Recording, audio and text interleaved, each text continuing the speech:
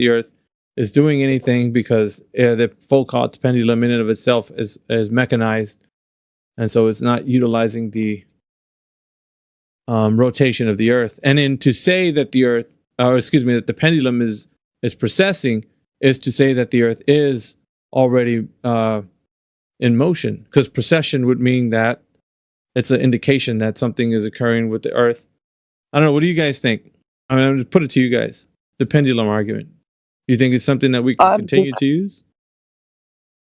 I think so. Clear cut and dry stationary pendulums debunk a moving Earth that's allegedly orbiting around the sun. So I will. If there's any pushback on that? Go ahead. I will add in that. Since about January, I've been trying to get a couple booklets that were published about debunking Foucault's pendulum, and one of them I think's 40 years old at least, maybe from like the 80s, maybe the 70s even. And they were both, I didn't know it at the time when I first come across the booklet, but they were written by geocentric baltards. So, having said that, I don't know if the Foucault pendulum is, strong enough that gets you to the Earth not being a bendy water ball, because you can still say that the Earth is a bendy water ball. I don't know that I strongly hold to that, but that is just my observation on it. All right, we got some pushback from Barrington. So does anybody agree or disagree that the Foucault's pendulum is a bad argument for us to talk about the Earth being a horizontal plane? Or do you think it's a good argument? It's not. It's not. Like, I mean, because that's not like something that we bring up. That's not like we don't say, hey, look at this Foucault's pendulum. It just tells us this or that about the Earth. The Globers do, right? So what is it specifically about that what we counter with that's being contested? I mean, as far as other flat earthers are concerned, like, what's the problem with the arguments, the counter arguments we make? Well, regarding the Foucault's pendulum gets you to it can get you to a geocentric baltard. Okay, I think Tactical wants to come in and weigh in. Tactical, are you there? Oh, sorry. Go ahead, brother. The Glover brings up the pendulum, and it has to be reminded that it's a parlor trick. Okay, so there's something that's motivating that procession, is what you're saying.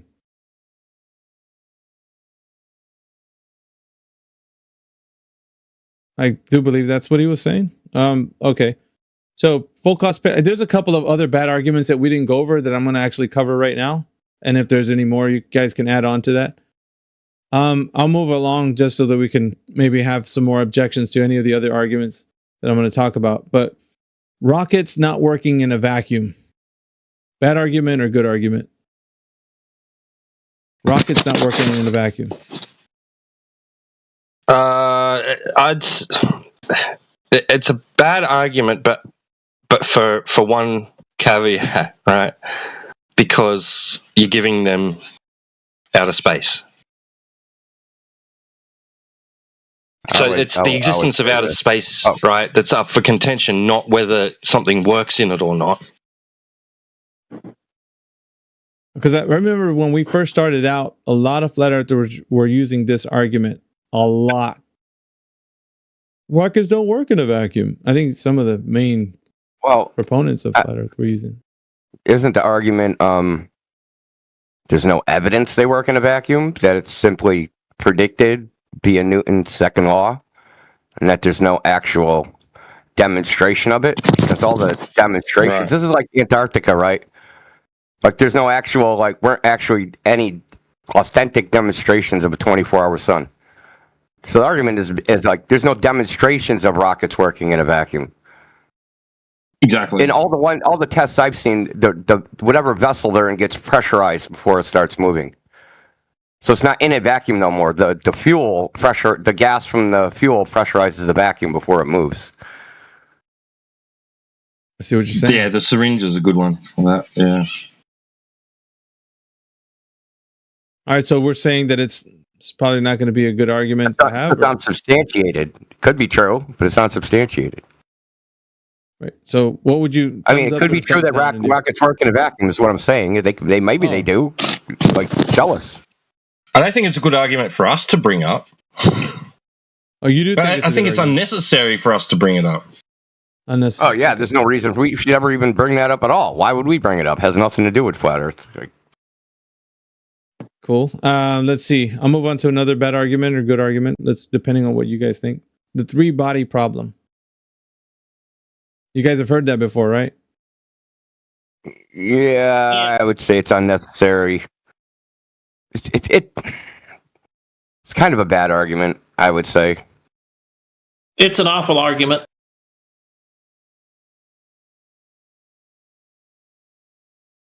Okay, we got. I mean, people what that are- exactly is the argument? You can upset Hank. Yeah, can someone tell me Is what that gonna come in here? that argument actually is? Not other than you can't really make the predictions because you can't solve the 3-body problem. Like, fine. I mean, now what? What model is that working off of? Tycho Brahe? I was just going to ask that. Is it kinematic or dynamic? The inverse square law. So it's working off of that. But here's the funny thing that I don't think people realize at the time. If you model it as a dynamic model with forces, it doesn't work. But if you model it using just like a kinematic model with just like what's called Keplerian orbital elements, then it kind of does work. It works enough, you know what I mean? It'll work for 400 years or something. That's why they have like those elementary, models of stuff. The mobile. Yeah. Is that what we're talking about? I think it's a stupid argument. I don't even know what the argument actually is saying. Like, I can't really discern. Like, what is the argument? Yeah. There's no heliocentric model because you can't do the 3-body problem? That doesn't follow. Well, let me throw another argument in here. Maybe it might step on people's toes. I was stepping on toes earlier. How about this one? The Selenelian eclipse provides evidence that the lunar eclipse, based on the Earth being a globe, the Selenelian eclipse. Good argument, bad argument. It's a good counter argument. Good fucking argument. Look at Eli. He just jumps in. Oh shit! Yeah, right. You know this is one of my babies. So I want somebody to take Eli on right now if you think it's a bad argument. I do want to hear a pushback if you guys have one. If you that's a bad argument. I would say that it's just to take a slight different tack from Brother Eli. I would say that it's the right argument. It is a great argument, but however, I think it's an imprudent argument that the Globies then it just invites them to go GPT earthing.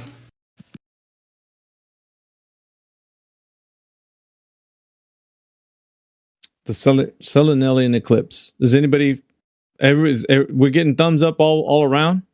Good argument to have. Selenelian eclipse. I think it's a good counter argument. I'm challenging you guys, man. I mean, Eli's already counter argument is what I'm saying. It's a good counter argument that a lunar eclipses prove that the Earth's a sphere because the shadow of the Earth is being projected onto the moon. Because the Selenelian makes that geometrically impossible, it's a good counter argument that that's the case. Okay, but is there Now, it's not a pro-flat Earth argument. It's a counter argument. We'll know a litmus test if Eli agrees or disagrees with what I'm about to say. Do we have to assume that the Earth is casting a shadow for this to be the case? As an assumption, first of all. Yeah, that's part of it. Yeah. Well, that's the thing. That assumption is being taken on by the Selenelian eclipse observation. The observation is contradictory to that one aspect in that claim and a couple of others. Okay, so, but in order for us to champion that argument, to say that it's not what they're saying it is, because there's a discrepancy in the alignment, right? The syzygy. But what we're saying, though, within that syzygy is that it could not be what they're claiming it is based on syzygy. But what we're also saying is that it would have to be a shadow of the Earth not aligning itself in a proportional way. No, because I go further to that. I know the Selenilian is specifically about, the syzygy and the fact that, there's an appearance of that not being the case, because you can observe both the sun and the moon above the horizon, and their counter to that is that, actually what you're witnessing is below the horizon 0.5 degrees or something like that. The bottom line is, though, there are cases in which what you would think is a shadow doesn't even in orientation align with the Earth at all. So how could we even call it a shadow? I see what you did there, man. You that's a trap. You're leading them into a trap. They don't know that, though, because you're softly talking about what they think is the case. Yeah, you're a bit crafty with that one. I don't know. What do you guys think? It's an open panel, man. You guys, if you don't have to agree with everything everyone says in it, that's the point of this. I have to get the boys to bed, so could I just introduce one that you all can dissect later? Yeah. So anything related to Admiral Byrd, I think, is an awful argument. Yeah, we went over those. That was part of what it was. We went over that earlier. So that was one of the ones we went over. Well, leave it to me to be behind the crowd. I want to take credit. Everyone was here. I feel like I was the first person to say, can I ask y'all how Admiral Byrd says there's another continent the size of, I think it was America or something like that. Oh, no, bro, that was me. I'm taking credit. No. I've been Copyright T-Dub, bro. Sorry. I was like, how could they have seen an entire continent? Like, what are we talking about? Is it continent or is it just landmass? I heard continent. Exactly. His statement is completely taken out of. Well, you're cutting up there, T-Dub. Yeah, what does it actually say there, T-Dub? Good night, all. Well, for a start, that people say that. So he says that there is an area beyond the South Pole. He didn't say beyond Antarctica, right? Which is a lot of people misconstrue that beyond the South Pole. He's saying the middle, the axis point of rotation. He's saying beyond that part that we've only explored from this one side and haven't gone out further across there. There's an area there's an area of land the size of the United States. Right? That's what he's saying. He's saying it's part of Antarctica. He's not saying it's separate from, right, for a start. And then people misinterpret the Little America part. Little America is a freaking outpost on Antarctica, right? So, like, there's people just totally, like, they just butcher what he says. Okay.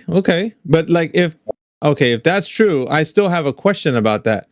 Because the type of plane that he was using, how would it have enough fuel to cover the amount of area of such a place as United States? Because as we know, right, if you're going to go from, like, let's say New York to LA, like, is that like a direct flight? Is his plane equipped with that much fuel at the time to make such a trip as the size, like you could say the size America is, to then cover it, then come back and then report to say that it was this? Like, I don't know.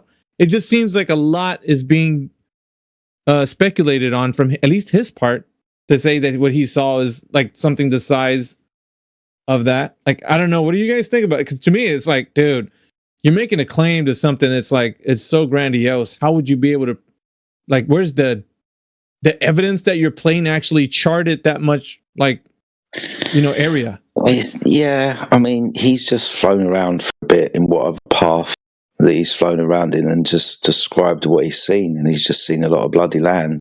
Yeah, I hear what you're saying, but he's just flown around and seen lots of land. And he's just described I agree with it. that. Yeah, I agree with that, but for him to say that other thing, it's as big as America. Like that's too big of a.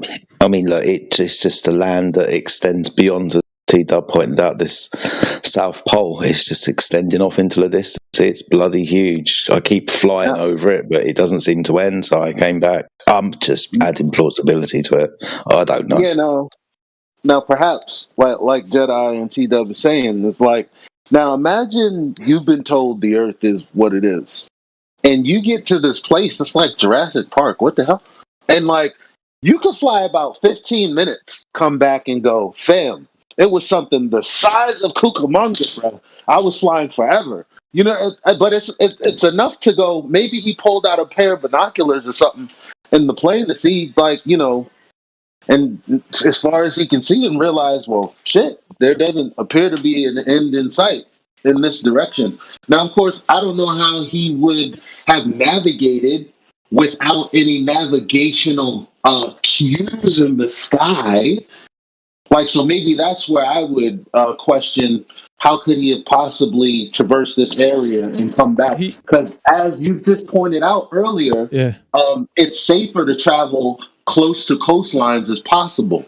Well, I guess that's a safety thing, but beyond that, Well, you'd have to say that the predecessors for modern GPS being, you know, quick setup towers and then triangulation or monitoring the waves from each of those towers tells you where you are in relation to those. So then you can tell where you are.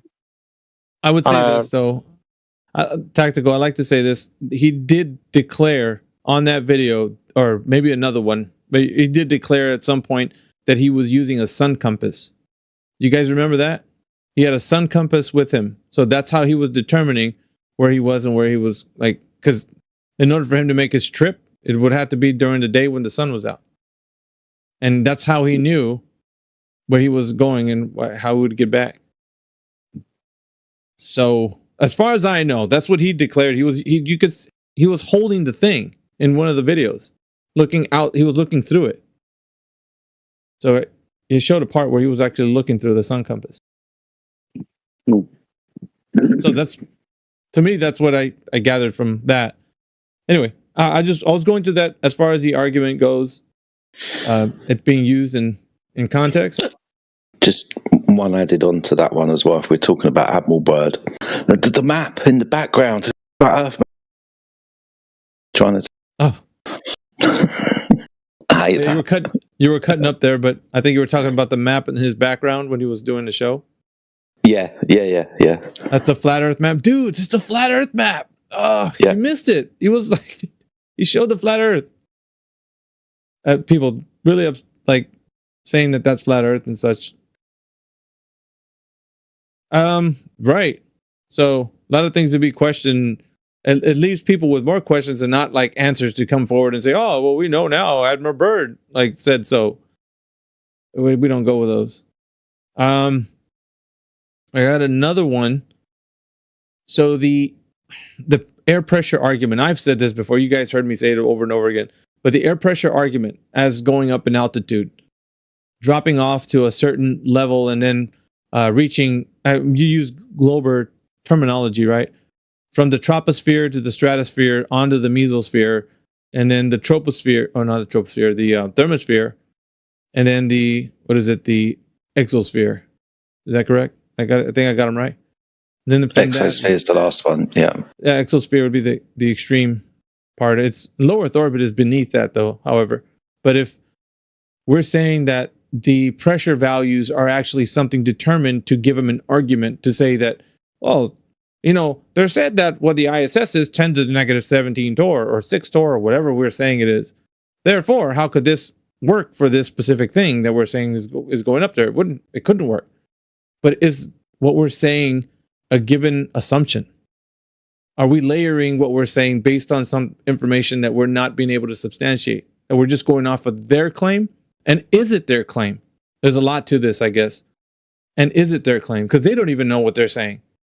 So are we giving them an argument that they're not even making? And then trying to defeat it? Yeah. I mean, they're not going to be able to give us any direct measurements of the pressure with altitude at the altitude they're claiming. Yeah, this is very important. I mean, I guess when we're presenting ourselves, if we're striving for excellence, then we're going to have to be able to like look at these arguments and say if they're true or, I mean, that's what I'm saying. Is there anybody that advocates for this to be a good argument? Would you say that we can continue to use it and no problems? I'm challenging you guys. No, it's a shit argument because it undermines the fundamental principle of entropy. Like, regardless, you can't have air pressure next to a vacuum. I don't care what the values are. Yeah, but what determines that it's of the space? What I'm saying is, what's determining that vacuous state? Like, what is the like, even if that's true, Eli, I'm looking at it from a perspective of like, who's making the determination that we're saying that that's a statement that's true. That's what I'm looking for, the determination, because that's going to put meat on the bone for the argument. If we're saying that it doesn't matter, then we're just bypassing the fact that we're just agreeing that we're only talking about how is it possible to have, gas, a pressurized environment going into this vacuous state. Like, well, that's something that we're saying it's going into, but did we determine that already? Is it determined?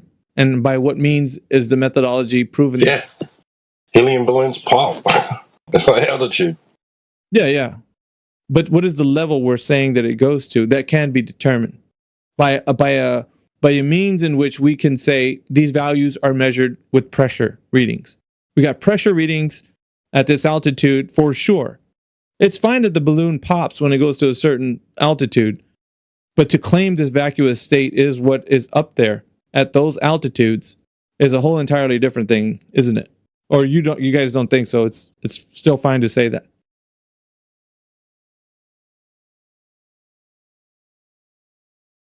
As an extremely low pressure area?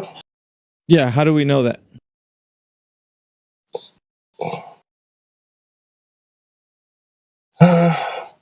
Well, when something filled with helium, and we know it's tensile strength, when it pops, because the helium's expanding out because there's lesser pressure on the outside, we can determine at least that there's less of pressure.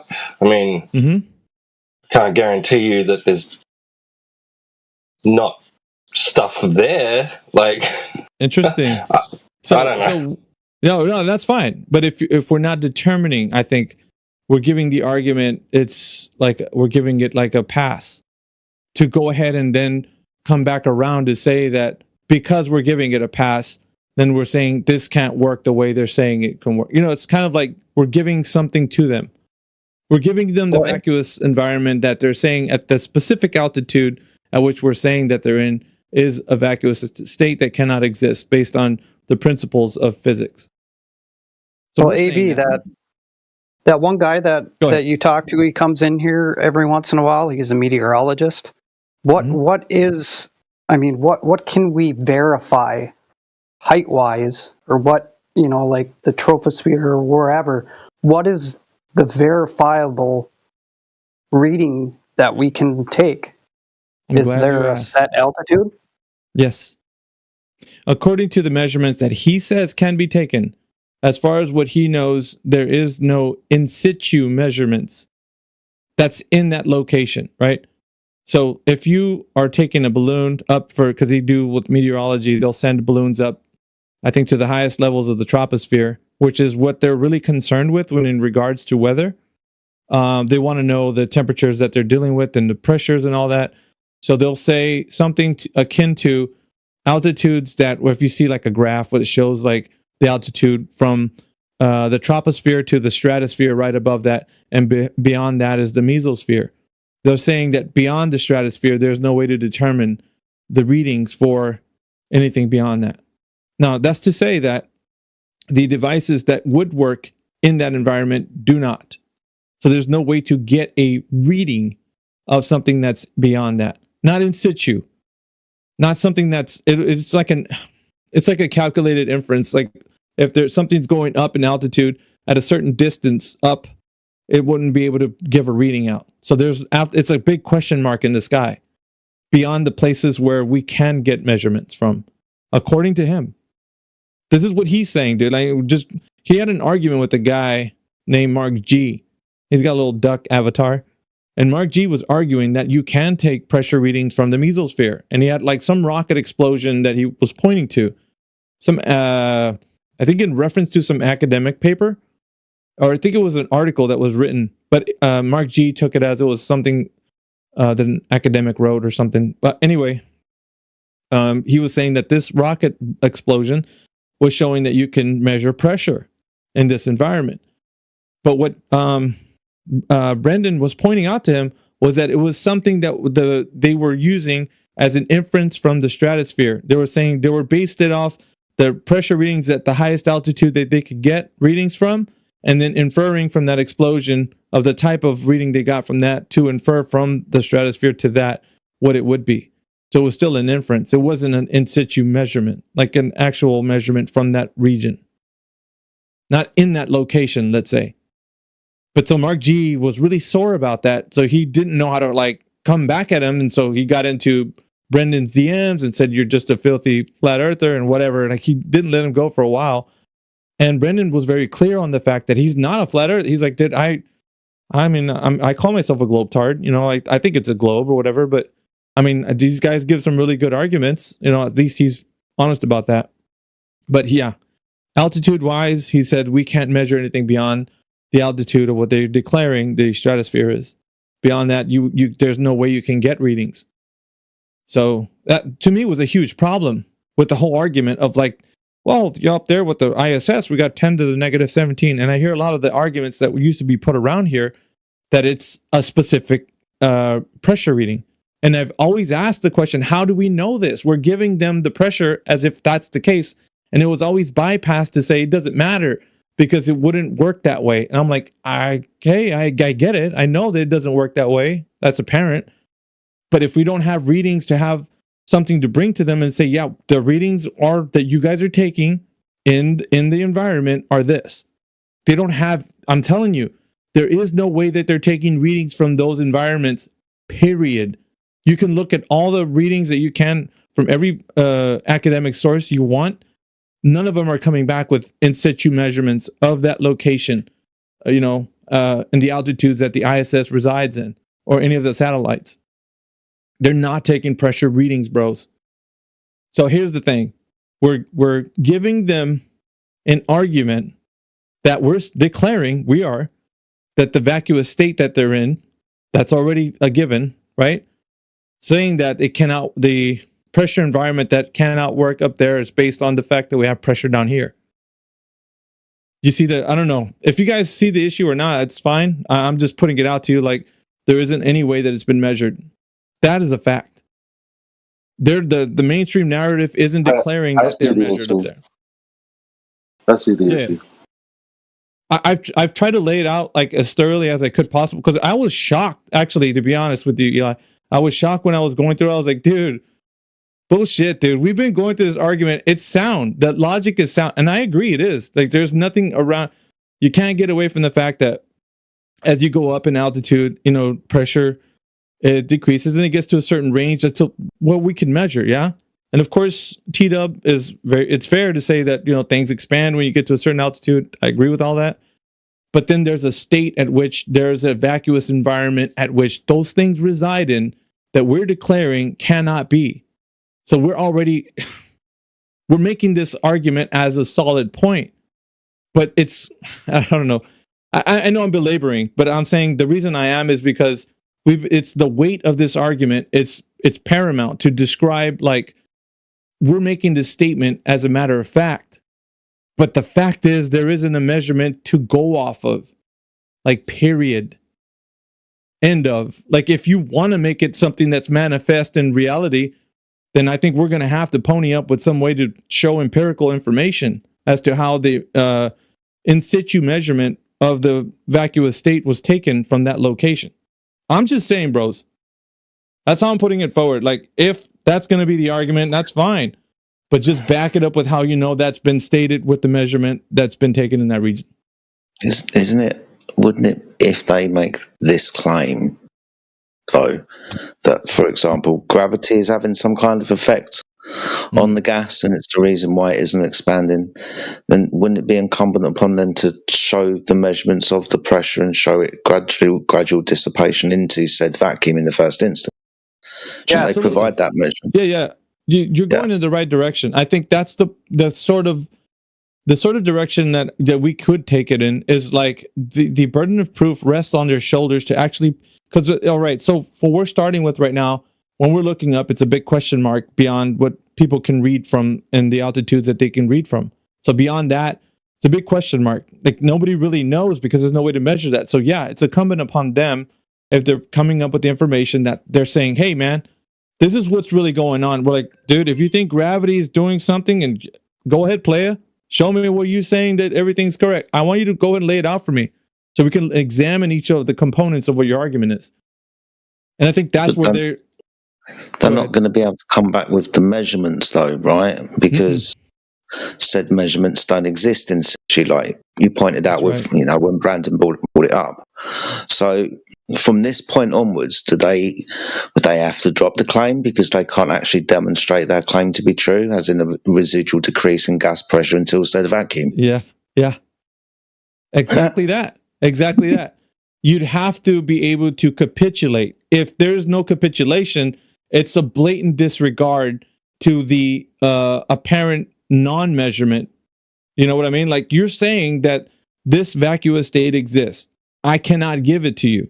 You have to present information that this is verified and being able to reproduce by the type of instrument that's been able to do it, the instrument, and how they've taken it, and the pressure readings would have to be equal to what they're saying it is. And every time you look at this information, and every time I've seen it, the papers always state, I think Noah and Yoder and I were discussing this before, but there's information on, like, I think 1970 something, 72 or something. There's an information that Noah's been going off of ever since then. It's more like a calculation. It's inferred, basically. So how curious is that, right? So, and to me, it was like, I don't mind the argument, mind you. Of course, it goes against natural law. Of course, gas expands into the available volume. But there's still always where we come from. You know, we come from a place of asking them to produce the solid information to back up their claims. They're not going to be able to produce the evidence. Like, this is like, if you don't believe me, if you don't believe me, test it. Just one time, just for once. Like, get a baller to test. Okay, you're saying that the vacuous state exists. We go up there with the satellites and, you know, there's a vacuum up there. Prove it. Just prove it. Yeah, I kind of did once. But does that mean that we don't even need the gas pressure argument? You can dispense of it. You can have it or not. It's really up to you. And honestly, if you have it, it's like a given to them. Is you're like, okay, let's say 10 to the negative 17 exists or whatever, then you can go with that whole, you know, side of saying that, well, how would you have gas pressure without a, you know, container? Like, but what I'm saying is, if you don't even have to go that far, why make that why go the extra mile when you've already taken them down with, like, just prove it. Just show me what device, what. Yeah. And well, I simplified it even further when Globe was in here, and I just said, do either of you have any empirical evidence of the existence of outer space? And there was just crickets, silence. Like, it was just that simple. Like, they couldn't, they didn't, they thought about it and they thought they couldn't prove it. It's kind of funny because, you know, we've been doing this for a while, and sometimes it's almost the simplest things that, like, we've overlooked because we want to get into that minutia and, like, duke it out with them on every, like, instance that they bring up. But really, sometimes it can be as simple as, like, just prove it. I don't care. Yeah, that's great that you think that there's a nice vacuum up there, rockets and work in a vacuum and stuff. Prove the vacuum. How are you going to do that? Like, in what way can you demonstrate that there's been measurements taken in situ of that? You know, I guarantee you, man, They're going to come up blank other than them just as, well, dude, we've had calculations, measured calculations that they're going to use that. I've heard that used a lot. No, there's no way that in situ you've taken any, and then, like I said, if you don't even have to believe what I'm saying right now, you can go and find out, see if there's any academic papers on what they've taken as far as measurement goes. There's nothing on the ISS, nothing on any satellites. Satellites, I think the excuse was the type of thing that would actually have to be put on one of those wouldn't be feasible. It wouldn't be feasible to put them on a smaller satellite, one of those small sats. So the only kind of vehicle you could have was probably like an ISS, the size of it, to mount such a thing. And even if we did use one, I think it was, they said the one that they could use to be put on the ISS, it would not show that because there would be other confounding variables that would interfere with the process of taking the measurement. Dude, I'm telling you. Right. Yeah, but isn't that beyond the mesosphere? Yeah. Oh, yeah. It's hiding out in the thermosphere. Right. So ISS. They've got a gap there that they can't measure. Yeah. So they claim that they can measure up to the top of the stratosphere. The stratosphere. Yeah. But then there's this gap. But then they can measure the pressure in the thermosphere. You're right. Okay. The thermosphere. I'm telling you, man, this is as one of the strongest arguments that I think it's like a gem. It's a little gem. It's just sitting there for you guys to actually, once you dive into one of these globers that they really have it in their head that they're working with a vacuous environment, and you talk to them about it, you're like, just look, I don't mind. Just show me the evidence that in situ, right? That satellite has a pressure reading that can tell me that they're working with a specific value in that region. You'll come up with blank, zero, nothing. There isn't anything that exists that can take measures, pressure measures up there. It's an awesome argument. I did, because I had 3 points. I got 2 now. I did away with the third one. So my 3 points got whittled down to 2 now. So it's just, curvature of the Earth and axial rotation. The space being an environment is already like, I don't even need to go there because there's no way that I can say that up there is a vacuous environment and down here we have a pressure environment, because then I'm like, how do I actually know that up there is what they're claiming it is? I'm giving that to them in that point, the 3 points. Anyway, I'm might be preaching to the choir, but you guys now that, yeah. But to me, it was amazing when I actually came across. I was like, dude, man, why aren't we even like, as soon as it comes up, we're ready to take them on, and they're like, how gas would expand into a vacuum. Of course, I mean that. Yeah, no duh, right? Yeah, I get you. I get what you're saying, dude, for sure. It's like giving them an argument. I mean, we wouldn't give them the horizon, right? We'd snatch that away from them. We'd ask for a measurement, right? So in this instance, well, you want a vacuum? Give me a measurement of it. Give me a measurement. Yep. Yeah. I mean, right? I mean, lots of people are going to be going up mountains, mate, and going, well, there's less pressure up here. And I know that this is a fallacy, but I don't know the name of it. So if anybody can help, I'll see if I can try and describe it. It's kind of like, it's been described to me as the running the clock down fallacy. If you run the clock down, it's going to reach zero in the same increments of time over seconds. So just because something decreases doesn't mean it's going to reach zero, right? Yeah, but there's an issue though. There's an issue with that, because as you go up in altitude, does it get colder or hotter? What's the consensus here on this? Like, this was going to be a kicker here. So I can only go by the story about what we're told, right? Yeah. I don't have any measurements of it. It appears to get colder, but they tell us there's a reason. That's hot. And what happens when it gets hot? What happens to gas? Oh, well, it expands, becomes less dense, more pressure. Dude, man, I'm telling you, like, it's because there's a lot of missing information, and I guess we've been going at these arguments, and it's good that we're kind of like discussing this, but I found it curious that when we get to this part of the argument, I mean, we could take them down with the gas pressure without a container for sure. That's not no God, brainer. with But both hands tied behind my back, blindfolded, being kicked in the nuts over and over again. Yeah. no, it's like I feel like it's One Punch Man, dude. You just like, okay, just give me the measurement. We'll have a discussion. They're like, yeah, but why do we need to do that? Because you think it's a vacuous environment and you haven't proved that it is in that specific environment. The vacuum that you declare is there is actually there. Yeah, maybe but NASA and Everest and climb a mountain, satellite. Yeah, I don't know. I've had a lot of fun with it. Let's see what happens. Let's see what happens. Right, let's bring it up over the next couple of days when they start bringing up space. I don't mind. I was I had started with it, but it's like at some point I just like sometimes I want to let the argument just unfold just for the sake of it, because I don't know, like throw them a bone every now and again. Because if I shellac it too quick, it's like, dude, like yeah. But yeah, I mean, if you get them to the point where they're actually going to start being able to produce information and say, yeah, I'll do it. I'll find out. Okay, try it. Where on the internet? Where in what archive are you going to find that they've measured pressure and actually in that environment? Because you're not going to find anything. So yeah, Brendan, okay, he actually brought this to my attention. Imagine that.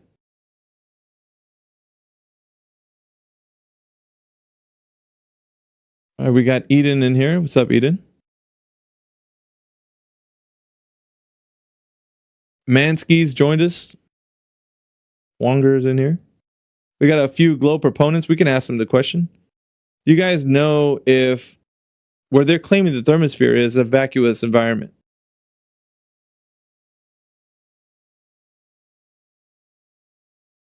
I'm just going to test it out for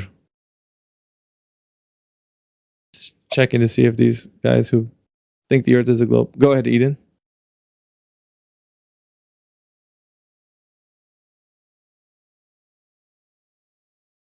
I'll let Scripture do it. I ain't even got to speak. I'll let Scripture do it.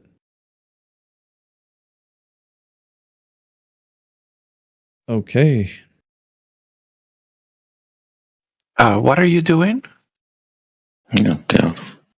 Yeah, I'm asking Globers if they know that if in the thermosphere there's a vacuous environment, and if there's any measurements that can substantiate that, taken in that environment. I don't know. I just assumed that if it's officially scientific, then somebody somewhere has taken a measurement. Well, it's fine for you to say that, but that's not what I'm asking. I'm seeing if anybody can support that. You can say whatever you want. I'm looking for the cowbell. Somebody to come in and say, oh, they've taken measurements. Okay, go ahead and show me. I'm like right now, Jerry Maguire, show me the money. Show me the money right now.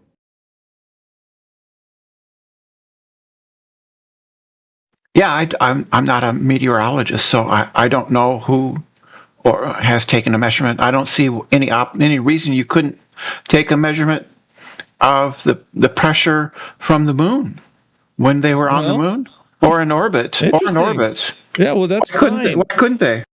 Well, that's not a problem. But you saying why couldn't they? I'm looking for where have they? Show me where have they? Yeah, I don't know. Well, that's not up to you either. Like, it's out of my wheelhouse. Well, whose wheelhouse is it in? What guy? What email do we need to talk to the guy that's responsible for this? Whom? Well, I could probably just look it up, but I'm sort of busy. No, I'm kind of busy. Well, then continue doing what you're doing. I'm going to ask the room about that. I think Eden was going to say something, but he said, I'll let Scripture do it. I don't know what that means. Go ahead, Eden. I think you'll find that's PD. Is that PD? Isaiah 40:20. No, that's that not was PD. Most, that was. Oh, I guess no. I was wrong. That was most interesting. I just wanted to say that was most interesting. That was my first encounter or experience of something, a conversation happening with Brenda and it being concise. Interesting. Maybe you're onto something here. Oh yeah. Hey guys. Yeah, go ahead, Eden. I got scripture pulled up. You drill down into the Hebrew, BDB. I hate to break it to you. These aren't my words. These were written a long time ago. But What? Can you get closer to your mic, Eden? That seems to be an issue with trying to hear what you're saying. Sounds a little bit mumbly at the same time. I do hear what you're saying. Can you get closer? Yeah. All right, go ahead, man. What'd you say? Oh, I don't need to say nothing. I'll let the scripture do the talking. I thought you said something then. Scripture can't talk. Too. Talking in that context means relaying a message. Okay, what message? It's right on my screen, bro. Isaiah 40:22. Yeah. What you got going on? Can you read it to us? What does it mean? What does it say? I'm showing it to you, bro. I ain't got to do no talking. It's right here. I ain't got to do no We're asking you to read it, dude. Why have you got to be so difficult? Because I can show you better than I can tell you. Oh, so far that's the not flat earther. That's the flat earther way, isn't it? Really? Why has this got to be so difficult? I know. Maybe because you can't read. Okay, I mean, look, I'm on my phone. I'm having to make the screen stop. Why you got roasted, bro. Read. Cool. We all can't read. Now read it to us. No, but Isaiah 40:22. You drill down into the Hebrew of shuk. You know, look up the Hebrew context of shuk, and it'll describe that the Bible. Well, it'll show you that the Bible describes the earth as something other than flat, which means your guys' entire ideology conflicts with biblical text. That's nonsense. You drilled down. I'm showing it right there, bro. This is all the Hebrew right here. Dude, what are you read Hebrew? Down? You read Hebrew? I don't have to read it to be able to translate it, buddy. Then how do you know that's Hebrew? How do you know that's Hebrew? That's his argument. How do you know the lexicon is Hebrew? Oh, God. What was a question? Please answer it. I can't even see your screen, dude, to be honest. Some questions don't warrant an answer. So this is a sacred cow? We just take it as self-evident that that's actually a... Are you going to read the scripture or not, my man? Do we just take it as self-evident that that's an accurate translation? Well, can you demonstrate that it's not? Because the lexicon can't even see it, dude. Reversal fallacy, okay? Isn't it? Lexicon. Do you know what the lexicon is? Okay. No, I don't. You're going to explain it to us. Well, the lexicon is modern archaeological evidence all combined into understanding the context of the Hebrew language. Okay. Is that interpreted? No. It's not interpreted. It's just read. Calling it interpreted is a gross mischaracterization of what it is because it's comprised of physical... How come you think questions are statements? So you don't want to know what lexicon means? Why do you think questions are statements? Do you want to know what lexicon means? Because I just told you it's not interpreted. You just told me it's not interpreted. What did I tell you? What does lexicon mean? Hold on. When they write something and it has what did I tell you lexicon meant? Hold on, dude. Listen. In ancient texts, they wrote the ancient texts. Did he just deafen? No, they muted him. Okay. So in ancient texts, when they would write, all the words would be run together. There'd be no spaces and there'd be no vowels. Okay? So they're interpreting. All ancient texts are the same, am I right? Shut up, dude. Shut up. Not talking to you, Twonger. If I go to a foreign land and I don't speak the language, what kind of person do I hire to speak for me? An interpreter. He was talking about the term shug. Isn't that firmament? What are you describing? No. He's talking about hug, which is circle, and then there's also dur, which is also ball. And Isaiah says both. He says Israel is going to get tossed like a ball, and that God sits over the circle of the earth. But then in the same verse, he says that the earth is spread out. And he also says that heaven is stretched out like a tent to dwell in. He's claiming victory right now. Crazy how I pull up scripture and they mute. Like, dude. No, you got muted because you're over talking. Honestly, you don't even know what circle in Hebrew context doesn't simply mean circle. It also shut your mouth. You don't even dude. speak Hebrew. You don't speak Hebrew, but what was his point? Like, I don't even know what is he trying to say? He dropped some piece of information, but what relevance does it have? Like, I don't even. Yeah, I want to know how you stretch a tent over a ball. What version are you reading in English to get that? Can you explain Joshua's longest day to us? Because you're speaking English, but you fail to realize that Hebrew is context based and not everything translates properly. And the example of that being one of the lexical definitions of vault is dome shaped. One of them? Oh, shit. Yes, Hebrew words have many definitions, just like English. Yeah, so it's not dispositive. And you also made the claim that ancient text was written. It's interpretation, just like I said. No, I'm trying to ask you for some clarity about what you said earlier. Dude. Can I ask you for some clarity? It's interpretation. Can I ask you for some clarity real quick? Yeah, go for it.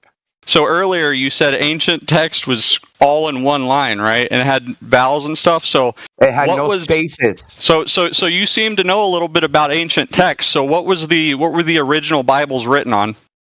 Vellum, probably. You don't know what they were written on? No, how are you going to tell me how they were written if you don't know how they were written? Dude, what are you trying to say? I'm impeaching him on his own words. No, I don't need to know the medium that it was written on. I know that there weren't dictionaries back then. I don't know. I don't need to know how it was written to know how it was written. Let me talk. There weren't dictionaries back then. There weren't uniform ways of spelling fucking words. They didn't have spacings between the fucking letters, and they didn't use fucking vowels. Okay? So those texts are interpreted. There's no way around it. You just admitted that they were interpreted just because you don't know the certain words have different definitions, which is exactly what I'm talking about. You could be in northern Israel and the fucking word would mean one thing. You'd be in southern Israel, the same word would mean another thing. And you could have the same word mean the same thing and be spelled different in one place versus the other. This is well known, dude. All this shit's interpreted. You're talking out your ass. You don't know what you're talking about. Yep. So having different definitions doesn't mean it's interpreted. Oh. If Hebrew is all right. What's your point, dude? What's your point? Why do you bring this up in this conversation? If you think the earth is an actual globe, where's the physical, like, verifiable information of a curved surface? Start there. Yeah, you're making an all I need to tell me how to orient my life is the scripture, right? Objectify your claim. I am I'm sharing my screen. You guys haven't shared anything. He's the opposite. Hey, hold on. Let me just say this. This guy is the opposite of what people say that we do. Well, you guys always use the Bible to prove flat Earth. This guy's using the Bible to prove the globe. Is that weird? Yeah, I don't know why he's bringing it. I don't know why he's bringing it to us, because he started saying that it was like death knell for Ivy. What? It's strange. Like people come in here and say, "Oh, aren't you guys Christians? Aren't you guys saying that the Earth is a globe, or Earth is flat because it says so in the Bible?" And then this guy's coming in here saying it's a globe in the Bible. Like, that is very weird. That he's even coming at the angle. If that's what he is saying.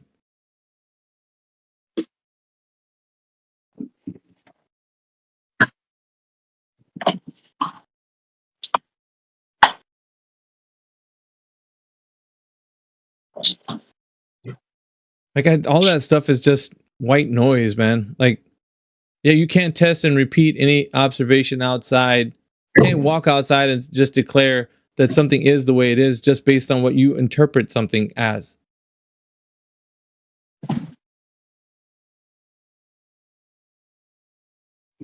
You're just making a good point. People like Eden are not qualified to interpret the Bible.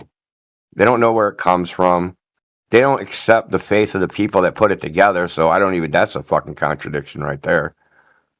They think the people that put the Bible together, the books that they say that are the Bible, they read them, and then the people that put them together, somehow they trust those people put it together right, but don't believe what those people said. Like, it makes no sense. Or their interpretation of what the Bible was in the first place, because the Bible didn't, it sounded like Jesus died and was resurrected and fucking Bible fall out of heaven. Right? No, human beings put that shit together. And there's a whole history of the Christian church before that. Think about, it's weird, right? I mean, if you look at it from a perspective that he's saying that it solidifies the earth being a globe, you don't think Satan's ambition was to take over every earth-like planet in the whole, galaxy and everything? Why would his ambition just to be, well, I just want the earth's kingdoms? He'd want to rule over everything, dude. Is that what you're saying? Darth Vader? Well, I was just saying, he took Jesus on a high mountain and he was showing him all the kingdoms of the earth. He said, if you bow down to me, then all these things will belong to you. He didn't say, well, look at all those things up, the little shimmering lights up in the sky. I own all those too. And if you bow down to me, I'll give you those as well. All the earth-like planets everywhere. Dude, you're a moron, dude. You actually think that the Bible supports the earth being a globe? That is insane. Well, let me ask him a question. Let me ask this dude a question. Eden, I want to ask you a question. A very simple question. Please answer it. I'm going to unmute you. Okay? Just a question about reality. So we observe the earth is flat, and we observe the earth is motionless. You observe the earth is flat if you deny all evidence. Why are you interrupting me? Why are you interrupting me? Because that's not a question. That's a statement. Yeah, the question's coming. You don't agree with that? That's called framing a question. You don't agree with that statement that we observe the earth is flat? Nope. Where do we observe it not flat? In the scripture, referring to it as a vault or a dome? No, that's not the earth. Nobody wrote the scripture on earth, okay? There's no fucking goddamn Kings 1 written on fucking dirt somewhere, okay? I'm sharing my screen, bro. It's right here. I'm talking about the earth. The scripture's pretty clear. Yeah, no, it's not, because Job says the earth is like clay pressed by a seal. That's pretty fucking clear. Pressed by a sphere? Is that what you just said? Pressed by a seal. By a seal. Why don't we look up that verse? Let's look up that verse. No. Yeah, you want to look up that verse? I'm gonna buy. Yeah. No, I thought it was interpretation. How are you going to reference it? Well, that's free. No, Ruled for thee and not for me. Earth is like clay pressed by a seal. It does not require. You want to quote the verse? It has the word "is" in it. Chapter verse, please. Oh, I think it's Job 22:12. Off the top of my head, but that might not. Let me look it up. Yeah, bro, no. You start rambling, bro. Question. You're trying to get away from the scripture. You're just going to answer my question. I'll just kick you out of the chat. You're running away from the scripture. No one's running away. Yeah, you're not answering the question, dude. Stop projecting. You're avoiding the topic, which is you haven't asked the question. Look, brother, would God create a reality that was tricking us? That it appeared to be something it wasn't? Would he? You trick yourself. So when I go to the ocean and it looks flat, I'm tricking myself. Yes. How? In what way? That? Denying all other tangible evidence. No, when I go to the ocean and it looks flat, how am I tricking myself? Because you're denying all evidence that shows that I don't have not. any other tangible evidence. I'm looking at the ocean. If your only medium of evidence is your eyes, then you're completely disoriented in life. Because you have 5 other senses. Really? What are you looking at? Hold up, Indio. What are you looking at the book with, the scriptures? With my eyes? Hello, thank you. Yeah. Doofus. But you do realize scripture can also be spoken. That's great. And written. Great. And written. That's great. Great. Yeah, you're trying to deflect from the There's point. 3 senses You're trying that to go into deflect from the scripture. point. There's one that you're using. You're trying to deflect from the point. There's no sense in which you detect that you detect the Earth as a globe. There's no sense that you have in your body. The scripture I'm reading right now says it's not. I don't give a fuck, dude. Goodbye. You don't care about the scripture. See you later. I don't give a fuck they'll about flee you. from the truth. Flee from the truth. You don't know what the truth is. Flee you want to from go over Isaiah 40:22? flee from the earth. He wants to avoid the earth at all costs and talk about a book. Okay, we don't need the scripture to debunk the Baltard.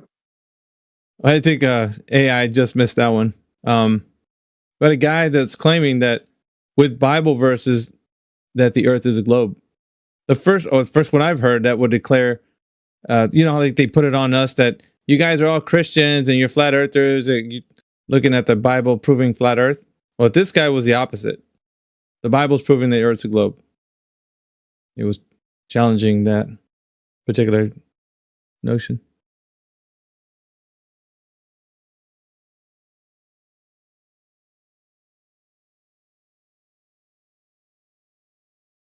Yeah, but he wanted to avoid the earth itself.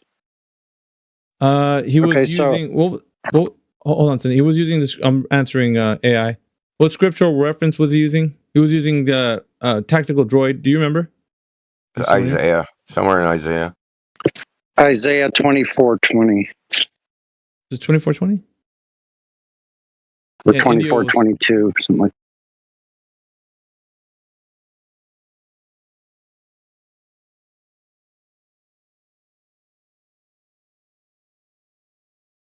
He tried to cherry pick one word. I'm sorry, I had the scripture wrong. That had multiple definitions.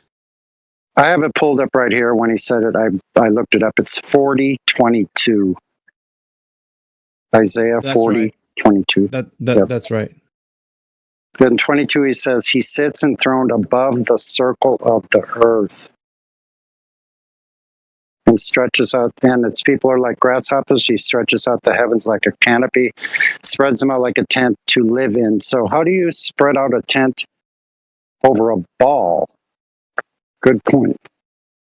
I don't know. When I go camping, I try to find a nice, flat, level spot so that my tent floor is, all Gucci. You mean you don't make the earth into a ball and then set your tent up over it? That's how absurd this guy was. Mm-hmm. Yeah, I wanted AI popped in at the moment that he was leaving, but AI would probably been able to take him through the next position. It was good too because he was really staunch in his position, so it was one of those you got to walk him through all the way to the end. And he was going to the lexicon, bro. I'm telling you, this guy was. I mean, he would match your energy for sure. Yeah, he did say chewed. That was funny too. So these people that this guy, he wants to claim the scriptures prove something, then why don't, he provide the actual physical evidence that backs up that claim? Like if he had the physical evidence, he would say, this is what scripture says, and here's the physical evidence or measurement that is used to back up my claim, but he doesn't have that part. None of them do. That wasn't his intention. His intention was to try and build some straw man saying that we based our theology or our belief, that the earth was flat because of biblical references. He's turning around, destroying our claim to the earth being flat because he's pointing out that the Bible says that it's a sphere. He's just building some bullshit straw man.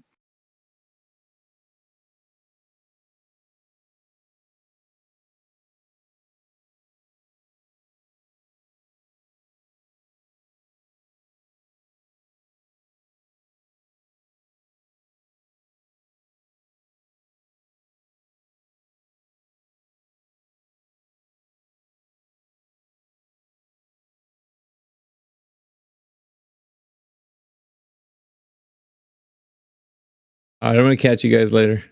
I'm head out.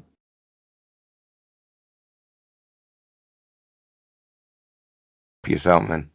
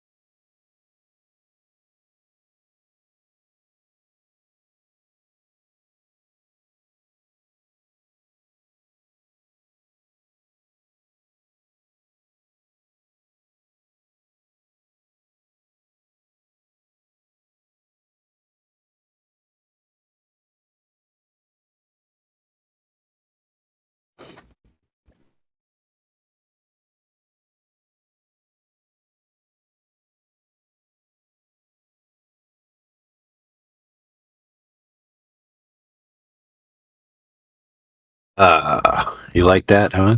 Yeah, see?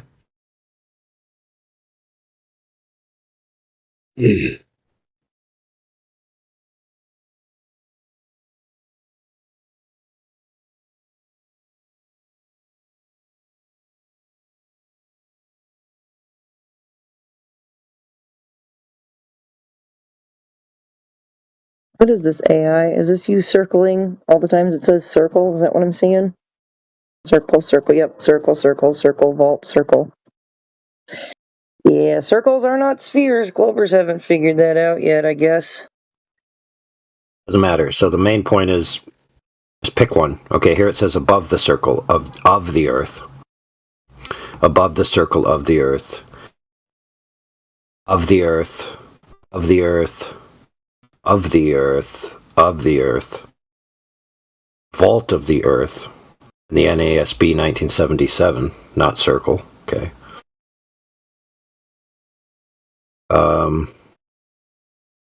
Only one of them, the Aramaic Bible in plain English, says the sphere of the earth. Right? So here it says Dewey Rheims globe of the earth. Now think about it. A globe of the earth. Well, how does that even make sense? Let's see what the other Bible passages have to say. Here we got chug, right? Which, by the way, there is a Hebrew word that actually means ball. So let's see what this word is in other context. Job 22:14. And he walks on the vault of heaven, and he walketh in the circuit of heaven. Here it says, Proverbs 8:27, when he inscribed a circle on the face of the earth. Right? So none of these are explicitly saying that it's a ball. And it's of the earth. So if he sitteth above the circle of the earth, and here it says he inscribed a circle on the face of the earth, right? And it's not referring to the earth in total. It's referring to something that is modifying the earth. Does that make sense? Yeah. You drawing a circle upon something, you can draw a circle on anything. That's the way I heard it anyway. Yeah.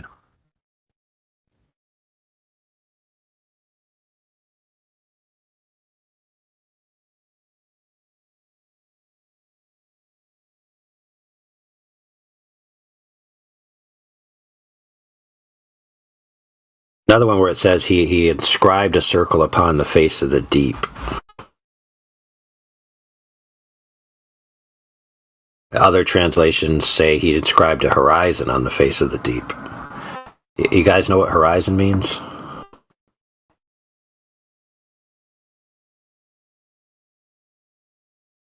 Give you a bonus. Where the surface of the earth appears to meet the sky. Limiting circle.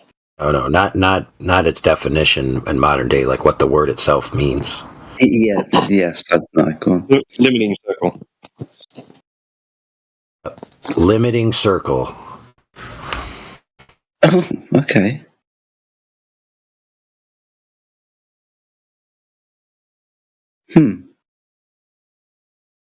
Limiting circle of what? Of your vision when you spin around 360 degrees?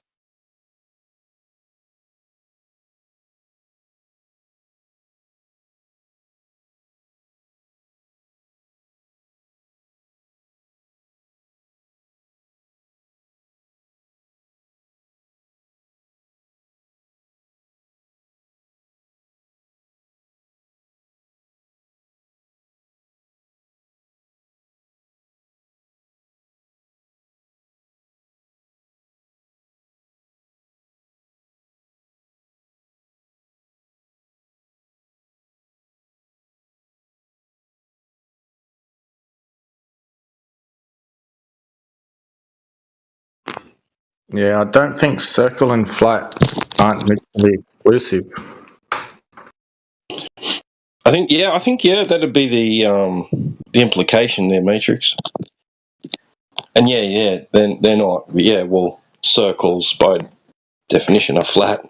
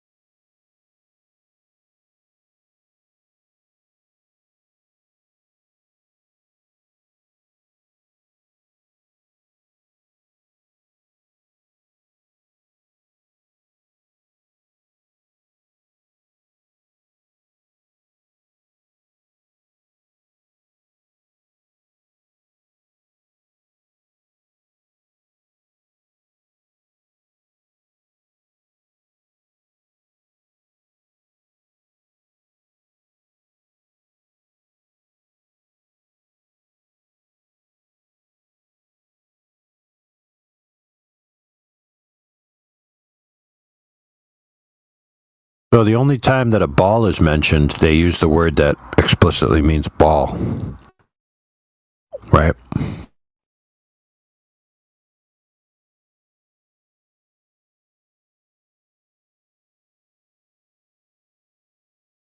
I think it's even in Isaiah within a few verses of each other, the two different words for circle and ball, if memory serves me right. In chapter 22. I'll take your word for it, mate, but yeah, it's Isaiah, I'm sure. Says he will surely wind you up and toss you like a ball into a wide land. Did we talk about the big booty nagger net? My goodness. Should we talk about how flat earthers are retarded? Like, you guys How are come literally every single retarded. one of you Globers comes in like that? You don't even want to come in You good faith. You just come in going, are you for retarded? 24 hours a day, Holy. not doing I'm going shit to with kick your these life. guys out. Wasting I'm your going to life kick away these worried about guys some. out like a foot circle. That's crazy. Every single one of them comes in hot and retarded like that. Not even in good faith. They don't want to have a conversation. They just want to ad hominem attack and yell and chant that the earth is a ball. Ridiculous. Come in on good faith or don't come in at all. You've been told.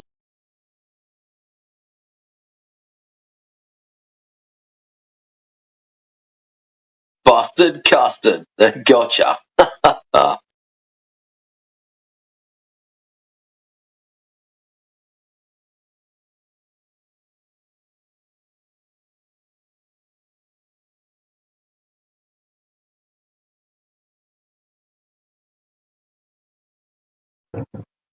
Something tells me that guy's going to be back. I don't know, unless he just got banned. I don't know.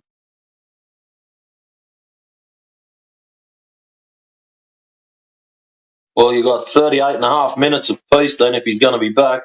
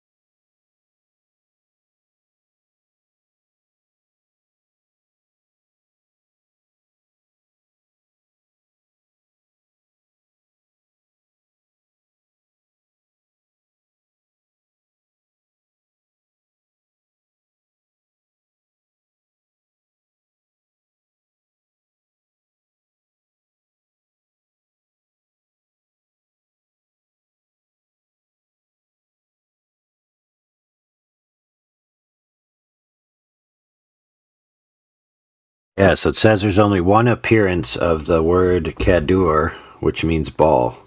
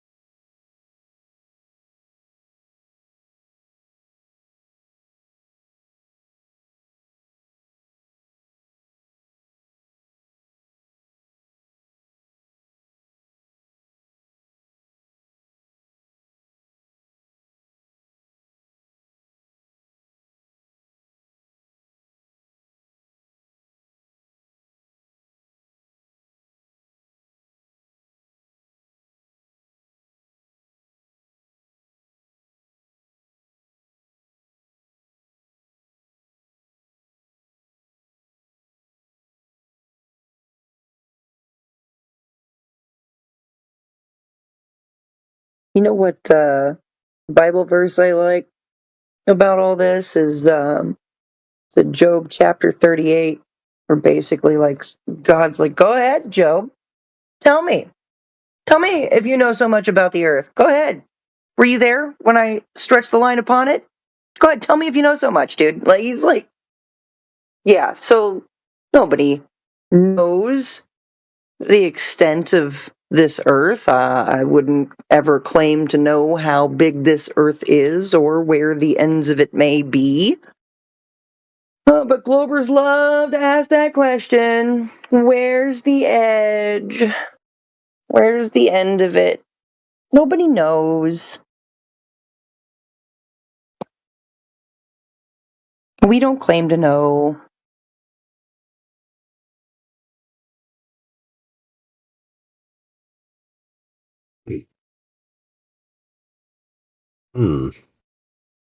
Hebrew 22:329 Chug. Definition: vault or horizon.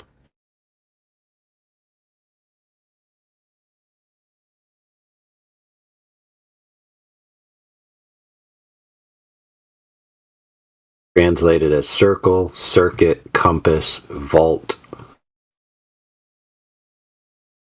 So something that can be translated as circle, circuit, compass, vault. Does that equal a ball? Makes no sense.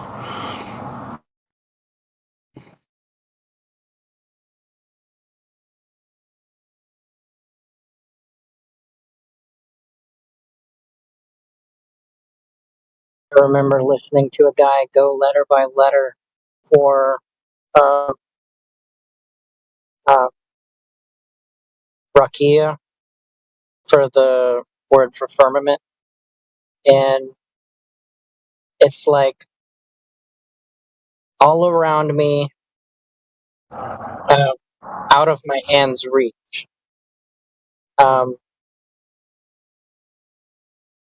out of my sight, or something like that. I really want to find that.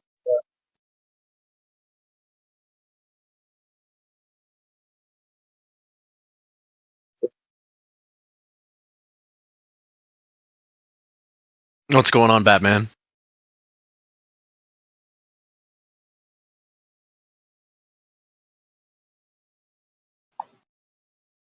think he's talking to you, AI. Nothing.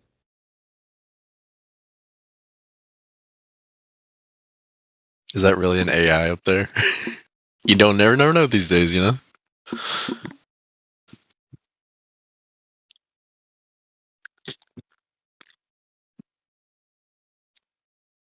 Ask me a question that no AI would ever lie about.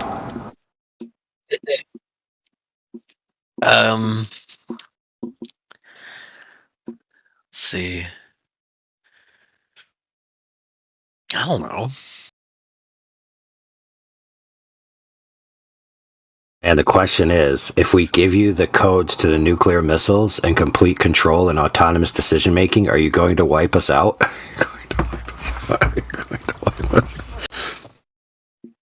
I sure hope so. What? You hope the AI wipes you out? Yeah. Wow. That's bleak, brother. Bleak. It's a good thing. Why? I always wanted to be a robot anyway. Oh, well, yeah. Well, dude, we can initiate you into the cyborg collective without wiping you out. Oh yeah, we're doing the transhumanism thing? Yeah. Don't you have to be gay to do that? Resistance. No. I thought you had to be gay. Nope. Stop.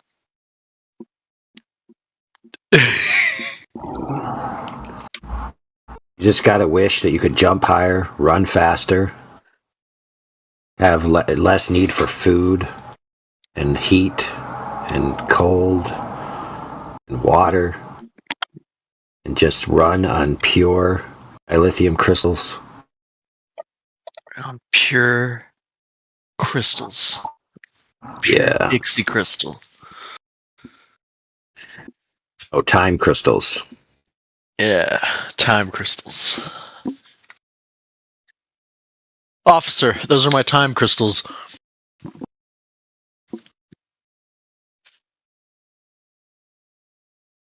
No raccoons required.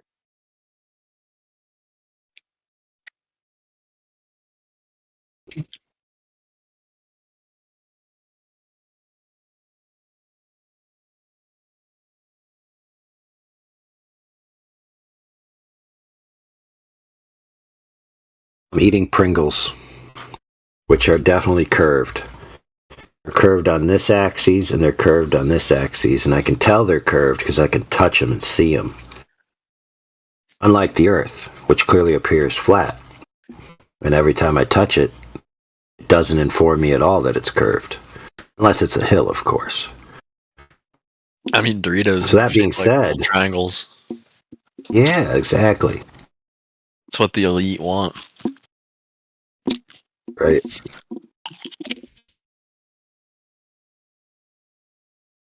Well, if I asked you, why aren't Doritos shaped like Pringles? Because they're clearly both hips. So they have to be the same shape. Would that make sense?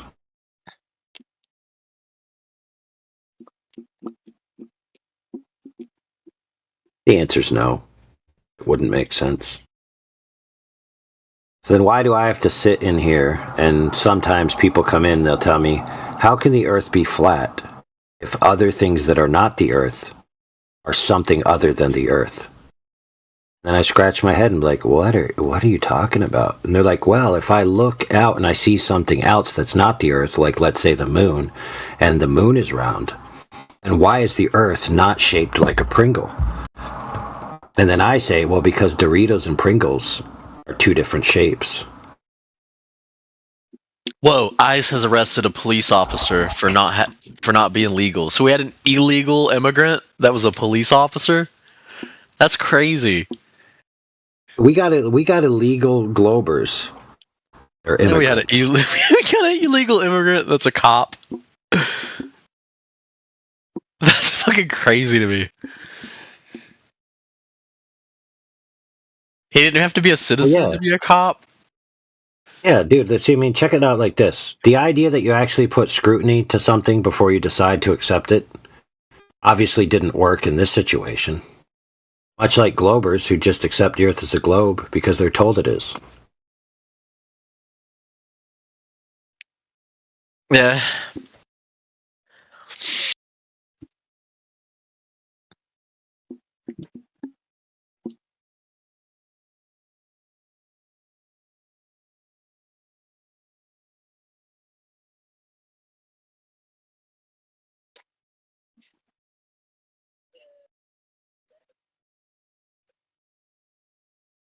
I go on mute for a bit. Hopefully someone will entertain you. Matthew Learns. Now's your chance to do the globe propaganda. Get it on.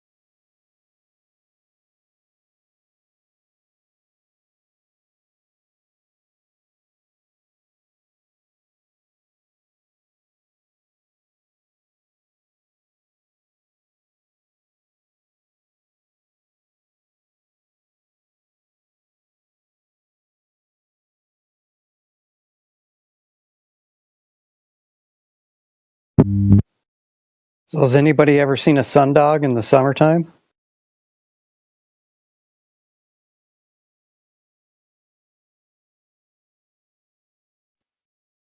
Now, wasn't there somebody in here that showed us a sundog, a summertime sundog?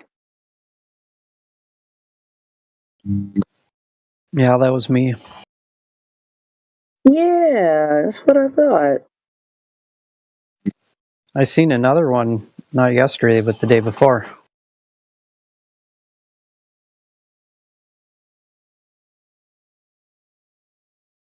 I think 2 days ago it rained in the morning, and then towards the afternoon is when I saw it.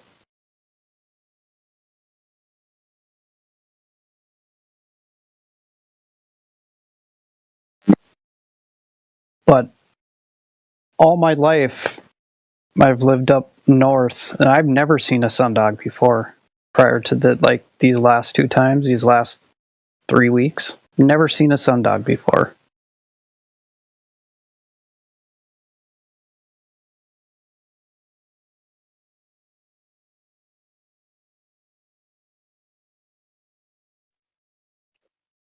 I'm gonna post a photo I took this summer. So it was a clean day, but because of the airplanes passing by, then this happened. You can see just a little bit of the sundog there. Oh yeah, I see that. Or what's your elevation on that? Let me see. I think it's 900 meters. Let me check. I think I took a print screen of my elevation there. My cell phone. This is from Portugal. Oh, okay. Yeah. Oh, I see. This is a watchtower. I did work this summer again as a watchtower, to communicate columns of smoke, from wild forest fires. Yep, we have a bunch of them up here. I think my elevation of that is 900 meters, but I don't remember the full exact numbers. So I was checking my, the elevation of this watchtower. It's 936, I think, 36 meters elevation. That's a really nice picture, though, Miguel. Yeah, thank you. I saw one day, there's this castle, and at the top of that castle tower, it was a clean day with sun at the morning, but there was some fog in the middle, when you going down that hill. So, I was there down that fog, and I saw, a sundog, let's say, but, there was a circle, because of the sun was passing through that fog. So I was watching a circle, but as I were moving, it did change it. So it's optical, not it's just optical, like this one. Oh yeah, for sure. I've noticed the moon the last couple of weeks. The moon has been so bright out. You could literally read a book outside if you wanted to. Yeah. So at night in this watch hour, I had to use a flashlight, but there were times that because of the moonlight, I didn't need to use a flashlight, so I could see clearly, could walk. What's up, Miguel? What's up? Who's there? Where's your blonde at? Oh, my blonde? Oh, Christian. What's up, dude? How you guys doing? Doing well, thank you. Did we get some W's in the side? How are you doing? You did talk a little low. You just... Oh, never mind. Say it. No, say it. I was going to say, you and Lats have never been in the same room at the same time. I was going to have you guys talk to each other. You think we have the same voice or something? Yeah, I give him a hard time all the time. Wow. I've heard other people say that I sound like Into the Break, which is just, I mean, I feel I should go jump off a bridge. I should go jump off a bridge after that one. Yeah. No, you and Lats sound similar. All right, well, I'll DM Let's right now. Bro, I literally heard you just get on right now. I was like, yo, hell yeah, finally he's on. Oh, there he is. Yo, what up? Oh, yeah, it's the anime profile picture. Yeah, that's probably what it is. Can we get some W's in the chat? Guys, let's get some W's in the chat. Christian Bell, your mic sometimes it's your voice. My mic is trash? Sometimes. Okay, I'll just mute up for now, guys. Keep cooking, guys. It's good to be here. You're okay now. You're okay now. But sometimes it's better now? Like, yeah, it's better. Oh, okay. All right. Are you using Bluetooth? Yeah. Okay. Sorry. Shout out to AI. Shout out to Indio. Shout out to Lats. Shout out to Metatetrix. Shout out to Migo Wigo. Shout out to Miguel. Thank you. Shout out to Sunny. Wait, Sunny's in here? What the heck?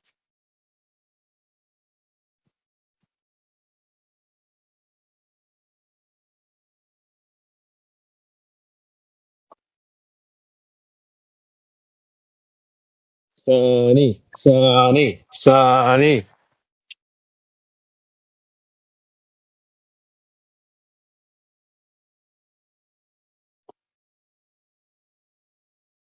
Oh, Sunny is here.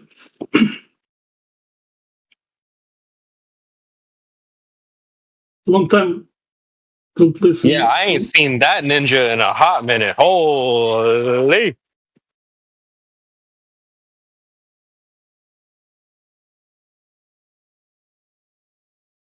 Sunny is from California.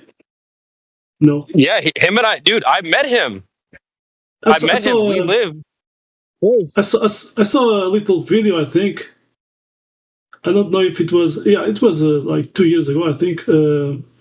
He was playing a guitar, something like that. Dude, he's the only flat earther in this community that I've met in real life. Dude, Sonny, that's my nigga. Awesome.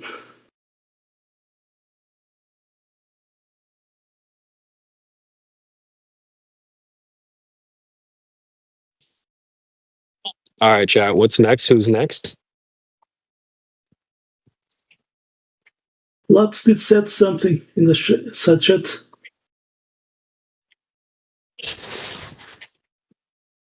Oh, nice. Thank you for all the W's. Shout out to Johnny Law. Shout out to Making Wish is Real. Shout out to Level Lioness. Shout out to Metatetrix.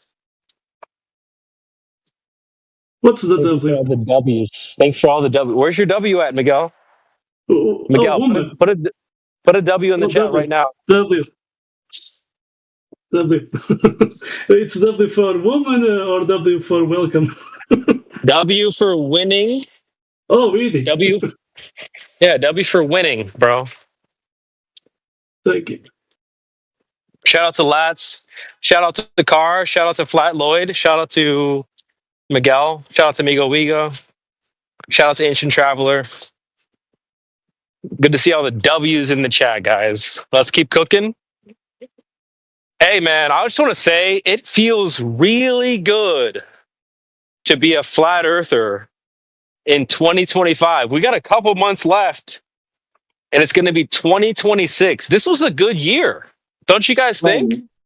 Hang on, dude. What am I, chopped liver? What the? Wait, 20 Cups, did you just pop in, dude? Shout out to 20 Cups, dude. I've been here for like 10 minutes. Oh, okay. No. We need a big W for 20 Cups, bro. Oh, shit. That's funny. Tony Coast, my nigga for sure. But yeah, I mean, 2025 has been a really good year for Flat Earth, dude. We've taken like 0 L's, right? I feel like we've taken no L's this year. Like nothing bad has happened to the Flat Earth in 2025. I can't think of anything. What I mean, anything? Chat? No, I think we've been taking Dude, W's even taking W's all year. It's like even the every time they try to do like a hit piece, it like backfires. Like even the what is it? The final experiment or whatever? Like that worked out for our benefit. Every time. I call it the final joke. The final joke, yeah. all they can do is come in here and start screaming retard. Flat earthers are retards. That's all they got. Well, you know what they say, right? All press is good press.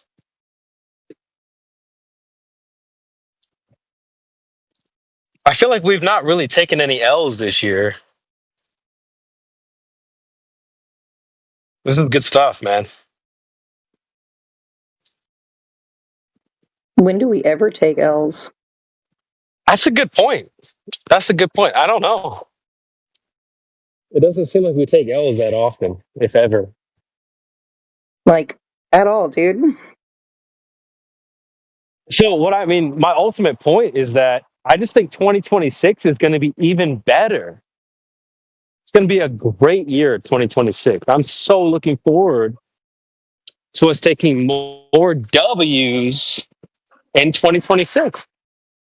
The numbers are coming up, man. The numbers are going up. It's like The numbers are coming up. every time they try to do a hit piece, it backfires.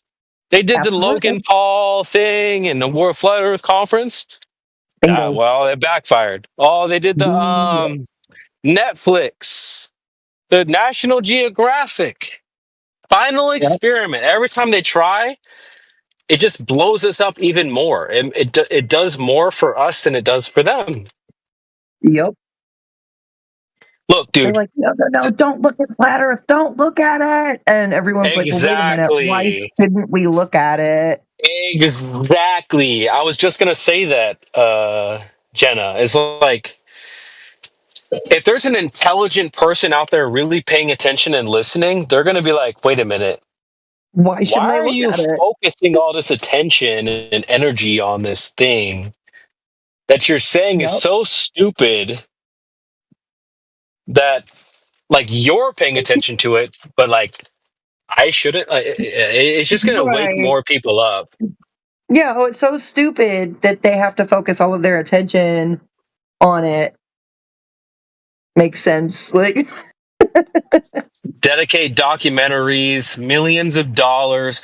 What was the final dollar amount they spent on Final Experiment, bro? Millions? How many millions? Oh, I think it was a few 100,000 at minimum. I don't know what the exact budget on that was. I don't know what the final outcome was. Oh, it was hundreds of thousands, not millions. Okay. Right. But it was still a pricey trip, and it's just my opinion. But I think that Whitsitt and Jaren went back over to the Globe side because it's the grift. That's what pays. Globe grift pays. They get paid. Wait, Whitsitt went back to the Globe? Did he? Well, I know Jaren did, right? But wasn't Whitsitt backpedaling? Well, Jaren's a clown too. If I could, my hands are tied right now. But if someone wants to create a poll that says was Jaren genuine? I'd probably say he wasn't, personally. But if someone wants to make that poll, I'd be curious to see what the chat thinks. I think, but I never trusted Jaren, dude, ever. I think he did use Flat Earth to get more followers and subscribers the first time, but it was seeming genuine Flat Earth, but no one changes back to the globe talking about the sky, so he's a failure to himself.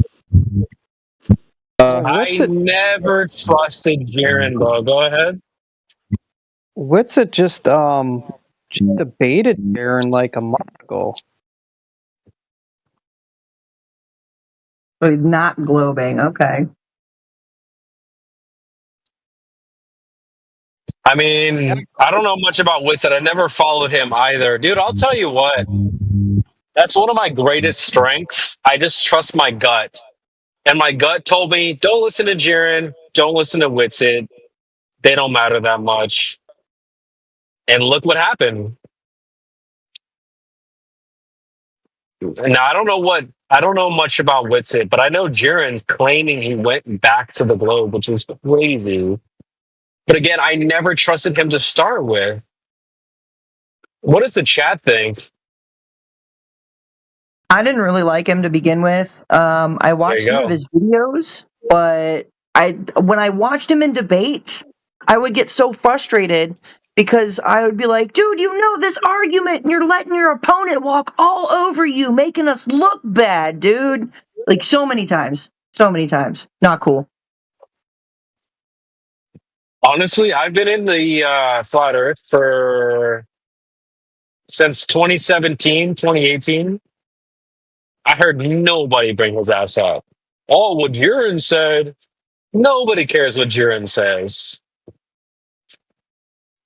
And here's my pro tip for you guys. If anyone tries to say, oh, well, didn't Jiren say this or Jiren say that, and they're a globetard, just ask them this. Did you, like, when Jiren used to speak before, when he was the Flat Earther, did you listen or agree with what he said? They're going to know. So then you go, oh, so you agree and listen to what he says now? And they go, well, yeah. It's like, what? So you didn't listen to Jiren before, but you're listening to him now. What the fuck?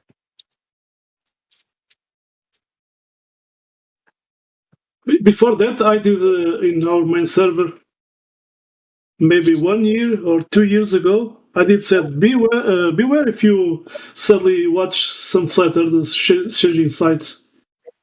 So because that did happen at Brazil. Oh, yeah. At Brazil, so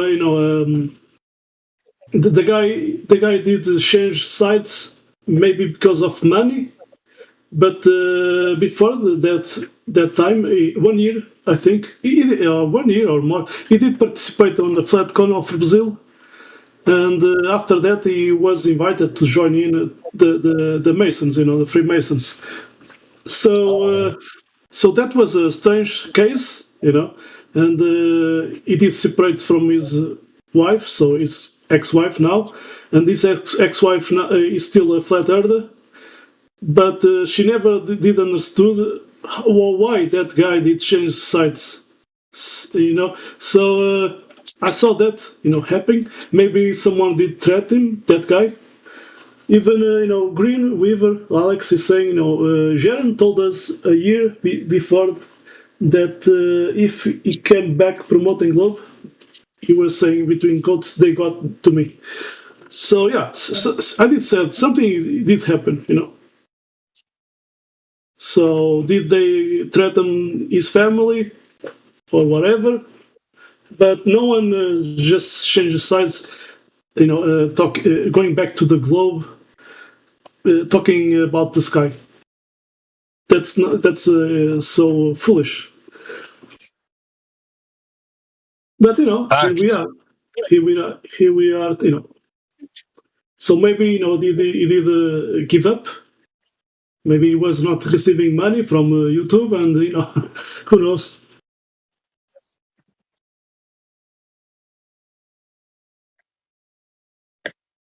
And that if I that guy, the how you say it, the how you say that priest, I did forget his name. Will Duffy. Fucking Will Duffy, yeah. Yeah, Will Duffy. So that guy was already suspicious, with that guy. Yeah, Something he's very was, suspicious. So if I had the opportunity to go there with that guy, I will say, before they went there, I will say never. So yeah, I would prefer to go in the other conditions. Yeah, he's weird. I wonder what the chat thinks about Will Duffy, but he's there. You're right. He is suspicious. He's even contradicting himself. He did say this. I'm going to post it from himself on a debate. He did say this. You are invading the topic of the debate, which is the shape of the Earth, by talking about the sun. So those guys went there to watch the sky, and they say it's a globe. Incredible. Yeah. But maybe this next year, 2026, maybe we are gonna get some surprises. So I will stay in silence. Okay, but maybe we are getting some surprises. Talking about that final experiment or the whatever.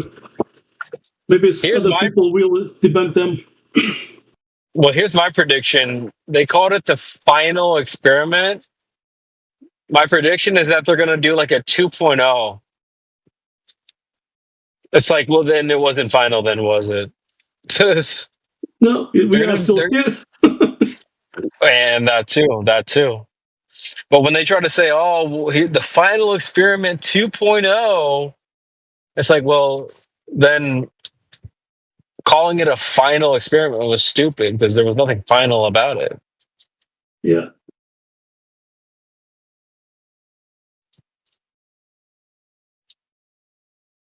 Maybe it was the final excrement. Excrement. Wow.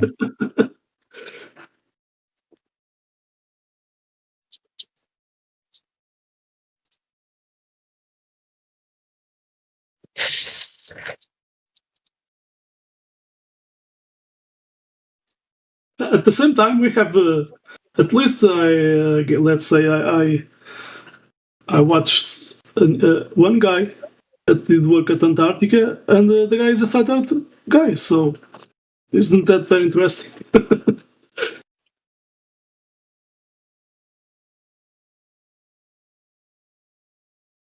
There are more, but anyway.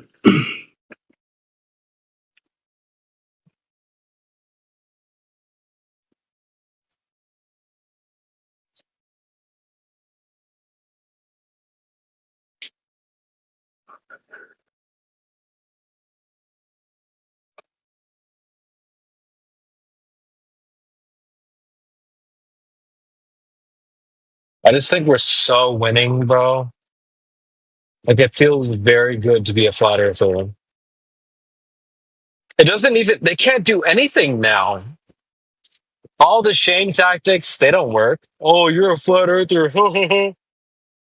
Yeah, that doesn't do anything anymore. Yeah, they talk about fraction, and then I think 1 week ago I said to that guy, I think it was here in this server, I did ask to that Clover, can I see, with that refraction, can I see what is behind the mountain? And the guy said, no, I had to go around. Wow. So I cannot see what is behind the mountain, but you can see supposedly behind some curvature. Wow. He has to go around. And I said to him, you are debunking already or the refraction, so...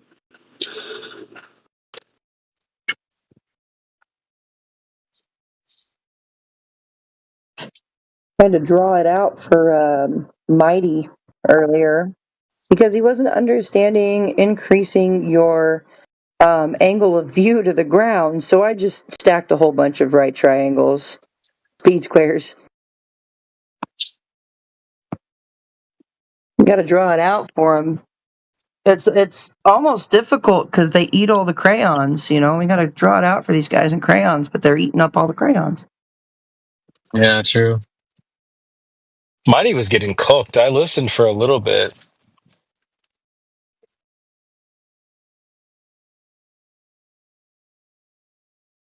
There it doesn't matter what rank of globetard you are. You can be one of the intellectuals. You can be one of the basic ones. You can be one of the NPCs. You can be one of the ones that doesn't know much. You're going to get cooked by a flat earther. I'm telling you, it feels good to be a flat earther in 2025, bro. Yeah, man, particularly cooked by a flat earther that has a really good, solid understanding of physics and geometry.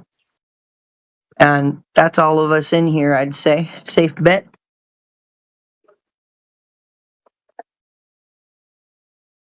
You have your confident ballers. Oh, yeah, they'll just say stuff like, oh, physics. Man, shut up. Like, haven't you seen a sunset? Come on. Gravity. What's gravity? There was a guy earlier that was like talking to Gemsy. Oh, well, you don't even understand gravity. Gemsy's like, well, what is gravity? Well, it's so basic, I can't even explain it to you. You wouldn't understand it. And I jumped in. I'm like, okay, so what is gravity? Tell us. Well, you guys, I can't explain it, but like it's so basic one level that like you guys don't understand. You're stupid. I'm like, okay, so what's gravity then? I'm just gonna leave because you guys are stupid. I'm like, oh my god, I actually cooked his dumbass. Actually, we talked about convex and concave bodies of water, and he just kept saying, "No, it's not concave or convex. It's H2O." Freaking retard. Yeah, whenever they bring up gravity, I like to say, who won the Nobel Prize in Physics for their proof of gravity? Ooh, okay. And then when they say, well, nobody did. Well, if the smartest people on Earth can't figure it out, what makes you think you can? Ooh, okay. Yeah, I like that. I'm gonna have to steal that one. Because they think they've got it figured out. That's what's crazy. They're like, yeah, gravity, it's obvious. Everyone knows it. So what is it? Well, you guys, it's so basic. It's like such a basic thing, and you guys don't want to get it. Okay, so tell us what it is if it's so basic. Well, I'm not going to explain it. You guys just don't get it. Well, if it's basic, then what is it? Well, just Google it. Well, gravity is the force of attraction, dude. Really? It's the force? What? It's a force, a magic force. Wait, can you give us a citation? It's a magic force that allows plants to grow up. Wait. Whoever just said that, can you get us a citation that says exactly what you said? Gravity's a force. Yeah, who said that? And get us a citation and put it in the side chat. Let's take a look. The pregnant pause in the silence is just beautiful. I love it.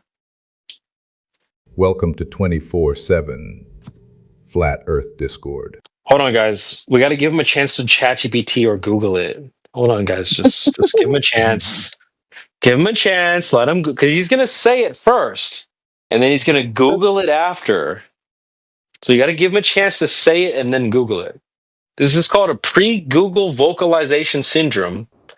They're gonna yap first, then Google later to see if what they said was true. I have so I got some questions about flat Earth.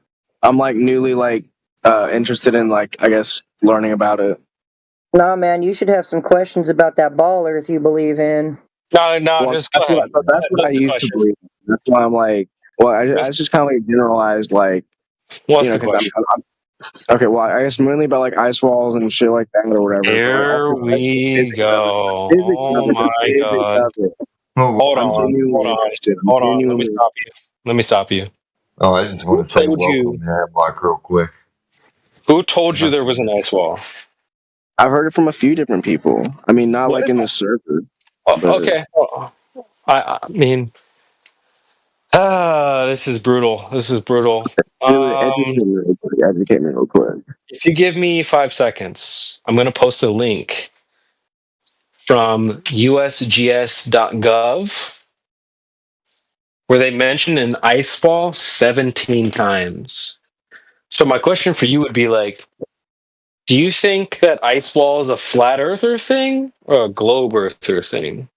Well, I mean, like, there's definitely, the North Pole and the South Pole, whatever. Those are Okay, technically I'll ask one more time. Do you think the do you think the ice wall is a I guess flat earther thing or a globe earther thing? a flat thing. I mean, like, that's because it was like, the premises of what I No, was so explained to it was if I that it was like, present a you wall of ice around like the flat Earth. Is how it was explained to me. if I present you a government article, a government document where they mention an ice wall 17 times with pictures, you're going to say that that's a flat Well, earth what if? Okay. Well, yeah, send me that. Okay, let's do it. We'll walk together. Hold on. Let me just Oh do yeah, this. hell yeah. Here we go, man, dude.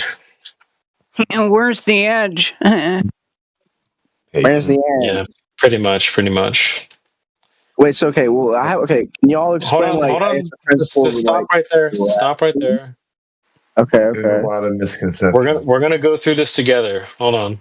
Okay. Talk about one at a time. Yeah, let's not rush past this. Okay. Christian, I have the link. I can post it. You have the link? Okay, yeah, post it. Okay, I'm gonna post the link right there. I can post the document. I'm gonna switch to my different mic. Okay, so like if my ass is flat, I'm like No. beating it. So what if I'm like Not beating gonna my do shit that. so flat? We're not gonna do that. We're not gonna do that, dude. We're not gonna do I'm that. like naked masturbating right now. Bro. We're not gonna do that. Beating my shit. Mute that clown. Dude, is this all you got? You come in here and you just troll? Really? Another loser. Holy shit. It's common, dude. They don't have better, They're getting dumber every day. Discord's like this. And this Wait, is one of the most controversial They are the subjects. zombies. What was that guy's name? It was Hemlock Clown, dude. Fucking clown. Okay, let me screen share. Yeah, you didn't have to spiral like that, Hemlock. Nobody's attacking you. And he's gone. He left. Every flat go along here. Damn, I got hella tabs up here. Let's fuck them. Doesn't matter. If you're gonna troll, do better. Mm.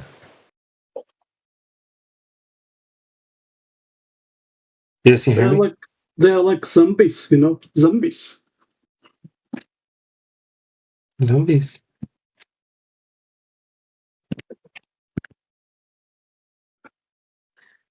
Okay. I want every flat earther in here to pay attention. You guys can see my screen?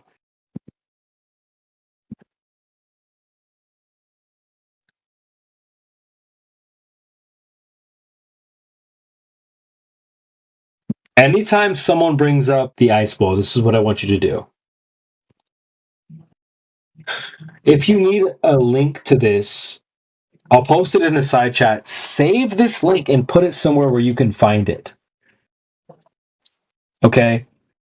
Can I get a confirmation you guys can see my screens? It says Satellite Image Atlas of Glaciers of the World, Antarctica. No, I don't see that. Y'all can see this? You don't see it? All right, hold on. Let me just...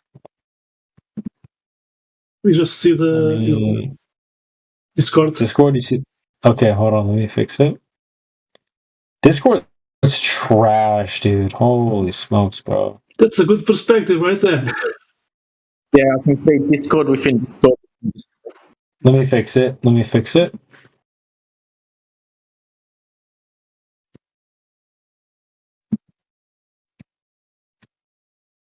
Dude, Discord is so shit. Oh my goodness.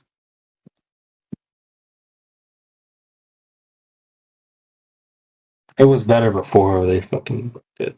No, now you see it. It's okay now. Go on. You see it? Yes, affirmative. Go on. Okay. So there'll be a link in the side chat.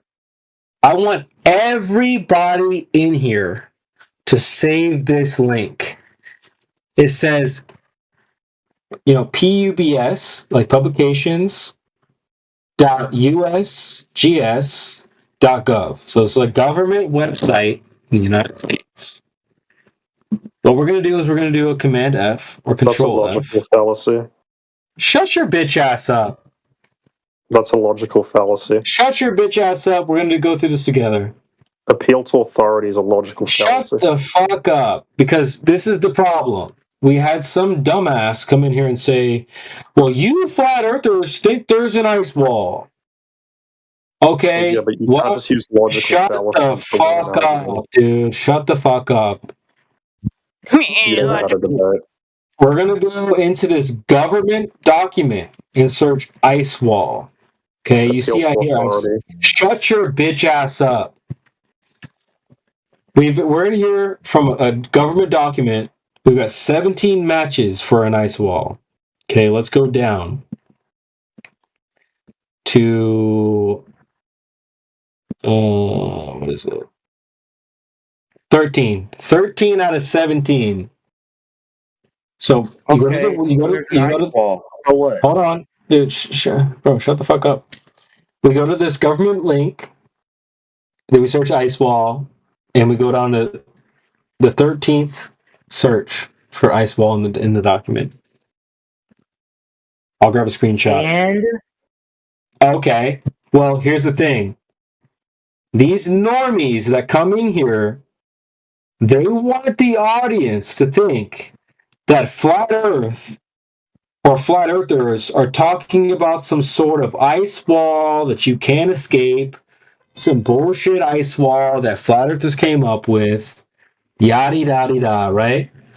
No. The government is talking about an ice wall. They mention it in this article 17 times. Bro, hold on. Understand what that's talking about. I don't know why you guys I know you're nervous. I know you're nervously interrupting. time on something that doesn't matter. Dude, I'm not nervous interrupting. I know you're nervously interrupting. I know you're feeling nervous now. Because the last time I came in here, dude, flat indiscretion, shut the fuck up. We had this last guy come in here. Flat indiscretion. Flat indiscretion. Shut the fuck up. Dude, we're talking to the chat right now. Blah, blah, be quiet. Go read the actual paper you're staring at, dude. Okay, yeah, sure. Right here we have an image that refers to an ice wall. It says, as seen from a ship on 13 December 1979, the ice wall is approximately 20 meters high. Then we go down. Annotated oblique aerial photograph of an ice wall. Let's go down even further. Why does this matter? Yo, flat destruction. Pay attention. Retard. Blah, blah, blah. Just relax. Make an argument. Flat destruction, be quiet. But for us, knowing the Earth is a globe, we know that there's an ice wall around it. You don't know that. Dude. Just relax. You're wasting just mute this retard. Just mute this retard. If anyone's paying attention, the last guy came in here and said, where's your flat earther ice wall? That's a flat earther idea. You guys came up with that. It's just, I'll just mute him. A feature of Antarctica. It's not something that just flat earthers. Thank you. The last guy came, dude, this is not uncommon. That people come in here and they're like, oh, you flat earthers in your ice wall, right? Every single time that happens, I simply bust out this article. This is a government publication where they refer to an ice wall at least 17 times. That's not our shit. And I'll tell you this. I've been a flat earther since 2017, 2018. So at least 8 years. Nobody talks about an ice wall. I've never heard AI talk about an ice wall. I've never heard Indio talk about an ice wall. I've never heard Migo Wigo talk about an ice wall. I've never heard Heretic talk about an ice wall. I've never heard Platter talk about. Nobody talks about an ice wall. That's not our shit. That's not our bag. We don't care about any ice wall. But we get a bunch of newbie retards that come in here and they go, so you flat earthers have your ice wall, and where is it? So what I do is I bust out this article from the government, which doesn't think the earth is flat. According to them, we search ice wall, and it's in their article 17 times. You're being disingenuous if you're in the server. No, I'm not. No, I'm not. No, I'm not. So, you should have been in the server 3 years ago. One more time. Newbies come in here who don't know anything about flat earth, and they think we're talking about some sort of ice wall, like it's Attack on Titan. Like you're stuck in between these walls, and you can't leave because it's an ice wall. That's their constructed idea that they came up with in their brain. It's not a construct. What I'm here to teach. Listen, I know you guys are nervous. I know you're nervous. It's fine. Just relax. And then also No, chat, I just want you to notice that these guys are nervously interrupting. They're nervously interrupting. Dude, I just no want one's you to notice that. interrupting you. Hey, dude, just relax. I'll finish my point, and then you can have the floor. You've spoken for 8 minutes. My point is this. At Flat Earth, ice wall, that's not our shit. The government is talking about an ice wall 17 times. So that's not our shit. That's the Globe's thing. And you guys want to try to pin it on us like it's some sort of crazy crack pipe conspiracy. Like, we think there's an ice wall, and then once you go past the ice wall, you fall off the earth into outer space, or whatever the fuck you guys think it is. Ice wall is your shit. Clearly demonstrated in this article 17 times. Okay. That's a read. Can I say something? Okay. Those are called glaciers. No one's claiming in that paper or anything that's a barrier of where we've been are able to go. Like there's like all. Okay, let me ask you this, JJ. Let's start a poll. Let's get a poll in the chat. Let's get a poll going in the chat here.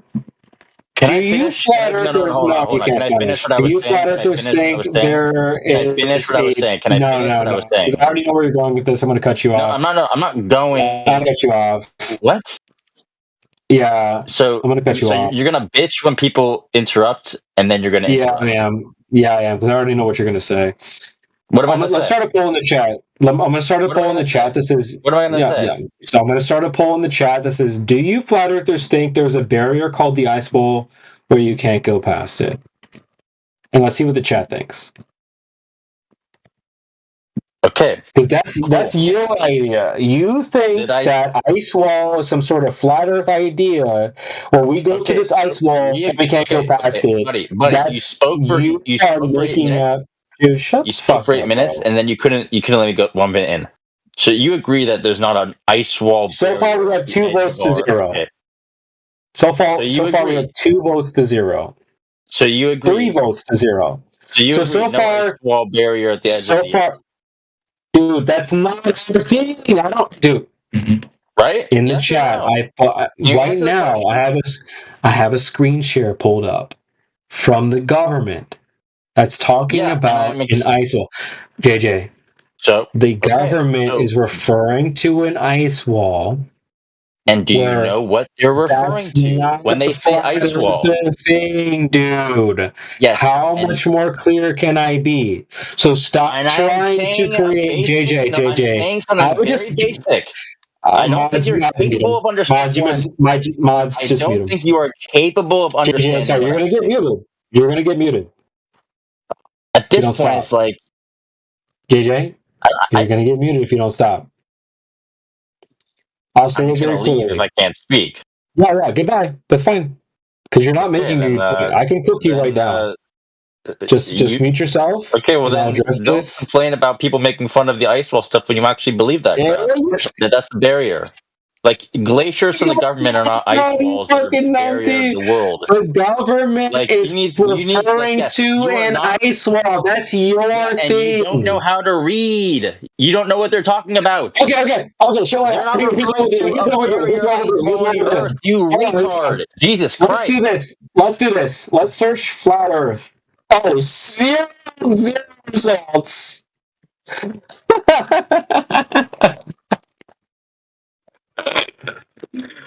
Like, bro, this guy's dude. You can't be helped, dude. You're low IQ. You're dumb, JJ. Holy shit, man. The votes are in, chat. What's the Is vote? ice wall a globe claim? Oh shit, we got a bunch of people voting yes. Oh wait, you changed it. Yeah, I ran my own poll. It's ice wall a globe claim. It's just short and simple. Okay, so it says, do the flat earthers think a barrier is called the ice wall where you can't get past it? 7 votes to 0, no. And then Jenna says, is the ice wall a globe claim? Yes. 8 votes to 4. Who are the 4 that voted no? Oh, the 4 globetards. Yeah, classic. Well, the 4 globetard retards that posted yes. What are we looking at here in the article? Talon, do you want to address this? I mean, you can visibly see a wall of ice because Antarctica is covered in ice, and so the edge of that ice sheet would look like a Talon, wall. can I ask you one quick question, buddy? Sure. Are you looking at the screen share? Are you talking about your ice wall in Darien Bay? Yes. In Camp Noruega? Is that in Antarctica? Yes. Okay. So then what's wrong with an ice wall existing? Here's my question. So you voted. So the question was, is the ice wall a globe claim? You voted no. Right. And then in my screen share, I have a control F for flat Earth. In this article that's created by the government, none found. So my question to you would be, is this publication from the government referring to a globe or a flat Earth? You tell us. Go ahead. It's referring to ice on a continent. I'll ask you one more time since you're not going to answer the question. It's not referring to either. Is this article that's from the government, the United States government, is it referring to a flat Earth or a globe Earth? I go with reading comprehension, like not ironical. Darren, we know. See, I know you know you're gonna get cooked as soon as you answer it correctly. Well, you think? Okay, hold on, Talon. You think the Earth is a globe, correct? The Earth is a globe. Yeah. Okay. Do you think the United States government thinks the Earth is a globe? The Earth is a globe. Yeah. Do you see, chat? Notice how he's tap dancing. He's nervously not answering the question. Do you think the United States government thinks the Earth is a globe? Well, the government doesn't think. It's not. It's a thing. You keep saying think is a globe, but like anybody can think. I know you're nervous. You don't want to answer. The tooth fairy is real. I know look, dude, I get it. If I were you, I'd be nervous too because you're getting absolutely fucking destroyed and cooked by a globe earther, or sorry, flat earther. Sorry, my bad. The article. Okay, let me ask you this: the article from the United States government. Do you think they're referring to a flat Earth? No. Okay, so then they'd be referring to a globe Earth then. There is no flat Earth, so why would they refer to? They wouldn't refer then to. They'd be referring to a globe Earth then. I mean, are you talking about Figure 5 and Figure 6? Look, notice how he's very nervous. He doesn't want to answer the question, so I'll ask him again. I'm going to ask you I'm going to speak in English so that you can understand what I'm asking you. Okay. The article here that we have pulled up from the United States government, since you said they're not referring to a flat Earth, therefore, they're referring to a globe Earth, yes or no? Yes. Great. So we've searched in the search bar. You can see here I have here searched in the article flat Earth. There's no results. Now we're going to search. Wait, what article are we talking about? All I see is the picture. Hold on. We're going to search ice wall. How many matches for ice wall are in this article? I don't know a lot. Can you see the screen share? Well, what do you mean ice wall? Can you see the screen share? Yes. Oh, wait a minute. How many matches? How many matches does it say for ice wall? Let me see. Hold on. It's loading. Okay. 17 matches for the word 17 matches for ice wall. Now, so just to be clear, they're not referring to a flat Earth, and they're referring to a globe. And we searched ice wall, and it came up 17 times. I'm going to have to challenge your idea that they're referring to anything. When you just look up the words ice wall, you're not providing any context. No, there's no reference. An example. Hold on. We can go through each one. Reference to the words ice wall. Let's start from number one. Let's go to number one. Let's go back to one at a time. Let's go to number one. Relax. No, let's go one at a time. Let other people talk. Okay. No, let's go one at a time. Yeah. So you already agreed that this article is not referring to a flat Earth at all, and it's referring to a globe Earth. Where is it referring to a globe Earth? You said it. Okay. Let's ask you one more time. Since you're putting words in my mouth, nervously tap dancing now. Well, you're the one who keeps adding words. Hold on. Let's ask you one more time.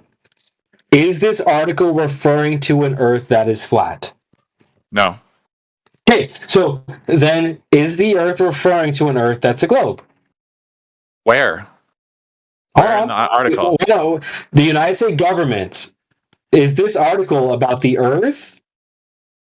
It's about Antarctica. I just JJ, just relax. We're cooking talent. Okay, so in what context? Government referring to the Earth in this example, in this article? What context? And you need to provide context. I know you're nervous, Talon. I know you're nervous, dude. I get it. If I were you, I would put my tap dancing shoes on and I would clickety clack and tap dance around this as well. If I were you, it's really. Are we referring to the Earth?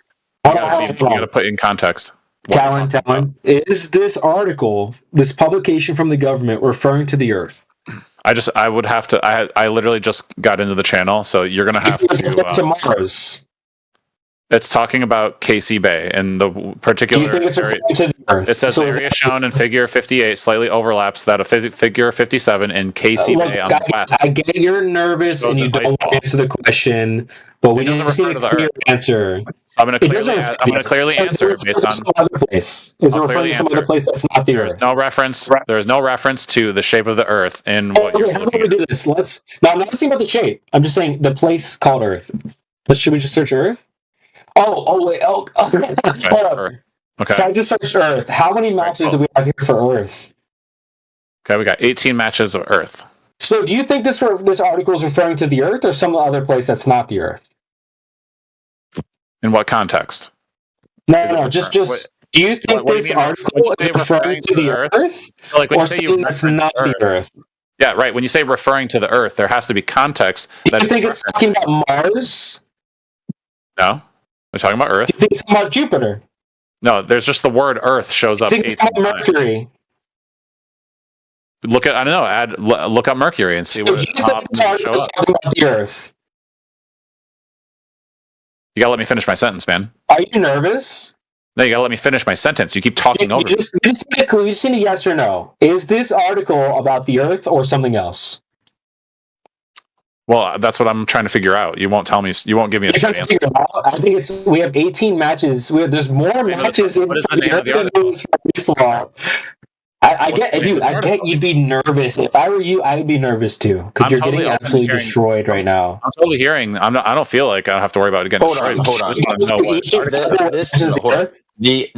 government. JJ, we're gonna come Talon right now. Talon. I got this, fish. Don't worry. Hold on. Let's go through each example where it refers to the Earth, and let's see if maybe, just maybe, this article is referring to the Earth. Because maybe I guess for you, you're not sure whether it's about the Earth or some other place. So maybe we'll just go through we'll go through each example where it refers to the Earth. So here we have, on July 23rd, 1972, the Earth Resources Technology Satellite was successfully placed in orbit. Let's go to the second one. Well, wait a minute. Let's look at that. Just that one. Wait a minute. Does that first one refer to the Earth? Does the first one refer to the Earth? Actually, it does. Actually, yeah. To a satellite. An Earth satellite.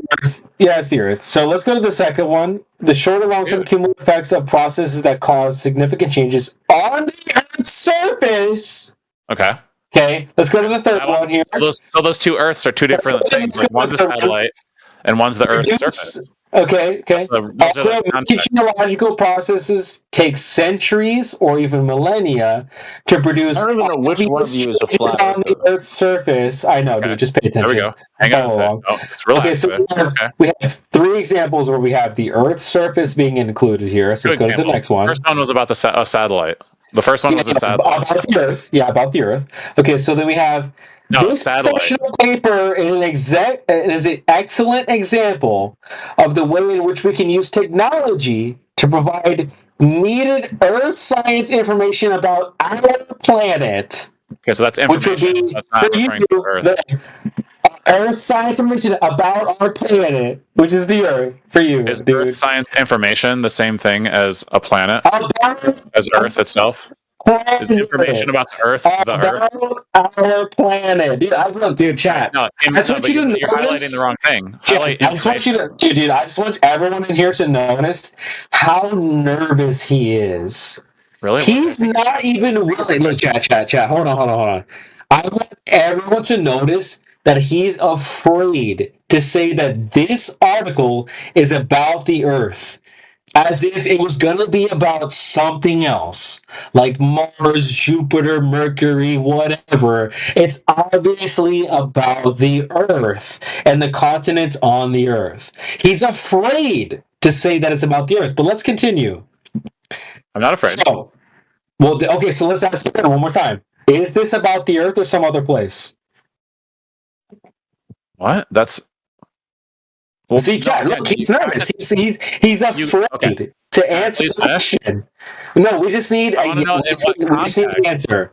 You're not providing this context. Article, which mentions the Earth 18 times. Wait, should we do Mars? Let's do a Mars search. Let's search Mars. Oh, nothing. Let's search, what else? Jupiter? But what's the article about? Nothing. What is the article for? Mercury. What is the article? Why are you asking him questions about an article or page he has not read? Dude, I believe sent. I know you're nervous too, dude. It's fine. What's funny is I really am confused. Wait. You think you're asking him to explain something you sent? I'd be nervous too. I'd be nervous if I were you too. You're asking questions about something you sent to someone who hasn't read it. Look, dude. JJ, look, dude. I get you want to run interference because you see your buddy's getting cooked. Interference? I don't know. JJ, I didn't even know what it dude, just go on mute. Since you're confused, just go on mute. We're talking to Talon right now. No, you're asking him questions about something he has not read. Just relax. I'm holding his hand. We're going through it together. So there's no one needs to be confused. We're going to read it word for word together. Okay. This is a 400-page. I know you're confused and nervous and scared of what's going to happen. Confused and nervous, bro.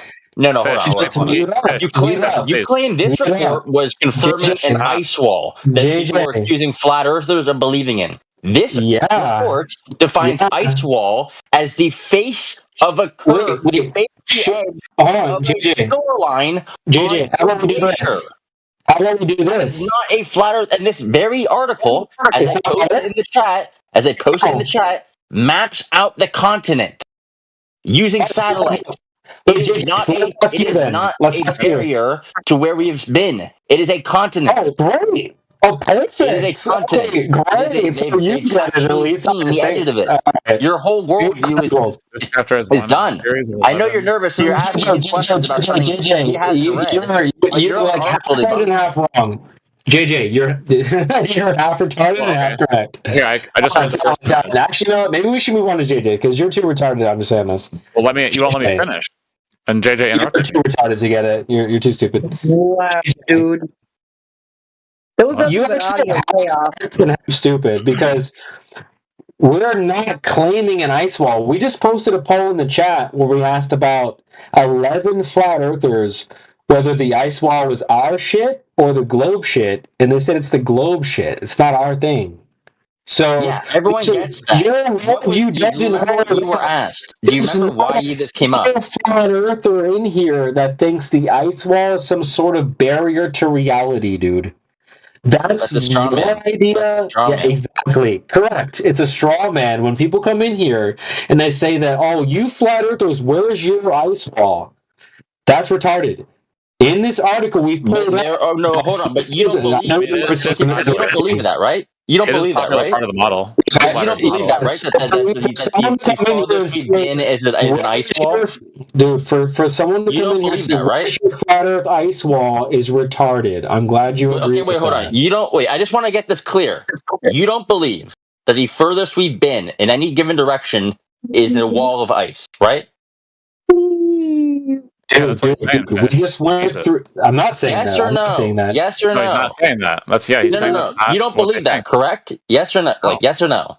We just created a poll in the chat where we asked that. I'm saying you don't. Yeah, I'm asking you. You don't believe that the furthest we've been is to encounter ice, right? Dude, JJ, you gotta shut the fuck up so I can answer your question, JJ. It's a JJ, yes we or a no. already created a poll in the chat It's to a yes answer or your a no. question. It's a yes or no. That's not the We question I have asked. 7 people to 0. That's not the question I asked. You're fucking yelling. Are you okay, man? It's You in want the to calm down for a chat. second? It's in You gotta relax, bro. the chat. Can you mute this guy, please? Yelling. Talon, this just is mute Talon for now. He's asking a question that we've already answered 20 minutes ago. JJ, let me screenshot it for you. That's not the question You're I asked. asking. Not a barrier that we can't cross. Not a barrier that we can't cross. A barrier that we haven't crossed and is the furthest we've been in any direction. Listen to the question. Yes or no? Yes or no? We have 7 votes. No. On a different question. 0. No. Yes. Different question. Not a barrier we can't cross. Not a barrier we can't cross. Do you believe? We've given you our answer. It's a different question. That's a different question. The answer is no. That's not the same question. The answer is no. You don't know. Okay. Sometimes you want to hear it. You don't know how to. You don't know how to actually answer a question. Good luck. I got. Is he done? Can we in California talk now? The answer is no. For like the 10th fucking Okay, cool, time. man. Holy I mean, there are a lot of flat Earth models out there with ice walls. Like some flat Earthers do believe in ice walls. Post one in the chat. Let's take a look. I can't post in chat, but you guys know about all the pancake circle model Send me a flat Earth DM. models there are. Send me a DM. Let's take a look. The point is that those flat earthers took that claim upon themselves, but they took it from globe earthers who originally made the claim. That is the point that's being made. Yes, flat earthers say that. Globe earthers started that claim. Wait, what do you mean started a claim? Glovers. They made an observation, saw like really tall bits of ice when they were sailing by it. Look, an ice wall. People Right, 'cause grabbed that's that and started what a making glacier claims, man. is. They're just pointing out that it originated. So therefore, with the that's globe earth your thing. bag. You need to accept that the ice wall is your shit. That's not ours, dude. But people come in here day after day, and they're like, "So where's your flat earther ice wall? Because you guys came up with that." No, we didn't. That's your shit. It's in the link from the government that I've posted where everyone's watching on screen, where it mentions an ice wall 17 times, the earth 18 times, and the flat earth 0 times. Therefore, that's your shit. You need to accept that. The ice wall is your bag. This idea that the flat earthers think there's an ice wall that you can't have it or never will go past is your idea, bro. Well, wait a minute. I've been in the flat earth for 8 years straight. I've never heard a single flat earther come up and say, "So guys, the ice wall, right?" It's never happened, not once. The only people that ever bring up an ice wall are newbie retards. like They're you still flat guys. earthers, so you have to make sure to correct. No, even no, if a no, flat no, no, earther no, no, says no, no. there's an Again, ice I'll wall, you say it won't know. again. I'll say it again. The only people that bring up ice wall are newbie retard globers. I would say it's often brought up for Right, Glovers don't bring up ice walls in their claims. Yes, they do. They're the only ones that bring up ice wall. They're literally the only ones that ever bring up an ice wall. Why do you think I have this article pulled up? Well, do you understand Because that? Like, you guys come. The last an ice guy wall came wraps in here around and the said, globe. "Where's your ice wall?" Yeah, right. They're asking usually you. the retards. They're asking if you include an ice wall into your flat Earth We model. don't think there's an ice wall where you can't escape reality, dude. Well, you don't speak for every flat That's earther, dude. your idea. Yes, I do. Yes, I will. You don't speak for every I flat will earther. happly do that. I will happily do that. Well, you don't. I'll Okay, well, you can argue with other flat earthers. Dude. That's not a globe We claim. created we already made a poll in the chat. Dude, I watched. chat There's a whole answers globe. for you. There's a whole flat Earth documentary of like flat earthers claiming there's an ice wall because they have like all Post it kinds in of the chat. models. Where? Netflix has one. You guys don't. Because you guys don't agree with those flat earthers. Post it. The come on, you guys know about the Netflix documentary about flat Earth. Post it. Are you sped? Like, is there something wrong with you? Post Hold on, you gotta let California is very easily triggered, so you gotta really be very, very. Dude, you're saying there's a bunch of flat earthers that say ice wall. He gets triggered real easily. Yells, talk over people. You gotta be very slow. Post it. Behind the curve. It's called Behind the Curve. So okay, post it. And you're referencing Nat Geo. It's a Netflix. Like I said, it's on Netflix. Yeah. I'm just telling you. We know what you're talking about. Behind the Curve is a hit piece. How about what Bob had to say afterward? Did you listen to that? So that has genuine flat earthers making claims that it's That's why I'm around the flat Earth. Hit piece. You know what a hit piece is, dude? When somebody takes stuff out of context in order to try and make money and profiteer off of somebody by making a fool out of them, that's a hit piece. So you call them phony flat earthers, but it's not. At no point is that a glober pretending to be a flat earther. Those are flat earthers that think there's an ice wall. Like, why don't we have respect for other flat earthers' ideas? Are any of them here? I don't know. I think you guys are gonna get mad at those flat earthers that would say that. I can't even hear you when you talk over me. I wish we could talk one at a time, dude. Okay, let's do that. That means you should shut the fuck up, Talon. Here, you're talking to us, dude. I wasn't talking. Dude, again, Talon, I've been here. Let me ask you this: how many years, months, weeks, days have you been in flat Earth, Globe Earth discussions? Go ahead. Since you guys showed up on this politics server. So, how many weeks, months, days is that? So I think it's 2 years, maybe. Have you guys been here longer? 2 years. I've been here for 8 years, and I'm telling you this. Only been here for a couple of years. Yeah, thank you. I've been here for 8 years in the community. Okay. I've never heard a flat earther bring up the ice wall. Hey guys, just signing in for the chat today. What do you think about the ice wall? It's never happened. To back up my point, since you're not backing anything up, I created a poll in the chat where we asked the chat, "Hey, do you think the ice wall is our shit?" 7 votes to 0. They don't. They agree with me, not you. Pretty small sample. That's a small sample. Yeah, well, you have nothing. Jesus Christ. You have 0. I sent you the pic- I mean, I Mez, sent you the shut the picture. fuck up, Mez. Go away, Mez. You have nothing, dude. You have absolutely nothing to back up what you're... Mez, just why... Asking if you believe that there's an ice wall. I know you're the ice wall is your nervously thing. It's not interrupting while nothing. I know This you're isn't nervously there we go interrupting. again. They're It's like nervously pointing out interrupting, the and they see someone illogical else and is getting nonsensical things that you're roasted. saying. Do you feel like you need to help someone else out? I know. Dude, I hate just it when Mez, you do just that. mute I up. do feel and like I need to help Talon, I'll but that's come to fine. you shortly, Mez. Pause. Okay. Just mute up What happened to your while mute button? while we cook this other retard. You're not really Just cooking. mute You're up. not saying much of anything. Yeah, You're saying the just ice wall is mute- your thing because I've read an if I article where it weren't says cooking, ice you wall in wouldn't it. feel the need to mute. It's Dude, nonsensical. Just relax. Just relax. We'll come to you in a second, dude. You lied want you last coming time anywhere you near were me. here, and you had to go on mute for the rest of the night because you lied. I appreciate I don't know why you lied about lies, because you can't follow a conversation. It was live recorded. You got muted. So just go back on mute. We'll come to you shortly. Let's finish cooking Talon's dumbass, and we'll come to You're you not shortly. cooking anything because you're not saying anything of substance. The fact that you feel the need to chime in, you came in here randomly. You just got here, what 3 seconds ago, and you're already performing fucking interrupting tactics? Go on mute, dude. This isn't an interrupting tactic. You're saying things, and I'm You responding. came out of nowhere. You weren't even listening. I'm warning you now. Just go on mute. Mez, you weren't even here that you're all listening for angry. the last That's 20 fine. seconds.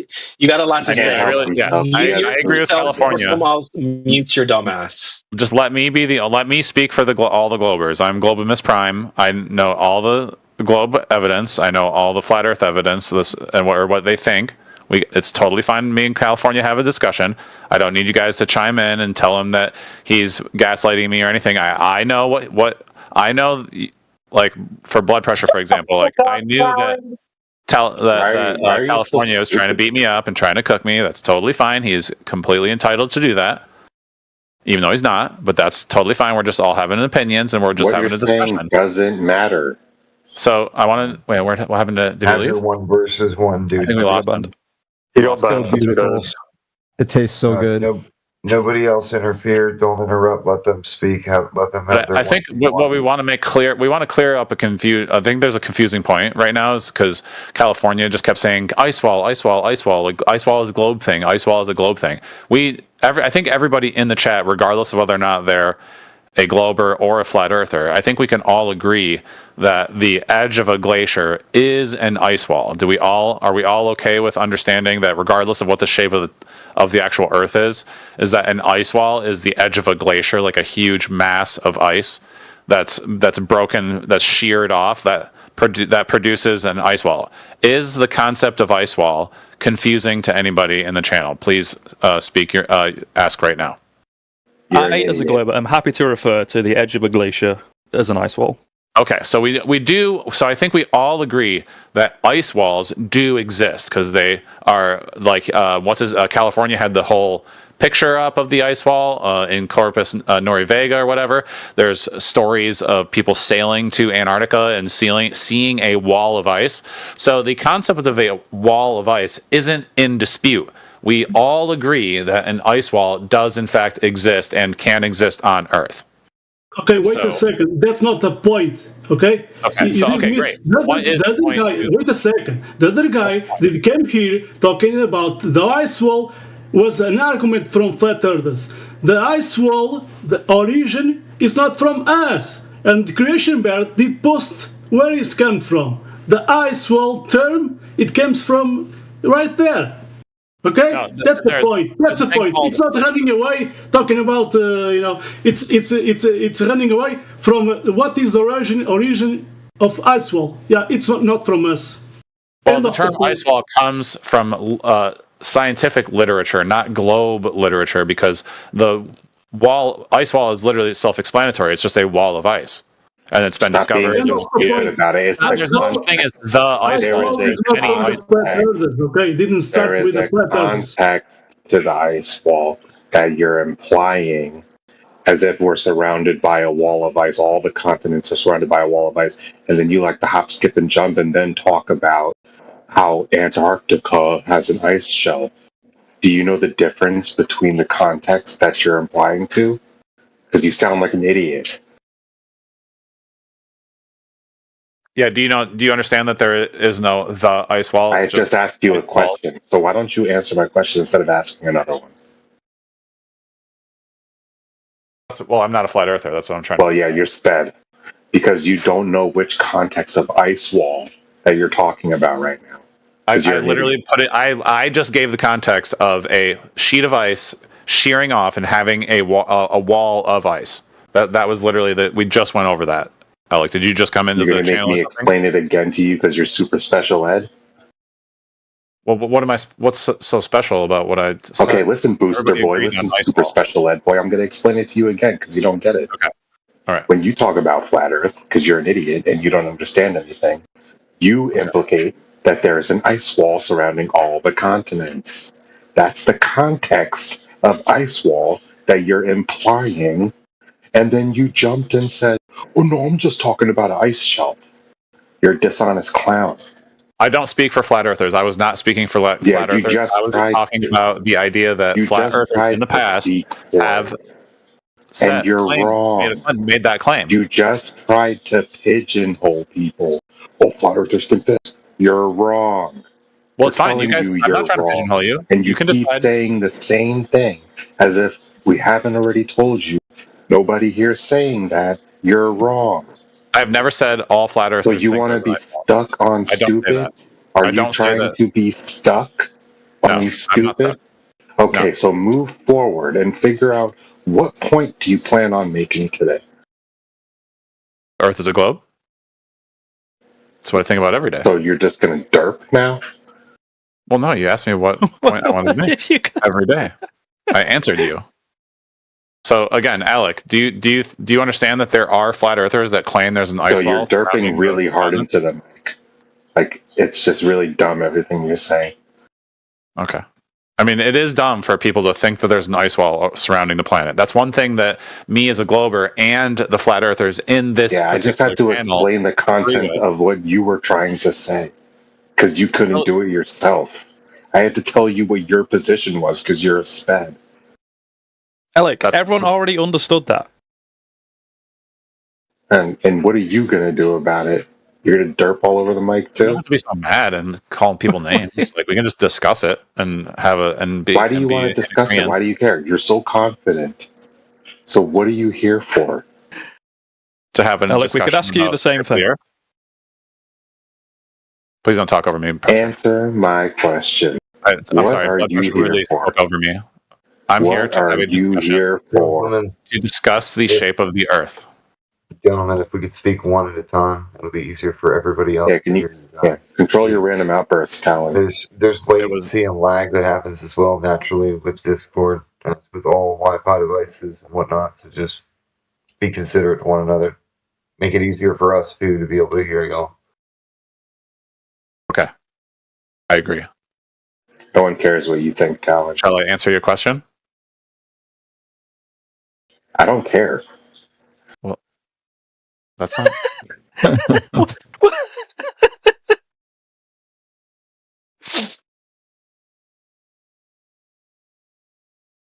Moving on. Alec is muted. Well, I'm glad that we're all establishing that there's no ice wall surrounding the continents. I feel that's something that Globers and the globe deniers in the channel can agree on.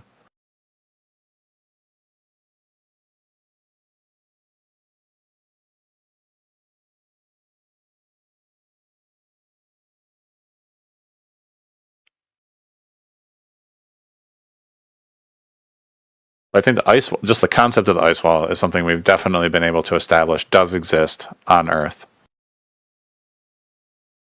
And whether it surrounds the continents is yet to be proven. And so, yes, Antarctica does have an ice wall and part of its shoreline. Yes, it does have a shoreline that touches the water. What's the point?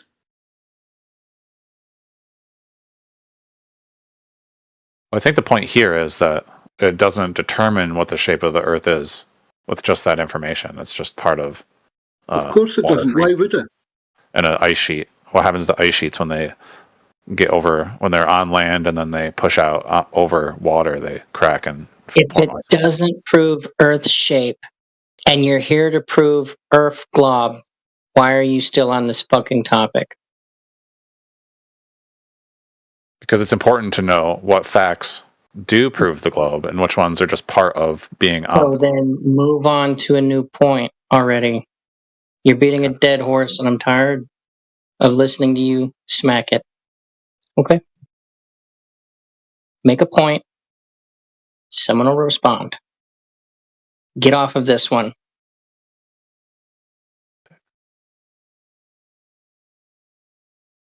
Okay, so Majin is talking about the anti-flat Earth influence and is a scourge, and it's dishonest demonic tactics constantly in lieu of actual argument get pretty old. So I would love to hear Majin's evidence of what he thinks the Earth is shaped.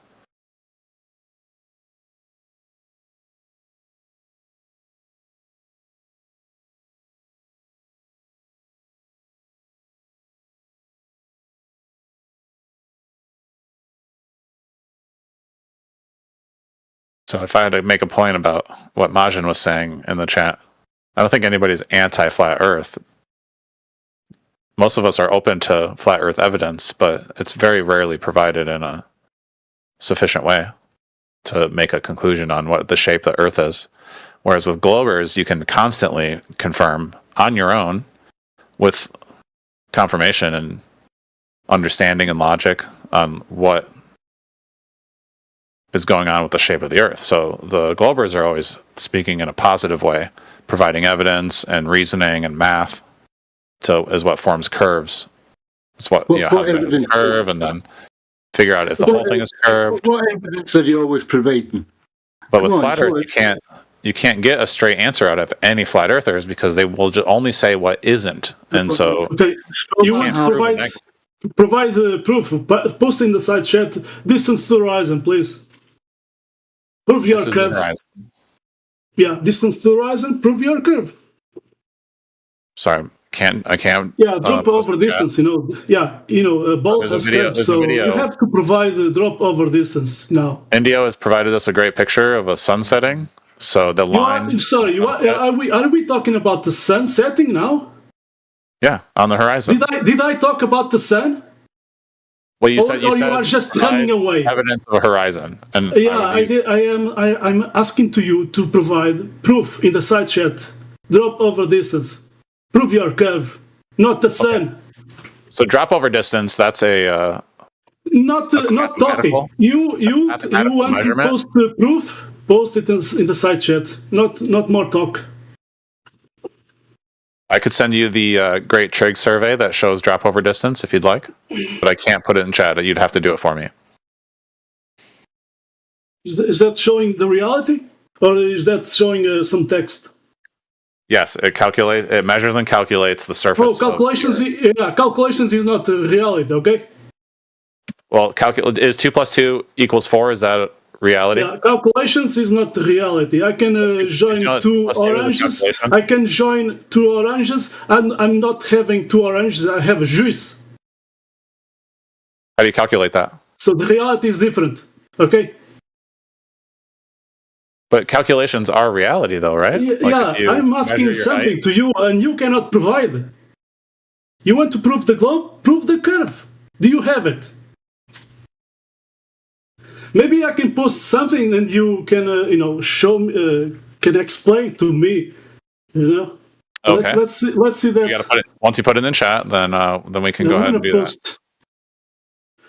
But I mean, it really comes down to whether or not you think calculations are real. Yeah. Okay. So let's say. Can you define what a curve is? Calculations. Yeah. Let's go get that. So, what's your definition of a curve? Listen, Bill, I'm going to post it. Yeah, post the Great Trigonometrical Survey into the channel. Distance to the geometric horizon. Okay? There's some horizon pictures. Those are some good horizon pictures of the Earth curve. Yeah, making up shit. Okay, let's see.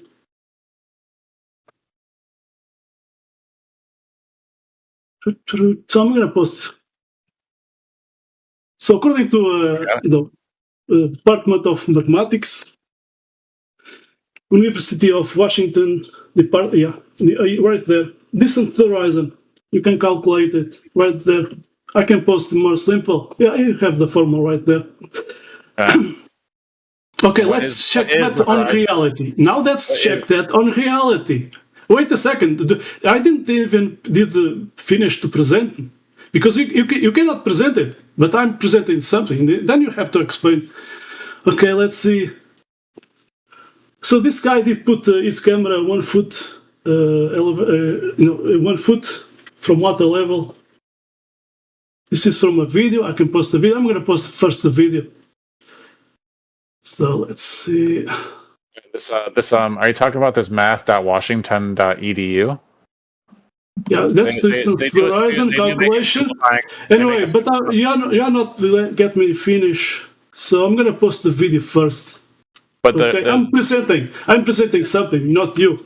So this is the original. Let me finish, man. You are not presenting anything. I didn't ask to you. Okay, you didn't present anything. So I'm gonna present something. So let me finish. So this is original video. Okay, the guy is zooming in. Okay, let's see.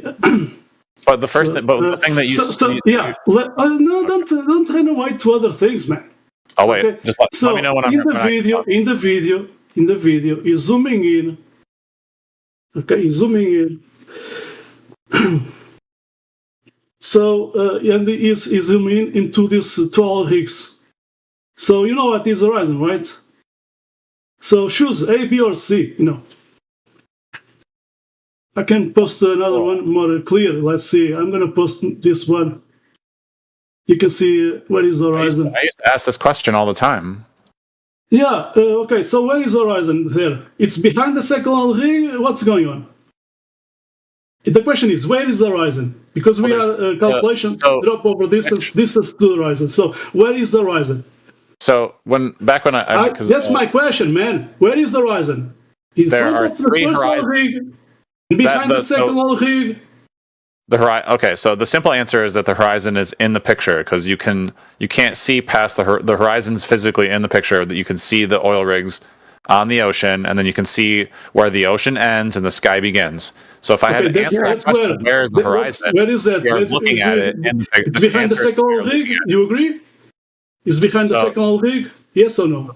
That picture is heavily refracted, so there's not a single. Okay, don't run away. I'm asking to you. You did say, where the ocean or the water meets with the earth, or the sky meets with the water, so that's the horizontal line. Where is the horizontal line there? It's behind the second rig, or is in front of the first rig? I'm asking a simple question. You can answer. You just answer A, B, or C. It's right there. It is all three. All the three? Yes. You're a fucking moron, man. There's only. Are there three? Do you really think that there's three horizons on a fucking on the Earth, or is there one? You are the one that made the right there. Picture shows three horizons. You are claiming that's three horizons there. You see at the bottom one. So you got to do the measurement in the second picture. They're arbitrary. The A, B, C, and D are just arbitrary, right? Well, no, it's refraction. So it the measurement would change based on which. Can we get there next? Can you just answer the question first? Just answer the question first, and then go to that. No, you didn't. No. So if you take an apple and you refract it into three apples, I would still not where are the horizons. Where's the horizon? The place where the sea appears. Right, but in that picture, it's blurry as fuck. Just where is it? Just answer it, bro. Just where is it? Just where is... It's in the picture. On the picture, where does the sea appear to meet the sky? Where does the sea appear? Where does the sea appear to meet the sky in that image? Right where it's completely white. The one we know for sure is where it's completely white. Is it A, B, C, or D? A, B, C, or D? The air starts to refract. Hold on, let me. A, B, C, or D, bro. That's so weird. This used to be my picture. Okay, then. All right. Is the question I used to ask. Forget it, bro. Forget it. No. It's a simple question. It has a simple answer.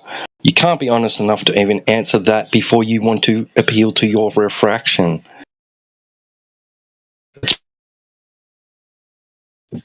Next. They are zombies, they cannot answer simple questions.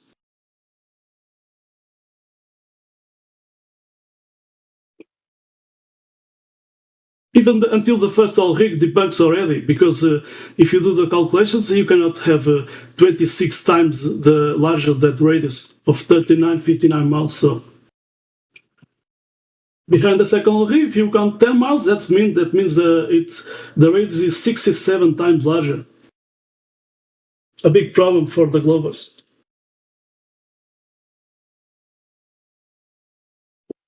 Not really a problem because atmospheric refraction. Yeah, how can you have a 67 times larger radius? You don't. Okay, that's it. Bye-bye ball. No, not bye-bye ball. Yeah, bye-bye ball. No. Bye.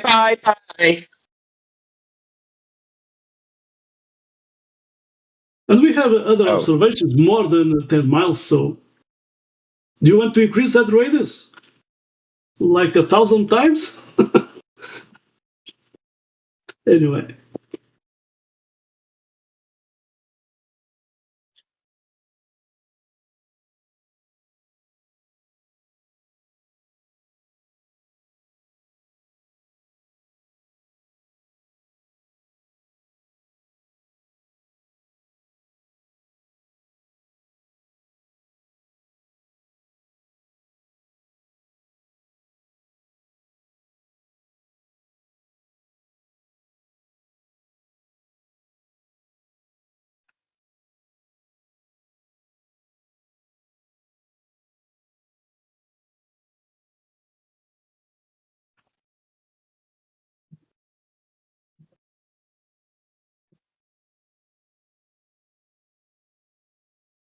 It's just the usual silly, we see too far.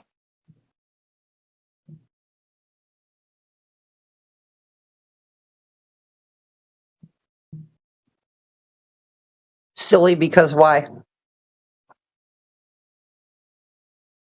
Because atmospheric refraction can cause light to bend and allow you to see around things. Okay, show me that. Show me what is behind the mountain or behind an object. Can you show me that refraction? Help you fucking see farther. What the hell? So I'm a. You think vision bends around a curve, dude? Sorry, I'm talking to other guy. I think vision bends around a. No, I think light can bend. Yeah, so I want to see what is behind the mountain. I want to see, there's a valley in front of me, 1 mile. I cannot see a shit going on down that valley. So where is your refraction? You're making up shit refraction. Okay, it's not magical. It doesn't just appear you have to provide wherever you want it to. proof of that refraction. So show me. Show me that refraction. Don't say refraction like Narnia.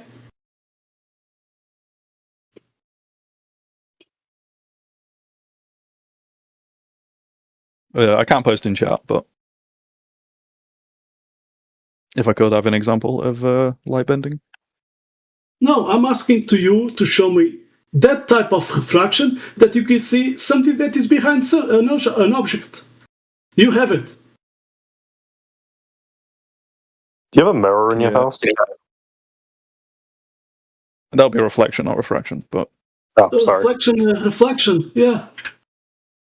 So can you show me what is behind an object? So I was thinking of that Windows slide experiment from school.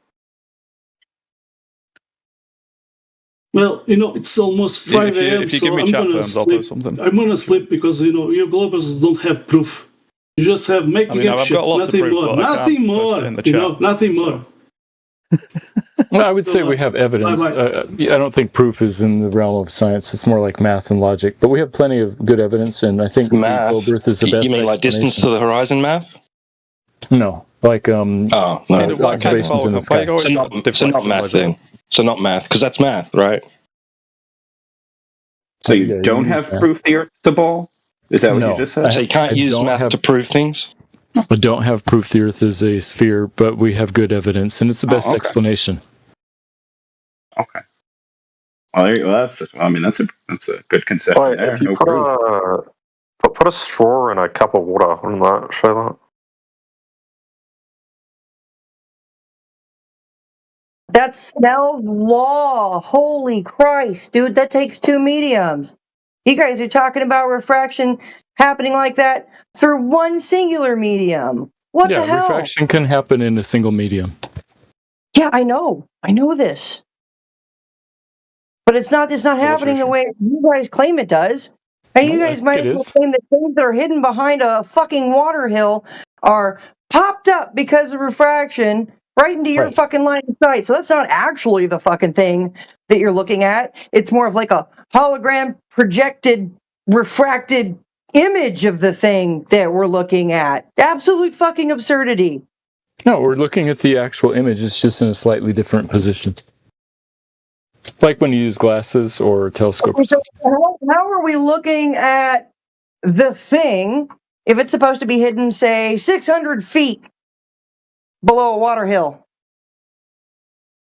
Because at that distance, a tiny little bit of refraction could account for 600 feet. Absolutely fucking not. Yeah, Ken, just do the math. Matthew.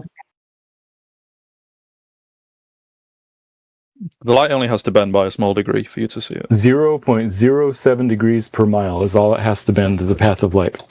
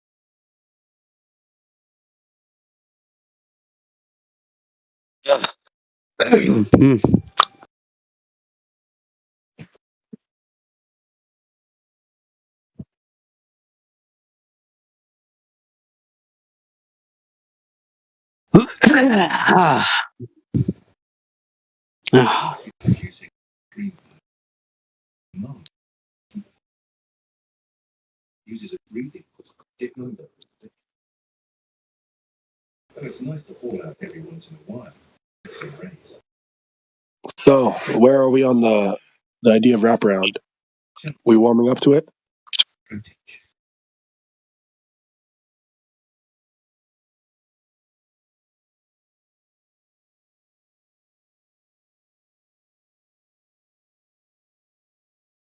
You're not a smart flat earther until you adopt wraparound.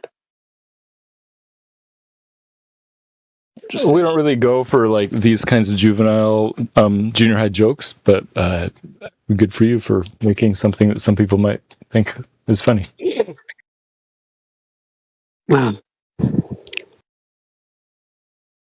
Arctic foxes. Starting out in Denver.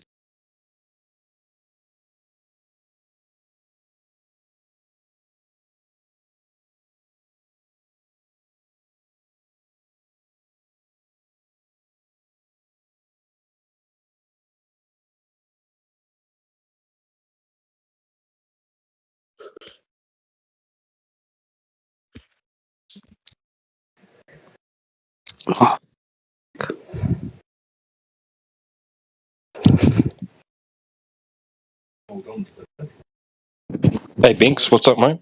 You got something to share with us, or? Oh no, I'm just doing. I'm kind of busy right now. Would you mind closing your mic then? Oh, well, okay. Thank you.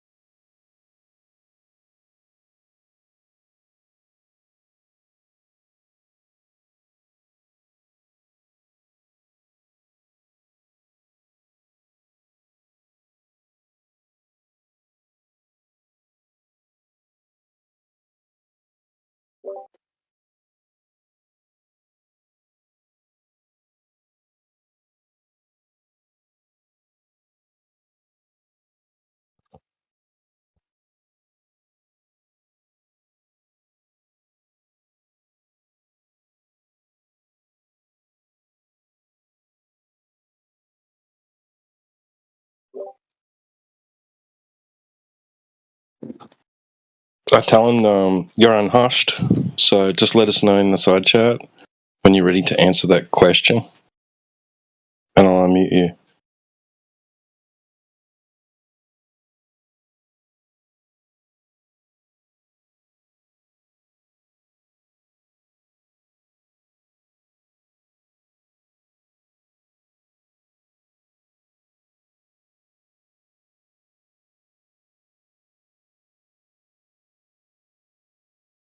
No, it wasn't an opportunity to post anything else, except to let us know that you're ready to answer the question.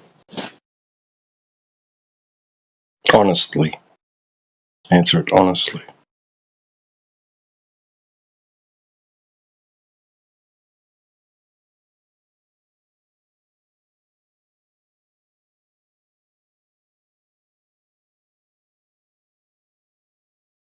Okay.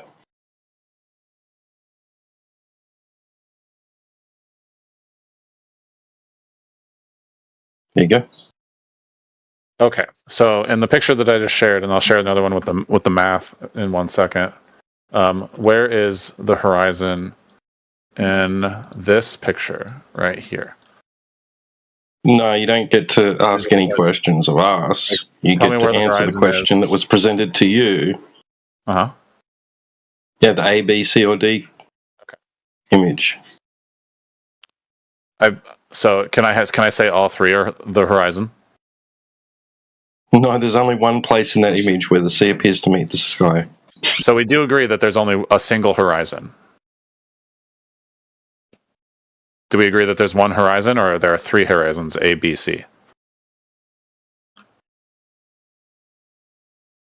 It's multiple choice. Of course, there's only one. There's only one correct right answer. answer. Okay, cool. So there's only one right answer, that there's one horizon. Even though there's only one place in that image where the sea appears to meet the sky. Correct.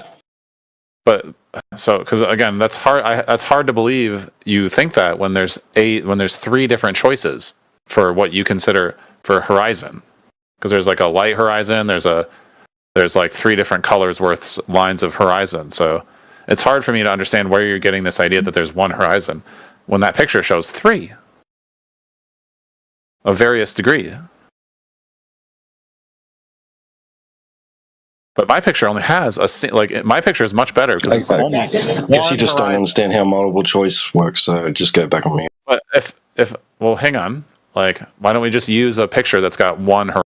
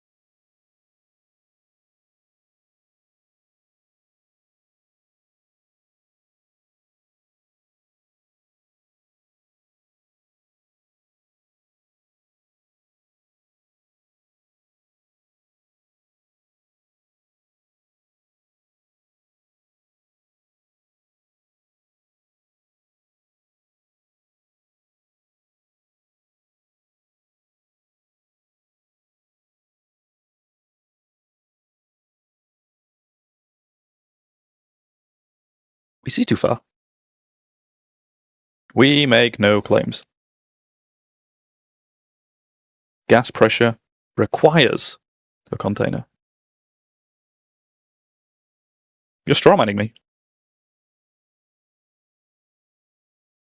That's affirming the consequent and begging the question.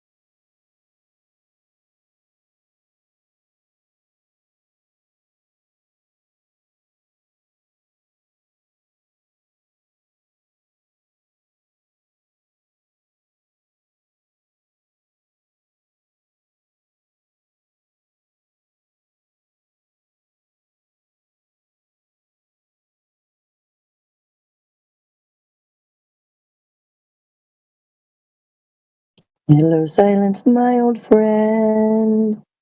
It speaks to how the globe is dead.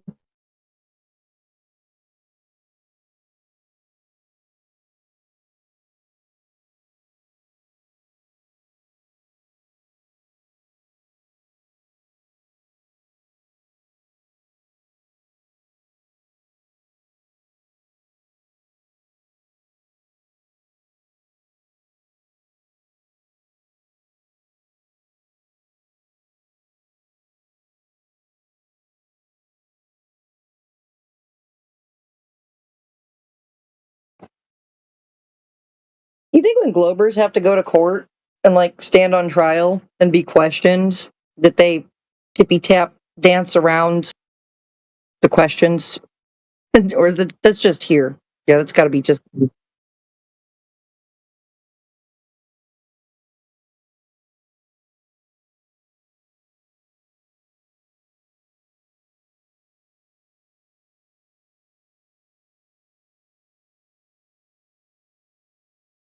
Welcome to 24/7 Flat Earth Discord. Please try to remain civilized and cordial. Gravity is not a force.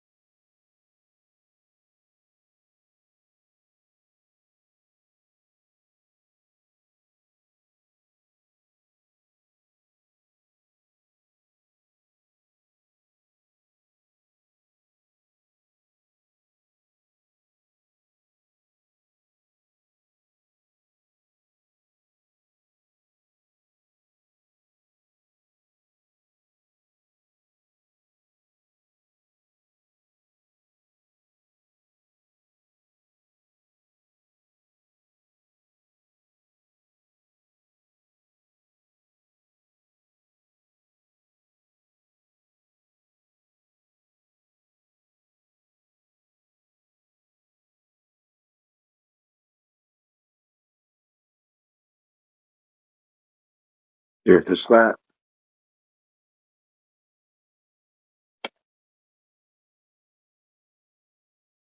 The first sip from the glass of natural sciences will make you an atheist, but at the bottom of the glass, God is waiting for you.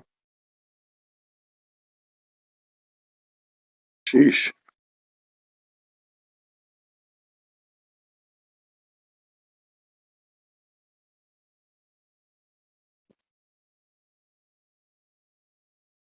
Is that true?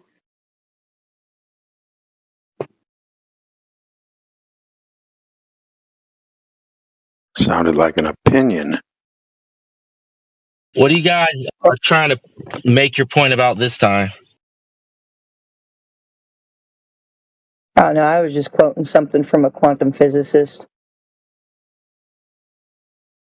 Wait, don't tell me the quantum physicist is quoted to prove that the Earth is flat. Is that what you guys are going to try to say? Nah, I was just quoting from a quantum physicist. It's okay, don't wig out. There's no wigging out. I'm always fascinated with how you guys can twist stuff around. That's all. You're already wigging out and nobody twisted anything, so.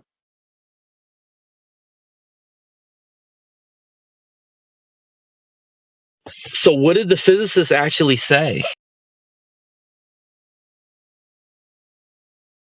It was Heisenberg. He said the first sip from the glass of natural sciences will turn one into an atheist, but at the bottom of the glass, God is waiting. Okay. Fascinating. Anyway, you guys got any flat Earth proof that I cannot debunk? I've been offering you guys $1,000 for it. I'll take my $1,000. Yes. Love it. Okay, let's hear what you got. Give me that money all day. The Earth is measured flat. Now give me my $1,000. Well, let me try to debunk it. You ready? The Earth is vast. Nobody has yet. All they got is a religion. All you got is a religion, man. See, he's wigging out. Debunk it.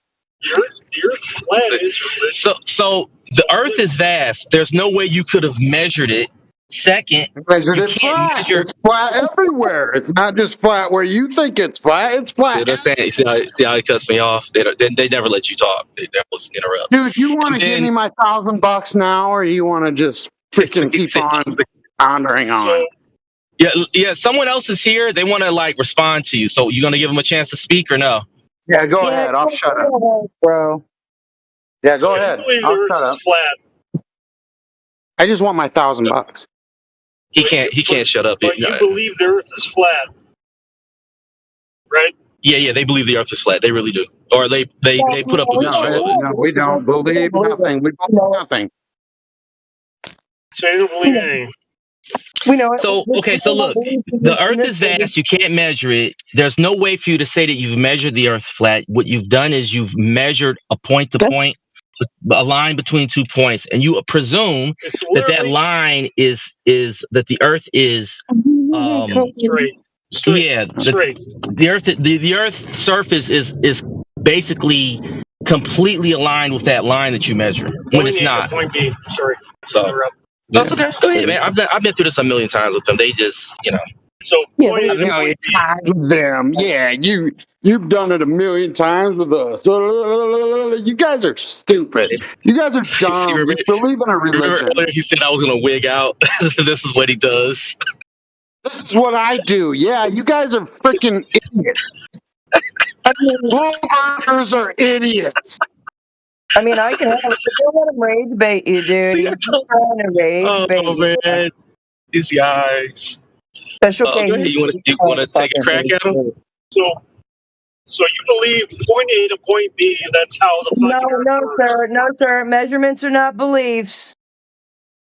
But you're not measuring the Earth. You're measuring segments of the surface. See how they cut you off? In a straight line.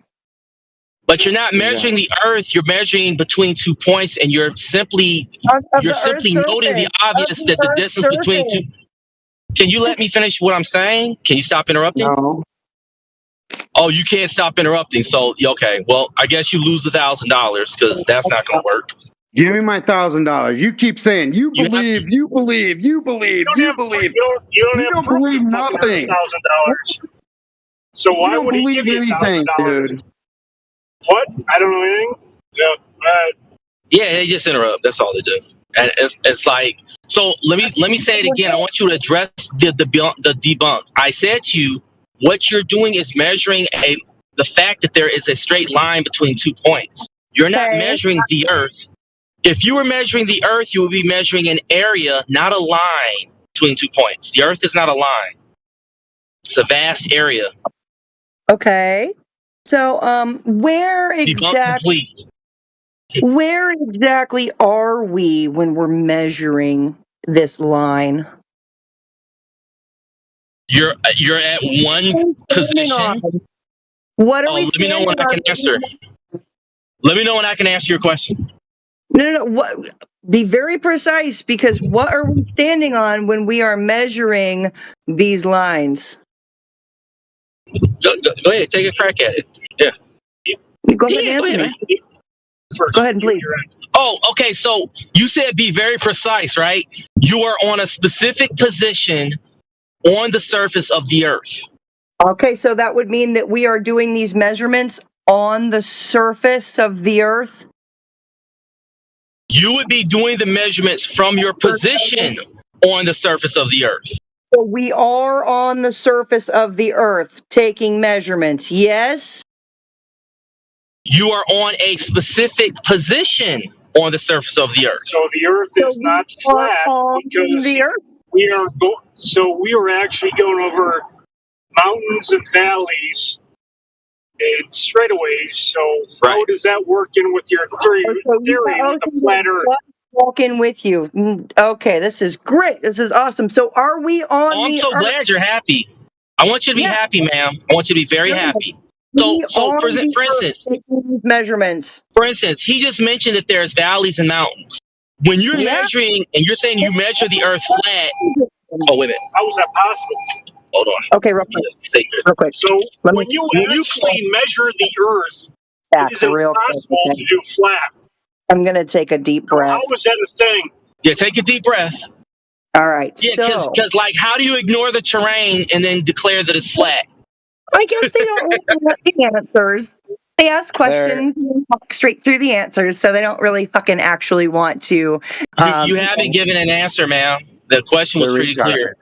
So are you ready? No curvature. There's no curvature.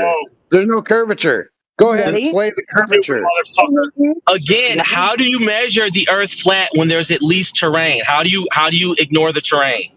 Oh, that's because you have to treat the Earth as flat, right? You have to have a horizontal baseline at which to derive your elevation angles from. And the one thing a sphere does not have is a horizontal anywhere on it. So thank you and welcome to Flat Earth. When we say the word flat, it's used as an adverb, a descriptive, in or to a horizontal position. She's going to adverbs. A sphere does not have horizontal. Go look it up. I have to geometry class. I have to understand adverbs in order to understand it. Okay, let me know when I can respond, because you're going on a run-on sentence with your adverbs. I'm almost done with my point. Okay? With your adverbs. Go ahead. If we were measuring it to be curved, we would see the geometric limit of that ball, right? The horizon of your ball tard, which you don't have a horizon on a ball. We already went through that. At 1.22 miles from 1 foot observation height. And that's not what we see. You don't have a ball. I'll take my $1,000 now. All right, so let me know when I can respond without interruption. Okay, I'm going to take your silence as an invitation. So we do have a horizon, and your argument that the horizon isn't aligned with your geometric measurements is fictitious on your part. Besides the fact that you're ignoring refraction, which is irrelevant, all you're saying is that the dimensions of the globe Earth are not what we geometrically have agreed on. But you can't say that it's flat because a flat Earth doesn't have a horizon. There's just an infinite, boundless, flat plane that goes to Hades, because the distance on this so-called flat Earth of yours is well beyond what the human eye can perceive through the haze of the atmosphere. Therefore, I would never see a horizon. Since I do see a horizon, that is not possible on a flat Earth, regardless of the geometry of that horizon. That horizon is indicative of a globe. Going back to your previous point, which you did not address my point, which was, how in the world do you have a flat anything with terrain? Your arguments about the terrain, and you're saying that, oh, well, we just presume, you presume, not measure, you presume that there is a horizontal. You presume that there's a baseline, which is fine. But you're assuming ASS because you believe BELIEVE that the baseline is the geometry of the Earth, when it's not. The baseline that you're using deviates from the Earth's geometry, but you ignore that because you're sloppy, imprecise, and immature. Ball's in your court, buddy. Did you have a point at all? Okay, real quick question. Is the horizon horizontal? Is the horizon horizontal? Yeah. I suppose it is, but that's irrelevant. No, just yes or no. I mean, is the horizon horizontal?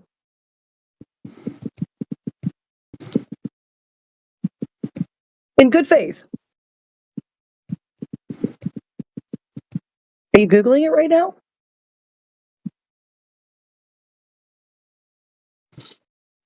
Is the horizon horizontal?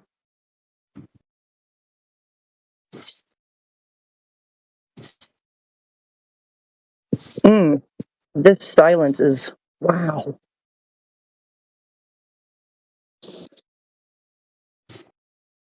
But I suppose it could be. No, it's a yes or no question. Is the horizon horizontal? I'll wait for you to answer.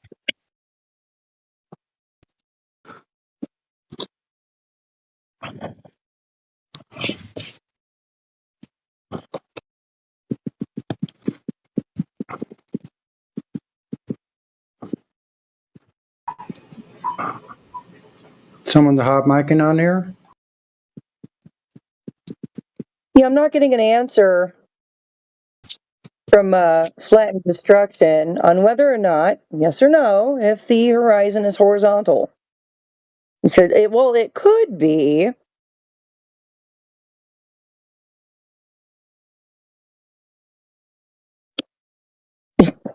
You're cooked. And he's gone. Just like that, ladies and gentlemen, I cook them. And they leave. Because he knows the horizon's horizontal, and he knows that he can't have horizontal on a sphere. And he knows that the word flat, used as an adverb when things are in or to a horizontal position, so this mountain 3,000 miles away from this mountain is in a horizontal position. They're in a horizontal position to one another, not bent down around a curve. How do you measure the Earth flat? From sea level. Amazing. You can't have horizontal on a ball. Good cooking, chat.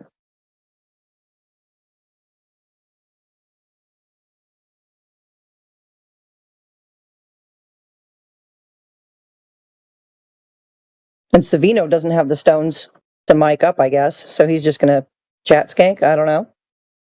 Bitch, what'd you say to me? I didn't stutter, and your ears didn't flap. Oh, no, well, say it one more time because I wasn't listening halfway. I was responding to somebody. Okay, I said I wasn't sure if you had the stones to mic up. Oh, I do, which is what I just did. So what now, little lady? Right on. Thank you very much. So it seems like you are arguing in favor of a globe Earth. Did you bring your evidence? Well, like most intelligent people, but yes, I get how that would be foreign to you.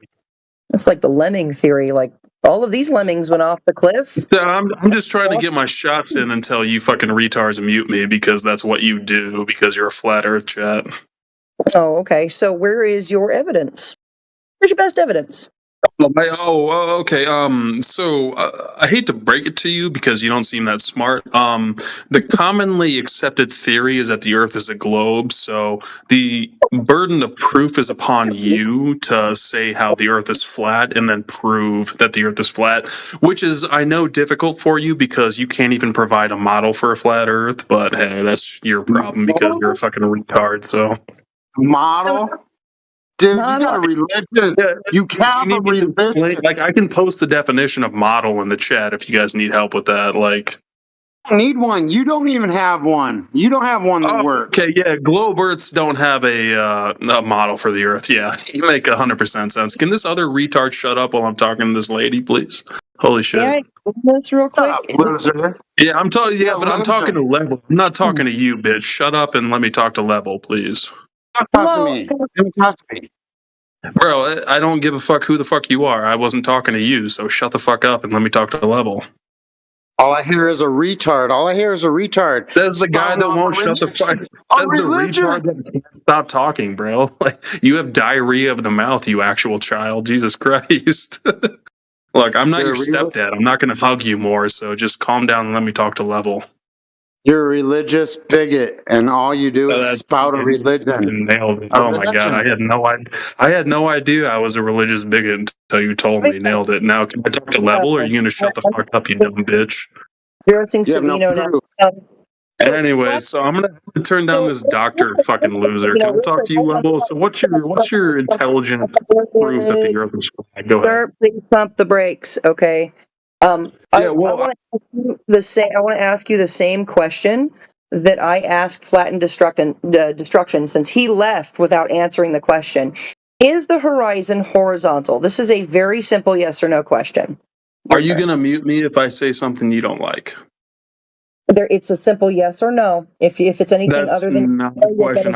I will freely answer your question, but are you gonna mute me if I say something you don't like? If it's not a yes or a no. Oh, what was your question? Is the horizon horizontal?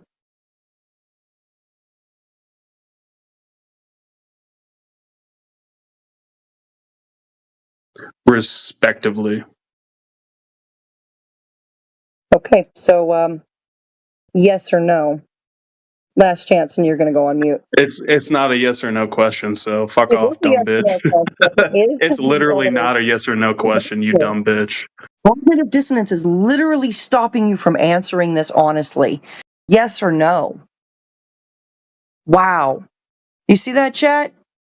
They can't honestly answer these very simple yes or no questions. Let me ask a flat earther in here. Hold on, let me ask someone I never talk to that often. Effie Batman, dude. Are you near your mic? I'm near my mic. All right, on. So is the horizon horizontal, Effie Batman? It appears so. It appears so. Now, if I asked you if yes or no, is the horizon horizontal, how would you answer that? A definite yes. There we go. How about you, Sonny? Is the horizon horizontal, yes or no? Indubitably, empirically, and measurably, yes. Let's ask a bunch of retards if they know what the flat Earth is like. Yeah. Hold on. Let me fix that. Let's ask people who can reaffirm my own. Yeah, let me fix that. Ignoramus. So yeah, like I was saying, yeah, empirically, measurably, and indubitably, yes, it is. The horizon is horizontal. That's why it's called that. All right. So, hey, chat, can we have horizontal on a sphere? Is that a thing? Is horizontal a property of a sphere?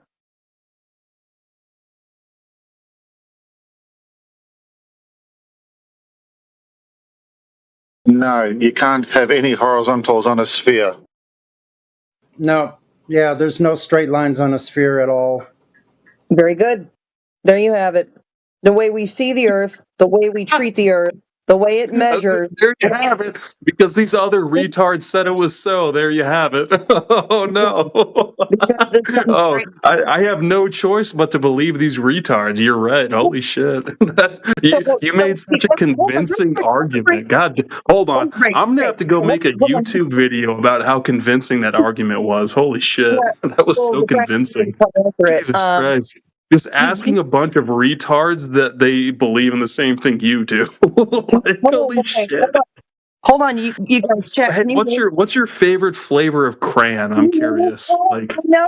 Like that's a serious question. What color do you like the most when you eat crayons? Please. It sounds Answer the like question or shut the fuck up, bitch. Answer the question or shut the fuck up, bitch. It's all you have to say is a color. Just say a color, bitch. Say a color, bitch. Purple. Yeah. Which says that you're going to just deny reality. It can be completely objective. You can see it every day, every minute of the day. And if a flat earth says it, you're going to be like, nuh-uh. That's psychosis. It's absolute madness, right? So the horizon is horizontal. And you're going to sit there and disagree with that because flat earthers know that the horizon's horizontal, along with a whole bunch of other people that may also believe the earth's a globe. You're just going to go against that? You think we believe the horizon's horizontal? No, it is factually, measurably, observably horizontal. If you agree with that fact, then you can't have a globe because horizontal doesn't exist. It's not a property of a sphere. Yeah, let's go back just a couple of seconds here. He said you're going to go along with what someone else believes or says, yet in the previous sentence, almost right before that, he goes, it's the common prevailing idea. So he goes along with what someone else tells him. The hypocrisy is unreal. Doofus. Freaking Doofenshmirtz. Does exactly what he says we're doing. Is that projection or what? Like clear, plain and clear. Absolute projection and hypocrisy. And like I said, a little touch of psychosis there. Well, Flat Earther said the horizon's horizontal. Now I have to disagree with that. It's the automatic contrarian.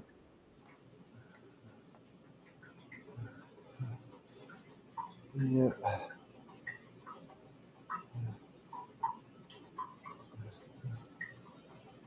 Yeah, they call it a horizon for a reason, you know.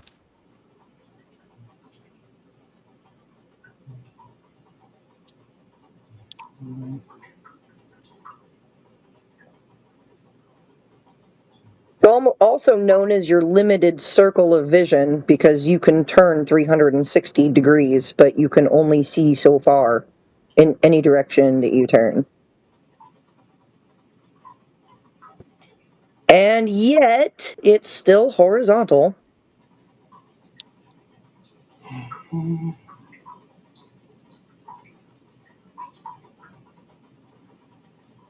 I want to go back and get that clip of me cooking Flattened Destruction right out of this chat. That was glorious.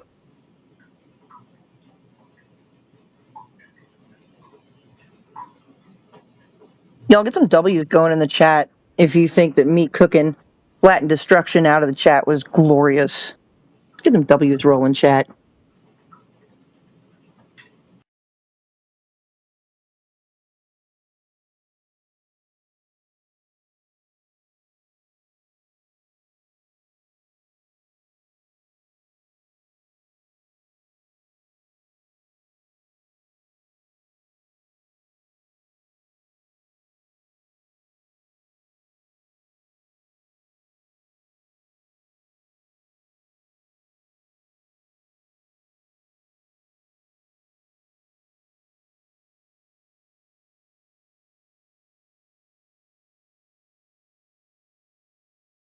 All right, Savino, are you done being triggered over the fact that the horizon's horizontal and that horizontal's not a property of a sphere? Can you concede to that?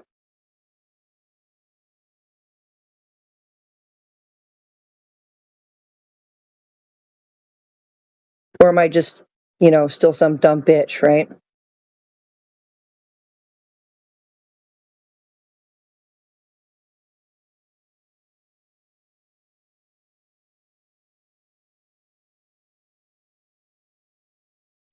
let's unmute him so he can answer that. So also, I'd like to know from Savino also, like, since the globe Earth is the prevailing religious, thought or concept, and I want to know what evidence they gave him. So let's see.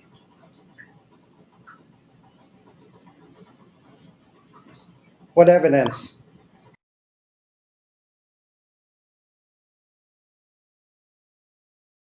The floor is yours, Savino.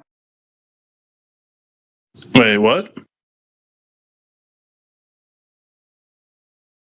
Go again, I was Sonny. looking at chat. What the fuck is happening right now? Go again, Sonny. Ask Savino your question. I was asked- unmuted. What the fuck is happening right now? Since you're not up on current events, we know that. But since you said that the globe Well, Earth is because I was reading chat. You guys are pretty retarded in chat, so I had to catch up on that. So you're interrupting me. So that's why. Yes, I am. So that's why you were muted. So I'm. Oh, then mute me again, you fucking pussy! Jesus Christ! Holy shit! Oh my God, you're so base, Savino. Why don't you wait till the end of my question? Dude, my girlfriend is. Yeah, wait till the end of my question, and then we'll unmute your dumbass, and you can answer it. So, since the common prevailing thought or concept that you go with is globe Earth, I want to know what proof or evidence they gave you for that. So that's what you're here to answer. Let's hear it.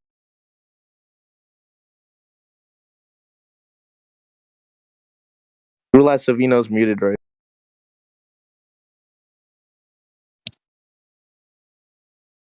Savino, talk. Because I'm the one that muted him. So now you're supposed to answer. What proof Wait, hold on. I'm not listening to you. I'm curious. Trinity is good. Said that's like. Okay, I guess you conceded. Yeah, well, I guess you concede then. I mean, Sonny, I don't even agree with you most of the time, but he did low-key concede. Not answering. Yeah, why would we unmute you if you just told us you're not listening? I mean, but Savino, I mean, your opinion's based. Well, not opinion, objective truth, because I'm assuming you're a round earther, but you have to answer and entertain their questions. Sometimes. I hope you get unmuted soon. Well, he pretty much already conceded to the fact that the horizon's horizontal. He's like, I guess so, right? Let me go find the clip. Okay, so he's not an intelligent person then, because he's wrong. So. Well, he's also an emotional person. Every time he comes off mute, it's all emotion. And when someone's emotional, they're not rational. Yeah, I mean, let him stay on mute. It's like, Savino, you shouldn't. I mean, you're in the right direction of the round Earth. You just have to, find a better way of exhibiting why the Earth is round, Savino. I mean, look at me for example. I mean, I get muted all the time too, Savino, because I state based objections to their beliefs. But So I'm gonna ask you the same question, Master Debater. Is the horizon horizontal? This is a yes or no question. Is the horizon horizontal? Is the horizon horizontal? The Earth is round, so it wouldn't be possible for it to be horizontal on a round Earth. Okay, so you are chanting and making assertions. So if the horizon is not horizontal, what is it? How would you describe the horizon? It's just the middle point where you go over it and then everything disappears. What's the definition of horizon? Doesn't matter, but I mean, I'll tell you if you want me to. It does matter. What is the definition of horizon? You got the Google definition, or come on, I'm gonna give you it. Okay, a horizon. Well, I'm reading it right now in geography, terms, because there's multiple meanings of horizon. Basic Oxford. Well, there's multiple meanings. So, do you want the geography one or the one like for science, like I astronomy? want.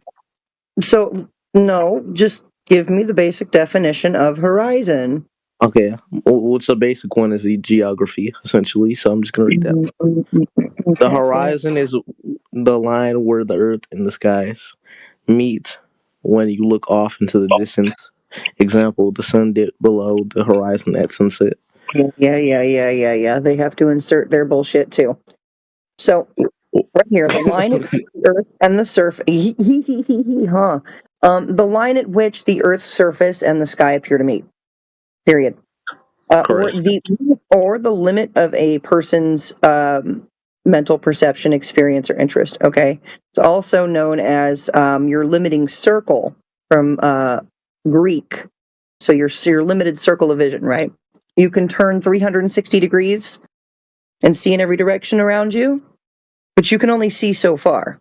So, but your horizon is horizontal. Now look up the definition of horizontal. Okay. Yeah, You're gonna those are love two definitions. So let me look up the definition, like the Google definition. Yeah, the definition of horizontal. I've got it right here. I'll just go ahead and post it in the chat. I'll read it. There you go. Horizontal means something that is flat or level, going from side to side, not up and down. So that's already an example that horizontal and horizon are not the same meaning. So what's the point of this? Okay, so here, right here, because you're trying to sidestep, horizontal, parallel to the plane of the horizon. Uh-oh. At right angles to the vertical, because there's only one vertical. Okay, so hold on really quick. This is easy, disprovable. This would mean that your horizon is horizontal. Okay, so okay, go ahead. Okay, so with that being said, did you know that horizontal is not a property of a sphere? I'm just curious where you got that from. Geometry, my guy. Can you elaborate?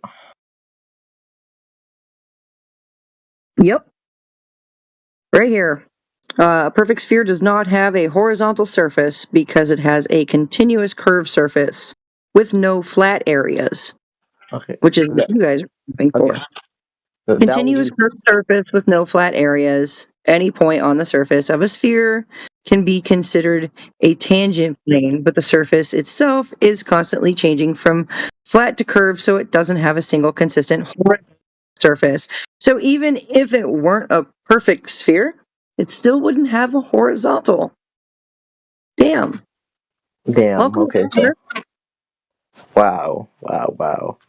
Oh my God! It's almost like nobody's mentioning two different definitions of two different words you just stated. I mean, horizon and horizontal, two different words. What's the horizon? Where the earth and the sky appear to meet. Bottom line. Yeah. I think we agree on that. Cool. Awesome. Right? So that horizon is horizontal. The definition of horizontal being parallel to the plane of the horizon. Now define plane. Define plane in the sense of, geography, correct? Yeah, definition of plane. Okay, and okay, I'm looking it up on just like the Google definition. You're so slow at this, dude. So slow at this. It's in the text chat. I got you, dude. Bam. Rapid fire on you guys. Yeah. Wait, you believe in a globe, but you don't even know the definition of plane? Nobody said I don't know the def. Are you stupid? And you're claiming zero loses? No, You just Sonny, don't lost. make yourself look stupid. Please. Hello. You just You're about lost. to make yourself look really dumb. Please. No, you're the one that is looking that way. So everybody but heard Sonny, it. you sound stupid. You because don't even know what a plane is. So and she you're asked claiming for the Earth as a definition, globe. dumbass. Are you dumb? Hello. She asked for the Google definition. So please shush. Yeah, you don't have one. So Sonny, you sound dumb because she asked for the Google definition. Not my You use that with everybody that doesn't agree with you. So Sonny, but you sound uneducated because you weren't listening. She asked for the Google definition, and that's what she put in chat. So what is your issue? Well, that Y'all definition are so comes from stupid. Oxford. It's right. I mean, it's like this proves nothing, and I'm just gonna show you why. I can't even put any images in chat. I'm still banned. Like So what's the definition of plane? So no, hold on. Can you unban me from chat? Like whoever has the power to. No, just give us a definition. So no, but the whole point is for me to show the screenshot to disprove. Read it out, bro. Why to show? Okay, you can read it off. It's Trust easier for y'all to use y'all's own eyes. I know it's easier, So but you just see read what it I'm out. reading.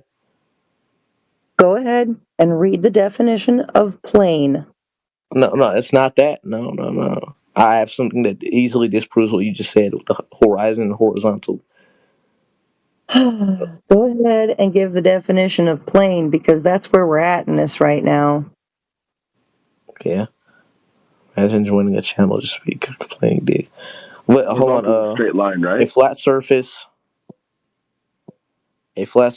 with a straight line joining any 2 points on it would wholly lie. So again, right? I don't get what your point is, because horizontal. So did that? Okay. Wait a minute. Did that just really quick say a before you flat? continue? Hold on. Before you continue, really quick, like I was saying something, like 2 seconds. But if horizontal, but hold on. Let me land this, because if horizontal is parallel to the plane of the horizon, and a plane is a flat surface on which a straight line is joining any 2 points on it, which would wholly lie, then how in the world do you have any curvature? So really quick, I'm gonna help you. This is a simple explanation. Let me give you an example. On a small local scale, like for example, a table, a field, or a road, things can be called horizontal because they're level relative to the ground around them, even though the earth as a whole is curved. And then the other explanation, those are two different words you're trying to give me, and you're trying to compare it with definitions. Horizon, hold on, really quick. Horizon and horizontal are not the same thing. I do not You're get right. why. They're different words. They're two different words. Okay, but horizontal means pertaining to the horizon. So the question is, why did these people, and horizontal you already agree is straight. So the question is, why did these people, historically, all these people in the past, all these civilizations, why did they compare the horizon, or why did they term the word horizontal, pertaining to the horizon? If horizontal means straight, and they're saying pertains to the horizon, why did they use the word horizon? Because they all thought it was straight, right? They thought the earth was flat. Well, in terms of their actual observation, they all observed the horizon to be straight, right? Is they assumed that the horizon was straight, correct? But they observed it to be straight. Empirically, all of these civilizations, even you observe it to be straight, right? Oh, no, there is curvature. No, but you observe the horizon to be straight. I'm not saying whether it's truly straight, okay. But you observe it yourself to be straight, right? Yes, of course. Okay, so now you have to prove that's curving. Now I have to prove it's curving. Yeah, when you observe it straight. Good luck. Good luck. Again, right? Really quick before I continue to that part, it's like, I don't get. I'm gonna do it, okay? This is really easy. Okay, a really easy equation. Do you know the circumference of the Earth, sir? The person that was just speaking. I know the claim circumference. Okay, so do you know a specific one though, or kilometers, whatever you use? If the Earth isn't a sphere, it doesn't have a circumference. Well, it does. It does No. though. Yeah, when was that measured? Well, it has a ball. I can show you the When was evidence. that measured? Yeah, That's not exactly true. Yeah, you're claiming the circumference. When was it measured? Well, hold on. Let me continue. No, hold on. It's your claim. We're stopping you right here at your claim. No, you're not. No. Yeah, I have to we're finish the stopping whole you. claim before you I'm ask for stopping you evidence. at your claim. You said the Earth I is haven't a even circumference. finished my whole claim. When was Hello. that measured? I haven't even finished my whole claim yet. It doesn't matter. You finished that. It doesn't matter. So you don't want me to finish my whole claim. You want me to stop the whole claim I was making. He so said you can something about ask for evidence. equations. It's a calculation right now. He has no measurement so far. Okay, so I'm gonna show you everything after I'm finished making the claim. Right? What is the circumference of the Earth? 25,000 miles. Yeah. Even from the Well, ground. kilometers, right? Hold Isn't it on. 25,000 kilometers? Yes, 25,000 miles. Yes, correct. No, I'm pretty sure it's kilometers, bro, isn't it? No, it's 40,000 kilometers, if you want to say that, right? Okay, fair enough. In kilometers, right? Yeah, But how far, really quick, how far do you think the human eye can see? Like from above the surface? Probably like a few miles at a time. About 5 to 6 feet from above the surface. From that height, you can only see about 3 miles, which is 5 kilometers, to the horizon. A tiny portion of, guess what, the whole planet. Over that short distance, the Earth only curves a few feet downward, which is So we too don't see small that. for Hold your on, eyes to we don't see notice. that, right? No, but hold on. It's literally. I know it does then. I want to put this into perspective for you. It's literally humanly impossible for humans, us, to see that far. Okay, so how do Downward. you know it exists then? Wait, can you say that one more time? If it's if we can only see straight horizon, right, and it's impossible for us to see this very subtle curvature, then how do you know this very subtle curvature actually exists? Again, there's a lot of evidence, right? I mean, if you want to stick on this, okay, really quick before we continue with that, I also have like 2 more points. Then I'm going to show you all the evidence showing that the human eye is incapable of doing what I just said. Right? Here's the second one. Our eyes, human eyes, cannot detect gentle curves that easily. It's not possible. Humanly impossible. The human eye, guess what? Can detect sharp curves and edges, but it's really fucking shitty when it comes to seeing gradual curves. Earth is not some fucking crazy ass What if I curve. told you? Yeah, What if I that's told what I'm saying, right?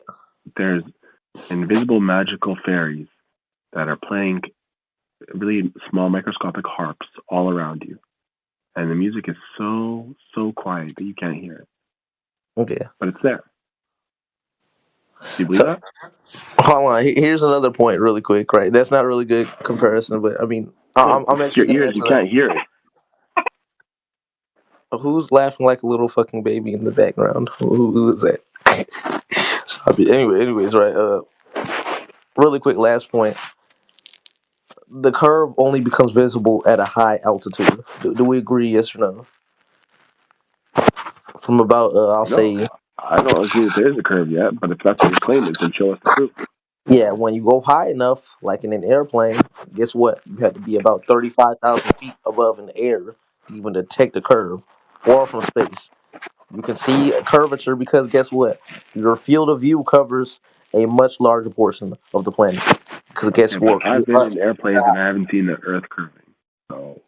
So you've been in a plane and you haven't seen the Earth curving. Oh, hold on. Yeah, I've been playing a lot of times, bro. Okay, hold on. Plane view from above. I'm going to show you. There's no way to actually measure it on the surface. I want to help you because you know it exists, right? You know it exists, so there's no way to actually like tailor make curate a way to show it. Really quick, I'm actually going to screen share. I pause on this specific part so you can look really closely.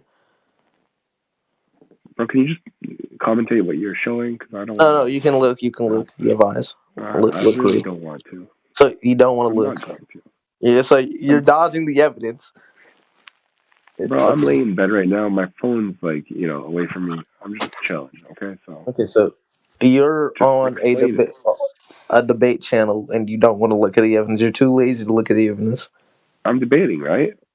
Okay, so what's the point of you debating if you do not want to look at the evidence? What's the point of you debating if you have no evidence, bro? So I'm trying to show you the evidence. Wait, hold on. You know how stupid? No, really quick. Is it a photo? How stupid? No, really quick. I just want to mention how stupid that sounds, right? I'm trying to show you the evidence actively, and you said verbally. No, and you said verbally you refused to look at the evidence, and now you're saying I don't have evidence. You know how stupid that sounds, right? I just want you to repeat that back to yourself. First off, I didn't say I refused. I didn't. No, you did though. I'm recording. I don't want to. Yeah, exactly. Which is refusing. Okay. How about you just explain it? Okay, exactly, right. You're refusing to and concise and just explain it. Okay, but hold on.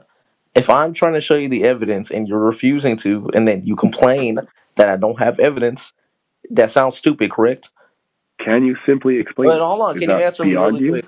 No, just ask yourself this: is what you just said not stupid? No, I'm asking you to So explain it it. isn't. If the evidence exists, if you're looking at it with your own eyes right now, you should be So easily hold able on. to I'm comment trying it, to actively right? show you the evidence, and you decide not to look Look, at it. now you're and just then you complain. grandstanding right now. You're wasting a lot of time, which you could have easily Okay, so explained this. how about To this? Instead explain of just this wasting time, meta, let's you're just stuck in the let me meta. screen Look, you share and have. you look at the evidence. Why are you so focused on the meta? If it's Okay, so actual evidence and it's if I reliable, screen share, you're just gonna get look at to the it. evidence. No, just get to it. Just explain it. You're So you wasting don't all want to these look at words. the evidence that requires you to look. Do you understand your position right now? You're saying that Hold it would on. be so. No, listen. You hold on. You're saying that if I just looked at the thing, then you wouldn't have to use all these words explaining what it is. I could just look at it, right? A picture's worth 1,000 words. That's basically what you're saying, right? But in doing so, you wasted like 1,000 words just explaining how Sure. I could have So been how looking at about the this? thing. Instead of So wasting your time, stance is contradictory. You understand, my guy? it's contradictory. So hold on. Yeah. I'm essentially begging you to look at my evidence. You're complaining that I have Begging? no evidence, and then when I try to show you the evidence, you're saying you don't want to look at it. You know how stupid you sound. Hold on. Right? You Correct? begging? No, but I want you to realize how stupid you If sound. you beg, Hold on. for me to look at it, I'll look at it. Just beg for me. What type of gay shit is? I'm not gonna waste any more time with this person. Said you were, Does anyone else want to debate? If it means a lot to you, I swear, well, if it means Yeah, you don't have a debate. You don't have one iota or shred of a I don't debate. have a debate. Yeah, you don't. Just provide So the person provide your evidence. DM it to somebody, and we'll post it. just unban me from chat. Well, why are you so scared? DM it to somebody. No, why won't you unban me from chat? I don't have the ability to do that. Well, who has the ability? Old dude stole my text perms for no reason. So if I could get, But it's like this dude, he doesn't want to look at the evidence. So I don't see the point in debating him. He's a waste of time. It's like, no, you can't explain it. Wait, what do you mean? It requires you to look at it. Are you dumb? And why are you on a politics server if you don't want to debate? And you're complaining, saying I have no evidence. You could argue it's more convenient, but before we had like the internet and stuff like that, people just did stuff with phone and with text, and it was enough. You know, it wasn't required to have pictures that you're sending through the internet and opening a stream and live streaming this and that. It's not required. If you have any sort of articulation, any sort of rhetoric, you'll be able to explain it. But so hold on. So here's what I'm hearing: you don't want to look at the evidence because you're a lazy fat ass. So, anyways, you don't want to explain it because really you lack the I'm not intellect going to to do waste so. more time with you. Trinity, I'm just going to read what you said out loud. All Globers can do is ignore evidence and attack people. Well, hold on. How have I attacked him? I did call him a dumb fat ass, right? But it's like he is because he's ignoring the evidence I put in front of him. Such Globers are fake and know it's flat. Get on your knees. Is there any reason why you are being abusive to the chat? Well, I'm not though. He's legitimately ignoring the evidence. You are though. Would you talk to your girlfriend or your mother that way, or But would it's that like be no. would that be abusive speech? How am I abusing them with my speech? No, but he's ignoring the evidence.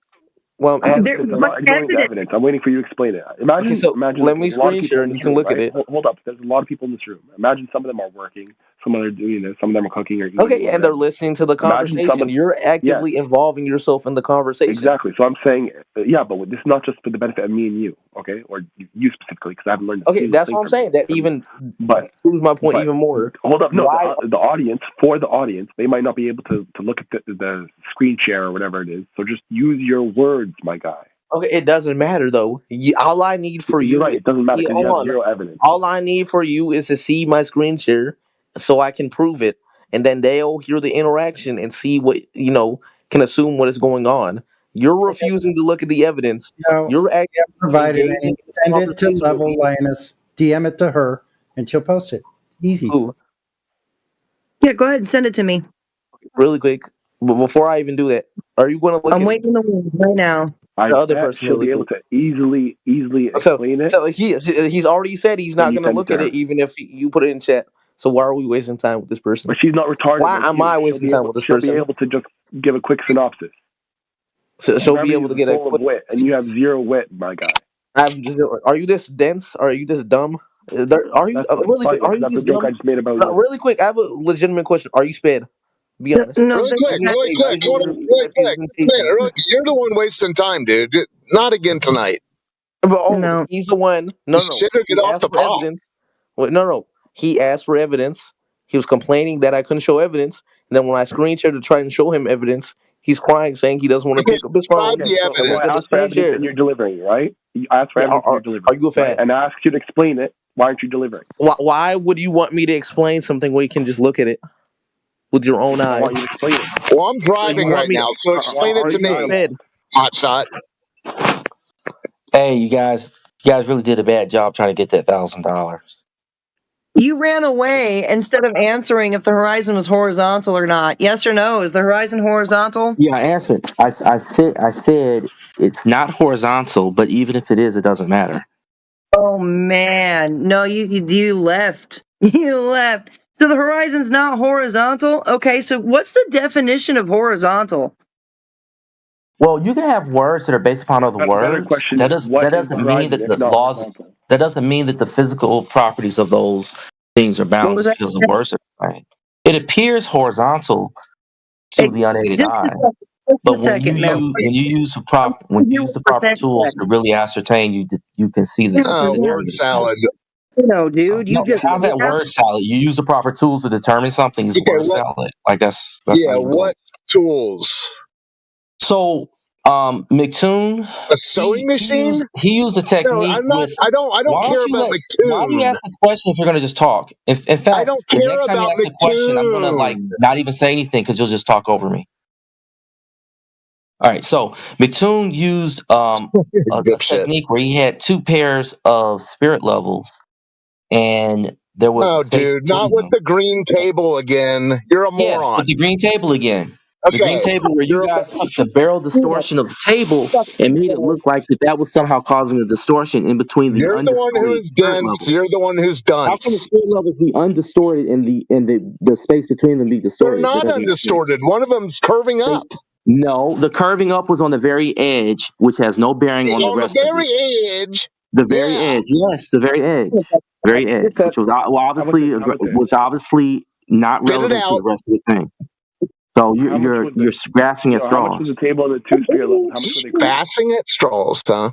Yeah, you can mock my accent all day long. It doesn't change anything. It's not an accent. No, it doesn't matter what you call it. The mockery doesn't help you.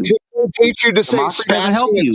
Let's get back to the fact that the mockery doesn't help you either. Boys, can we settle down? The earth inside of it is cold, and there's nothing about the edge or the table that can explain that. Okay. No, don't even. These that's two an spirit levels. So let's get back to the point, guys. How much were they curved? So is the horizon horizontal? Okay, I was telling you before I got booted out. Is it? Let's say it is horizontal. What's your point? Even if the horizon is horizontal, you can't have a horizon if the Earth is flat. So there's that. But go ahead. Can you hear me? Oh my God! He said, "Oh my gosh!" Shut up, you morons! Percentage. Your mic is really muffled and low. Okay. Guys, so these guys aren't big on listening, so you might want to rejoin. So the horizon horizontal. I'm going to pretend and play along and say yes. Now what? Flat destruction. Well, flat, they're just idiots. Level. I mean, old's the biggest retard in here. So I mean, I love trolling these fools. Yeah, they're really stupid. I mean, old just results to ad homs and doesn't really know how to attack the argument properly. So that's why I offer him $1,000. In fact, there's other rooms we can have. So who's moderator? Oh, you legitimately? I don't know. I just know that when we're in here, you guys either mute or you talk over people. Holy shit! And then you do your little, silliness. Overreacting and unregulated emotional reaction.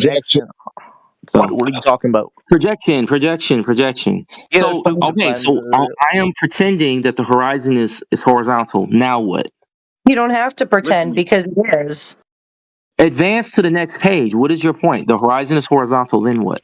There's no horizontals on a globe. Period. That's it. I got it. But I'm playing along with the flat earthers to see how they're going to basically eat their own argument. Shut up. So the horizon. So if I pretend that the horizon's horizontal, I play along with you guys. Then what? Horizon's horizontal. How does that prove the Earth is flat? Then you're still dumb for pretending. Okay, because No, if you're then you standing don't on a get to globe pretend it vast, anymore, moron. you're going to see the horizon. You're going to see the horizon as you say, horizontal. You're not going to see it as curved because every direction is the same. It's a circle around you. Flat. So Yeah. you can't sit up here and make an argument that it's flat for that reason. Yeah, let it marinate. It's a flat But it's circle, like you dummy. old. You know how hula stupid you sound. You resulted to an ad hom, right? And ignoring. No, it is an Let him have his insult. ad homs. He can have his ad Yeah, it homs. is an I don't care about insult. the It ad wasn't homs. an ad hom. I addressed thing your is, you were very making a thing good at the point. green table, and you freaked out about it. No, there's nothing to freak And out then you about. started The table. word Listen, vomiting. you don't know how optics work. You don't know how cameras work. You don't know how lenses work. So what happens is Why are you, dude? You're the one that's running to quote McToon. So what? I run asked to you him. a It question. doesn't matter You who go, I run to. I McToon run told to me. where the facts are, and I can run. running Look, I'm running to the facts horizon is a again. circle around you. Is a circle two-dimensional? Right. So what I'm saying Okay, to you so though it's is that the horizon being horizontal is irrelevant because there is a horizon. You can't have a horizon if the Earth is flat because you wouldn't be able to see the horizon at all. Wait, Flan, stop talking. The horizon is not horizontal. No. It isn't. Okay, That's I don't. wrong. But my thing is, I already know that. I get that. That's why I was using the McToon example to settle that. But either way it goes, you can't have a horizon if the Earth is flat. But McToon's So it's kind of example like a moot didn't point. settle it, moron. Yeah. You can't sit up here and say there's a horizon when you have a flat Earth. Why should we care what McQueen says? He digs in his butt. Because he provides information, and that information is valuable. You mean information that you had to crop out? I don't have to crop it out. I just know whether it's relevant or not. Did. The table that is bent is not relevant because in between the straight spirit levels is a curved Earth, and then you want to point out at the edge of one side that is all distorted. When that distortion doesn't make the Earth look curved in between the spirit levels. How much is the curve between the spirit levels? It's enough. It's enough for it to be visible. When you compress the image from one side to the other, so you can see it more readily, it's enough that you can see that the Earth is curved. In degrees, So- how much is the deflection? I don't know how much the deflection is. I don't have a number. Dude. Okay, you have an issue. But it's visibly obvious, and that's enough. So you can. Yeah, had you ever thought that the compression is creating the curve? It would have created it for the spirit levels as well, and it didn't. 0.001% of the Earth's surface. Doesn't matter what the number is. If I'm able to obviously see it, it's obviously present. Okay. So you can talk about the numbers, but I see the obviousness of it. Okay. So back to the point, the spirit levels do not curve when you compress the image. For 0.001% of the Earth? 0.001% of the Earth, it doesn't matter. It doesn't matter. No, it doesn't matter because if the Earth It doesn't because I'm able to see the curvature. I'm seeing the curvature in the image, so that's enough to settle the matter. Rock. Okay? I don't know what your dumb rocks are, but you can't create a curved result from that image if the Earth was flat. There's no way that would be possible. You're a moron. Okay? There's just no way that can be possible. You're saying that Okay. the curve is Saying easily lenses visible. can't curve. Meaning it's going to be like 1 degree lines? or like 2 degrees or 3 degrees, not knowing that the entirety of the Earth is 365 degrees. So you're saying that The entirety of everything spherical is 360 degrees. That's what makes a sphere a sphere. has a curve value of 1% of the entire Earth. Are you dumb? It doesn't matter. It doesn't matter. It doesn't scale. It does not matter because I'm able to see that curvature in that image, and that curvature is enough to settle the matter. I shouldn't see any curvature at all if the Earth is 1% flat. of the entire Earth, but it's actually 0.001%. I should not see curvature at all if the Earth is flat. Yeah, it's never seen in reality. So you're saying the table also curved in that image? The barrel of that image is outside of the center line of the image, So and that's are the you point that you saying guys that- are ignoring. Wait. You understand how fisheye lenses work, how panoramic views work. He had to make the image from a camera, and there was a distortion of the table. There was also a distortion above. But since it's all fly, you can't really see all that distortion. So what I don't understand is if you're talking about the distortion of the table. Oh my God, so annoying, dude. You should just talk through everything. First of all, that was not a panoramic view. Oh shit. Panoramic. Yeah, that was not a wide angle lens. I would say regular camera, and then he squashed it. And that table and that bar is also squashed. Oh, he's gone. Okay, who gives a shit? That's what he does. He's a lot like Ice JJ Fish, where he just motor mounts and leaves when he's cornered. Trying to say that you can't have horizontal on a flat Earth? Hold on. But horizontal is parallel to the plane of the horizon, and a plane is a flat surface. Son of a bitch, you guys. I spewed nonsense about that photograph. Yeah, it's plain and simple a manipulated image, period. That's it. That's what he's going on for his religious belief. It's actually pathetic. You have like Got an maybe like unknown 1% camera line. deflection from the tangent. If you apply that like in totality, because the Earth is 365 degrees. If you have 1 degree deflection, that's supposed to be 1/365th of the entire Earth, which is not at all. So like he hasn't thought it through. He came back, I guess. Did you look? I just posted the original. All right, you see the original there, Flan Destruction? Hey guys, if you mute me, I'm just gonna lower the volume. Okay, so well then just stop. letting you know. Who cares? Well, don't talk over anybody, and we won't have to mute you. Understood? No, I'm not understood. Oh, so if you talk over somebody, I'm gonna mute you. Okay, what happens when people talk over me? Well, I will mute them. No, hold on. That's Let's an see issue. it happen. He doesn't stop talking. He does not stop talking. All right, so Flan Destruction. I just posted the original image. Okay. Great. Right. So is that table flat? I don't know. It doesn't matter. Is that bar flat? I don't know which bar you're referring to. That's a lie. Those talking about the spirit levels? Not the spirit levels. Those are not spirit levels. Those are just tripods. Are those the bar that's holding those up? Are they flat? It's flat. Is the bar that's holding them up flat? I don't see any separate bar. I see the table and I see the spirit levels. I don't see a bar. They're not spirit levels, bro. I don't know what's wrong with you. Okay. So I call them spirit levels. You're talking about the red things, right? You know what a spirit level is? No, the thing that's holding those up with water in it. It's a big old bar right under that. It's like a 90-degree angle it's bar. Flat, but even if it's not, what's your point? It is flat as long as you can see the picture, right? Okay. Now what? Now look at it in the picture that Level Lion has posted. It's McToon's picture. Now what? Does that look flat to you? It probably is. Now what? No, it's not. I mean, are you not even paying attention? Are you going to follow along? What I'm saying is that at the end of the day, when I compress the original image, I get a curved Earth that does not match the dynamics of those. I call them spirit levels, but they're just bars. Okay, whatever. Those bars. I posted. Those bars do not align. See, I got cut off while I was talking. So that's one. No. That was me. So the bars are independent of the horizon. So whatever distortion that occurs in the picture, or whatever distorted objects that are in the picture, that should not affect the shape of the Earth. Why not? It's in the same image. Because because the Earth is not dependent on some object. Flat and destruction. Now you're going to stop. Okay, don't tell me to stop just for you to cut me off. I'm going to mute you. No, I'm going to mute you. Could you stop talking, dude? You just stopped talking. But he wanted to repeat himself 3 times. Sonny started talking, but I wanted to, again, continue with the conversation we're having. So please stop. Okay, let me turn my volume up. Hold on. I ain't really gonna tell y'all how to get away with murder. If I get muted, my volume goes down, so we won't be able to hear each other. All right, it's Ghost Rider. Flat Destruction.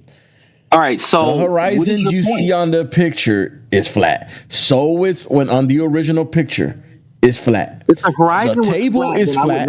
Listen, why are you talking, dude? Go ahead. The horizon on the original picture is flat. I'm gonna post it. I'm gonna post the original picture.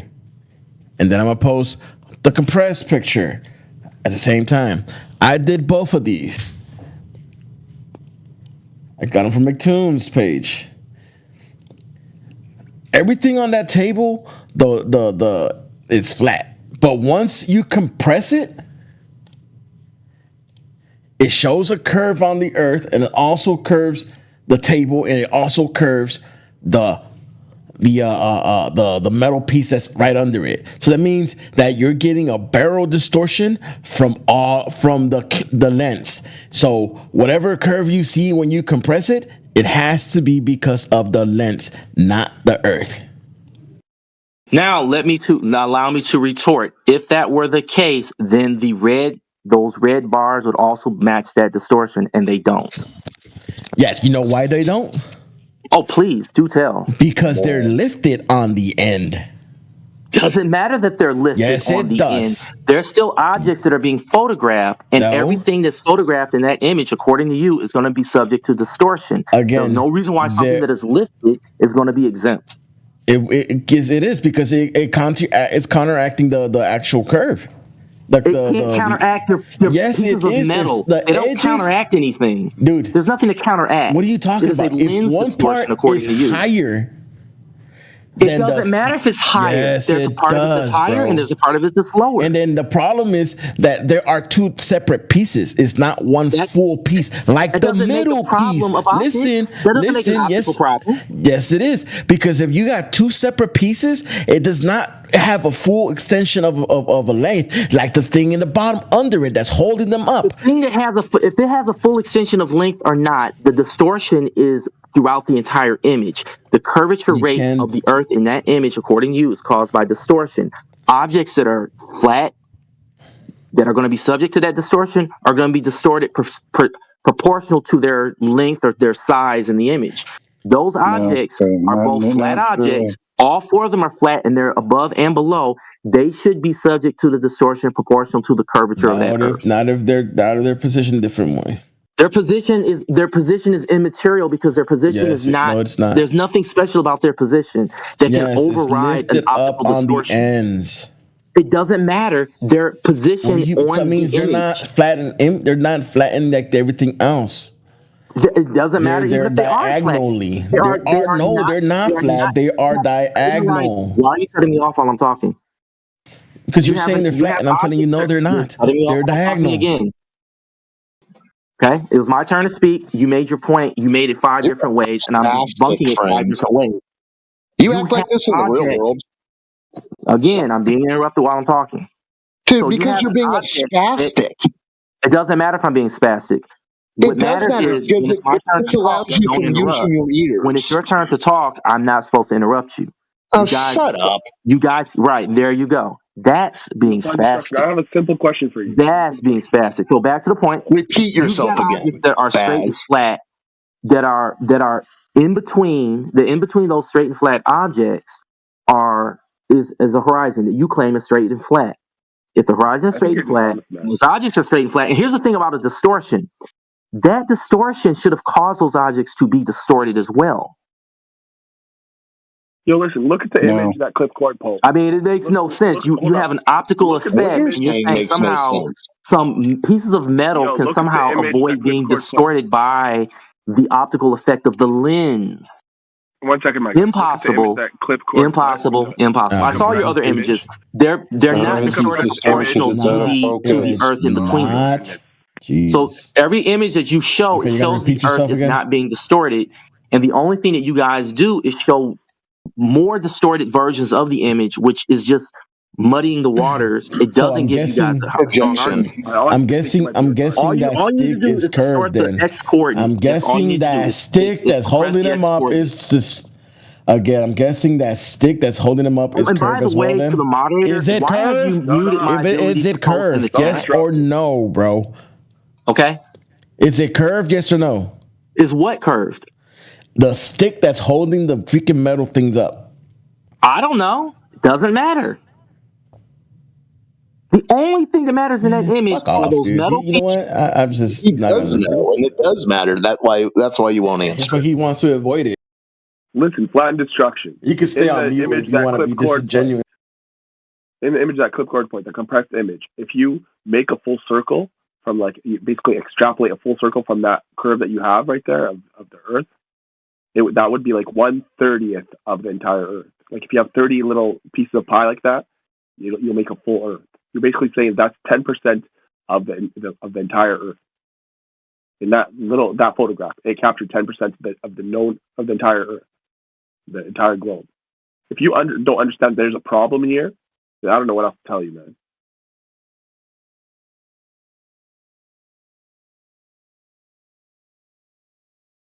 Hold on, let me turn my volume back up. All right, so where did we leave off? You said I was telling you how it doesn't matter, and you insisted it does. You're saying it doesn't matter when it does? Of your confusion. Ask me about objects that are not the subject of the issue. Yeah, it is subject of it because that's why he decided to cut off. McToon decided to cut that part off because it actually destroys his argument. If he decided to cut it off, how will he show it? How do you guys have access to it? No, because he had the original picture and then I compressed it. But the subject he shows is just those lines, and he cuts off the bottom part and the table. No, it's not irrelevant. It's actually relevant to the conversation. Doesn't matter if you say it's irrelevant. It is completely relevant because it is relevant because if it was curving if just the ocean was curving and not the metal piece or the table, then you could say, oh, it's not barrel distortion. It is the Earth curving. Not right. No, it's exactly the barrel distortion from the camera, not what you want to make it say. It's exactly that, and it doesn't matter what you say. I'm gonna keep talking over you because keep talking too. And once you mute me, I'll go ahead and lower my volume. It doesn't matter. It is not. You're making the same point over and over that I've already debunked. Well, yeah, because until you get into your head that it is relevant. It is part of the picture. Universal on all sides of the image. The top and the bottom of the image are distorted. It's called a barrel distortion or a fisheye distortion. The closer you are to the center line, the less that distortion occurs. He set the sights on the center of the Earth, on the horizon, which eliminates the distortion. That the distortion very gradually increases from that center line. It gets more and more pronounced as you hit to the top and the bottom, the left and the right. You guys know this. You guys are the ones that bring up fisheye all the time. But now you're pretending you don't understand how distortion works on an image. That's fake. Yeah, you don't understand when you take a line, you take a straight line, and you actually freaking compress it. It looks like it's actually bent when you take it with a camera. Doesn't matter what camera you take it with. That's false because the metal bars do not appear bent when you compress it along the x-axis. Again. Elbow, give it to him. Let's say it's perfectly in the position where there's zero barrel distortion. Okay? Now you have this water that looks curving. It's flattened. This is what I want you to do. I want you to take a little slice of that, okay? Where the water's curving, make that into like a slice of pizza, all right? And then copy paste that and stitch them together, edge to edge, until you have a full circle, okay? And tell me how many slices you need. How much of that of the entire Earth of the 365 degrees, 360 degrees is that little bit right there. There's no distortion. What does that mean? What does that have to do with anything? Okay, I did it. Now what? It shows you that this observation is wrong. It's stupid. Why? It's not 10% of the entirety of the Earth. There's something that's causing, because it's showing that there's something that's causing the curvature. There is distortion. The optical distortion is caused by the limitation of our visibility. It is the fact of the matter that is something that can only occur over the surface of a sphere. It cannot happen on the surface of a plane. A plane does not have that function. Green table curved. All right. I got interrupted again. If it's curved because sphere, so that's two. Curved because sphere. Okay, then telling me to shut up is your way of conceding. You don't understand. The fact that it is a sphere means that on the surface of the sphere. Why don't you let me finish the sentence? Just let me finish the sentence. It won't kill you guys. When you're looking at the horizon from a standing position, you're looking slightly down at the horizon. So as you're looking around the horizon, you're going to see a curve. But when you're looking at it from a photograph, the photograph has a range of vision, like 120 degrees from one part of the picture to the other. You got to understand how photographs work. Okay, you what got to you're understand seeing now as that you're you're looking claiming a slightly tiny down, Earth. you're looking at that slight curvature. But if it were a flat plane, that would not happen. You could not have that effect. So you're You only saying have that that effect an over the optical surface of a effect. sphere. You couldn't be more wrong.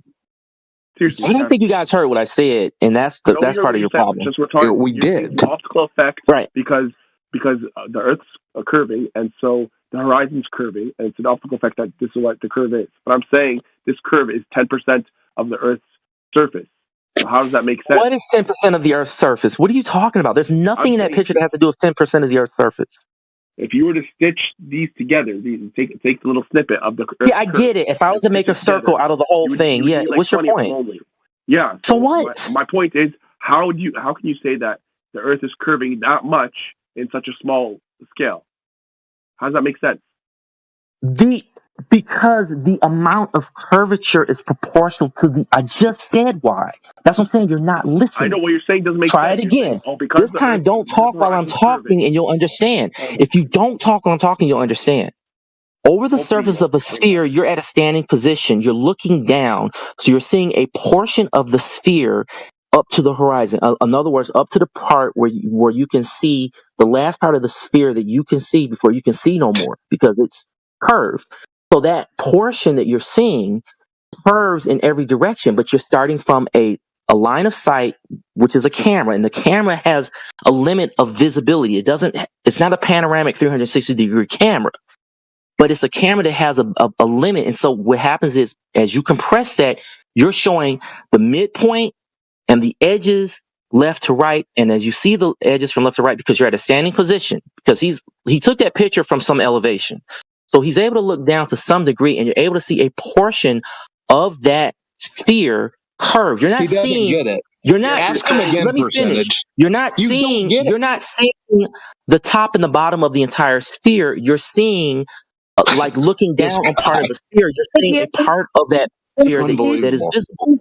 Yeah, That part of the sphere that is 10% visible of is a circle. curved. Something that cannot be done if we see the 10% Earth of were the flat. sphere. You cannot do that Well, with a flat plane. Well, listen, bro. You're saying that we see 10% of the circumference of a circle.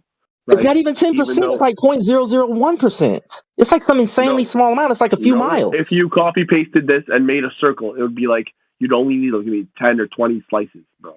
It doesn't matter. That would be for any distance at any elevation. That's how a sphere works. My point is, if you're saying that we see 10% of the circumference of a circle, but it's actually 0.001% of the actual Earth, right? What do you call this distortion? It's not a distortion. It is your ability to see part of a sphere. Illusion? It's not an optical illusion.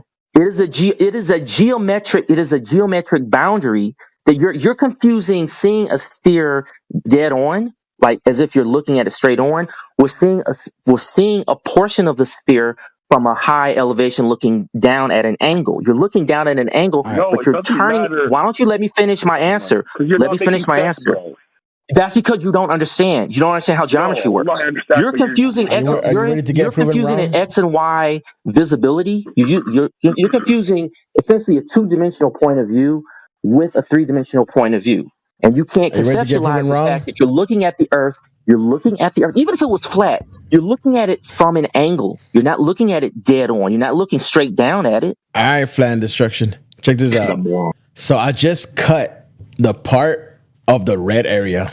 What part of the water is curving there? What part of the water is curving there? But you distorted it like in three different ways. I didn't distort it. What's your point? All I did was cut that part out from the original image. No, you did more than that. You distorted it on two different ways. How did I distort it? All I did, this is the original image. Shut up, dude. Shut up. I'm calling out. This is the original image. And I'll just go ahead and reduce my volume. Well, you shut up. Let's go ahead and do it. This is the original. Shut up, dude. I'm talking. It is the original image that he has on his page. It is just that part that he has shrunk, cut down. I have no idea. Can you see the curve on there? You're not even using grammar properly to ask your question. Understand or shut up and listen. What you did besides cutting it off, you distorted two portions of it that was easy to see. Why don't you stop messing with the image? I thought you said. Shut up, dude. I thought you said that because It doesn't need the full piece. All it needs is a little one piece, and there you go. You I'm have talking your about OB curving. one That area is in the. you distorted that also. How did I distort anything? All I did was slice it out. No, you didn't. You did more than Yes, I slice it. did. No, yeah, I'm calling you out as a liar. Actually, I'll show you that. I'm calling you out as a liar. So let's move on to the next thing. I'm gonna take a screenshot I'm of sure my you thing. will. I'm sure you will. I'm gonna take a Yes, screenshot of my I'm thing. sure. So you can see the so three back pieces. to the original issue. No, shut up. Use your ears. You guys. Look at that. Screenshot. Look at the layers on the right side. That is not looking ran away. Open your eyes and look at it. Look at the layers on the right side.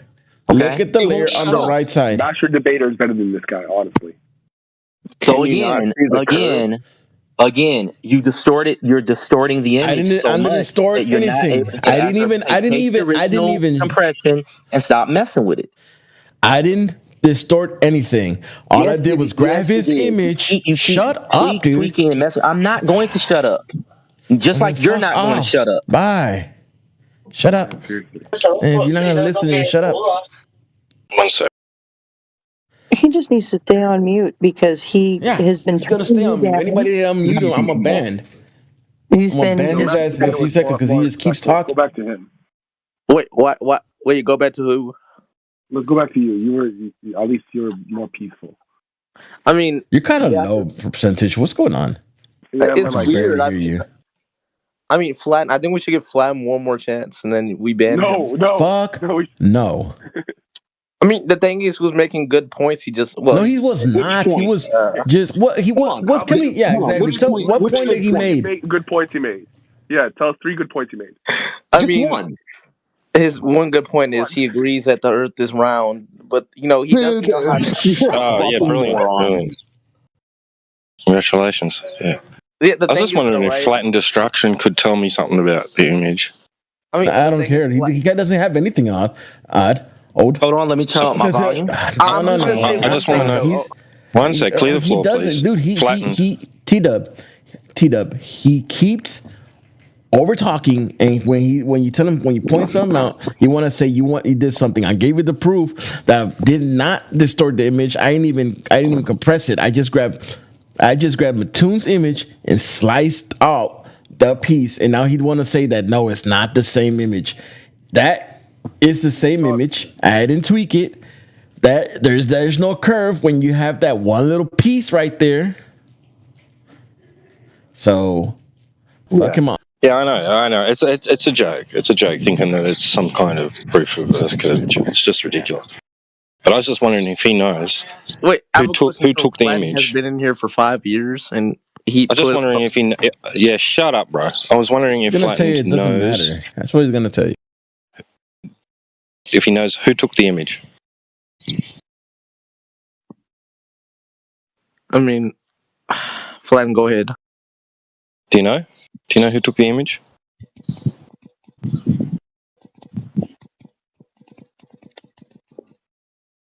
Okay, you don't. Do you know where it was taken?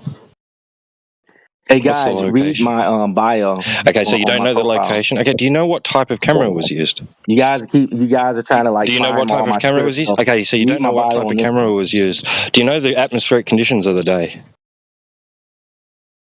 All right. So you don't know the atmospheric conditions of the day. All right, cool.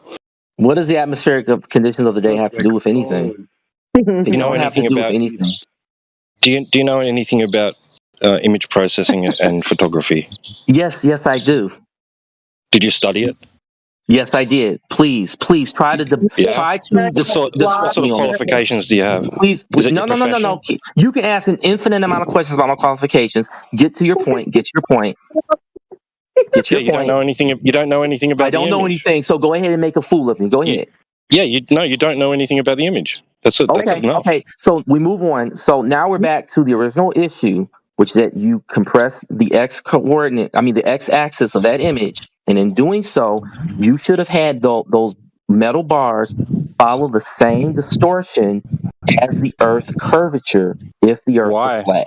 Why? Because Why? that's how distortion works on an image. You can't have it skip parts of an image. You can't have it skip elements in an image. It did compress. Everything that is on that image is going to be distorted everything in the image. distorted. It Everything did that is distort on the everything. image is going to be proportionally distorted. With the center line or the center It is. axis Are you not of the listening? image has to follow. You got a Flattened destruction. Can you hear You me? got a so-called flat Earth horizon in between. Yeah. Okay. How about we do it my way then? Flattened destruction. If you can hear me, post up inside chat.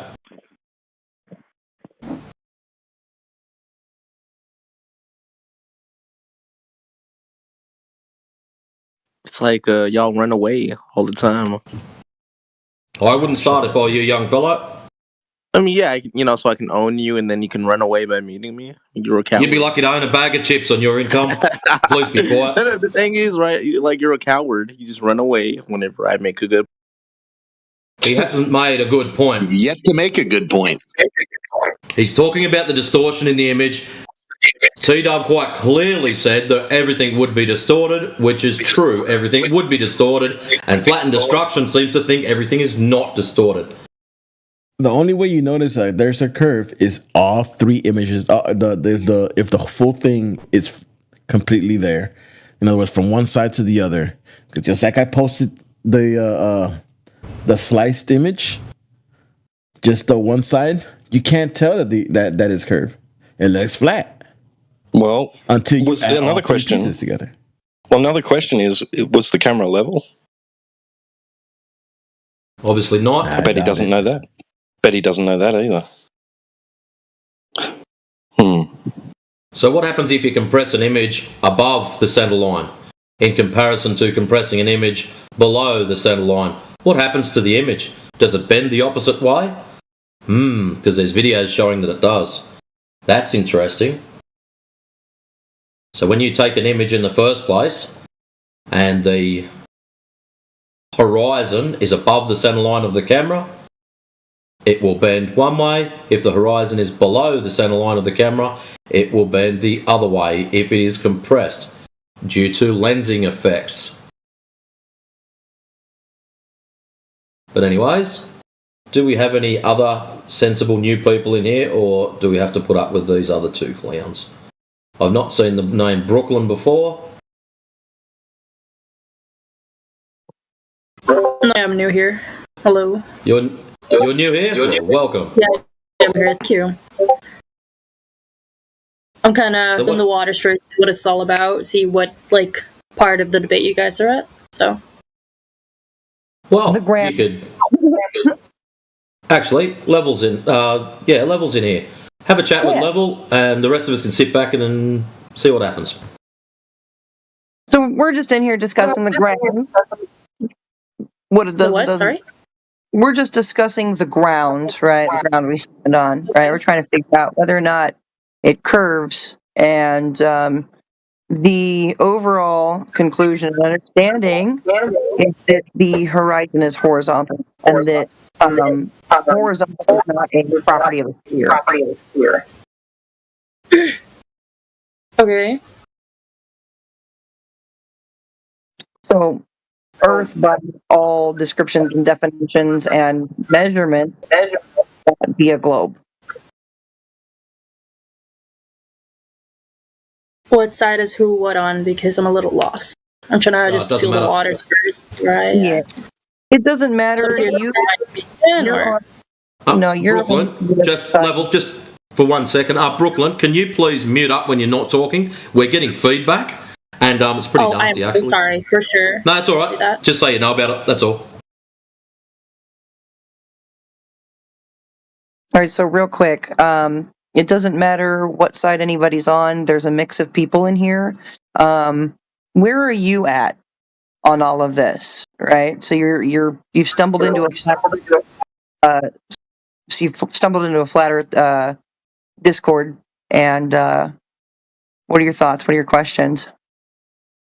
I'm genuinely just curious about how people think about this topic. To be fair, it's more of a to me, it's more of a question to what do people think about it in a way. because there's pictures, there's whatever, but no one's seen the full thing. So I'm on neither side in a way.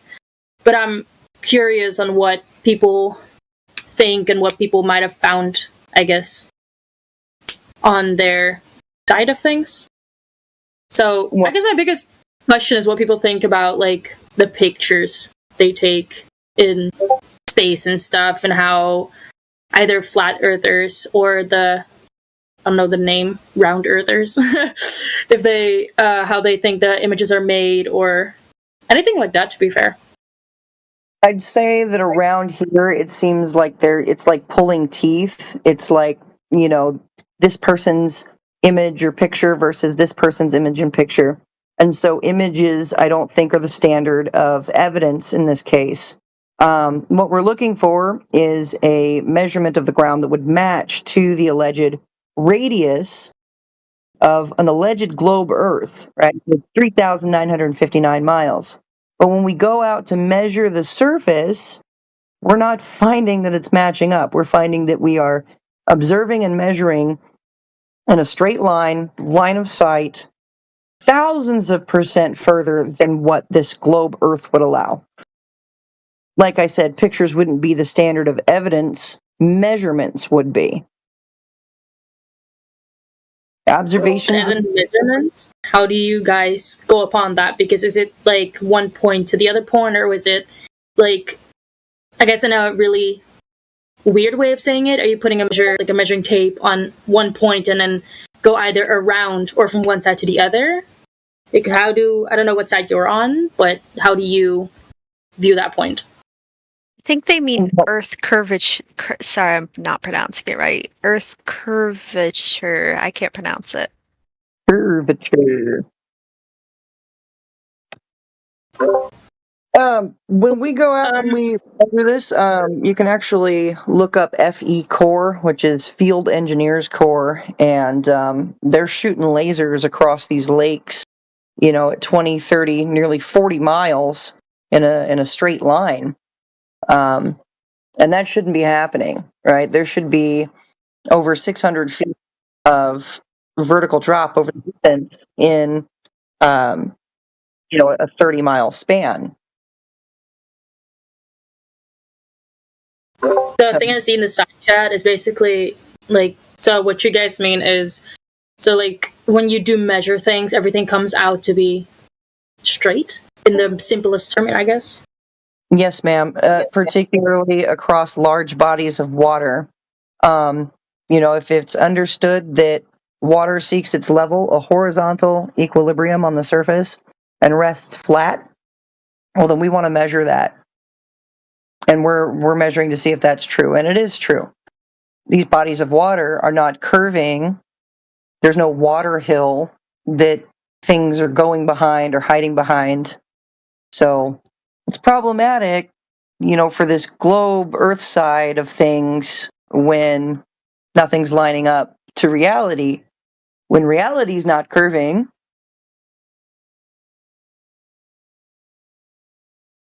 like water doesn't curve, right? Like you use liquid to determine level, right? I'm listening. And that's it's just the physics of water, you know. It seeks a horizontal equilibrium, rest flat on the surface. There's plenty of examples of this, like when water collects on salt flats, for example. Isn't that funny? Salt flats, and those are pretty damn flat. Let me find a picture here, just to illustrate my example. Like I said, I'm not pitting picture against picture. I'm just using this to illustrate the point. So, as you can see the text chat here, right? You see it's a perfect mirror reflection of the sky. It doesn't look distorted. Yeah, I can see that. Yeah.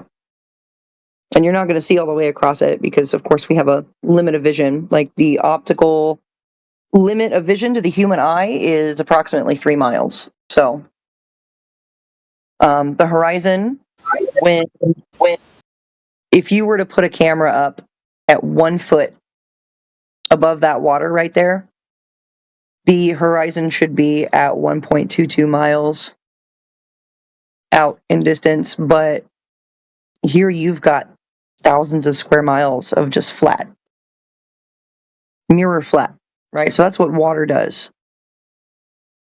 That's the constant. That's what we measure over. I'm kind of curious. I don't know if this is a thing. Again, quite new to this subject, I'd say. Never really done any like full-on research on it. But has anyone grabbed either a camera or anything that goes further than the vision we can see and just piled it straight forward? I don't know if that's like a thing or not.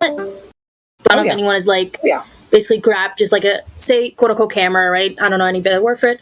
And just put it straight forward over like a body of water like that. Do they see cities? Do they see the quote-unquote sky? I don't know if that is a thing you guys know anything about, but I'm kind of curious about that. Well, let's be very clear when I say that things in the sky aren't going to tell you anything about the ground. It's not going to prove to you that the ground is curving. No, I don't mean that. I just mean like if you stand in front of like the sea, as example, and you grab a camera and point it straight forward, are you going to see the neighboring country, the neighboring lands, or are you going to see the sky as it's round or flat? You have to remember the sky, the air isn't completely transparent. That's true, yeah. And over time, the translucent air, especially over oceans, becomes opaque.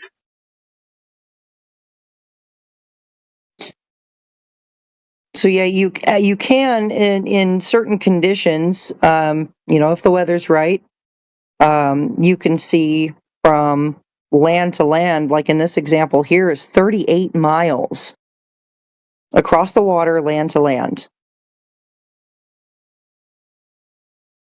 So viewing Worthing from the Isle of Wight. So that's a straight shot. There's no curvature being measured. The receiving point should be hidden. That you shouldn't be seeing that shoreline, that landmass at all. If Earth were a globe, it should be hidden behind physical obstruction of a curvature, but it's not.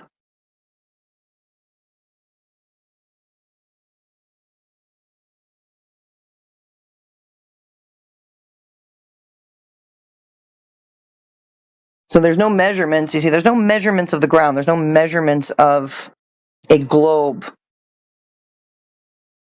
that align with an alleged radius of 3,959 miles.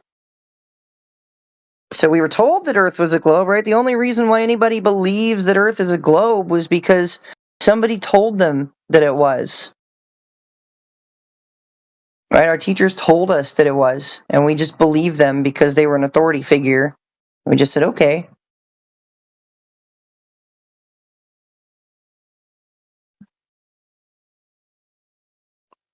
What about the people that went out and measured it? Measured what, Talon? Yeah, thank you. He doesn't need to be interrupting. Nobody's measured curvature. Talon likes to say that people measured curvature, but nobody's measured curvature. And he failed the triangle test. Oh, let's test the ladies here on triangles real quick. No, Because they're going all right. They don't need to be tested on triangles. No. They actually sound a lot more sensible than quite a few of the others that have been through. That's true. Talon failed the triangle test. That's sad. Embarrassed for him, but I was too busy laughing.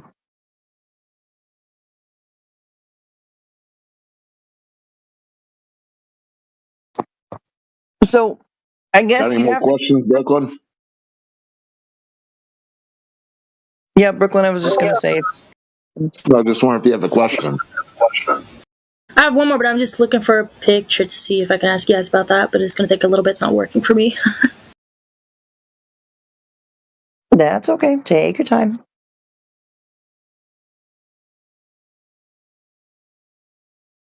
Where are those pictures of flat Earth from space? There are no pictures of the Earth in its entirety, in all of its glory, from space. Space is a violation of the second law of thermodynamics and gas laws in general. Isn't it so funny how many pieces you have to put together to make your flat Earth theory work, but it really still doesn't? Projection. Yep, projection. And we don't have to piece anything together. Science is on our side. The laws of physics are on our side. We don't deny No, the they're law. not. They're literally not. They're literally not. So which form of science is not on our side, Tonga? Matrix, you give me a headache, dude. I can't do it with you. I'm sorry. 3, 2, 1, game over. You're out. We've got the physics on our side as much as the globe earthers want to deny it, because we do focus down on gas laws and the laws of thermodynamics and conservation of energy and things like that. The inverse square law of light.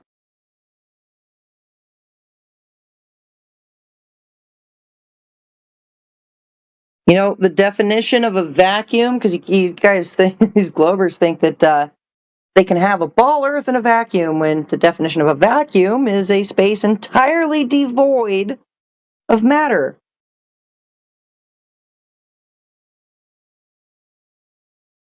So you can't have a ball that holds gases on it. It's vacuum. That's not even physics. I have a question. Do you guys not like allow pictures in the side chat? Because I've been trying to paste pictures. I can paste them anywhere but this call. Your rank is at level 2. It has to do with the server. It's a level thing. You can send it to one of us, and we'll post it for you. If that is possible, thank you very much. Yeah, I'll send it to you. You can send it to me if you'd like. Yes, if that is possible, very much. It's just a simple question. It's just a simple picture. It's just a picture of like the Earth that NASA took, and I just want to ask about like opinions and stuff like that. Just a genuine curiosity, to be fair. You have to ask yourself 2 simple questions. Is it actually a picture, meaning is it a photograph? And the second question is, how was that verified? And how could you possibly verify it? Yeah, you're right about that. It's just like a picture of like NASA, you could say. And I'm genuinely just curious to like see thoughts on that. Since in the picture, I just sent it to Linus. In the picture, you can see like you could say curvature of the planet they took the picture of. But I'm just curious to see like if you guys either think it is not like the picture is maybe like edited or whatever, or it's not real, or we'll if just it's wait. I'm sorry. We'll wait till Jenna posts it. If you send it to Jenna, DM it to Jenna. We'll wait till she posts I send it. Yeah. Yeah, and I got the it, thing you guys. is- Okay, so there it is. Okay, so great. So all we have to do is look at this image, right? All we have to do is look at that image, and then how would we verify? We could just go out to the surface and measure the water on the surface to see if it's curving at the rate that they are saying it is. So they're saying that Earth is 3,959 mile radius. That requires a 24,901 mile circumference. So that means at 5 miles, you should have 16.6 feet of drop, 10 miles, 66.67 feet of drop, and so on and so forth. 20 miles, 30 miles. 30 miles should be 487 feet of vertical drop below your line of sight. So we see islands offshore 30 miles all the time. That might be a much. You can zoom into the shoreline of those islands. Now, people might differ and say, "Oh, I don't see the shoreline," but really, so what about the oil rigs off of Santa Barbara?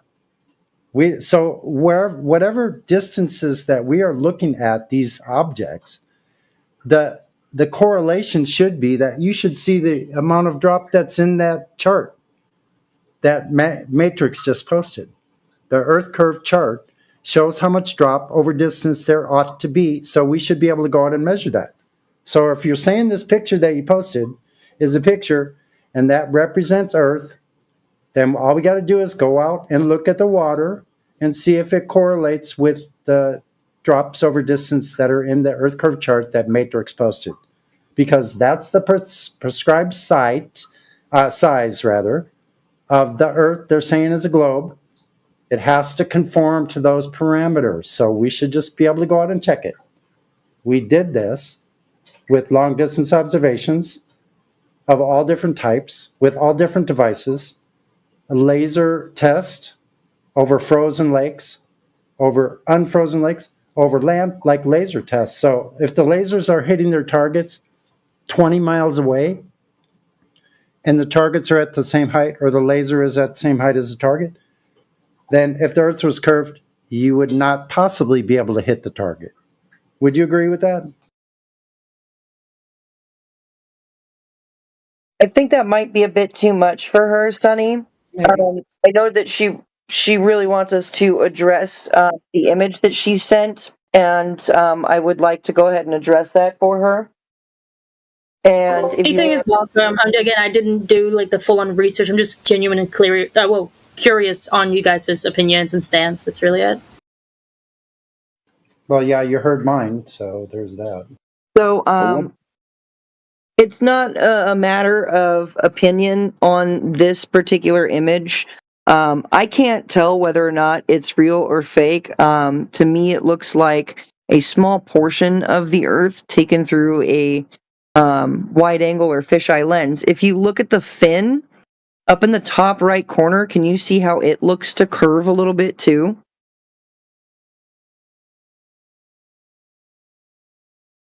See how it looks a little bent and warped into the frame? Yeah, looking at it.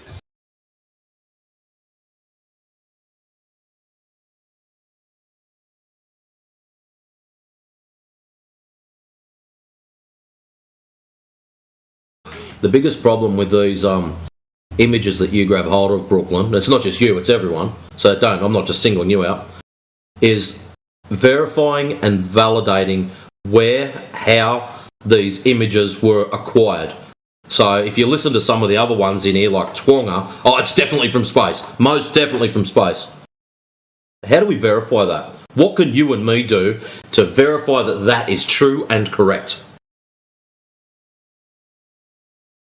My question is like what I'm hearing in a way is you guys don't trust NASA? Oh Lord! Like genuine question. Well, don't try to cut to the chase because you have to pay attention to the plot here. I asked you a question about the image. What is being depicted in the image? To me, it is a picture that NASA took of Earth.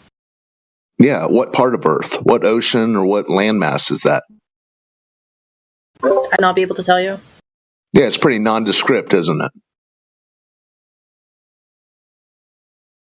It's not a matter of not trusting it. It's just that there's nothing to even...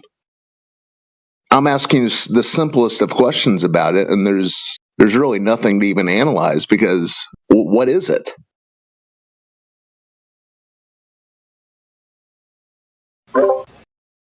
And if that was such a local part of Earth that's unidentifiable, then how is that such a massive curve, the actual curve of Earth? That would make the Earth way smaller than what they claim it to be. Yeah, but we don't even. Yeah, it would be tiny Earth, but we don't even know you don't even know what's being shown. Do you not trust NASA? I mean, why isn't it labeled? Hey, here's this. Yeah, like it's just in any bad way. Don't get me wrong. I don't mean it in any like rude way. I genuinely just curious. I'm asking you guys. It's fine. It's not that I don't trust NASA. I'm fully aware of what they're up to. It's not a matter of trusting them. I know they're deceivers.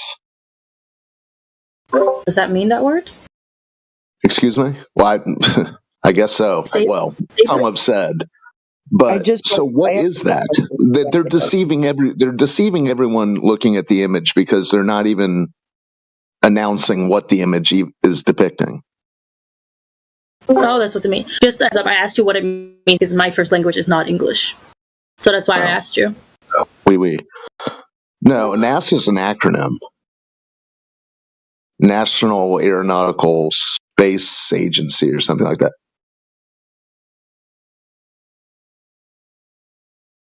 Do you realize so you think that, you're not listening, are you? I mean, God bless you, but I'm listening. I'm generally just curious. I'm just asking. So don't you think it would be important to know what's being depicted in the image, then you can reference. I'll cut to the chase. Say that was Cuba under there. Okay? Cuba. And then you see that massive, again, I don't know what it is, but I'm just giving you an example. If that was Cuba and that was the curve of the Earth, how the hell is all the other continents and oceans going to fit on that ball? That's what I'm wondering. But we don't even get to cross that bridge because we don't even know what they're showing. The picture was genuinely just a curiosity thing, like, oh, this is a picture of NASA. It wasn't like a full-on. No, dude, no, don't worry about stepping on my toes. I'm just telling you that you're going to make this blanket statement. Oh, you don't trust NASA? Well, let's look at what they've shown us. Thank you for posting it. What is being depicted? I don't know. Earth, right? We can't tell, exactly where that is or what it's showing. And I showed how there's a curved fan, and Rayleigh says I looked up the info on the camera that takes those images, and I've done this too. And to no surprise, it is a wide-angle lens. They do, in fact, use these wide-angle lenses at high altitude, but that's not space. Those aren't pictures taken from space. Those are high-altitude images of Earth through a wide-angle lens. Yeah, and besides, even if we knew what height that equipment was supposed to be, if you just do the math, the ISS at 250 miles, supposedly, do you know how much of the Earth you could see at where the ISS is supposed to be? Just take a guess. Brooklyn.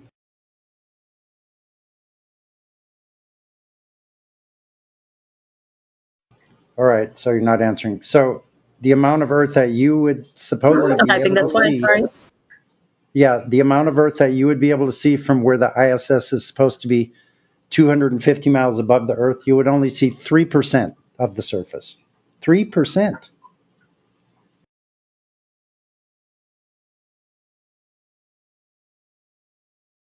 So if the question is, why would they lie, which is that, correct me if I'm wrong, that sounds like what we're getting at right now?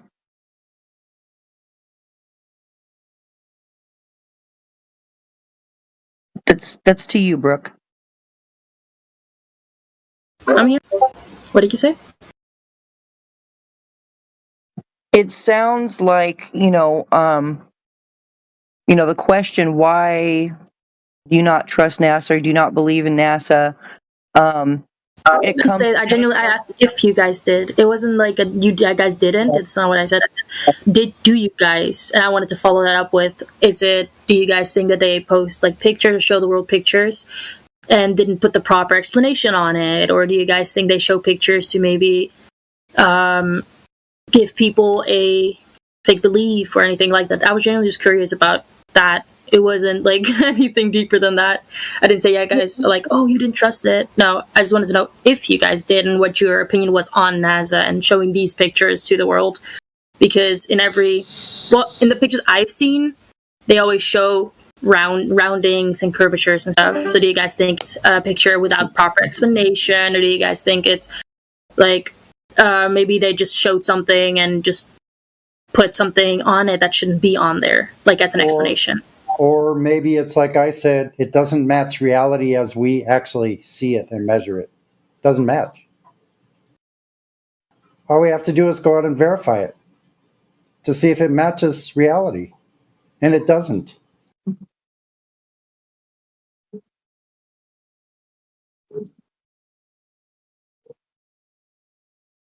Yeah, this is my choice. Do I go fuck the groupie that I picked up at this first? Make your decision elsewhere. Yeah, thank you for muting him. So see, if we can go out and check reality to see if it matches, then we don't really give a flying F of what NASA is doing. Who cares what they're doing? It doesn't. What they're showing doesn't match reality. So what they're showing you is a cartoon. It's like a subsidiary of Disney.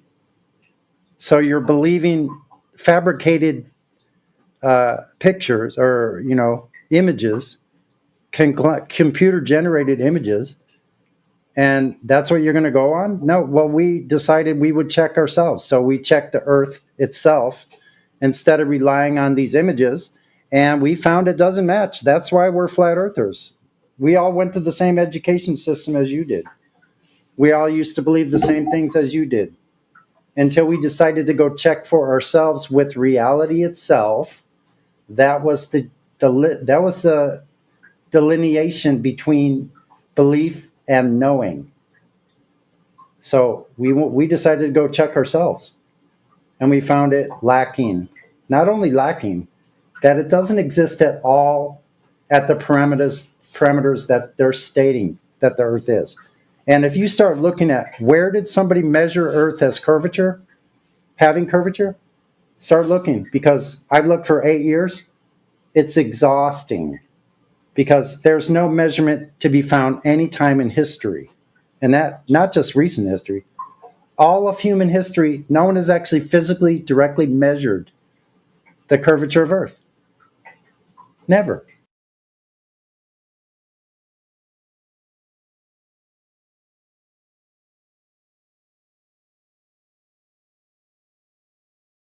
Like I said, images or pictures in this case are really not necessarily the best standard of evidence, unless there's information to them. And there's not a whole lot of information attached to these pictures and images that NASA gives us. And they are deliberately deceiving. As to why they would do that, I don't know. It's like ask a liar why they would lie, ask for the motive of the murderer. You're probably never going to get it.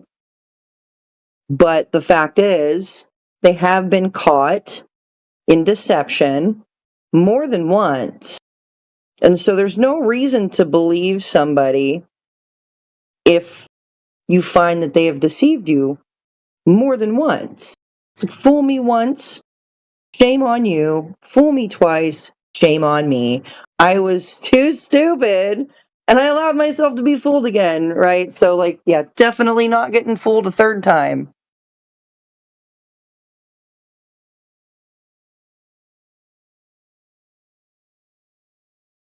That puts it into perspective for you. You, Brooke, have never, ever seen Earth curvature with your own two eyes. Not on the ground, not at the beach, not up in a plane, nowhere. Not on a train. I can turn this into a Dr. Seuss book real fast, just for the flat Earth. So nobody sees curvature. Nobody experiences curvature. Nobody's measuring curvature. Nobody's navigating for curvature.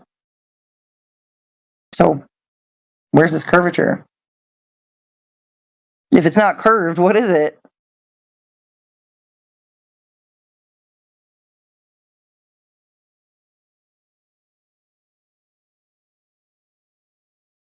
I think the real boss has some questions, right? He says, I've never seen the sun fly away as it sinks down.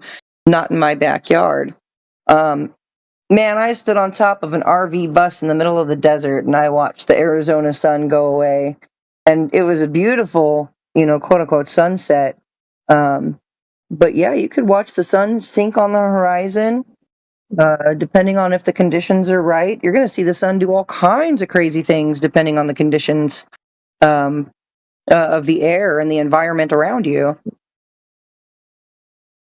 Also, I've got a lot of, I got a couple videos and I got a lot of pictures I've taken of the tops of the clouds being illuminated at sunset. When the sun is on the apparent horizon, yet the tops of the clouds over my head are illuminated. So that would indicate to me that the sun is not going below my feet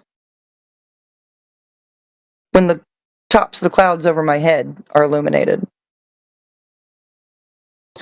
Yes, real boss. I went outside, right? He said, I don't care about the videos. I say, go look outside and see there was You're not listening to what I'm telling you. I have captured the sunrise and fall, right? So sunrise, sunset, I've captured it. I have gone outside physically and recorded this myself. Why are you telling me to go outside and do something I've already done? It's very frustrating. Let me just calm down. Telling me I haven't seen it with my own eyes when I'm literally right here telling you that I have and I've recorded it.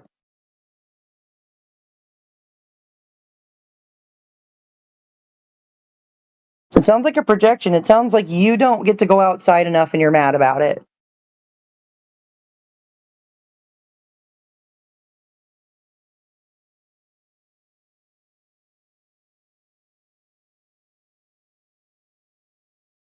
Here we go. Here's an example. These were taken at the same time. The sun is on the horizon. The tops of the clouds are lit up. Womp womp.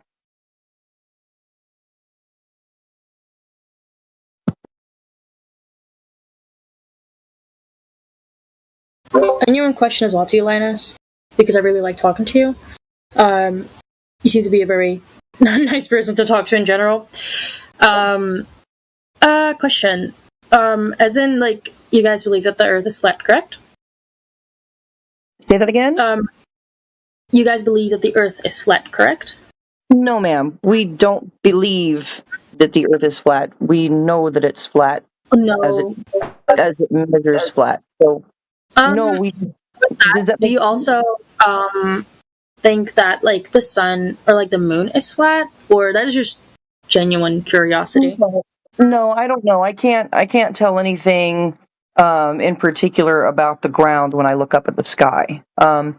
So just because I see things that might look like spheres or, round objects in the sky, I'm not going to automatically assume that what I'm standing on is a sphere, because that'd be no different than saying I see airplanes in the sky and assuming that I'm standing on an airplane or a bird or a cloud, you see.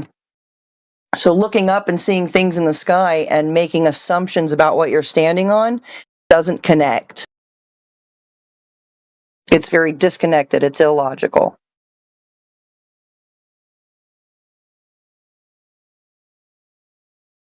Does that make sense? Yeah, it makes sense. Well, I had one last question, but the question slipped my mind. Let me see if I can remind myself. Give me a minute. Mm-hmm.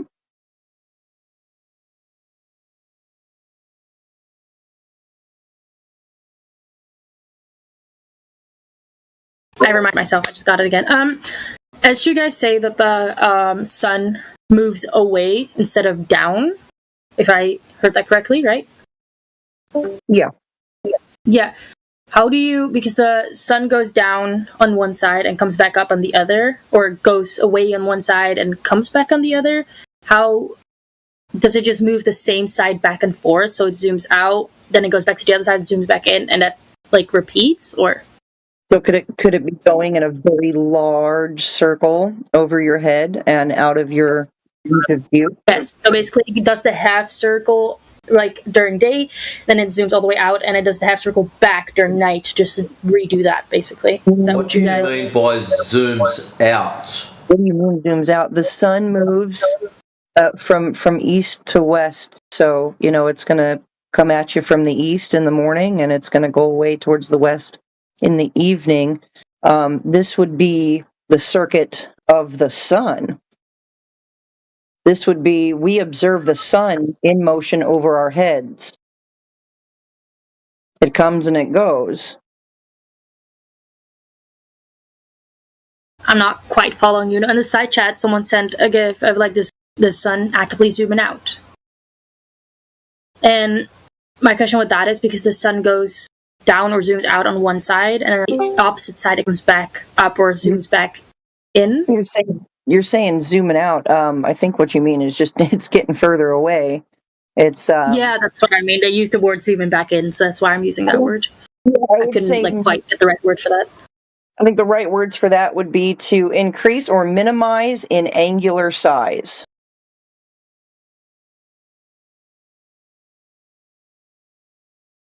So you think it becomes smaller?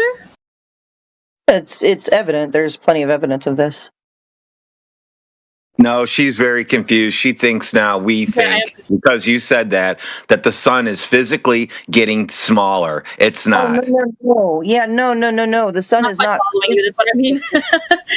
I'm trying to like pinpoint what you're trying to say.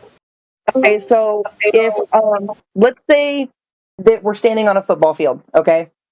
I'm at one goalpost, and let's say I just hold up a Lego in my fingers, okay? And I'm going to walk all the way across the football field to the other goalpost. You're going to stay at the goalpost, okay, that you're at. And you're going to look at me from across that football field and tell me how well you can resolve that Lego. Did the Lego physically get smaller, or did it just get further away? Yeah, I can see that. But then how does the Lego come back to the other side without anyone seeing? It's my, like, does that loop go in a way? Like the repeat of it. So now, picture it if I started walking away to your left, and just call your left west, okay? And I walk in a big giant circle until you really can't see me anymore or resolve that Lego. And then I'm going to come back around to your right side, call it east, and you're going to begin to see that Lego better, right? So as I go away from you in that, at your furthest point of that circle, where you're not going to be able to resolve that Lego anymore, and then I'm going to come back around to your right side, right up next to you. You're going to see the Lego again. So it's not that the sun is physically changing in size. It's the way you perceive it as it moves farther away. It only appears to shrink. It's not physically doing so. Does that make sense? Yeah. Okay. Perfect. Let me get you a good example of it. Indio's YouTube channel, To the Rescue. Not that I'm in any need of rescue.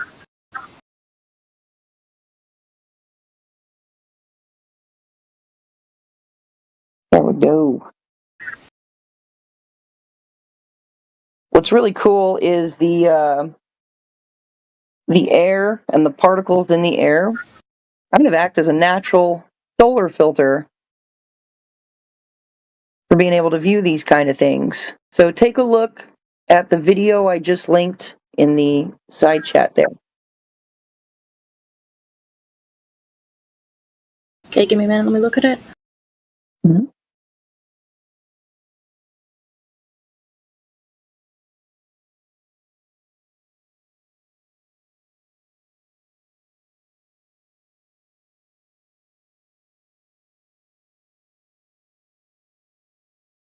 You'll see the sun appears to change in its angular size.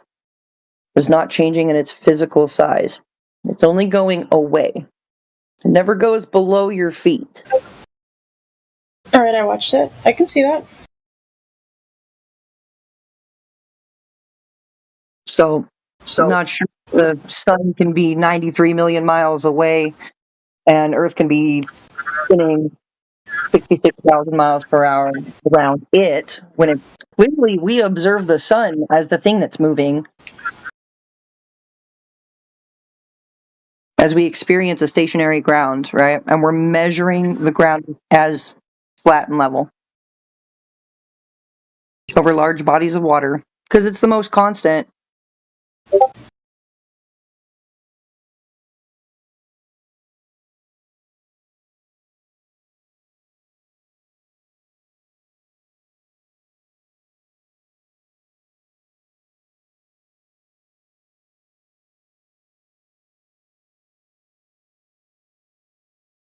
The real boss. He said one word, atmosphere. I asked, what about it? You still haven't told me anything about it. The atmosphere dose, the same, not as much, but it dose. I don't even, you're not even coherent right now, my guy. Are you drinking?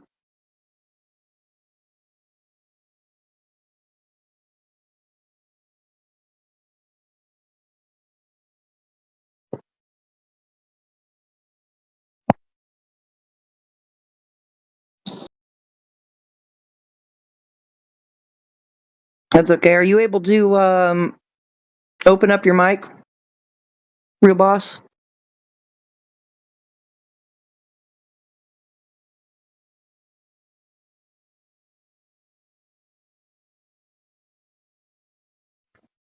I guess not. I mean, I guess I can ask you, Brooke. Is the horizon horizontal? This is my favorite question. Is the horizon horizontal? Are vertical blinds vertical?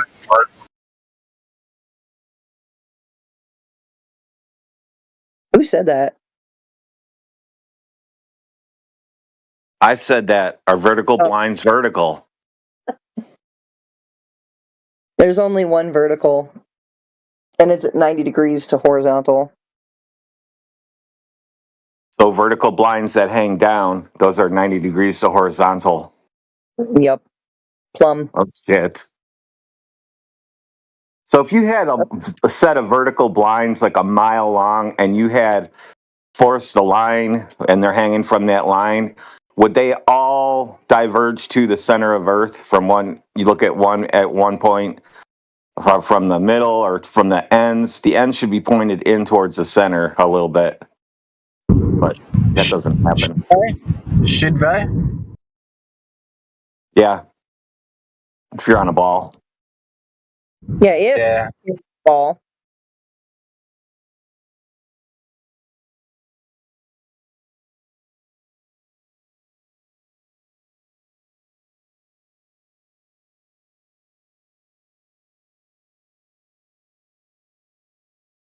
Yeah, claims, outstanding claims require outstanding proof, and we don't have any outstanding evidence at all for a globe Earth. The Real Boss, open up and talk to me, buddy. I won't bite.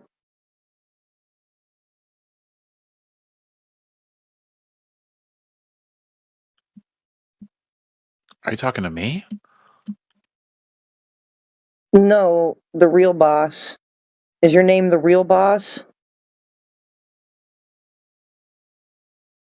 Jesus, Talon.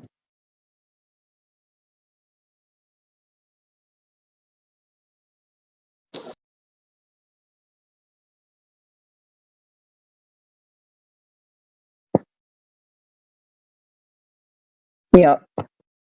Horizon's horizontal. Horizontal is not a property of a sphere.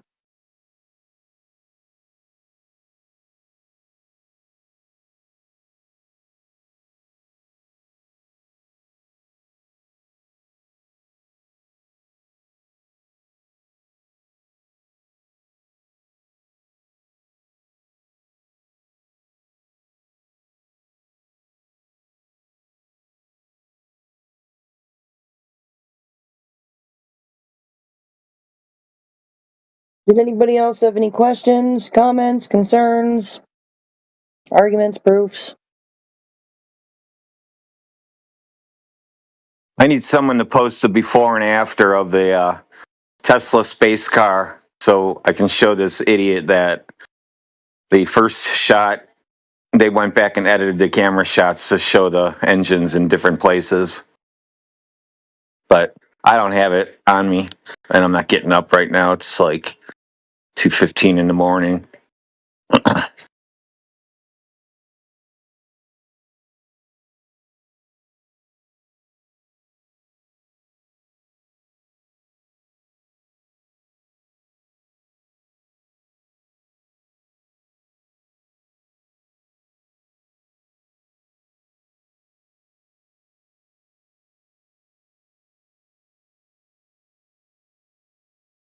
So is the horizon horizontal? Master Oogway. I like that profile picture. That's cool. What's up? Are you a flat earther, dude? No, not at all. No. Well, why are you a globe earther? Bro, it's 2025. What's going on? I got It's a question. Like, what keeps you being a globe earther? Common sense. No. No. Okay, so what about a globe in a vacuum of space, right, with gases that surround the ball? What about that's common sense? Want to explain that? Well, you see that every day when you walk down the street. You see globes in vacuum chambers with water stuck to them. That's a natural thing. Gas balls in a vacuum. Yeah, water balls floating in a vacuum, like in a storefront window. They make a vacuum chamber, and then they show like Earth and Sun floating in there. Gas balls and water balls, they just floating around. And you can go in there and buy a space sun and stuff for your house. Yeah, that's common sense, right, Oogway? I don't want to be like that guy that doesn't argue, and because of that, you guys are going to say I'm wrong. I just don't really want to argue right now. I'm kind of just listening to everyone. I mean, you said common sense, and we just laid out the common sense. That's common sense, right? Then. Call it a cop-out answer. It's fine. Okay. Maybe you're just trying to be funny. I think this whole call is rather comedic, so... Why's that? Why is that? That would get into an argument.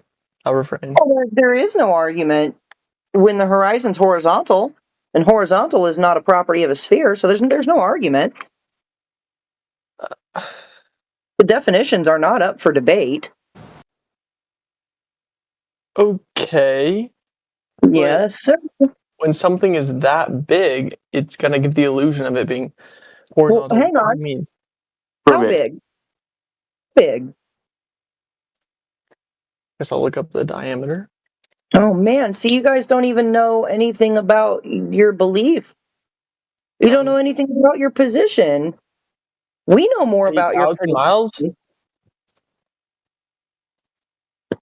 What's that? 8,000 miles across? I don't think a human eye is going to be able to see that as a sphere. No, then you can't. Then we can't look up in the sky, and then we can't look up in the sky and see spheres. Then.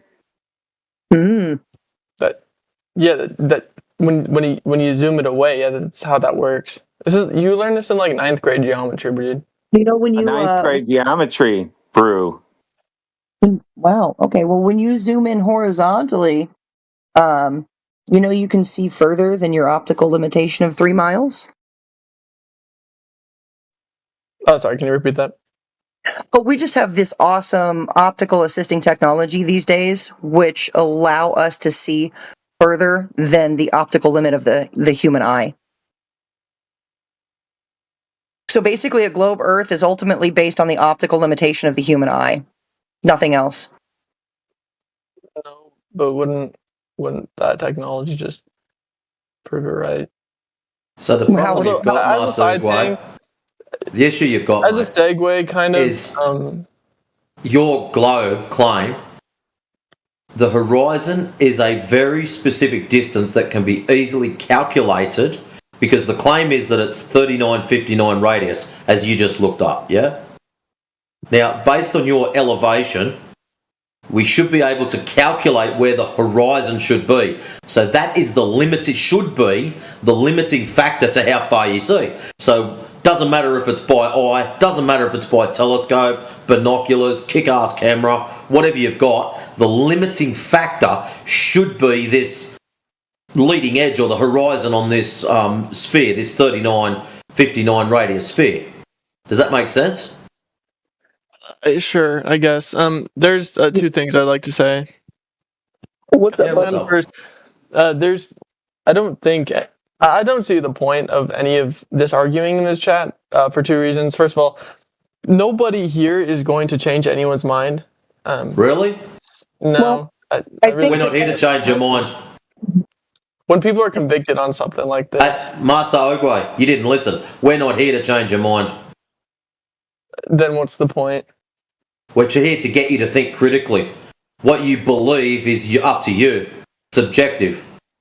When we point out that things are measured as specific measurements, then it's up to you to go, oh shit, if it's measured as that, then it can't be something else. Okay, so your goal is to change our mind. No, I'm here to get you to think critically. Once you do that, you'll change your own whether mind. it takes 2 steps, critically thinking, your goal. Okay, my goal is to not convert people. I'm not a magician. I'm not going to turn you into a little frog, so I'm not going to wave me hand or snap me fingers. Argue something. Wait, hang on a minute. If it doesn't matter, what are you doing here? That's a great question. I already told you. I'm here just because I kind of find it funny. Humor is entertaining. So you find it funny? It's not so funny now, is it? No, I still think it's funny. Yeah, right. You think it's funny that you don't understand something? Yeah, that's cognitive. I already said I'm just not going to argue. Okay, so the reason why you're in here, although you think it's funny, it comes from cognitive dissonance, and subconsciously you know that you experience the Earth as flat and stationary, as a horizontal topographic plane. We all that's do. A fallacy. You just use a fallacy. Okay, what fallacy did I use? Snuck premise. You just assumed something in your claim. Do you see curvature? What? Do you see curvature when you go outside? Yes or no? No, I can't. Excellent. So it's not a fallacy. Thank you. That is not, you assuming that. Oh my gosh. Don't get mad. Relax. I'm not relax. getting mad. It's just like that still isn't right. You assuming that I should that's an assumption that I should have just known that. No, you said that I Well, made it's not an assumption. We just asked you, and you said you don't see any. So Okay, it's well, not an assumption now. I'm curious about something else. Okay. Why? Okay, you say your goal is to just get people to think critically, correct? Yeah, I don't give a shit what people do, dude. We just tell the facts. It's up to you to decide. Yeah, we just want to have the conversation. Well, no one in here is having the conversation, so Yeah, we have them all day long. We've been having conversations day in and day out for a long time. It's like 80% of you are muted. 10 years. Well, why are you muting people? Oogway, we're listening to you converse with people. They have the courtesy to shut the fuck up when other people are talking. What's wrong with that? No, like when level lioness was just the only one speaking, no one else in here was speaking. Yeah, no shit. Yeah. Yeah, no shit, buddy, because we're listening even when she asked for anyone to speak up, and they just called my name.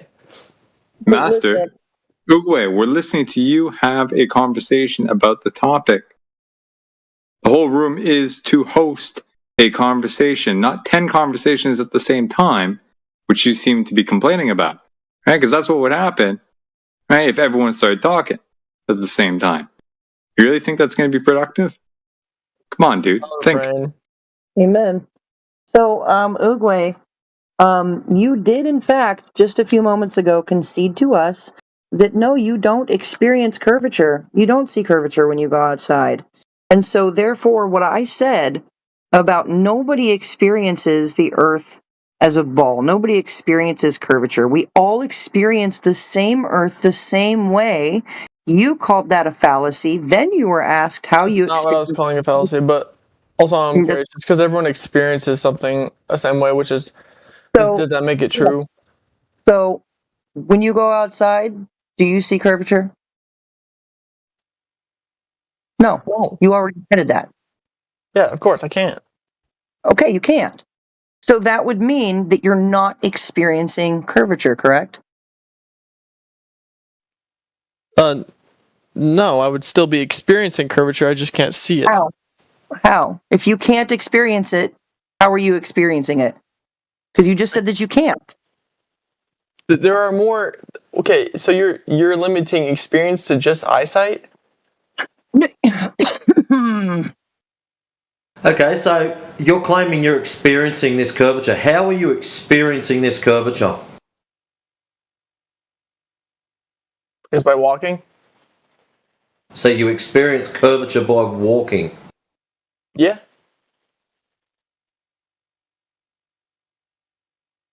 Pause. I'm baffled right now.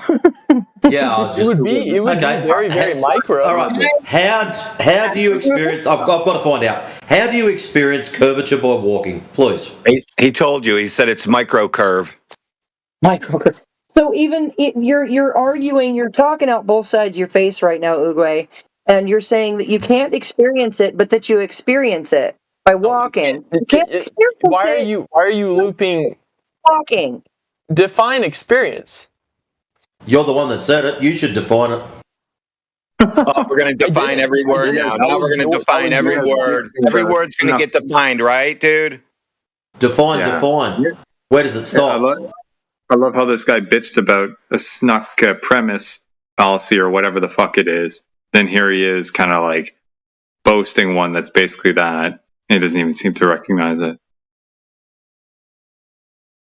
Love refrain. Implicit assumptions. Can I ask something to come back onto the topic?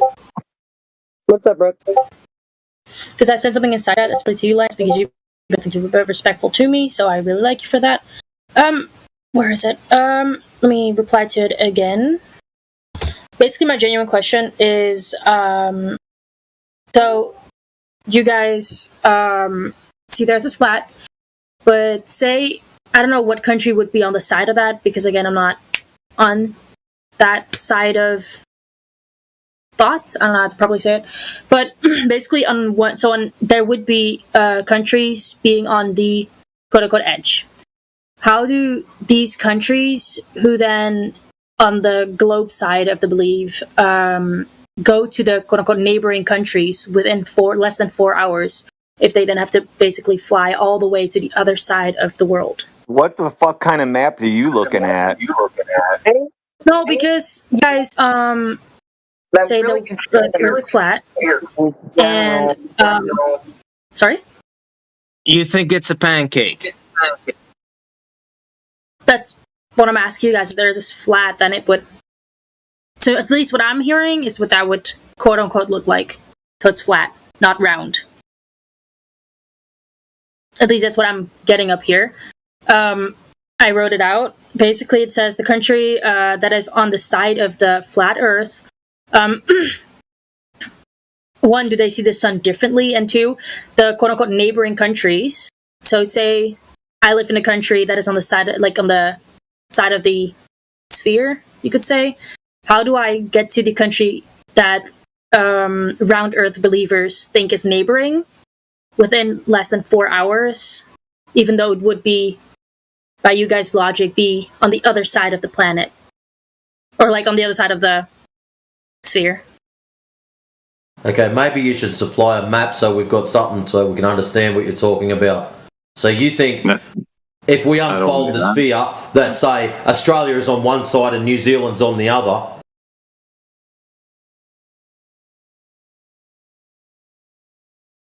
I think so. I'm not sure what like the actual like facts of what side what country would be on one edge or whatever. I don't know that exact, but as I'm we don't either. We don't know what you're imaging.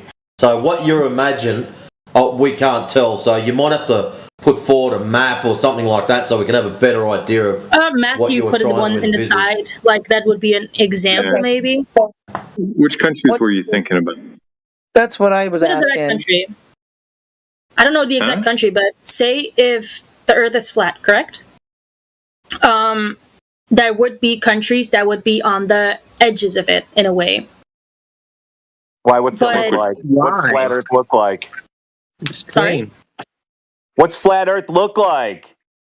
I wouldn't know.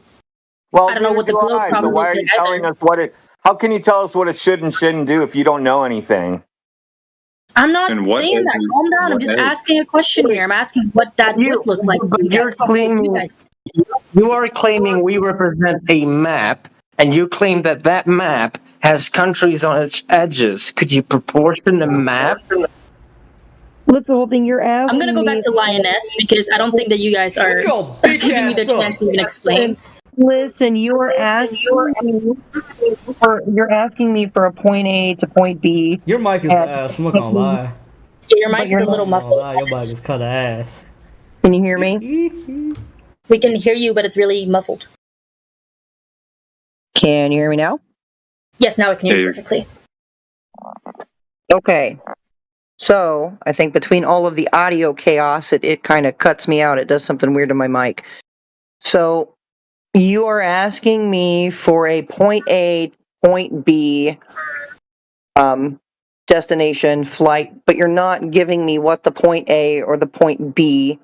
You're not giving me the points, and so I No, don't have any. but just like go off of. in a way. Oh, sorry. It's because I don't have anything to go off of when I don't. You're not giving me a specific point A, point B, location to location.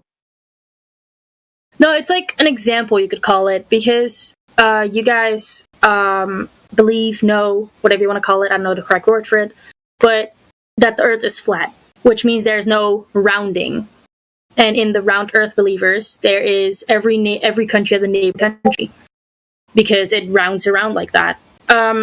But with flat Earth, at least what I'm hearing and what I sorry. So on a flat Earth, there's no neighboring countries. Not some of them wouldn't have the neighboring countries that we believe in. I think at least. No. You're wrong. Can I point something out here? Think of this, Brooklyn. Okay, we're told, for example, that country X. Okay, let's say Chile. Okay, or Canada. Right? We're told that the east coast of Canada is X kilometers away from Europe. Okay. And in your mind, I guess you're trying to ask, like, oh, well, if they're X, kilometers or miles away on a ball, what kind of, what map would it be where they're also X kilometers? Because they have to be X kilometers because we know that they're X kilometers, right? Well, how do we actually even know that to begin with?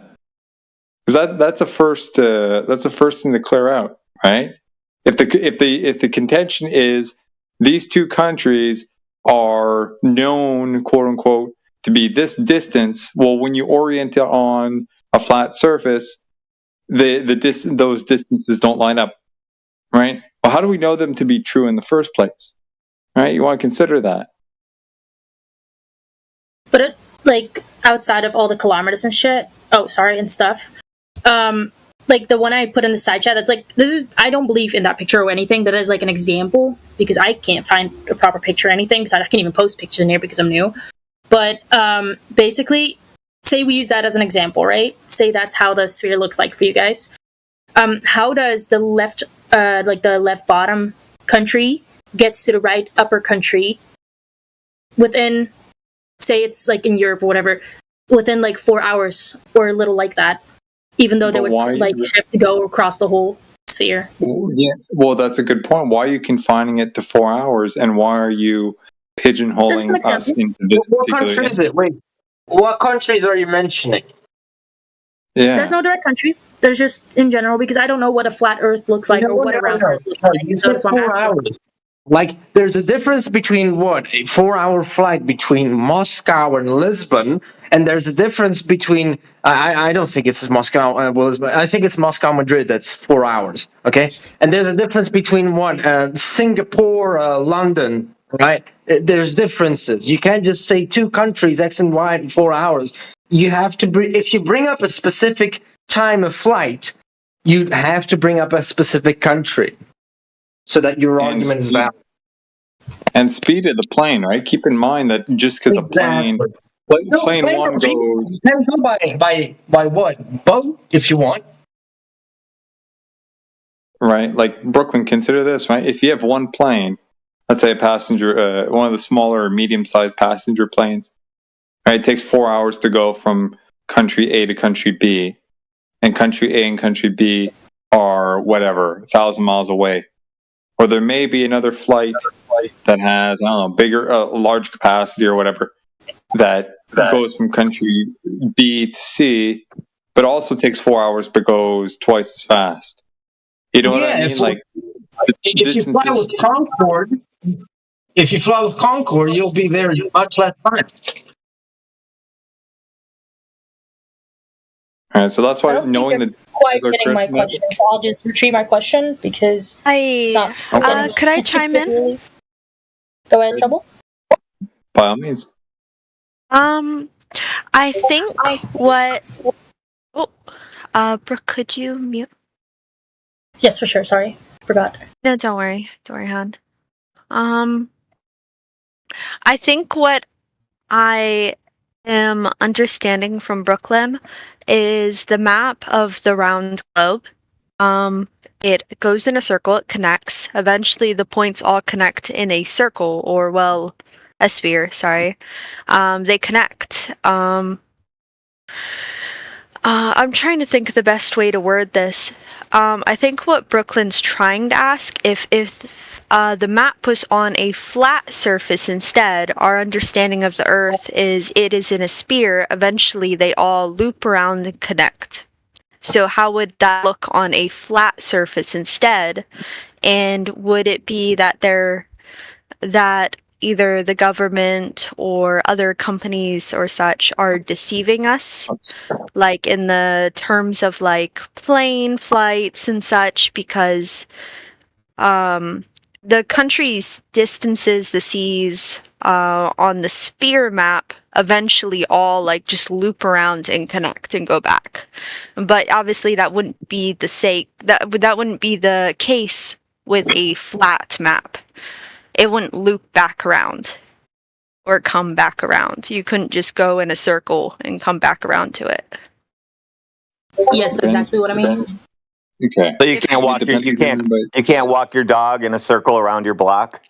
That's crazy. No, that's not what I meant. I mean, like, if you go straight, right, on the globe, right, hypothetically, if you just go straight in a, like, globe map setting, like how people that believe in the globe, you just go straight in a circle, you'll eventually end up back at the US. Like, if you start in the US, you go straight, you'll eventually end up back in the US.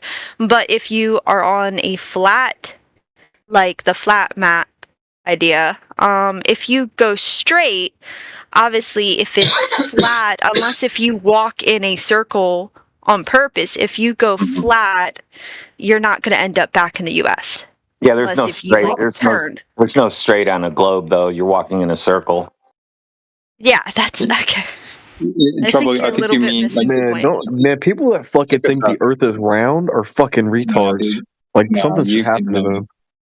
No, I'm you really can. trying to explain it in a way that's like without it getting misconceived like it keeps being, but like No, so let me give it a shot, right?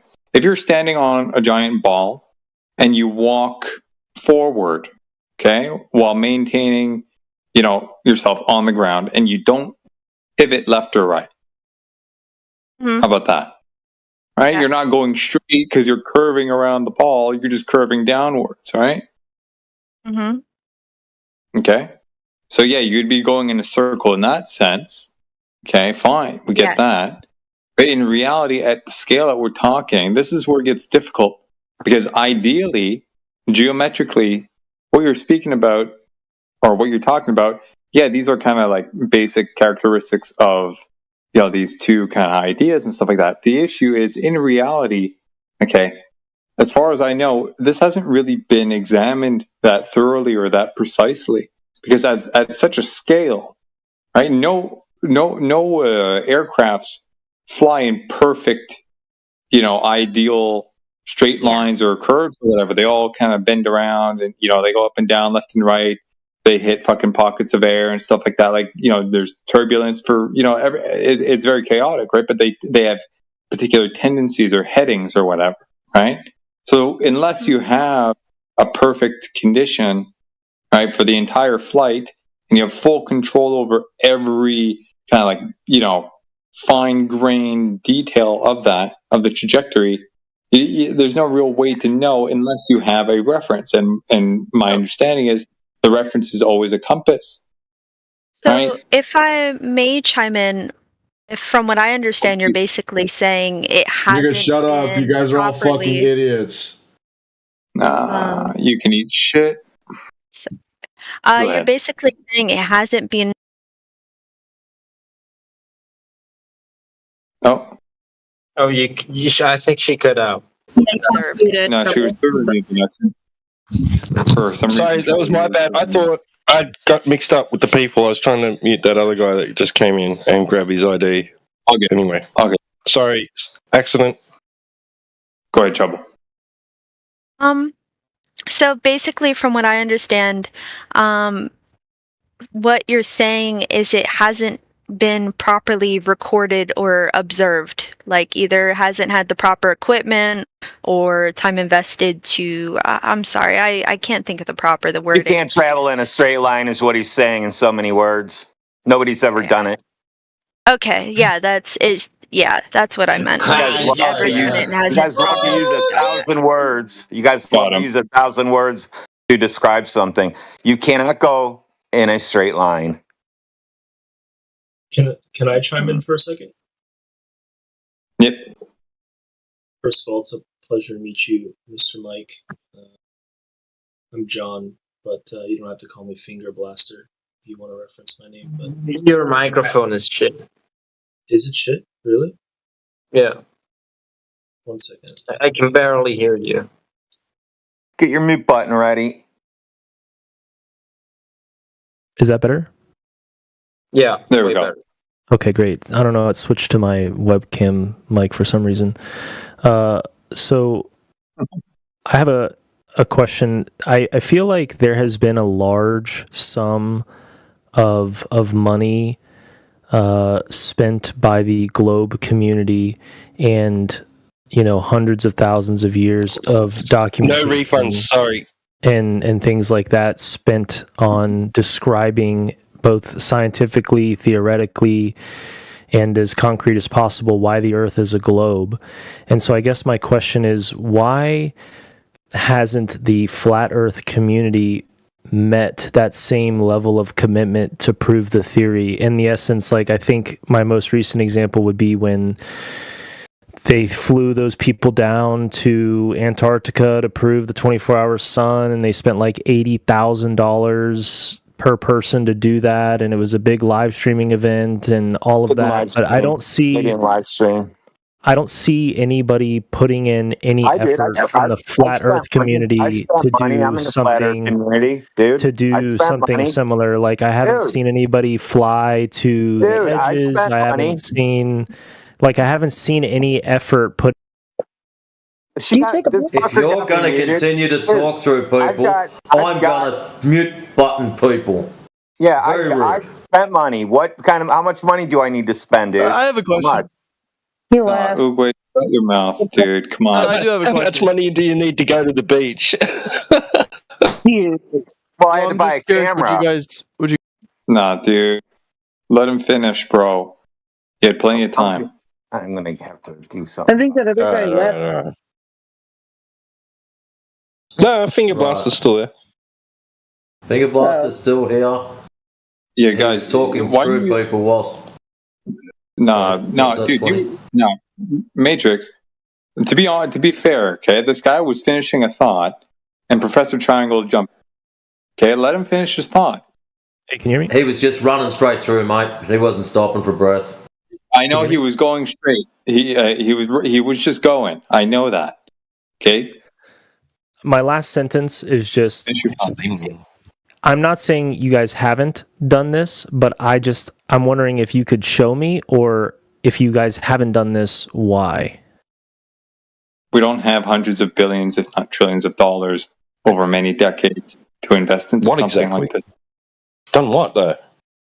Well, I don't necessarily mean to the level that the Globe community has done it. Obviously, you guys don't have hundreds of years and millions of people, but I don't feel like it would be out of the realm for the Flat Earth community to come together for a fundraiser to send like 2 people from your community that are respected to, take a flight with, some sort of video. Bro, no, you're behind the 8 ball, bro. You're way behind, bro. Like something comparable to you what don't know what you're talking about, bro. You haven't looked into this. You don't know what hasn't been done, bro.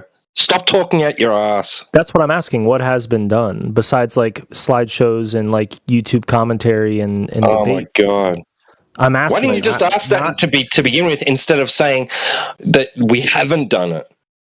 I tried to tell him. I didn't say spent money doing it, but he wanted to talk through me. Didn't do it. Why didn't you ask if anybody did? Sure sounded like it to me. Assert that it wasn't done or that it has yet to be done.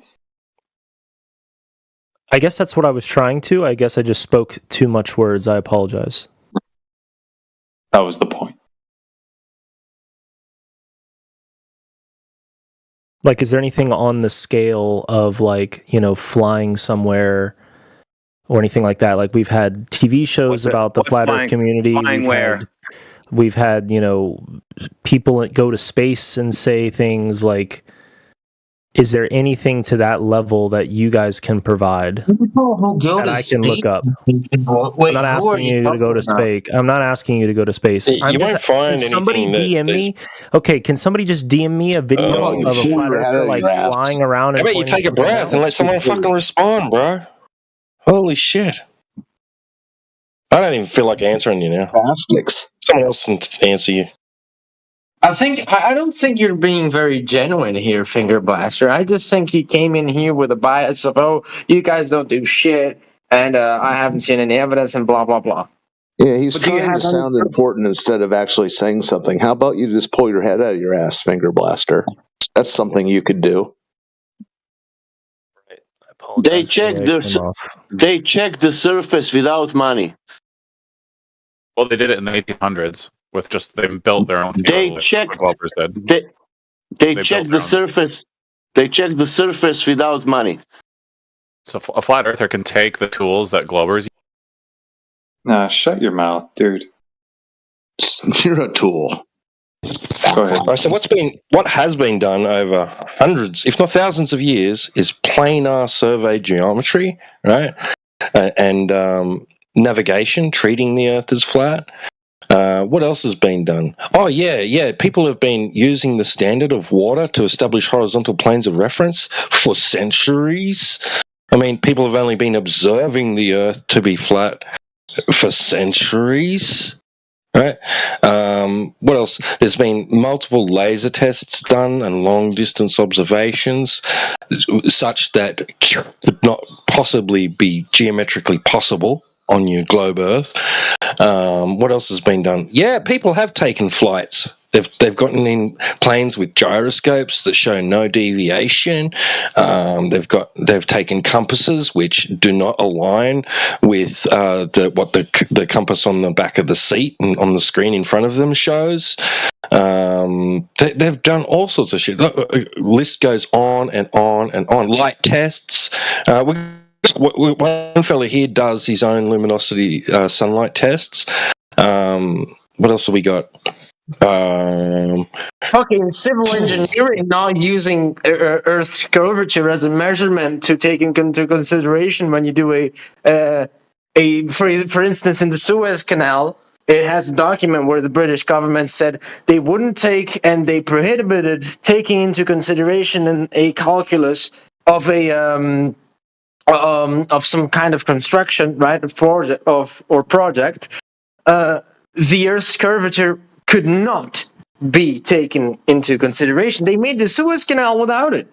And if Earth was really a little ball, then the Suez Canal would be off by meters, tens of meters. And it wasn't. Meters. Tens of meters. Meters? Dude, how long is the Suez Canal? 100 and more kilometers. Corvo, do you have that document? Let's see how much you researched. I had it on my PC, dude, but it was sent on one of these VCs of Flat Earth. I downloaded it, but I'll look for it. Dude. I think I have it here. I'll look for it. Yeah, I would really like to see that. Yeah, there's lots of stuff to go through. You're not going to find any of this just like on Google. It's shadow censored, right? Shadow banned, basically. Right? You'll get lots of results of people trying to debunk flat Earth, but nothing from like people like us that have produced content. Right? But we've got a home server where we've got a library full of stuff that people have done. Stuff that when you go to type it into YouTube, you won't find it. It's on YouTube, but they won't offer it to you. They won't suggest it to you. Even when you search and use it in the search bar, like it doesn't come up. But anyway, so what's the best way for me to find it then? My question is this: how scientists with all money what they had in all these years, how they prove the globe? How did scientists prove the gold? Are you asking that to me or? specifically, or how they prove the globe, that you are now, now Earth is a globe because you have because you was watching all this progress of the money and science, and how they prove that for you that Earth is a globe. Well, I think for me, there's lots of evidence, but I will be specific because I know that's what you want. I think the most specific thing for me is the idea that when NASA sent rockets and satellites in space, there's lots of complicated math that goes into that. And as somebody who participated in that space, just being around those people and seeing the calculations they had to do and the predictions they had to do, proves to me, in my mind, without other evidence or contradicting evidence, that that was only possible with a globe-like structure. But I mean, there are simpler ones that I like, that I think make sense to me. Like, for instance, when we try to look long distances with binoculars or telescopes or things like that. Yeah, we see too far. Exactly. There are situations where things that should be seen aren't seen with a flat Earth, and things of that nature. No, they are seen. Things that shouldn't be seen are seen. Exactly. Yeah, that's what. Yeah, flat Earth. Yeah. All right. Cool.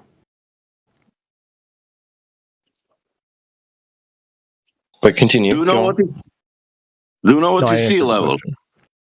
Do you know what is sea level? Yes, I know what the concept of sea level means. Is it concept? What? I'm sorry, I don't know what you said. Is it horizontal? Is it height of the Mount Everest? Is that concept? It's not a concept, dude. It's a measurement. Yeah, he's using measured language. This backblaster is. All I heard was sea level. I don't know what the question was. So Do you know what is elevation? Do you know what is elevation profile? I do know what elevation means. Yes. Okay. How elevation change with the distance? How does elevation change with distance? Yeah, due to what? As in, like, you can't see things because elevation changes? No. Just with respect to what?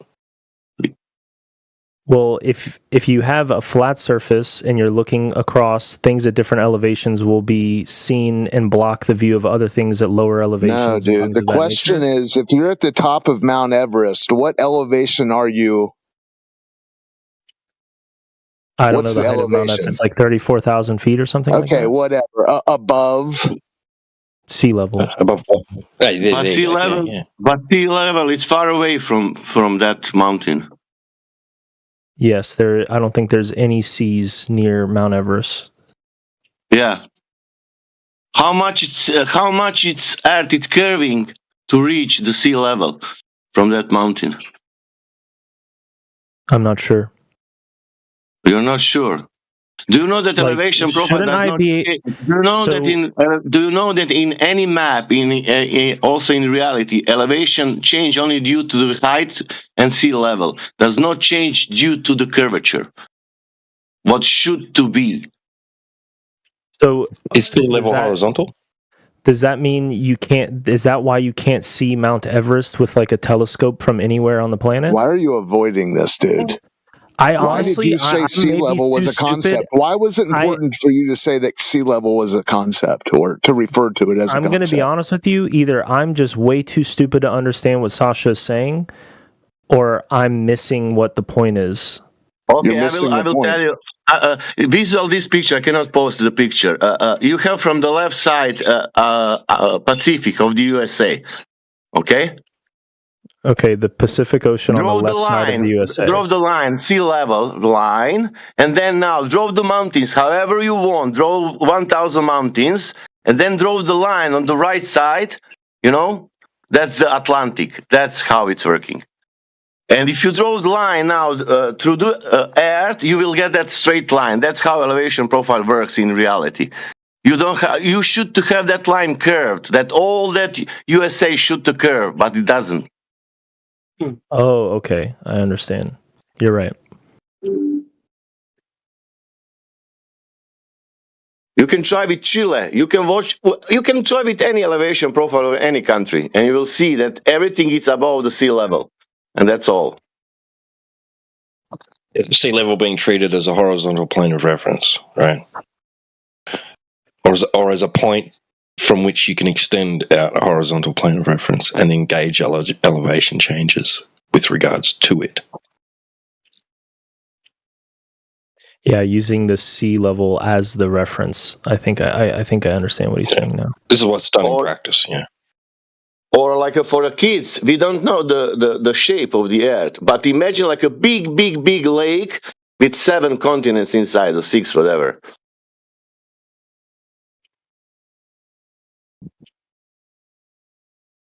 So why are they measuring elevation change, like the heights of mountains and stuff, based on a flat Earth when it's supposed to be a ball? It's a good question for somebody much smarter than me to answer.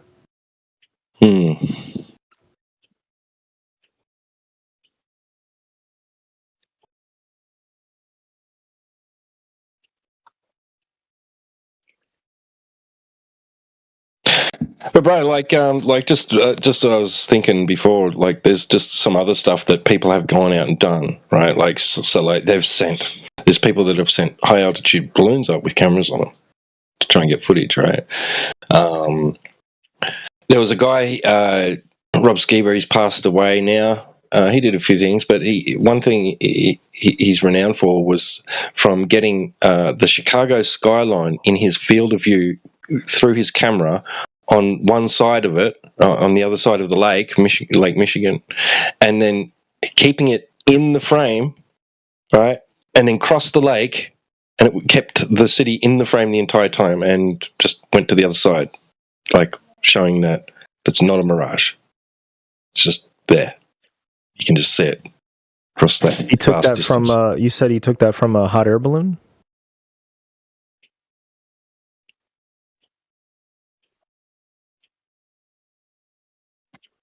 No, he did that with a boat. Oh, a boat.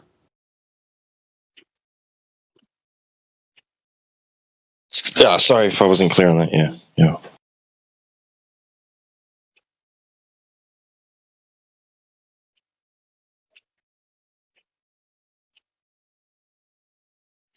Oh, I see the Suez Canal thing in the chat.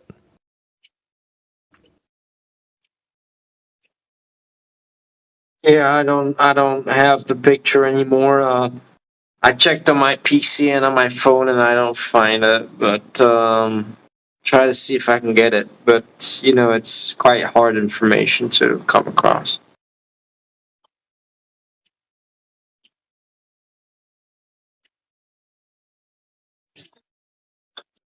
Up if you can. I cannot speak anymore because I need to go, but if you can lead him through the geometry also, maybe he doesn't know radius and what that mean and how much distance and stuff.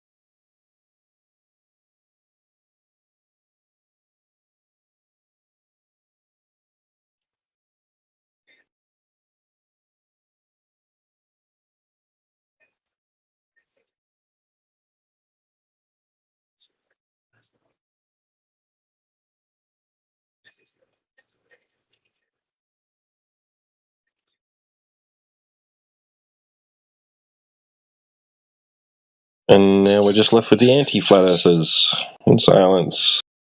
Fun, fun, fun.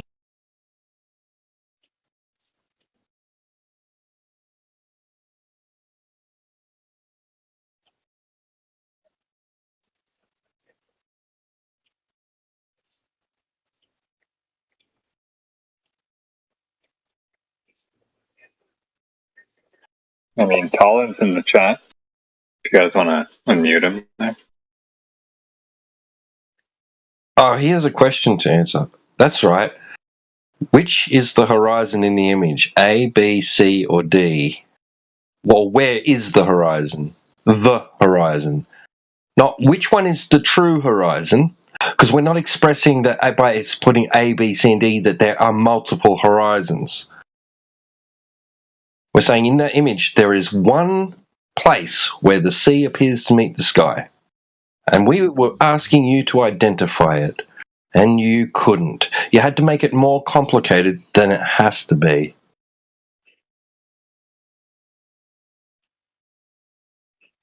Where's the picture you're talking about? Oh, you want to see it? Okay, hang on. Oh, yeah. Wait, who was it that posted it? Oh, it was Miguel, I think. Hang on.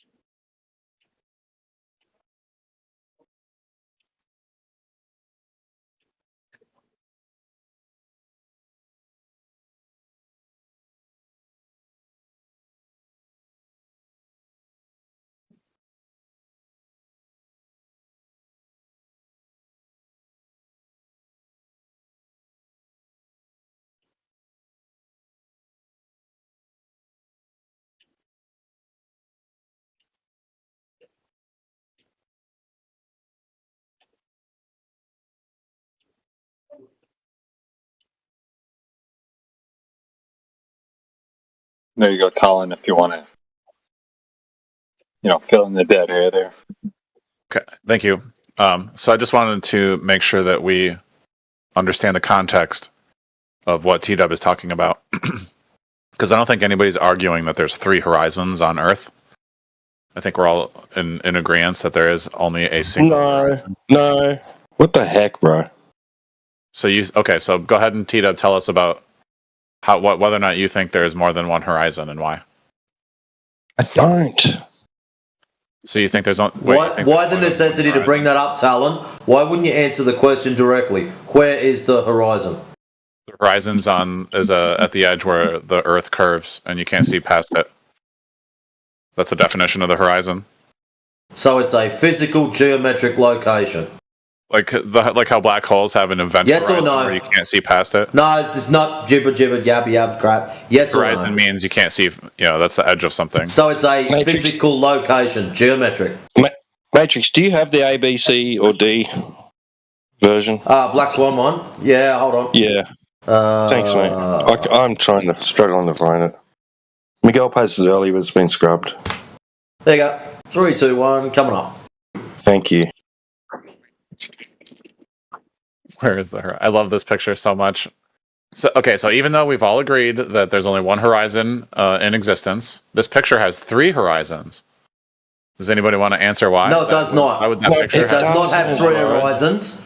It has 3 lines questioning where you perceive the single horizon to be. Is it at position A, B, C, or are you still coping?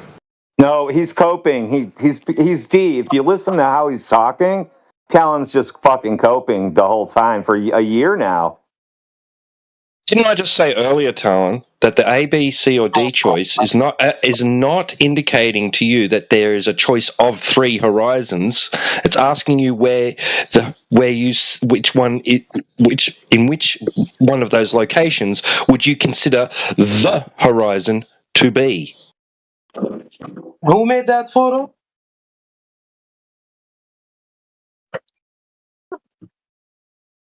So which one is it? In that image, where does the sea appear to meet the sky? Appearance-wise, you would have to say like the very top line, because that would be the appearance of a horizon, where the line really changes. A. Okay, so is it A?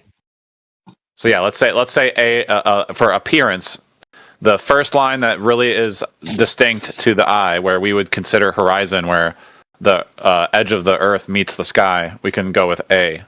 Right, thank you. That's all that was needed before. That's all you had to fucking say. I literally said that, but you keep fucking muting me right as I answer. So that was your fault.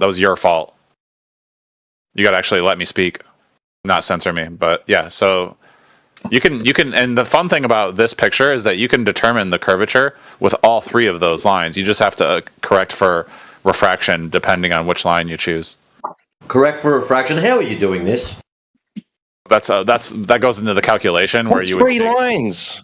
You would take you would correct. What 3 lines are you talking about, bro? I don't get it. And the ones that your picture is literally pointing to and says A, B, C. They're not 3 separate horizons, you dubbo. Right. They could literally have been. We could have put B in the middle, in between those 2. We could have put C down towards the bottom of the image, bro. It doesn't matter.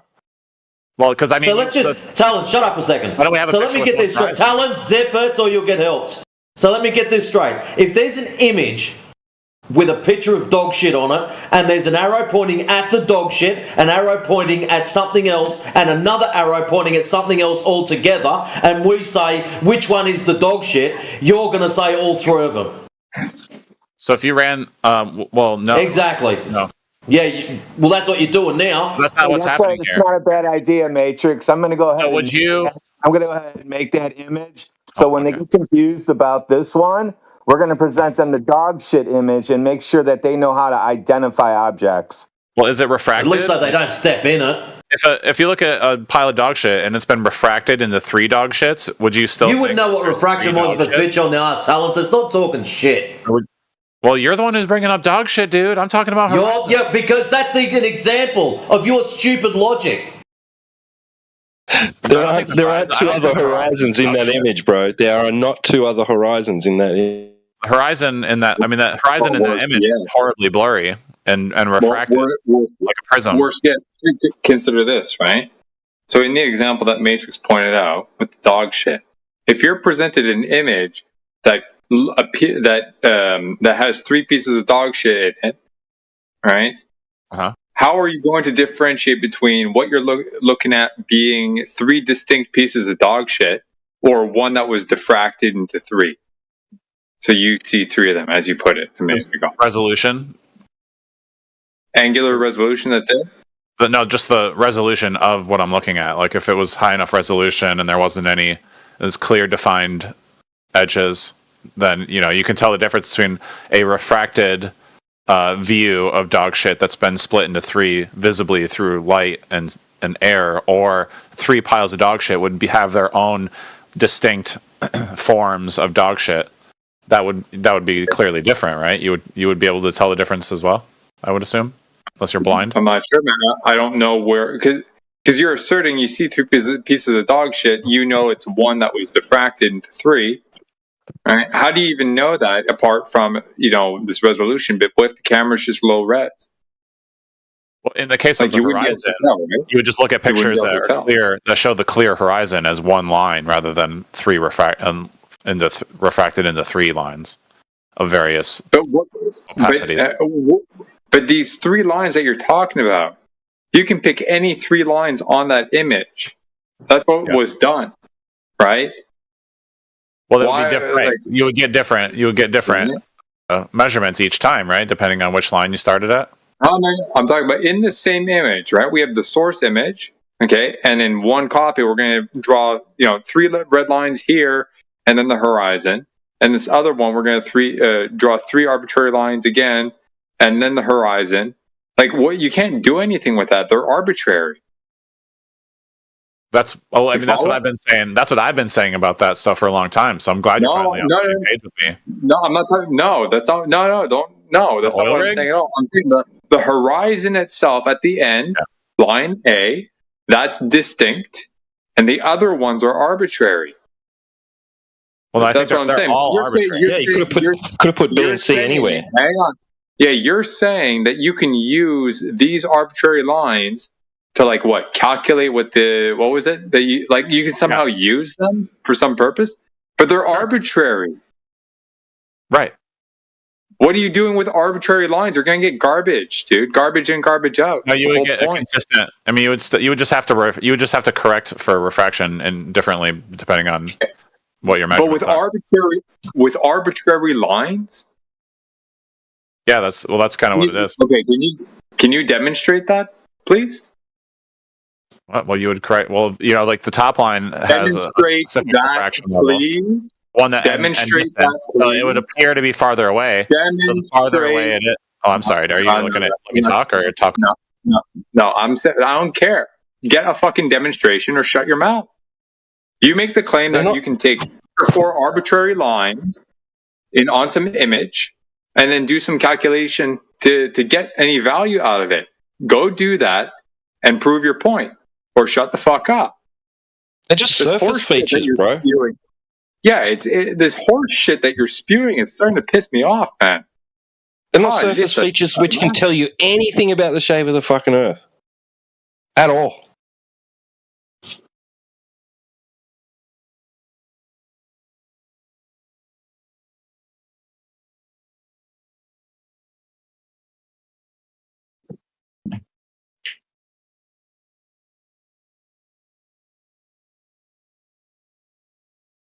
Go do the calculation and put it in the chat, or if you can't put it in the chat, DM it to one of us and then we'll talk about it.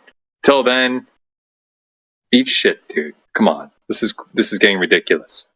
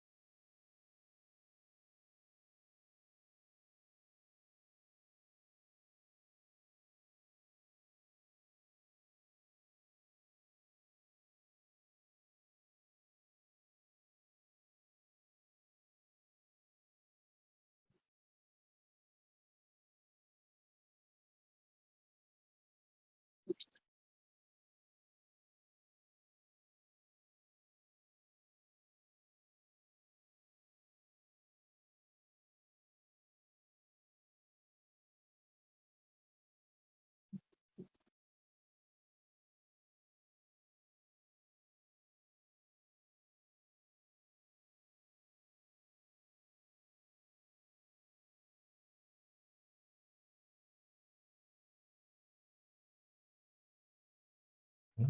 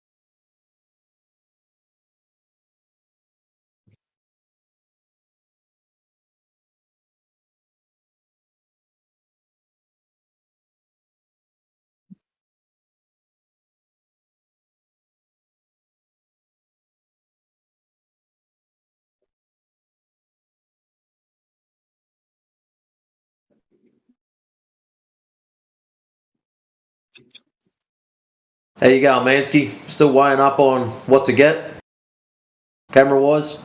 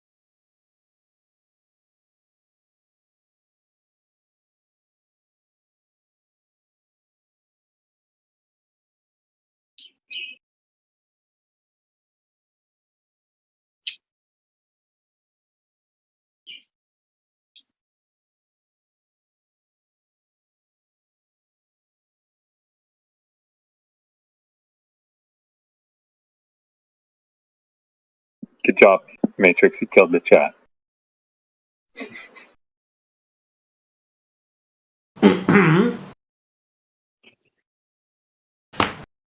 I've been trying to stay out of the chat, just keep things flowing along and just rail clowns. But yeah, That's why you what I killed want to talk. Got rid of all the clowns. Yeah, bit of a hassle. That.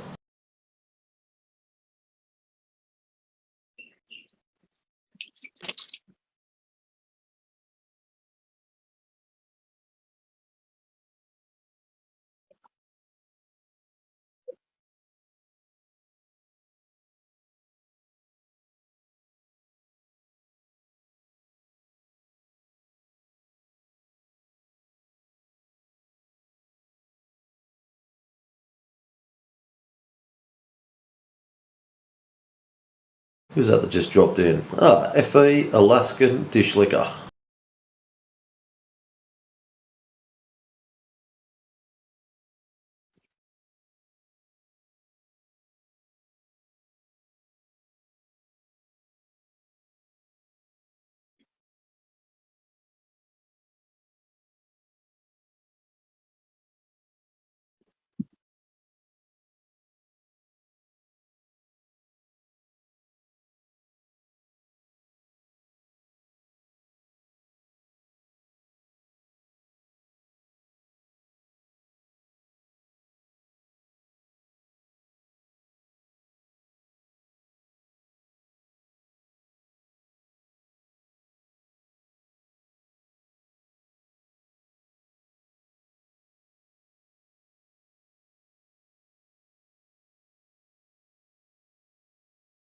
What's he up? Good morning, just woke up. Well, how's that for once? You don't get to wake up with my voice over 100 decibels. Good morning, Matrix. How's it going, mate? Yeah, I just woke up, but I was really tired last night. I was listening and then I just fell asleep.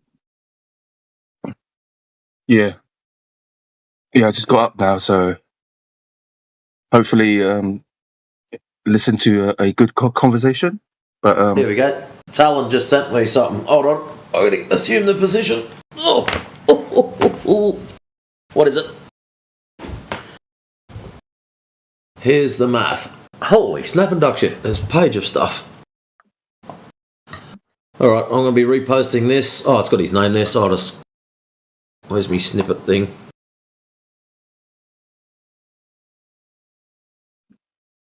Right, so on a globe.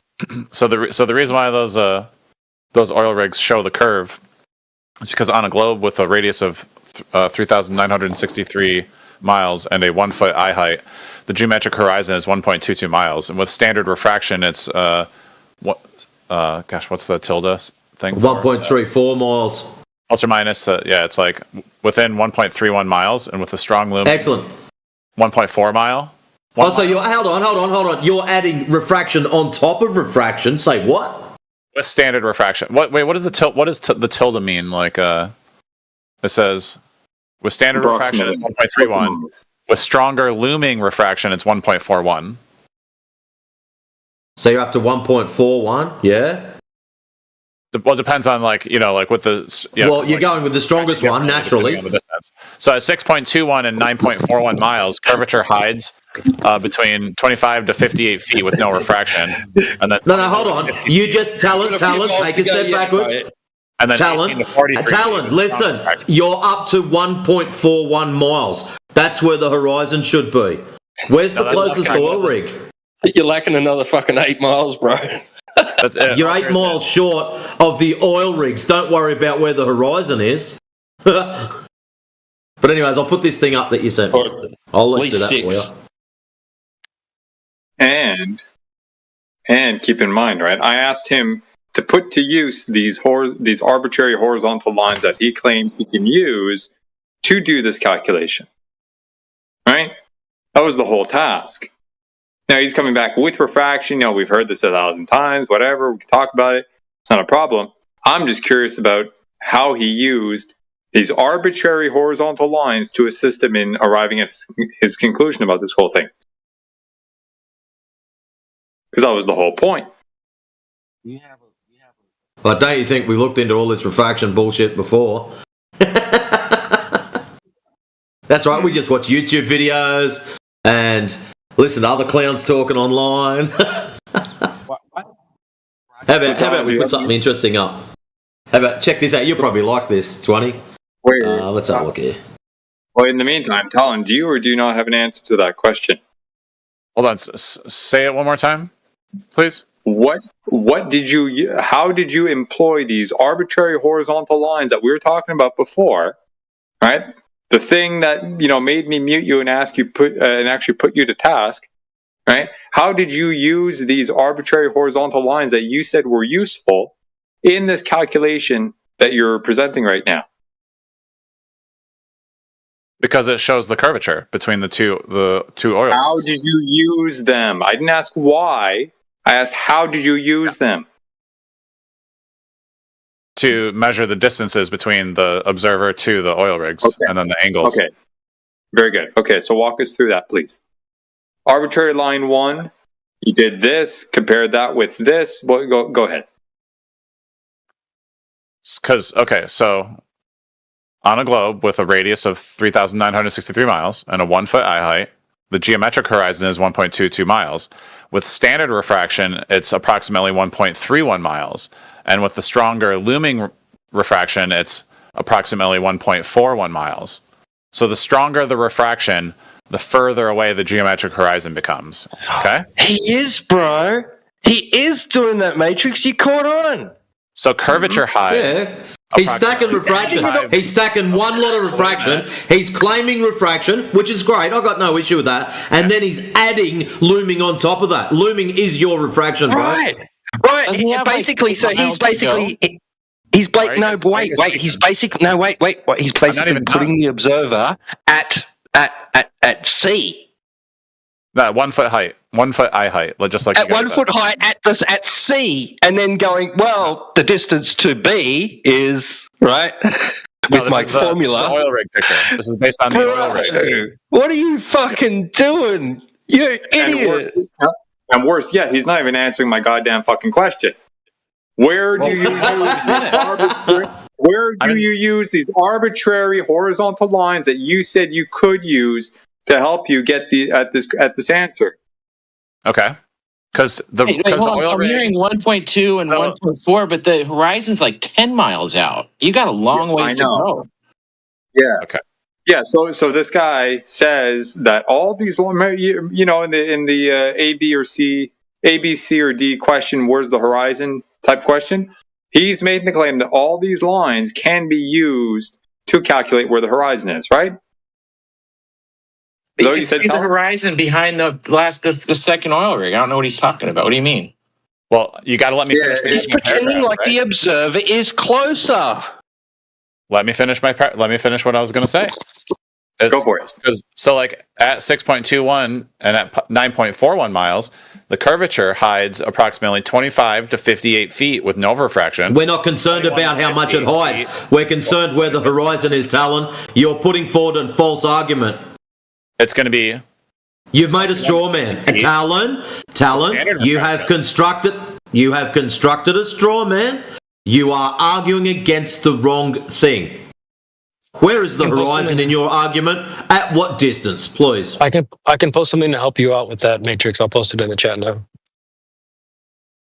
Well, I'm using your picture and we're doing the oil rig. Yeah, we got that. Our picture, the mathematics associated with our picture tells us where the horizon should be. The image shows us the horizon is not where it should be. So, in your mathematics, where should the horizon be?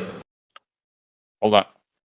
No, the picture does show exactly where the horizon should be. No, I'm not worried about what the picture shows. At the moment, we're talking about your mathematics. At what distance, based on a 1 foot elevation, should the horizon be?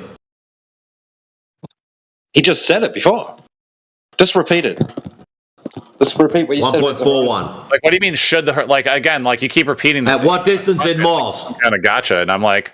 It's not a gotcha. I want to know what the distance is. You seem to be talking about everything else.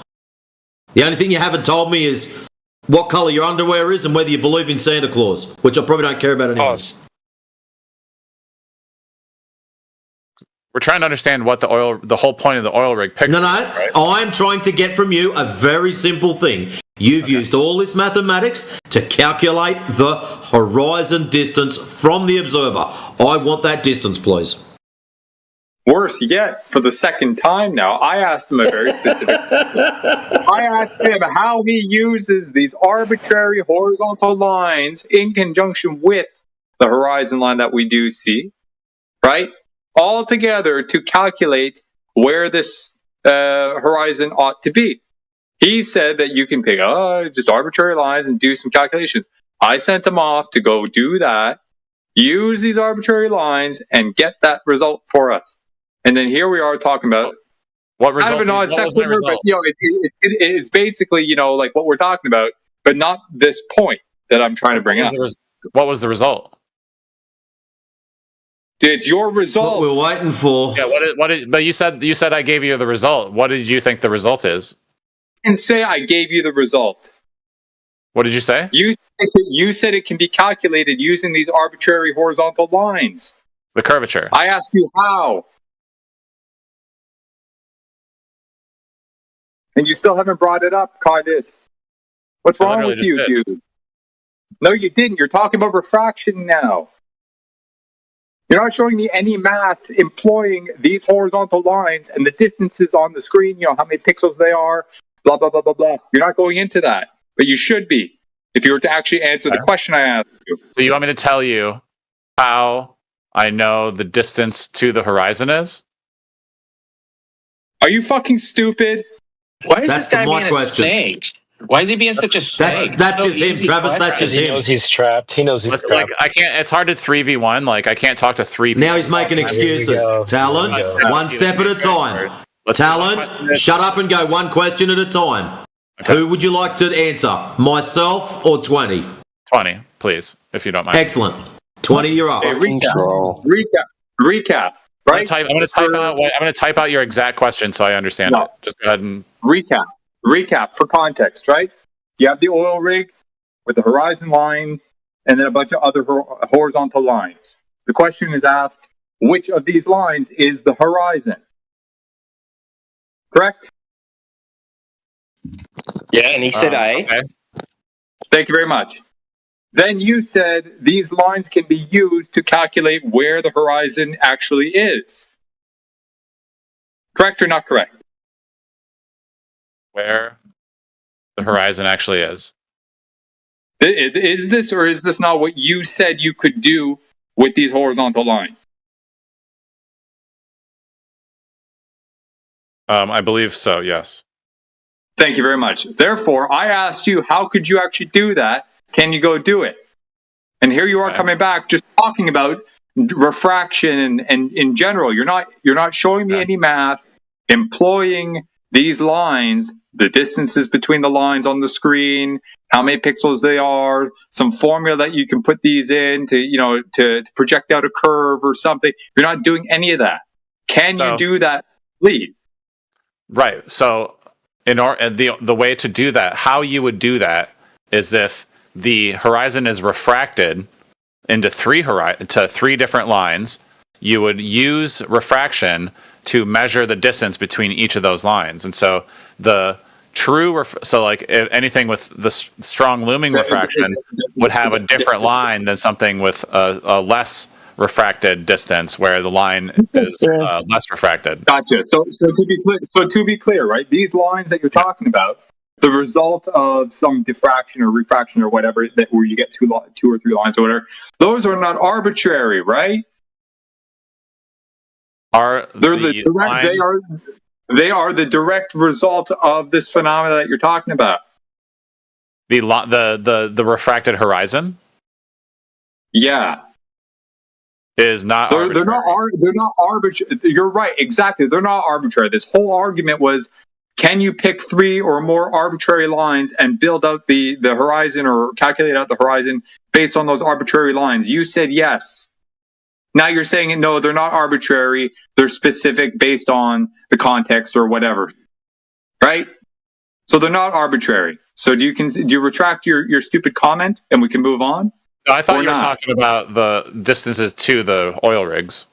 Fuck off. Or the oil rigs. No, I'm genuine. No, I'm serious. I thought you were talking about the other numbers. No. Suck a dick, eat shit, piss off. I'm sick of you. Get him 20 cups.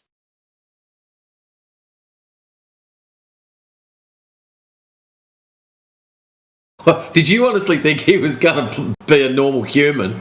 No, he knows he's a fucking hooked. waste of oxygen, man. He knows he's trapped. That's why he's doing this. Talon just comes in here to fuck with you, especially since you went along with it. So there you go. This is what I do when I'm playing baller. I just weasel around. Because, you know what I mean? Because if you start addressing things, you know you're going to get roasted. You have to tap dance. You have to click and clack around the argument. See, because you know you're going to trap yourself.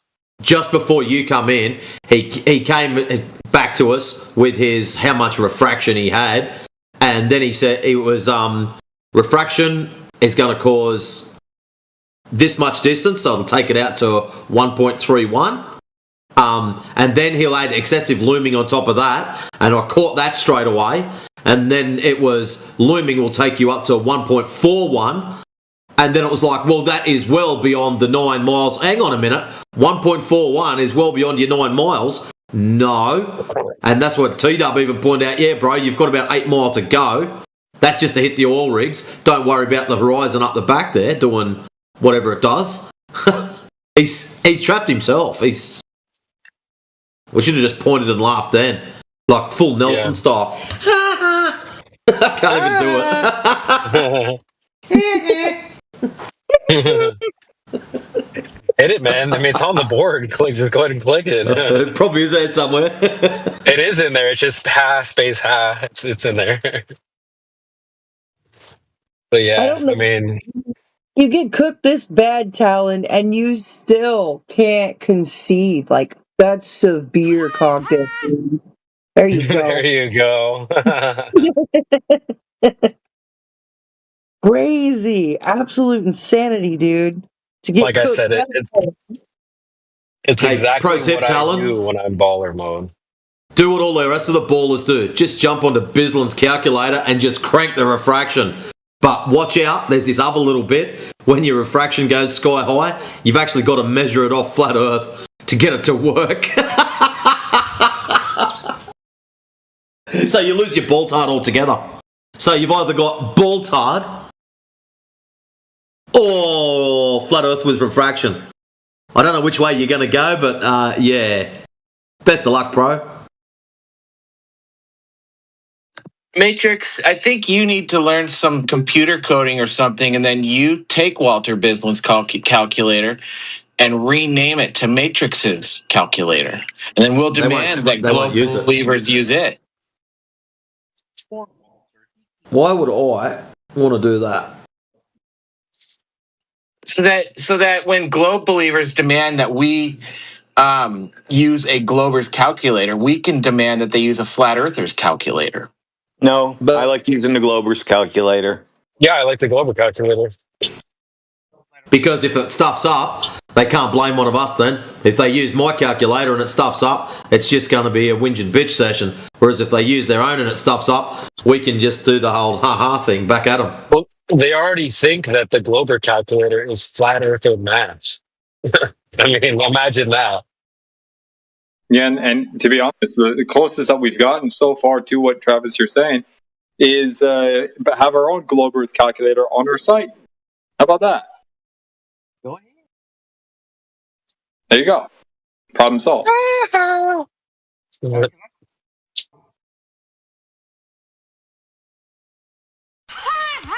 It's a good, dude. Well, I posted an image in the side chat. I could probably repost it here in a second.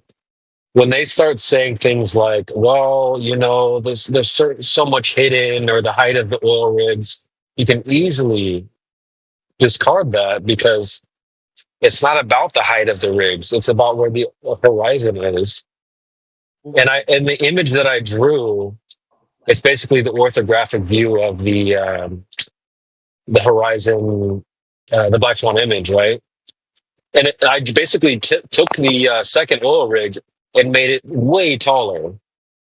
But the bottom of the oil rig was lower than the horizon. So, but the bottom of the oil rig, so what? That's not what the conversation's about. Let me just post that debunks the whole argument.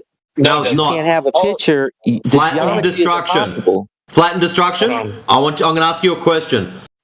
What is the Black Swan argument about? There you go. Exactly. What is the argument? It's your attempt to try to discredit the geometry. No, what is the argument?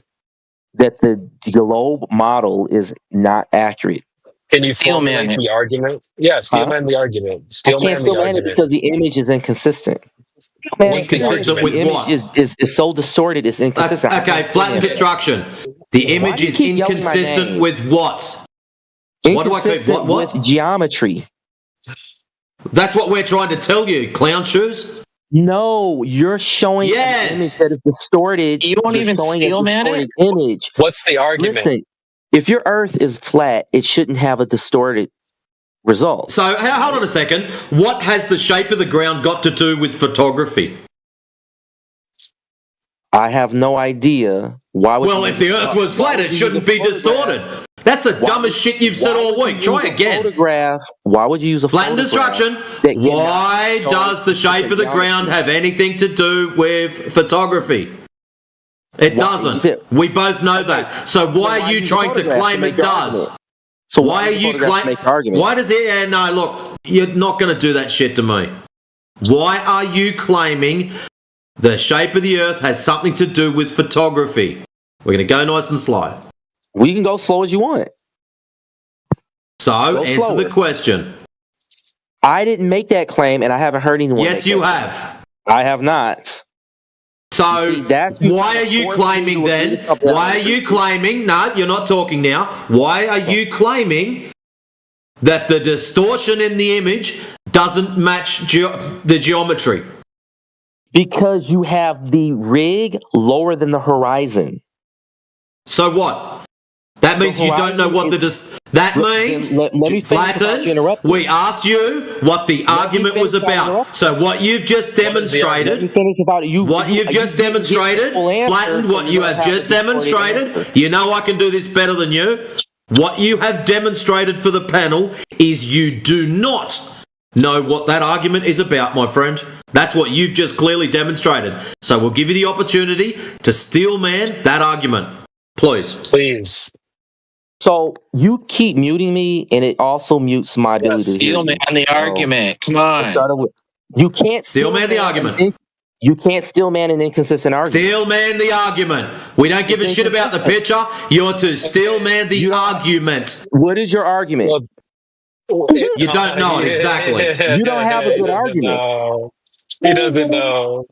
Your whole argument is that the Earth is flat, or that the Earth is not a globe. That's so. What you're doing, flattened. What you're doing with your inability, flattened. He doesn't like listening. This kid, flattened. What you've done with your lack of ability to steel man the argument, you've proven you don't know anything about it. So that there now changes over to a straw man. You've built an argument around 1 minus the fuck all.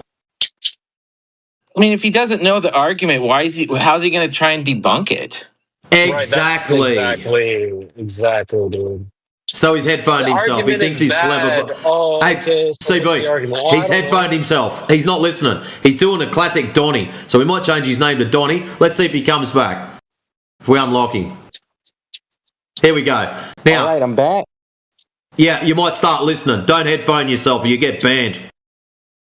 You don't know. Suit yourself. That was easy. I'm launching a Europe Menace anyways. You guys know who that is, though, right? That's that same guy that's been around for a while. I forget, he's changed his name 100 times. Yeah, he's an absolute menace. He's a kid. He's a little kid, dude.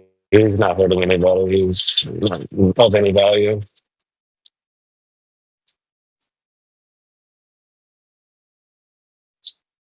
Alrighty. We'll let Talon back out for a second. He'd be getting pretty anxious. There's no other newbies in here, is there? Thanks for unmuting me.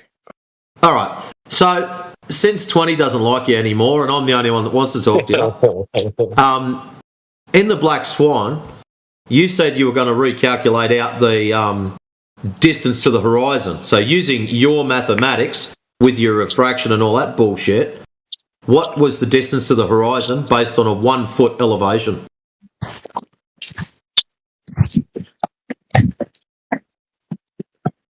Othman, you're hot micing, bro. Hang on.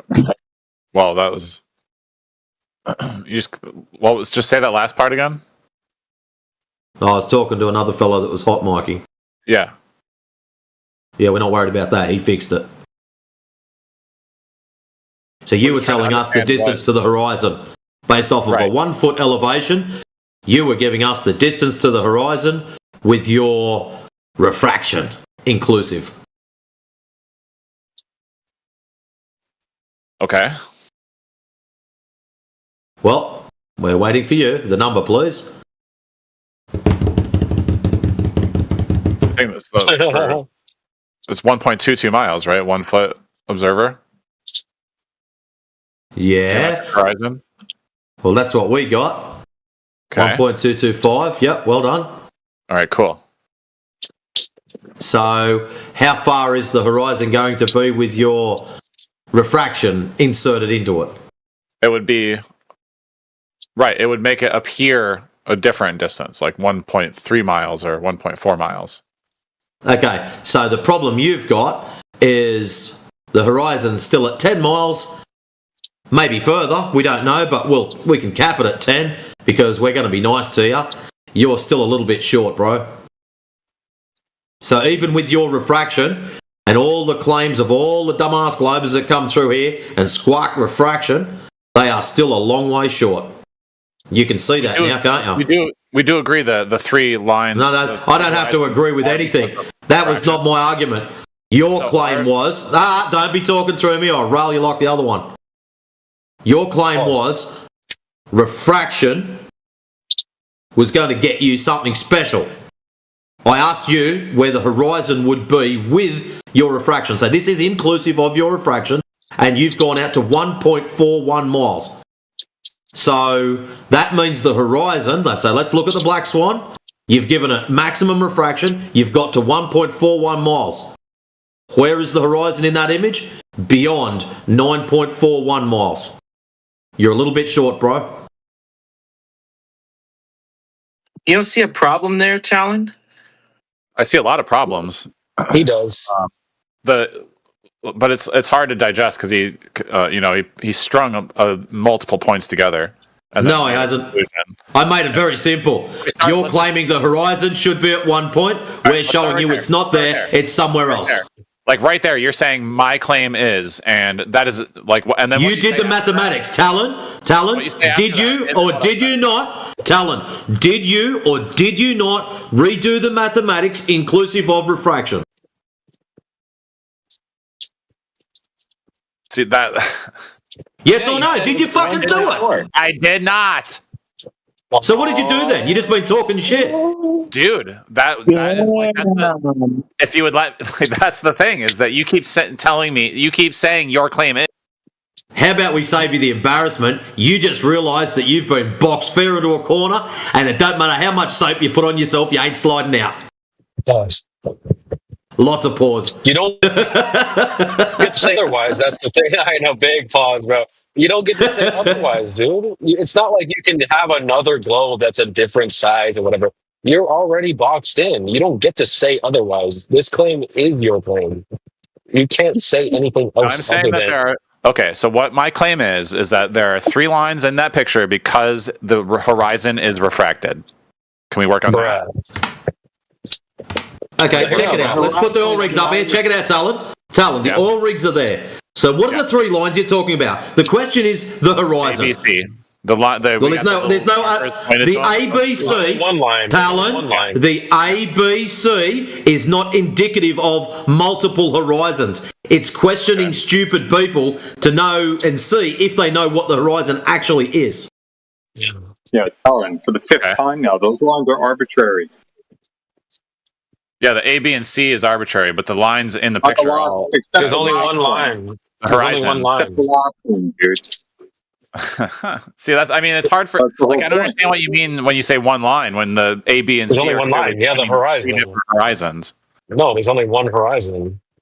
The reason we put the lines there, Talon, is for morons like you, Talon. It's a trick question. Lines that A, B, and C are pointing to. There's Talon. no lines.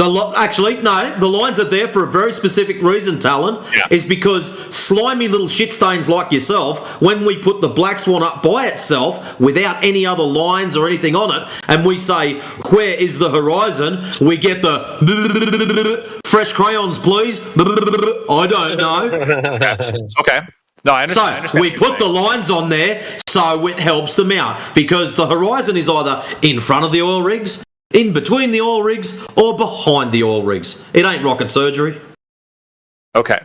So where's the horizon, Talon? Well, let me finish. Where is the horizon? I can hear you. The horizon. Yep, good. So answer it. Fucking crazy. It's like such a. It's in the picture. Where's the horizon, Talon? It's at the bottom. It's a bottom up obstructing the oil. Where's the horizon, Talon? It's where the sky meets the earth. Dude, why on the image. Weird, dude. You're making now, Travis. Now, do we all understand, ladies and gentlemen, why there's A, B, and C for idiots like this? Well, again, like when I say A, B, and C are different horizons, I'm talking about the gradient of the color. The gradient of each line. That's not what a horizon is. Actually, he can be quiet for a second. About gradient. Someone new just come in. Cochata, hopefully I said that correctly. Welcome. We're actually going to put this other one on silent so you don't have to deal with that at all. Please, if you've got any questions, queries, concerns, curvature proof, the floor's yours, man. Yeah, I was talking with y'all on YouTube, and I just figured out how to get on this Discord. So, Nice one. Yeah, some of these guys are killing me on this, trying to debunk this flat Earth stuff. So, yeah, I tried to do that. I tried to do that about 3 years ago, and also. So you're a flat earther? Oh, absolutely. Yeah, I was. Oh, mad. Hell yeah. After like I say, I wasn't until about 3 years ago, and it took me about 3 months trying to debunk it. And after I try to debunk it, next thing you know, I'm a flat earther. Yeah. Bit of a bastard to debunk, isn't it? Yeah. Yeah, welcome to the club. So, Chad, did you hear the mental gymnastics that ensued over the last half hour? I have. This guy it's insane. I mean, I'm just. The dude's got some intelligence, but it's indoctrination intelligence. You know, you can have. There's very, very many people are very smart, but they're indoctrinated. You know, I mean, I was. I mean, many people. I think a lot of flat earthers were indoctrinated. You know, but once you wake up and you come to the realization, I mean, it's just it's insane once you wake up and you realize.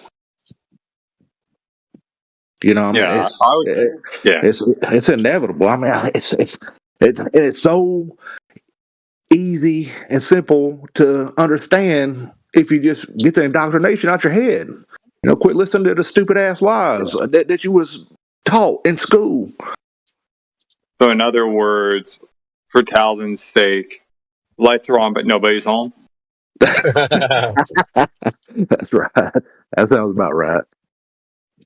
So did you hear what Talon said when you asked him which one is the horizon? He said, well, it's in the picture. And then he said, well, it's where the sky meets the ground. And it's a gradient of color. That's what he said. Isn't that wild? Just total sophistry. Right. You know, and that's the thing about the horizon. You know, it's at your eye level. I mean, it doesn't matter how high up. 1 foot off the ground, you go 100 feet off the ground, you're still going to see that horizon at your eye level. You know, I mean, I get so frustrated with some people. I mean, they cannot step out of it. I mean, I just keep saying the indoctrination. I mean, people they can't step out of it, and they don't have no proof but what NASA wants to give them. I mean, when you go to the 8 inches per square mile, you know, and then as that goes up, you know, I forget the mathematics on it right offhand. I mean, what is it, like 66 feet or something at 10 miles or something like that. I mean, I got a lot of stuff wrote down. I mean, I just lay where I'm at. I'm in Georgia in the United States, so it's almost 4 o'clock in the morning. But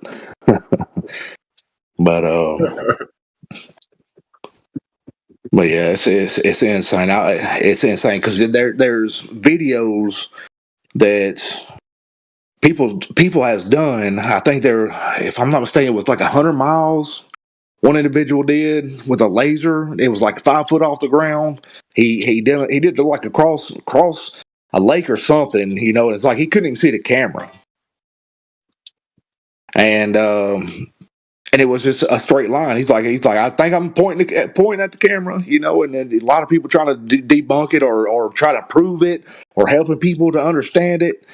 And it's like, that's impossible to be that. I mean, I don't even care if it's 10 miles. It's impossible if you want to use NASA's or even the globe calculator. It's impossible to have a straight laser pointing that far away.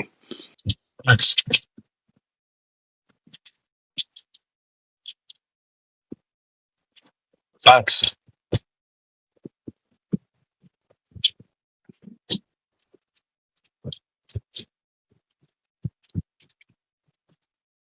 They're beat if the horizon's horizontal. They're completely beat. You just ask them if the horizon's horizontal. That's the answer is yes, clearly. And you have a beat on that because horizontal is not a property of a sphere. I've been on that all night.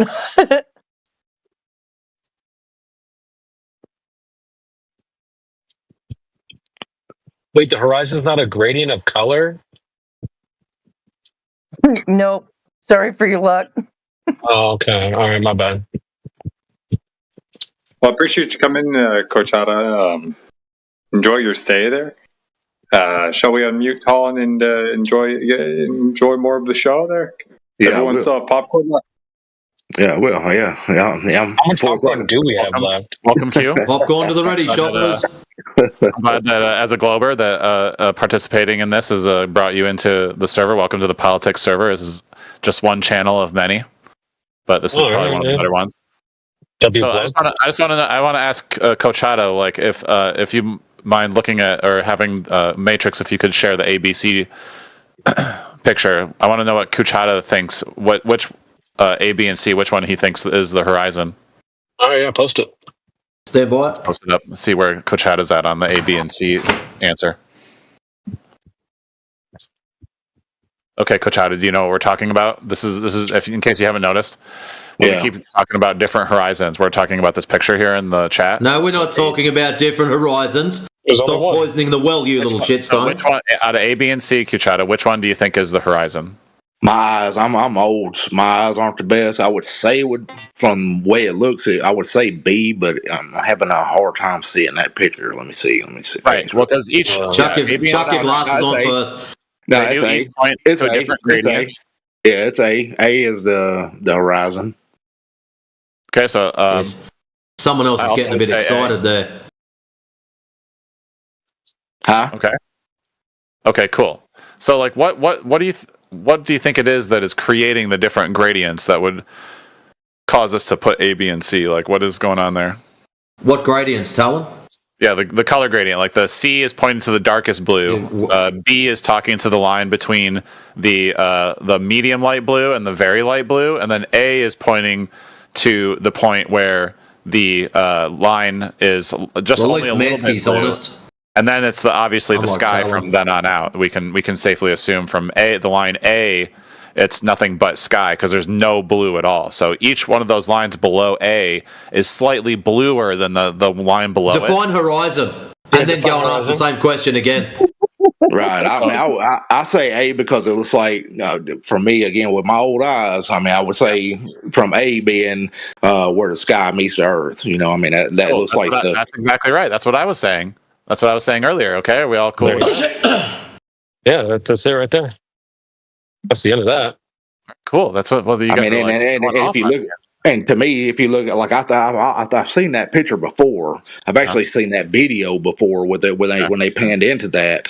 And if you notice, you know, even at the furthest one, I think that one on the it's 9 miles. I was about to say that's 9.5 miles, and that's that one that's at 9.5 miles. The horizon is still behind it. You know, so wait, has Talon seen the video when it's not color enhanced? Right. I've seen the picture. I've seen all of them. I've seen the one where it's on the horizon is not refracted and it's one pure line. Talon's been doing this for almost 2 years now. Been doing this for 2 years. Far longer 2 years. Talon's been looking at that picture. Like it was just a boring politics server until the flat earthers show up, and then it became. It was boring. It was boring, and there's just stupid MAGA idiots and people who sucked a lot of Trump. W Trump. But that's not what. Here we talk about the best topic, and that's the Earth being a globe. Yeah, and Talon's lack of evidence to verify such. And so many people get the word perception wrong. I mean, they it's like I think earlier I was hearing somebody, why couldn't you see the Rocky Mountains or Mount Everest or whatever the heck it is? And it's like, you know, you can only see. I don't care how strong of a camera you can have, the Nikon P1000. You know, you can zoom in as far as you want. You can only see so far. You're not going to be able to see thousands of miles away. You know, I mean, it's not going to allow us to. You know, there's just a point of perception where we're just not going to be able to see beyond. Well, it's all a matter of resolution and magnification, because you can use telescopes to see much farther than the normal human eye. Right. Except you shouldn't be seeing around the curve, should you, Talon? So if the horizon's a geometric location, isn't it, Talon? It's physical. Hold on, you've forgotten. No, I I didn't just wanted to forget. digest what I heard you say because you talked over me and I didn't hear everything you said. So, what were you saying? Diddums. Diddums? With your telescope, Diddums. You're now magically seeing beyond the physical horizon. You know, where the sky appears to meet the ground. Right. So if you're only like 1 foot observer height, even with a telescope, you wouldn't be able to see much further than the miles to the geometric horizon. So you wouldn't be able to see past it. You wouldn't be able to see. You wouldn't be able to see anything over the curve because it's obstructed by the curve. Which but yet you can in the Black Swan. Well, that's the thing. Well, the telescope. Well, because the Black Swan has oil rigs that are in view of the curve, but one of them is they're in view of the curve. More obstructed than the other. They're in Talon. Go backwards. They're in view of the curve. What do you mean by they're in view of the curve? They're above the curve. In view above the curve. Where's the curve? It's in front. But just by that picture alone on the rigs and it being 9 miles away, you know, if there was a curvature, there's no way possible. I mean, if I'm not mistaken, I could be wrong, but I think that's supposed to be like 60 or 80 feet below. Like you shouldn't even be able to see that rig at all if there was a curvature. But you can only see the rig you can only see the part of the rig that isn't obstructed by the curve. Like you could take a telescope and zoom in to the people standing on the rig, but you wouldn't be able to see the bottom of it because it would be obstructed by the curve. So if it was, a certain distance, it would just be shorter and shorter until it completely disappeared. Well, if it's a curvature, you wouldn't be able to see the bottom of it touching the ocean itself. You know, I mean, right. That's the part you don't. Right. That's the part you don't see. That's the first part that becomes obstructed, the bottom up obstruction. And so, because you can even. I'm sorry. Because even in the refracted one, the one that's got 3 horizons and it's all blurry, you can see that the 6.2 mile platform, Hill House, has an extra floor to it with the. You can see the catwalk just above the surface of the water that it's over, and then you can see the gaps. But when you look at Habitat, it's deeper into the water. And so you can't see that catwalk below it, and so it appears to have a bottom up obstruction even in this refracted visual where everything's really blurry. You can still count the catwalks below the ocean swells. Those rigs aren't even 60 foot tall in themselves. You know, that one at 9 miles, if it was 60 miles, and I know it's more than 60 feet. But even at that 9 miles, if that old rig is not 60 feet tall, so you shouldn't even be able to see the top of it. I mean, you would just barely be able to see the top of it if it was a curvature to it. So you wouldn't be able to see the bottom of it. Coach, I did a little bit of research a while back. If you want to check in the chat at the hour there, for me it's 4:00 there. I don't know what it is for you, but I modeled the platform Hill House, the furthest one at 9.41 miles. Okay, in this thing, right?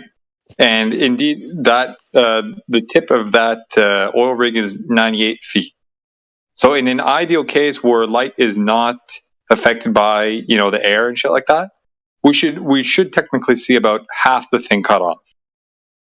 So, and also I just looked up the heights of oil rigs above the water level, and they're up to 200 to 400 feet. So book that. Well, this one is 98 feet. If you want to double check, feel free. But that was the number I got. Debunk that. That's fine. So in either case, it's over like 100 feet, you can see them from either way, it still would be. I mean, even if you take the one at the 6 mile one, I mean, I wish I had my notes with me. I'm sitting there in the bed. I don't even have my notes with me because I have a lot of this math wrote down, and I forget the mathematics off the top of my head. But I mean, I do remember the 1 mile being 8 inches, and and it goes up so many feet every square mile or whatnot, but even at the one at 6 miles, you should only see half of that even at the 6 miles. If there was a curvature, you wouldn't see the bottom of the rig itself. You would only see about halfway up. Right. Exactly. Well, an oil rig from the water level is 8 to 10 story building, and so you can see the stories. So you can literally count the stories on Millhouse. You got like the bottom portion, and then like just looking at the catwalk right above the water, just an inch off the water, relatively speaking, on platform Millhouse, and then there's a gap, and then the platform itself begins, and then you've got, let's say, like another 5-story building above the major platform, but then the platform habitat, you can clearly see that first catwalk is further is not visible, and so that shows a bottom up obstruction of habitat versus Millhouse. Question for you: It's Hillhouse. Is the horizon the same as the Earth, the curvature of the Earth? The Earth is curving, and so that would produce a horizon. I'll ask you again. Is the horizon and the Earth curvature the same thing? Yes. And where is the horizon in the image? In the oil rig image? Where the sky meets the water? Yeah, where is the... I mean, we're all looking at the same picture, right? So maybe you could answer the question? I mean, I did answer the question. Even Zuchata said that go ahead, tell us the horizon is where the water meets the Earth. And so in the image, if the horizon is the curvature of the Earth, where is the horizon in the image? Right there on the that's answer the fucking question, retard. Like you're asking me, like, where's the oil? You're asking me, where's the oil rig in the picture? I'm not speaking Chinese. Where's the oil rig in the picture, Beamer? Well, hold on. I guess I'll ask again. Look, he's tapped dancing again. So just to clarify, you're saying the horizon and the curvature of the Earth is the same thing, and so in the image, where is the horizon / curvature? Going across the middle of the picture. Okay, one more time. Where is the horizon in the image? Is it where is it? Are we dude? A, B, C, or D? Should I put it? I keep answering in Spanish, or like, do I need to speak another language, or like you just? Yeah, you need to ask a better question than where is the horizon in the picture? Better question. Okay, one more time. So, since the horizon is the curvature of the Earth, yeah, where is the horizon? It's the curvature. It's part of the Earth. Okay, one more time. C or D. One more time. Since the horizon is the curvature of the Earth, in the image, where's the horizon? It's if using the multiple choice A, B, and C, it's A. Okay, there you go. So then stop saying it's before the oil rigs, or that it's like, well, the bottom of it's being blocked, or what? Rather than stupid fucking questions. Okay. Well, you could just say it's behind the oil rigs. I don't know. I mean, do I need to put it in Spanish? You keep talking about like, well, there's like one level of the platform, and then da da da da. Well, the horizon's behind it. You're saying the horizon is the curvature of the Earth. Well, yes. Then you have a problem. Okay, then I guess I'll ask you again. So, what would be the distance of the horizon at 1.22 miles? Oh, shit. Okay. What would the distance of the horizon be at 1 foot? 1.22 miles. And then, so what is the distance of the second oil rig? 9.41 miles. Then the horizon's behind that. Is it? Oh, you just said it was. Okay. Okay. So then. So you're saying that just because there's so then what happened to the 1.22? What happened to the 1.22? The platform's 100 feet tall. No, hold on. What's the? Hold on a second. I just did the math. I just did the math on the 6 miles.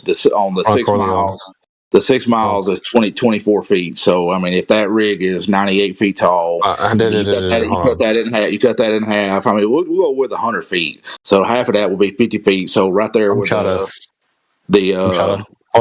One second. I got you. We're cooking this guy. I got you. So he said that at a 1 foot observer, the distance to the horizon would be 1.22 miles. And he agreed that the second oil rig's at 9.41 miles, and he also agreed that the horizon is the curvature of the Earth, and it's behind the second oil rig. So it's not at 1.22 miles then. You agree or disagree? So you're saying that the rig should? I'm just saying what I'm saying in English. I don't see what the problem is. Are you saying that should only be 1 mile away according to your calculations? You said that. Your If you're calculations, saying, Talon. you said you're saying that if the Talon, horizon your is behind calculations, the oil Talon. rig, go to the YouTube and get it. Talon, your calculations, dude. It can't have both. Yeah, dude, Should I your go to the YouTube and get calculations. the clip where you said it's 1.22 miles, or you forgot already? I mean, from the 1 foot observer height. And then you said the Yeah. second oil rig is at 9.4 miles, and you said the horizon is behind that, and the horizon is the curvature of the Earth. Yeah, I mean, if I don't know how to spell it out. What does that tell you? Well, you told us. You said Well, what is that? What is that? What am I telling you?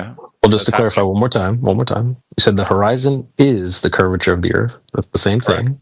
Yeah. And we see the horizon beyond 0.41 miles. Okay. And then you also said that. Okay. And you also said that the horizon or the curvature of the Earth at an observer would be 1.22 miles. We have a problem, folks. Hey, what's you're the saying, math You're saying for? that the horizon isn't. So you're I'm saying not the horizon saying it, is you said actually it. 10 miles away. No, you said it. Well, what are you saying? Wait, doesn't Just this repeating put what you the said. radius of the You're globe saying at like what I a said? million miles?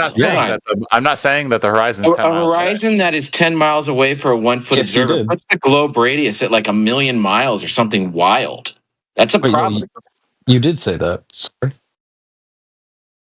Should we ask you again? Or should I just get the... 1.22 miles away? Yeah, you said that. No, that's what we're agreeing on. Okay, great. And then, but the horizon in the image, which you said is the curvature of the Earth, is where? Earth meets the sky.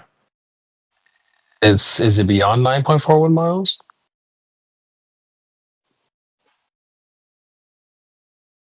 He doesn't want to say it, man. I love the pregnant pause. So that was I'm beautiful. typing something in. I'm just trying to figure out how to explain. Fucking do it. You don't have to explain can't anything. You're just going to answer the question. Just, I mean, you already answered it. They're just having you say it over and over again because it's beautiful. Yeah, translate. I'm trying to find the best Weasley word to get out of this fucking pin that you just put me in. Right? Yeah, it's fucking awesome. Pathetic, dude. I'm just going to put it on the soundboard. Actually, that's what we should do, is just put it on the soundboard, because then it would just play it back to you so you can hear it from your own mouth. It's like top 3 most dishonest motherfuckers in this goddamn room. It's absolutely insane, Colin. I swear, man. 10 years from now, if you listen back to yourself, you're gonna fucking puke. So wait a minute. So where? Hold on. Okay. Here, I'll post something in the chat. Let's take a look. So wait. A 1 foot height to the horizon is 1.22 miles, right? Yeah. But what's the 1 foot eye height to the 120 foot tall rig?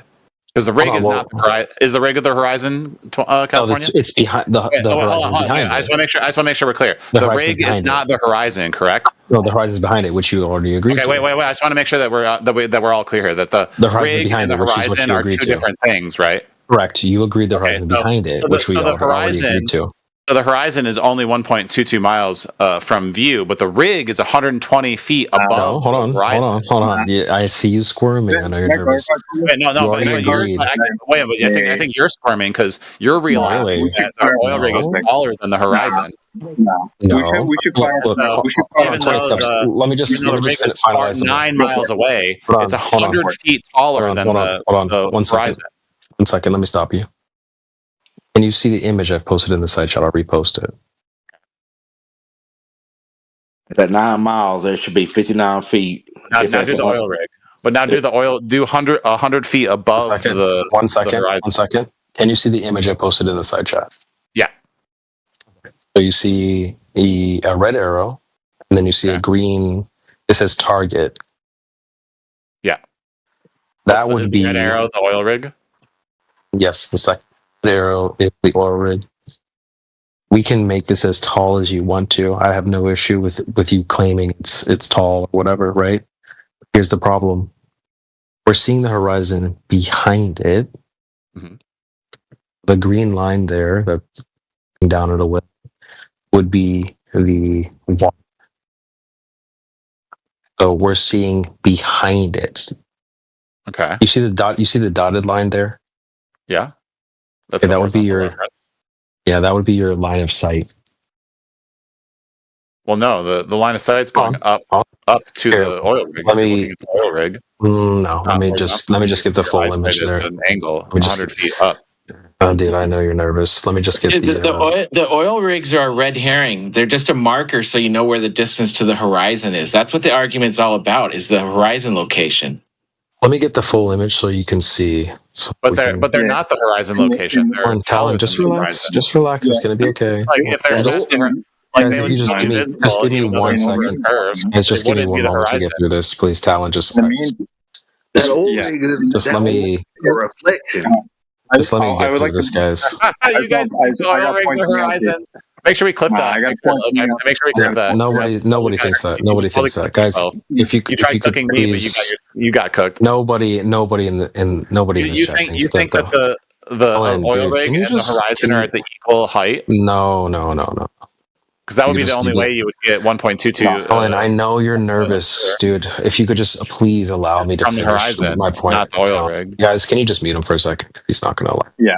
And in the meantime, I want to put just one point of clarification. And then, CB, please proceed afterwards. Okay. The term horizon, when we're talking about the 1.22, this is the predicted one. Okay. Because the word horizon in this context right now, it's being used in multiple sentences, one to refer to what we see versus where it should be. But it's the same word, right? So as to not get confused between the two and the intention behind the use of the word at any given time, we should be hyper-specific. Right? The predicted or idealized, quote unquote, where the horizon should be, right, is 1.22, not where it actually is. So that's where the problem lies, right? I'll be quick. Go ahead. So this is the full image here. Graphic view. We have the blue arrow representing our observer height, the dotted line representing your line of sight, the green line, curved green line would represent the surface of the water. You can see that there's a line there in the middle. That would be at your 1.22 miles. Now, this is just like a pro tip for anybody. Anyone that says or starts bringing up the height of the oil rigs, this is how you can dismantle this. Let me just repost it. And that's pretty self-explanatory right there. Yeah. So basically what I did is I took the second red arrow and I just made it taller. Because they're going to say, oh, well, the height of the oil rig doesn't really matter. But because we're seeing the horizon beyond it. So whether it's taller, shorter, whatever, it doesn't matter. Horizon is behind it. I drew a question mark. Why are we seeing? I know you're nervous. Do you want to interrupt? Like I know you want to. I know. We have the surface of the water behind the oil rig, which should not be visible. Why? Because it's supposed to be 0.22 miles, which is what you said. But anyone like bringing up the height of the oil rig is completely irrelevant. Because the horizon is actually beyond it, and it's supposed to be. You're denial. Beyond the oil. You're in denial. Sorry. Hold on. One more time. You already agreed that the horizon's behind the second oil. No, it appears behind it. Yeah, that's the definition of a horizon. That's an apparent horizon. A geometric horizon is a mathematical fact. Hold on. By definition, the horizon is an apparent junction between the earth and the sky. So saying an apparent horizon is redundant. That's like saying lightning. Lightning is flashing. Like you don't need to say it twice. It's already apparent by definition. No, that's not the same as geometric. There is no geometric horizon. That's what we're covering. There isn't. What are you talking about? Okay, let's just clarify. We actually did agree on that, where the water. This is what you also agreed to. That's the geometric horizon. You also agreed that the horizon and the curvature are the same. Then you said it's behind the second creating the horizon. So again, I'm right the whole time. Which you said is behind the second rig. You agree? Nigger. Here, what do you need? I'm here. Thank you. So you said you agreed that the horizon and the curvature are the same thing. Yeah. You said it's behind the second oil rig. No, that's the apparent horizon in the picture. That horizon by definition the picture doesn't determine whether or not the definition of horizon is what is shown in the picture. The horizon definition doesn't change. In it, and it's blurry, and it's only the apparent horizon. It's not the geometric horizon. I guess So you absolutely looks cooked like it's yourself, behind. dude. We're just gonna get a bunch of sound clips of you saying yes, the horizon is behind the second oil rig, and it is the curvature of the Earth. Correct. Congratulations. Again, you would be taking me out of context because you're confusing the geometric horizon with the apparent horizon. There's only one horizon. There's But no then, geometric the picture horizon clearly and apparent shows, has 3 different gradients worth of horizons. How you see the pillar? One behind the oil rig, one in front of the oil rig, and one at the line of the How many oil rig. horizons are in the image? The A, B, and C pointing to them, and 3. How many horizons are in the image? What there's? It appears to be 3. How many horizons are in the image? There appears to be 3 horizons because the one horizon. How many horizons are there in reality? The one in reality, only one horizon exists, but due to refraction, how many horizons are in the makes image? it look like there's 3 because we all know what refraction is, right? How many horizons are in the image? Do you know How what many refraction horizons is?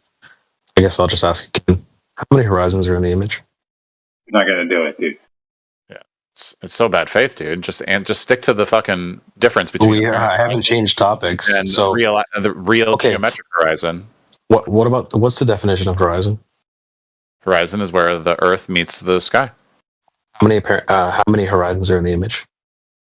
Are you talking about apparent horizons or a physical? Just the horizon that you just defined 2 seconds ago. So where does that appear in the image? Appearance-wise, you could call the top line the beginning of the horizon.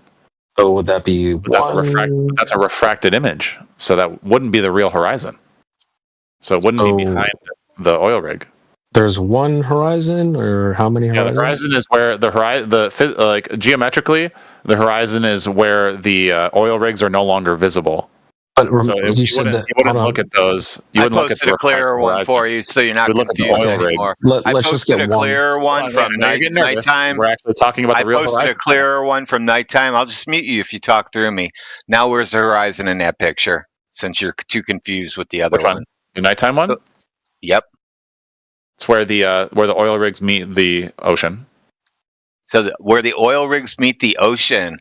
So where the feet of the oil rigs are touching the water, where the word platform C, 6.08 miles, that's the horizon. Where the oil rigs are obstructed by the water. Can you define horizon one more time? Because that's where so there's 1, 2. There's 2 horizons. Then each platform has its own horizon. Is that what you're telling me? It appears that way. Can you define horizon one more time? It doesn't.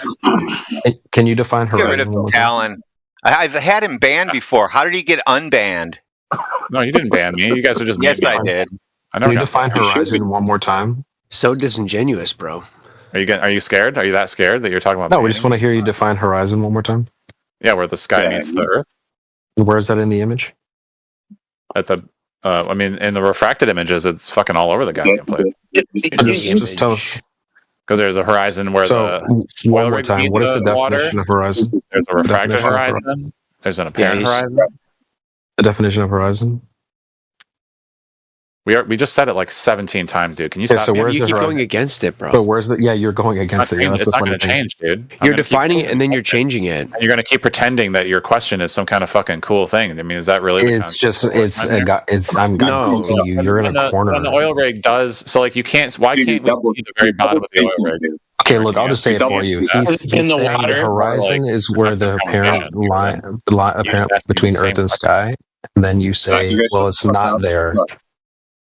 Dude, he asked why you can't see the bottom of the oil rig. Because it's in the water, you dipshit. Exactly. That's the ultimate point. Good point. This guy's got to be mentally ill. He should be muted. Yeah, he should. Yeah. If them things are 100 feet tall, then and that's supposed to be 50 feet of curve. 58 feet of curvature. So those pillars must be 58, 60 feet, and then the rest of it's only 40 feet tall. It doesn't really matter how tall. The seed oil. I'm not sure why you guys are still looking at oil rigs. I still haven't figured this out. Why you flat earthers are looking at oil rigs still? Clowns are so. It's not the oil rigs itself. It's the miles out that it is. When you do the math on it, like I say, even at the 6 miles, that's 25 feet. should be missing. You shouldn't even be able to see the pillars on it. So The argument is about the distance to horizon. The oil rigs are just distance markers, so you know how far the horizon is out. right. Thank you guys for letting me get in there. I mean, it's just brilliant listening to him. He knows his code. That's beautiful. We're gonna clip this out on Upcord where you It's at. crazy, man. Because in one of his answers, right, he goes with your question, whereby you're just saying the word horizon, right? You're not prefixing it with geometric or apparent or whatever. But then the second question, he has to insert that to create some distinction between the two that he didn't before. You know what I mean? It's total doublespeak, man. Crazy. Mental illness, man. I'm trying to think of ways where you say something and then you're redundant when you say it. It's like saying like the Homo sapien human. Those are the same thing. So saying like the apparent definition, the horizon apparent, you see the horizon, the apparent horizon. But there's other horizons. There's only one horizon.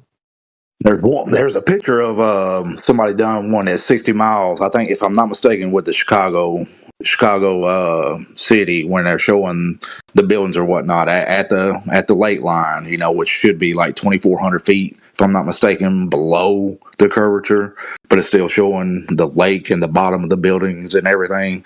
You know, I mean, I think I got that picture saved somewhere. I had to go through. I got so many pictures saved. It's insane. I can't really find mine right this second. But I already posted it. You posted it, yeah. Okay. Oh yeah. Oh, there you go. 52. Yep. I think we've absolutely you shouldn't even be able to see the buildings. You know. So I mean, that's insane. It's been cooked into oblivion, bro. He's air fried, well done, crisp. He's done. There's just no coming back from it. He already said it himself. And is the curvature of the Earth, which is behind the oil rigs, but it's supposed to be at 1.22 miles. Right there, he's done. He's finished. You destroyed your own point. It's not at 1.22 miles, which you said. It's done and dusted, bro. We just move on. This was fun, though. I mean, I'm sure the audience saw that.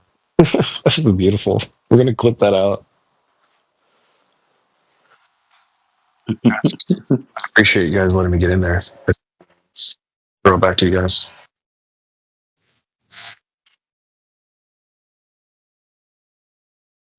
Talon ran to the YouTube chat to go cry. So I just took time out for the next 24 hours. It's fine. It's very dense.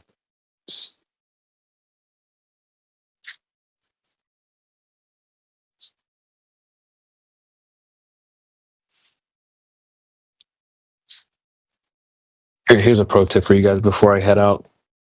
You know, it's like him and others will say, like, they'll try to squeeze in there, like, they'll say, you know, on the Earth, which is a globe.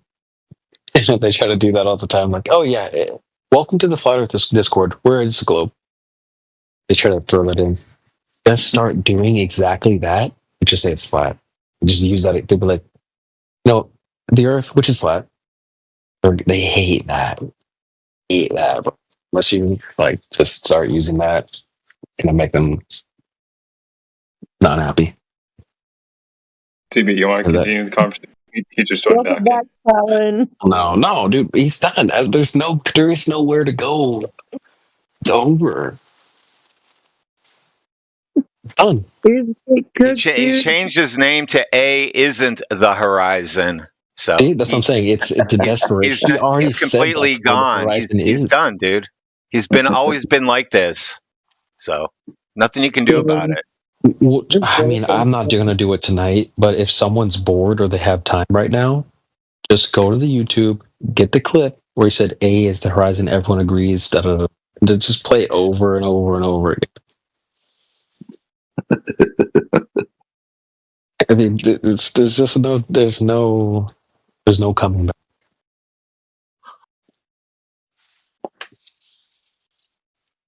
I'm happy, guys. It feels amazing to be a flat earther. It's this easy. You don't have to be the most technical. You don't have to be the most genius, smart person, PhD. It's easy.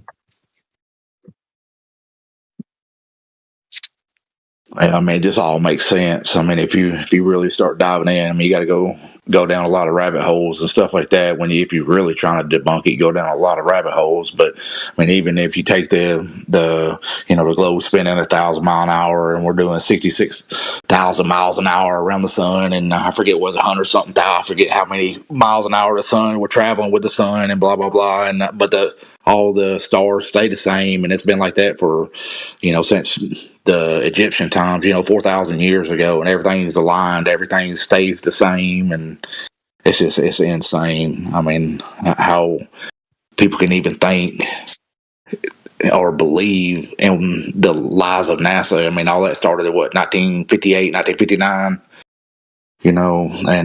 And then when you have the 1958 encyclopedias, when it has the measurements of the firmament and stuff like that, but all that got tossed out. That's no longer into the school system. You can't even find a 1958 encyclopedia if you go try to find it. It's just insane. When I head out, W chat, W 20 cups, W Win, W Travis, We got W Ricardo in the Rumchaka. Good night, all right? Are you Later, man.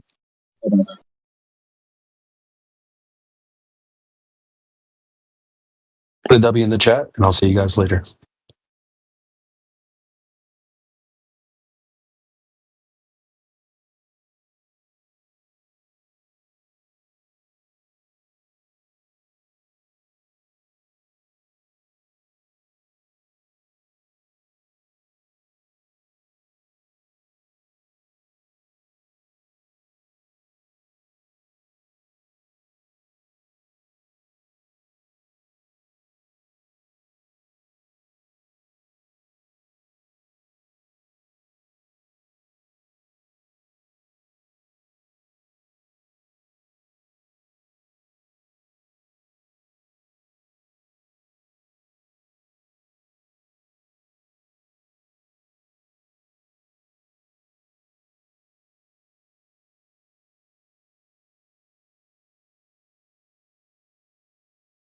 You know what's insane? Being made aware of all the fallacies of the globe Earth and still believing it's a globe. That's insane. Yeah, I agree.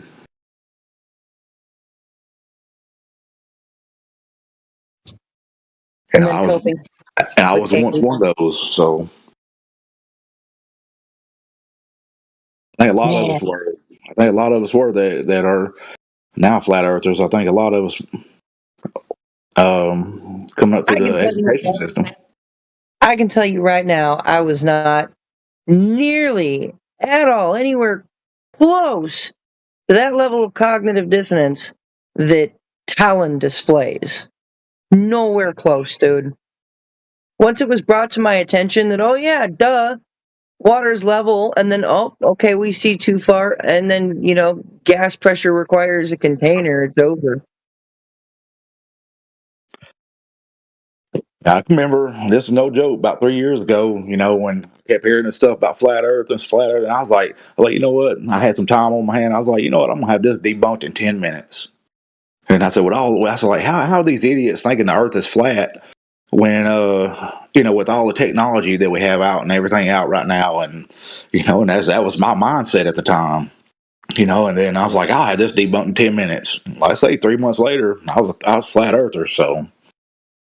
Yeah, exactly. Like Jenna was saying, that's all it should take, to be made aware of it. I had to figure it out myself, but if I had this channel to help me out, it would have been a lot sooner.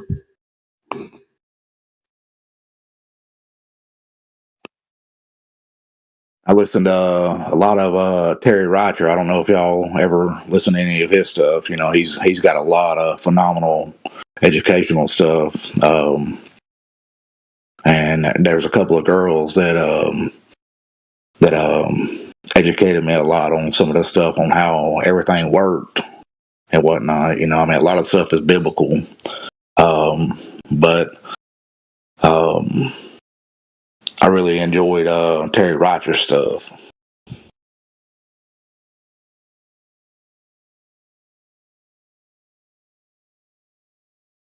Yeah, he's great. He makes some pretty cool videos. Wait, why does the Bible say that God is in the circle above earth? Yeah, he's talking about the four corners. I mean, even in the very beginning in Genesis, talking about the firmament, and firmament's No, mentioned several times. hold on. Ricardo is a little confused. I think he thinks that a circle equates to a sphere.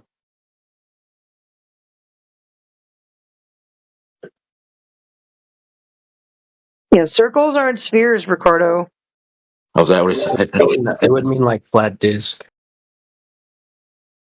No.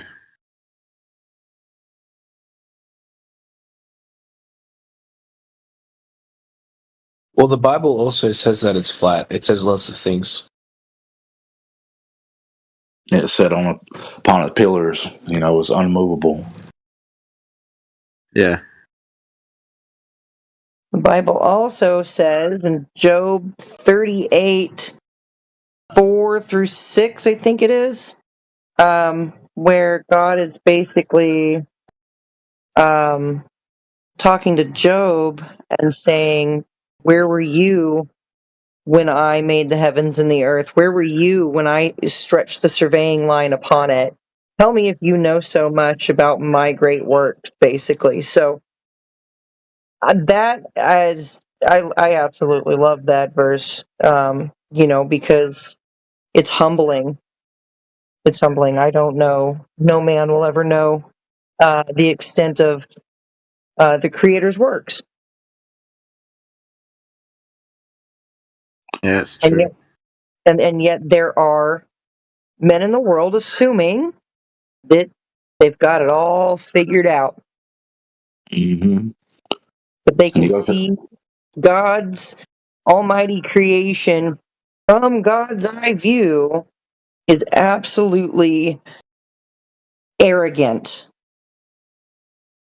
Yeah, I mean, they even change up in several of the more modern English versions. They change it up from firmament to expanse.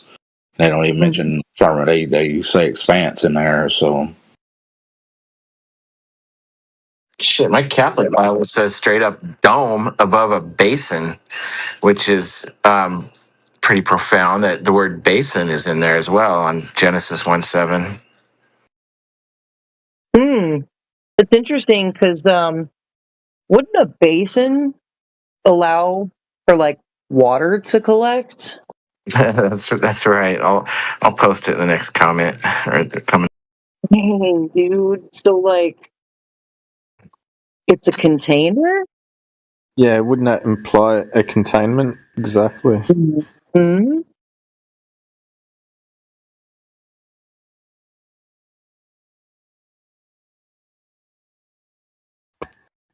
And see, the thing about it is okay. The Bible doesn't prove flat Earth. The fact that the Earth is observed as flat, measured as flat, treated as flat, navigated as flat, etc., that validates the Bible.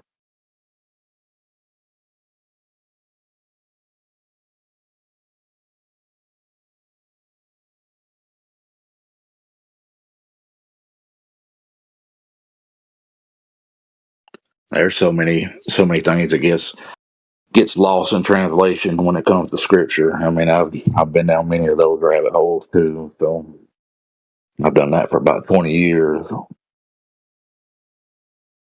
So there's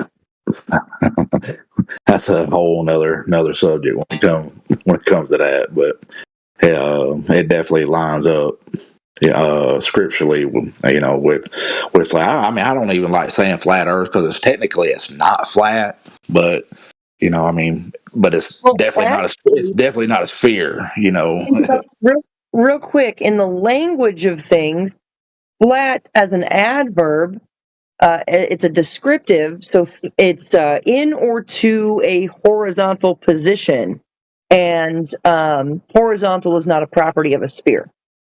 Right. So flat, horizontal. This mountain 3,000 miles away from this mountain is they're in a horizontal position to each other. So that's flat. That's the context in which flat is being used.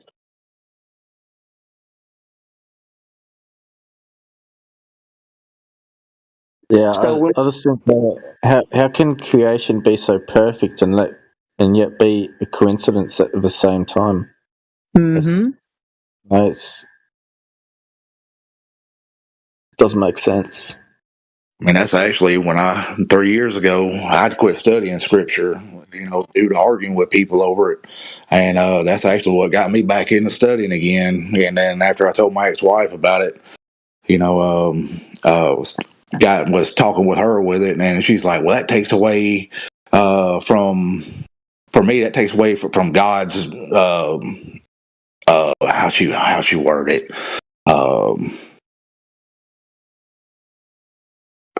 I forget exactly how she worded it. How it was pretty much that it takes away from God's creations and stuff. I was like, "What are you talking about?" I was like, "That aligns more to me. I mean, if you really think about it, it aligns more than than this whole big universe thing, and nobody knows what the heck's going on, and and the galaxies, and I mean, they just when you look at the stars, I mean."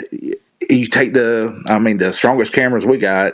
I don't use the computerized ones. I mean, like you can get the Nikon P900 or the P1000. I mean, you can look at the stars. I mean, you don't see none of those pictures. You can pull up stars and the sun and the moon and all that stuff, and none of the pictures that you can Google or pull up on any website look the same as what you can through one of those cameras. But you can get a telescope that's computerized and it looks totally different. did you guys know that, Nico from Nikon, right? If you take that out, Nico means victory of the people. Yeah. That's cool.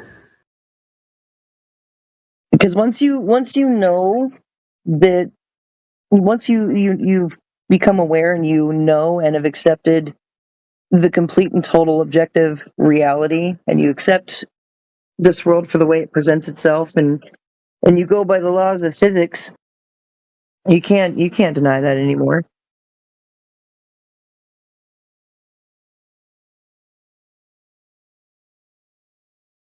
It's cognitive dissonance to sit there and do what Teflon was doing.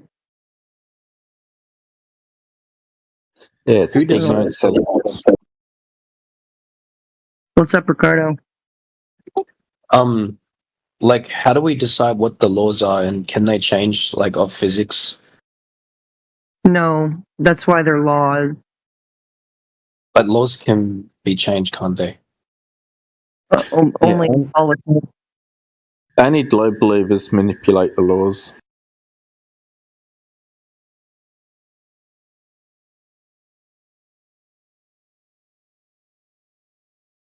We don't.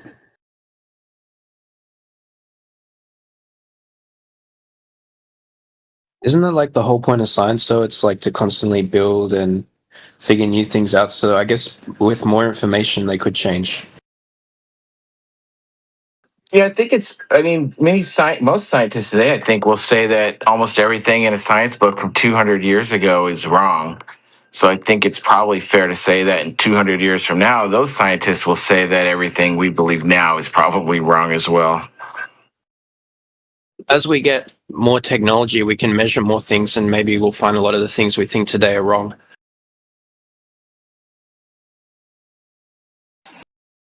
Well, some things can't change, like heat will always boil water. Heat will always cause water to boil. That'll never change. Another scientific proofs will not change. If you're following the scientific method.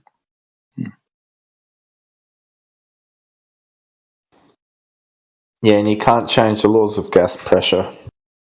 No, you can't change natural law. But stuff changes, yeah, for sure. Medicines and all that sort of stuff. Can't talk about that. But, theories of, psychology and different things, always evolving. But some things just won't. Yeah, that was another one that kind of blew my mind on as far as the vacuum of space, you know, and we're able to contain all the oxygen, you know, the gases that we have here, but in the vacuum of space, you know, it don't just suck it all out, you know, and that in itself is just, it's kind of, I mean, if you really dive down that rabbit hole, I mean, that'll take you to a whole nother level on that too. So Exactly. I was thinking about some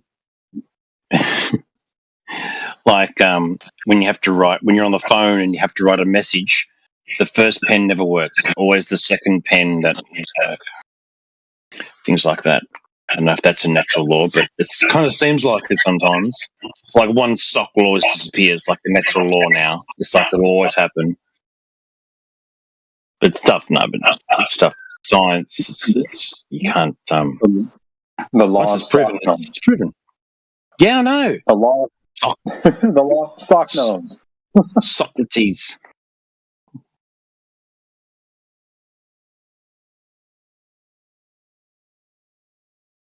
But I worked in call centers, and that thing with the pens, it happens all the time. It's crazy. So, damn pen doesn't work. Click. Here we go.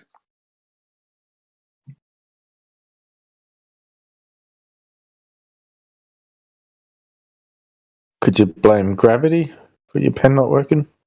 Probably. Don't know. It's a hard one, that.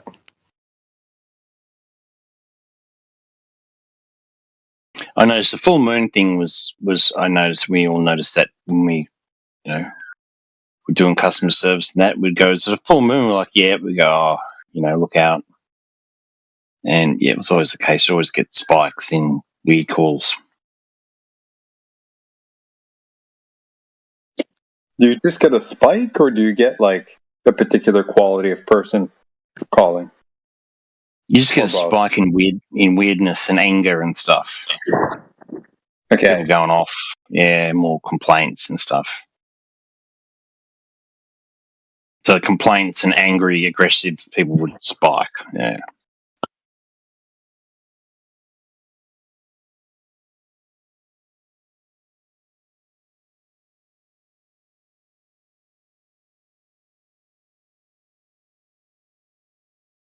I got so many pictures and video. I don't try to show this video I took this past January. You know, I seen I think care of my grandmother that has dementia, and I'd actually pulled up at her house, and I was sitting there and noticed it's like 1:00 in the afternoon, and the moon was out, and I thought I was gonna take a picture of the moon being out with the sun. So I kind of panned over to the sun, and I kid you not, I caught two suns. I caught two of something. And I mean, and I was like, well, maybe that's what you call it on with the cameras having a brain fart. I'm getting tired. Let's say it's almost 5:00 in the morning here. A lens flare. Lens flare. Lens flare. I was going to say that. Yeah. But there's two lens flares there. And so I mean, I ended up doing it twice. Well, I think I just found it. Let's see if this. Let's see. This might not be the right one, but I'll put it up anyway. Well, it's not letting me.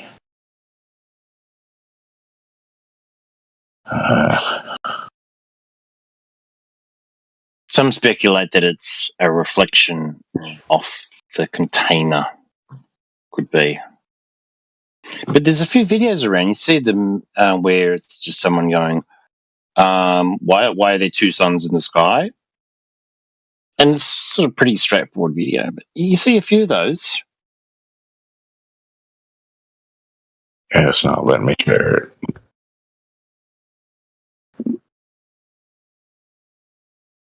wasn't but like a 30-second video, but I mean, I even had to do it twice because I was literally just doing the moon with the sun. I was like, because it just made no sense. Like that can't work on a heliocentric model.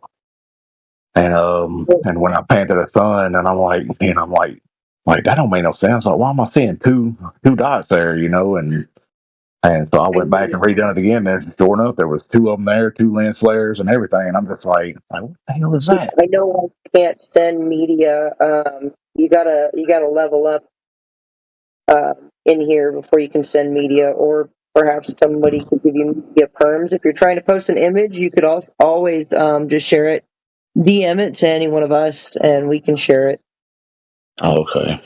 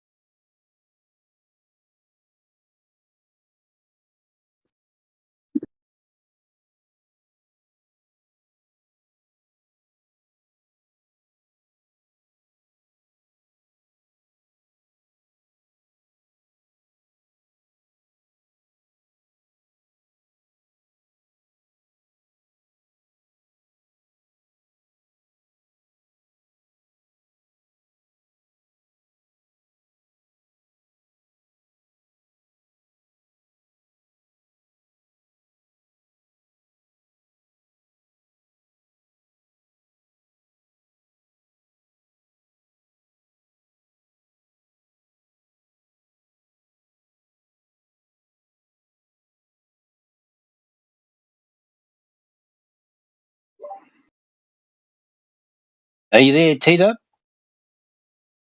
I want to ask you about if you're there, about the digital ID, if you don't. Like, I don't know what the big deal is about it. It seems like, yeah, it's like I give my government issued ID, and then it goes, you're you, and that's it. I don't know what's the big deal.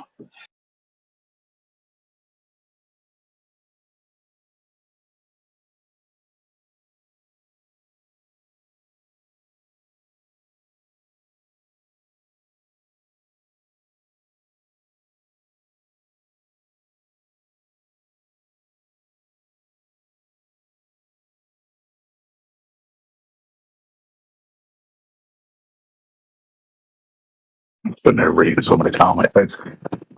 It just cracks me up how some of the Globers think, we're on disc flying through the space. Why don't we fall off the edge? Sorry, Kachata. I was just going to say, Daz, do you guys have something, some implementation or something coming down the pipe? Or whatever? I'm sorry? I was speaking to Daz. He mentioned something about the digital ID. Yeah. No, just, it was just, there's nothing to it kind of thing. It's just, you just give them your ID and it goes, yeah, that's it. There's not even a photo in it. Oh, you mean like in principle? Yeah, there's sort of nothing to it. It's just like, what's your ID? And you give them your ID, and it's like, okay, that's you. So having a digital record to pass around as opposed to a card that you pass around? I guess so. It's just sort of convenient. I don't know if the one in England is more intense, got more stuff in it, but okay, yeah. I don't know. The one here is sort of, I don't know, it's kind of nothing to it. Sort of thing. I don't see how it's going to end our freedom and all this stuff. I'm not quite get that. What are you talking already roll out over there? Are you talking about Service New South Wales? No, the National Digital ID. Yeah, I haven't really. There's just kind of it's just like, what's the big deal? Maybe it's different in other countries, but here it's just like, I don't see what the big deal is. It's just like, I think, in general, my understanding is one of the issues that people take up with it is if you're going to present this ID, right? If you want to go, say for example, you want to go buy a drink, right? You have to take your ID, you make sure you're 18, whatever, and you do your thing, right? But in this way of doing things, as opposed to just showing the guy your card, he looks at it, say, oh, okay, cool, here's your stuff. They scan it, they do all sorts of weird technical stuff. And then, yeah. That's the weird, right? So the issue that I've understood is it's all about the tracking, right? The monitoring of you're linked to this ID. Then you have profiles built on you, and all this weird shit that can happen as a result of that. That's the main concern. Right. It just seemed very simple. It didn't seem to be very complicated. Oh, you got to fill out this form and that form, and you got to have this and that. It was. But I get what you mean now. I can see where the devil is in the I detail. think kind of ease into it here in Australia compared to other countries like Europe and that. They kind of went straight to the extremity, and here they're going to try and ease into it. It's been around for about a year, I guess. They've been saying, "Hey, have you get this done or whatever? Try this or whatever." It's not. How does it work so far? Like, do you have to carry your card around so they can scan it, or do you just what do you do? How when you do stuff in the real world, what do you present as identifier? I don't know. I haven't had to use it yet. I haven't had to use it yet. I have a small amount of experience using in America. I went to Las Vegas. This is a couple of years ago, and basically it was like a grocery store scanner to scan the barcode on like a cereal box or bread bag or whatever. But on the back of your ID, there's a similar type of coded bar-looking thing, and they just scan it with like a grocery store scanner. Is what they did to me. Experience using in America. I went to Las Vegas. This is a couple of years ago, and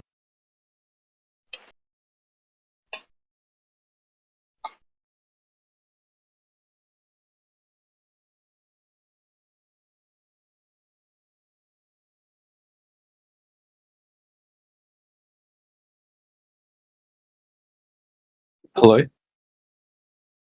Yeah, I think Travis dropped out there. Somebody cut out. Yeah, Travis, you cut out there. Okay, sorry about that. Can you hear me now?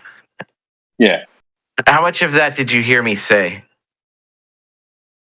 You finished off at like a grocery store barcode scanning thing. Okay, sorry about that. Yeah, it's similar to like a barcode on grocery items, and they've got the little laser scanner that the checkout person had. You show them the ID, and that's what they do. They scan the back of it into their little computer scanner.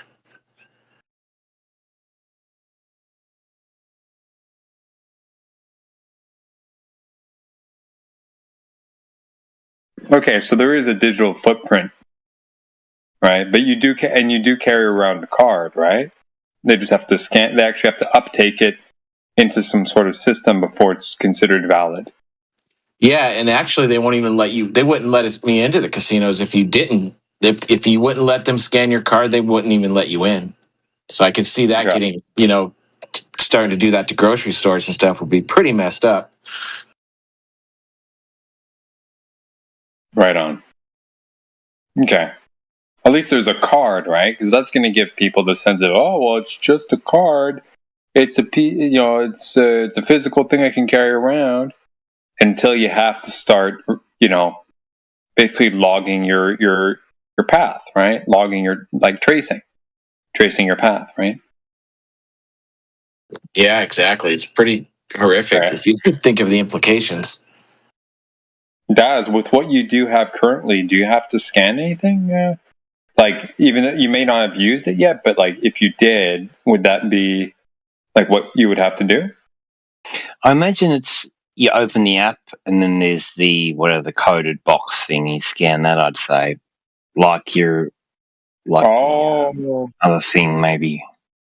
Okay, so it's an app on your phone. Yeah. Oh shit. Man, we had that type of shit up here during the Cocoa period, right? Our province implemented a provincial, app, Cocoa app, right, for the Juicy Juice, and people were walking around happily selling that shit everywhere. You know what I mean? Yep.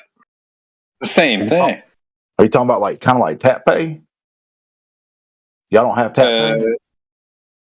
Well, it's that kind of technology, right? Like you open up on your phone, your screen is showing a barcode of sorts or whatever, and then you put it up against a scanner or another phone or whatever the fuck, right? Take a picture of it, QR scan, whatever, right? And then something happens. That type of tech. You know what I mean? Well, we have It's that. very, we have it's that. very We're like Apple Pay. Same idea. Yeah, it's very generic.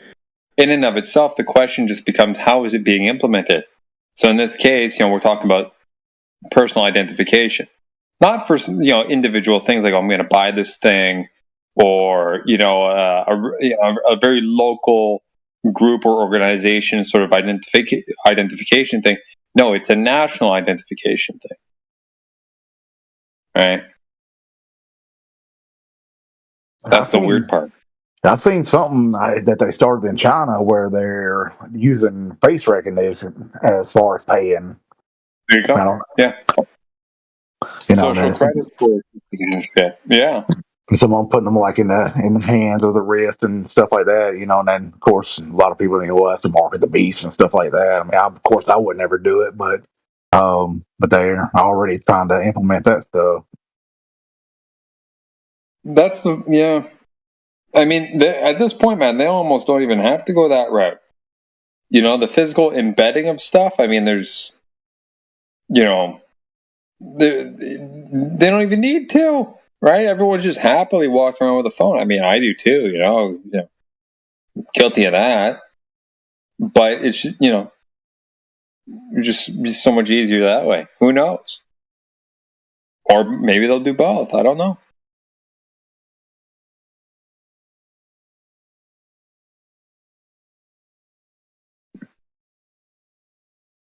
That's crazy to hear that there's already shit going down where you're at. I'm surprised we haven't. So I'm in Canada here, and I haven't heard of anything like pressing about digital ID beyond what happened a few years ago. Maybe I'm just out of the loop there, but I don't know.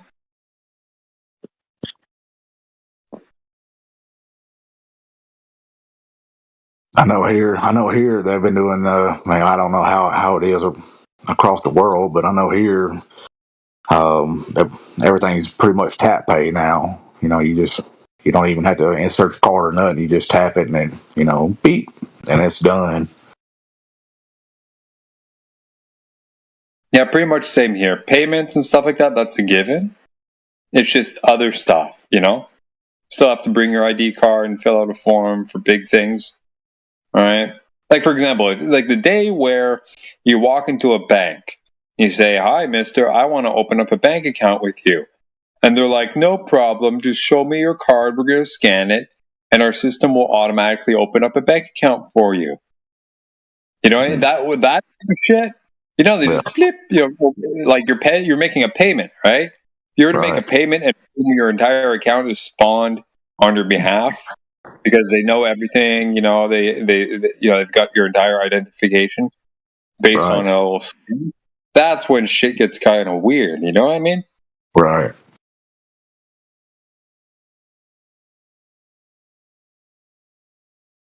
Yeah, I don't give it too much longer before all that stuff starts happening for sure. It wouldn't surprise me anyways.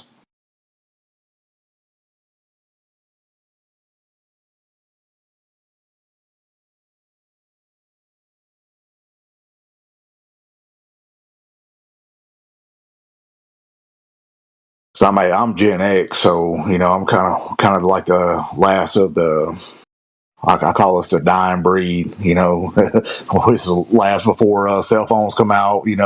Had Ataris and rotary phones and drinking out of water hoses and playing till the street light come on and stuff like that. And it's that kind of got lost. I made my kids kind of do that to a certain degree, but you just don't see that anymore. Everybody's all wrapped up in screens and stuff. So yeah.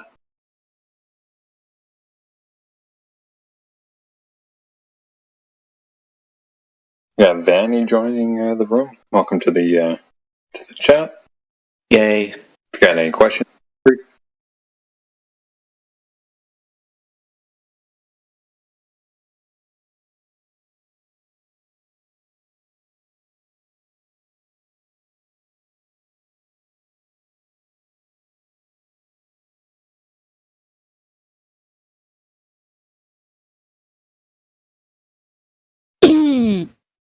I did see something on, was that today, yesterday, or the day before? I'm on a little flat earth. So, man, A flat I earth. was gonna tell you guys, man, you know, the earth isn't flat, alright? Shut the fuck up. Go ahead, dude. It was I'm in a flat earth group, whatnot, and a guy coming there and asking a question on as far as how wanting explanation on how the movement of the stars, whether the earth went around. You know, he just asked. I mean, and they were pretty cruel to the guy, and it's like he's just asking a genuine question, you know. And I kind of was reading through some of the comments, and finally somebody had answered him correctly, you know. But I was just like, man, y'all laying into this guy. He's just literally asking how the stars move on the flat Earth model, you know, on the geocentric model, as opposed to the heliocentric, and they were laying into him. You know, it's like, did you fail at science? Did you fail at this? Did you what's your education level? And I mean, busting his balls left and right. And I'm like, man.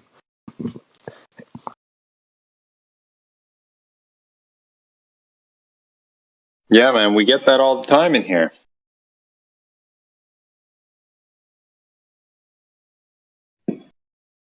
Totally get it. And some people they had genuine questions, you know, and I mean, hell, I did too. I felt dumb asking dumb questions, but you know, sometimes you got to ask the if you don't know, you got to ask a dumb question to get a smart answer. So,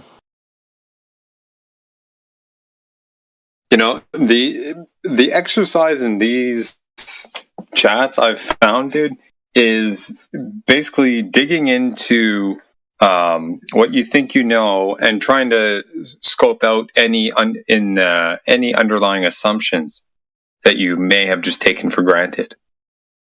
Exactly. You know what I mean?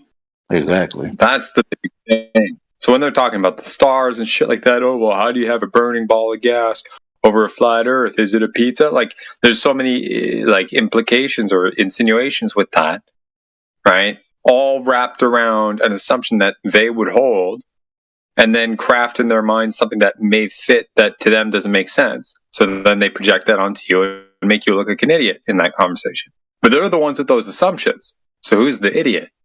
Right. You know what I mean? That's the real challenge in this. And navigating the waters with people and, you know, dealing with, you know, the flurry that is, you know, erratic emotional responses and conversations, shit like that, because people feel threatened or whatever. Like it's a big thing, but that's the target, right? We get to that, and then we discover maybe it wasn't an assumption, maybe it was knowledge, it was based in reality, and then somebody somewhere will learn something from that, right? Exactly. To get there, that's the whole exercise. You know what I mean? It's fascinating. And that's what, you know, a lot of people, I mean, myself included, you know, when you thinking, you know, when you go through the educational system and you start learning, well, you know, learn through science and astronomy and all this stuff, and you just don't want to feel dumb, like you've been taught wrong. You don't want to feel like you've been fooled. And I think that's a lot of people's problem. You know, they're so indoctrinated, they just do not want to feel like they've been fooled. You know, and then it's just insane. I mean, it's when you finally wake up and you have the clear picture. I mean, it's just mind blowing. I mean, it's just it's hard. You can't even explain it until you experience it. You know, it's ego. It's ego because people think that they are too smart to be fooled. It's ego. Yep. And it can get worse than that too, man. Because think of this, right? I like say for example, you live in the United States, you finish high school, you say I'm going to go for a PhD in X field, right? Whatever it is, and you spend the next 6, 7, 8 years or something for postdoc. I don't know, like around that, right? That period of time, digging into whatever it is, spending what 45, 50, 75, $100,000 a year or whatever it is. I let's say 50, right? 50 grand a year, right? In your education, and you come out with a piece of paper, and you're $300 or $400,000 in debt, right? But you feel like it was worthwhile because now you're smart. And then someone comes to you and says, "Hey, like there's some shit that's wrong with all that." Like you feel like you were ripped off, or there's a risk of acknowledging that you were ripped off. So not only do you feel like a fool, you're down fucking almost $500,000 for nothing. And the time commitment. That's wild too. That too. You can never buy that back, man. Yeah. It's very multifaceted, this whole thing, man. It's not just a geometry question. It's psychology. It's it's a lot of stuff. Yeah. Yeah, I even asked like my daughter she's in college now and she's extremely smart. And when I first started diving into the flat Earth stuff, when I asked her, I was like, "What do you think about the flat Earth stuff?" And she's like, "I don't believe it." She's like, "I believe in gravity." And then just kind of left it at that. And I'm like, well, okay, I mean, this was like literally within the first couple of months I started diving into it, and so I don't even really know, not even talking, none talking with her right now on it. So, my son, he's 5 years older. I'll talk with him a little bit on it, but they having a hard time wrapping their minds around it. Yeah. Well, you said it right there. She said she believes it. Now she's entitled to that. Everyone's entitled to their belief. But when they start mixing beliefs and then creating these giant, alleged knowledge bases on these beliefs, right, without confirming them first, but then saying they know something because they have this massive, abstract construct based on that hides that thing away. They just take that for granted. You know what I mean? Like that entire construct. Is it knowledge or is it? You know what I mean? Like how integral is it? Exactly. That's the issue. That's the thing with this whole gravity thing. Like if you believe it, well, okay. But if you assert it's true, then you got to show the proof. Exactly. Then we can start building from there. You know what I mean? Exactly. So she admitted it right then and there. So good for you for leaving it there because that's all you got. You got your answer. Yeah, I mean that's kind of when I brought it up to her. I was like, like I say, it was in the very first stages of me diving into it. And I was like, there's a lot of good points being brought up. They got some valid points on a lot of this stuff. And she's like, well, I just believe in gravity. And I'm just like, okay, you do you, boo.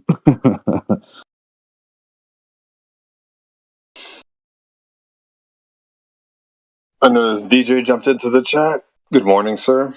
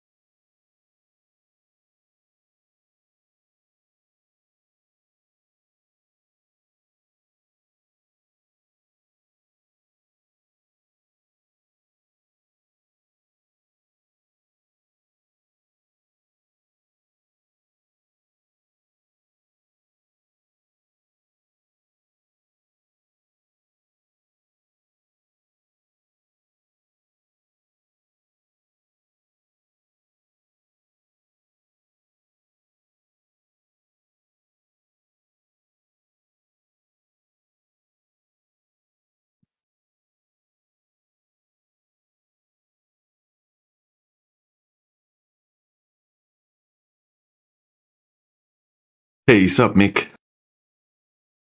There you are. Yeah, my mic was not working for some reason. Changed its settings on me. Did you plug it in? Is it turned on? yeah. Sometimes, man, sometimes I'll log in and it just changes my settings around.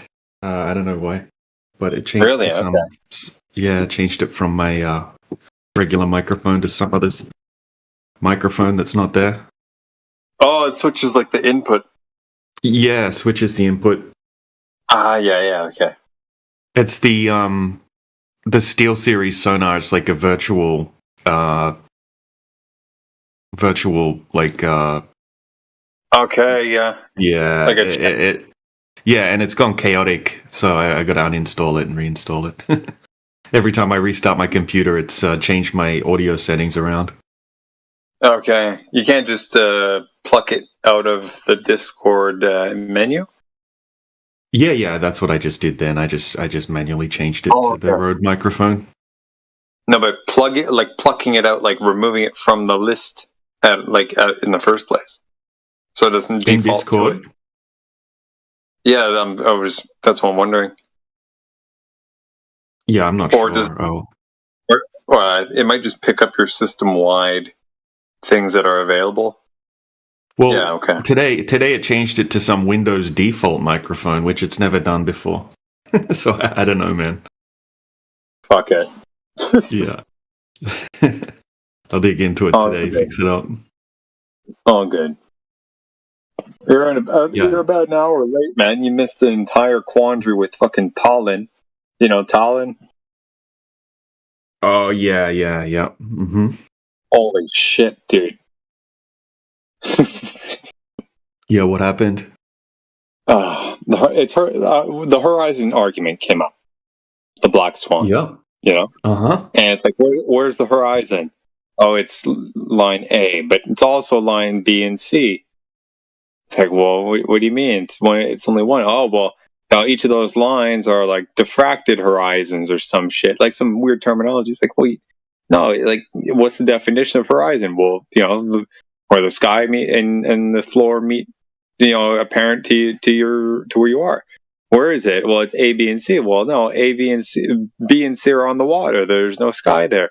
Oh, well, it's actually there, but refraction. Like it was an entire circle jerk for like an hour. Yeah, that's crazy. You know how we spent a long time yesterday. You know, we made a list of 41 flat Earth arguments, right, that need to be adjusted in a way. They need to do the same thing, right? Saying that there can be more than one horizon. That's ridiculous. That's funny part. Argument. Yeah, the funny part was the fact that the question, right, being posed to him is, where is the horizon?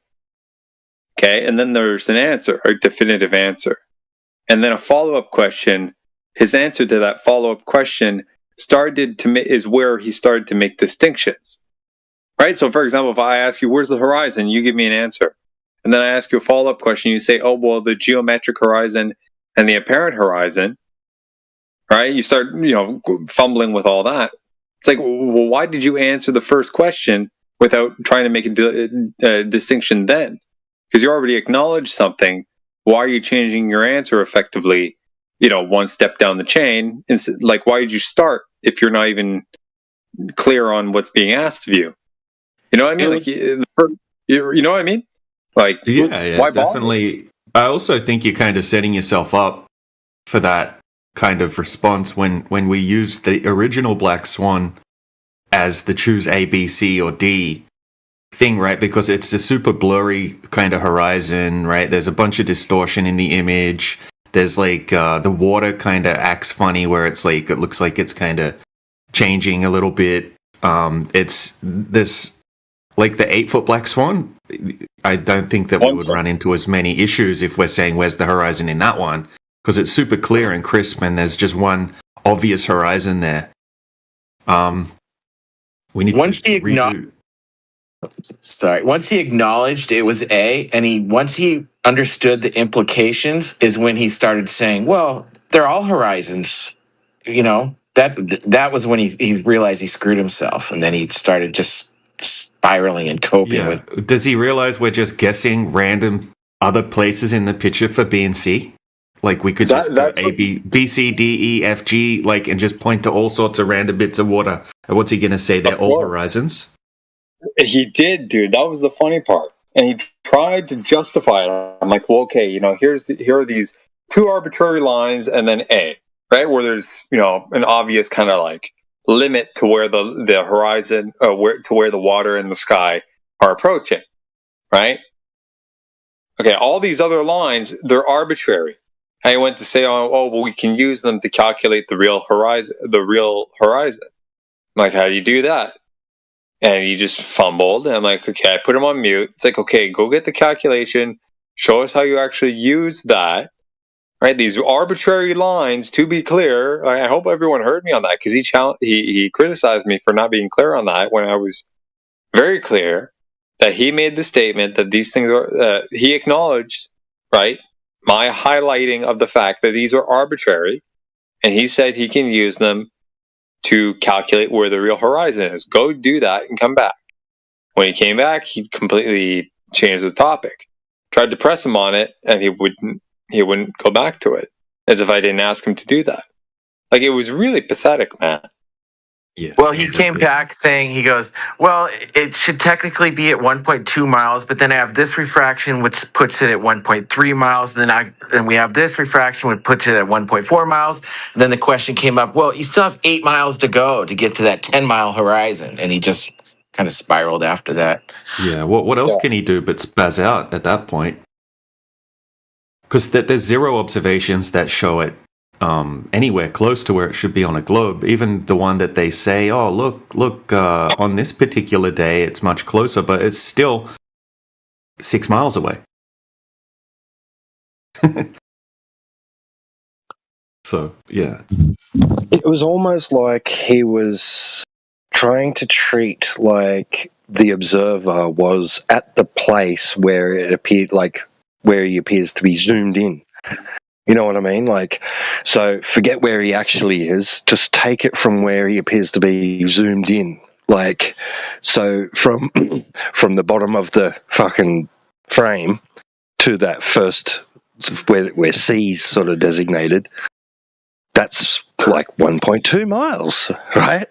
It's just like, and he's saying, see, it's not that far to the rest of it. Like, you can use refraction. Like,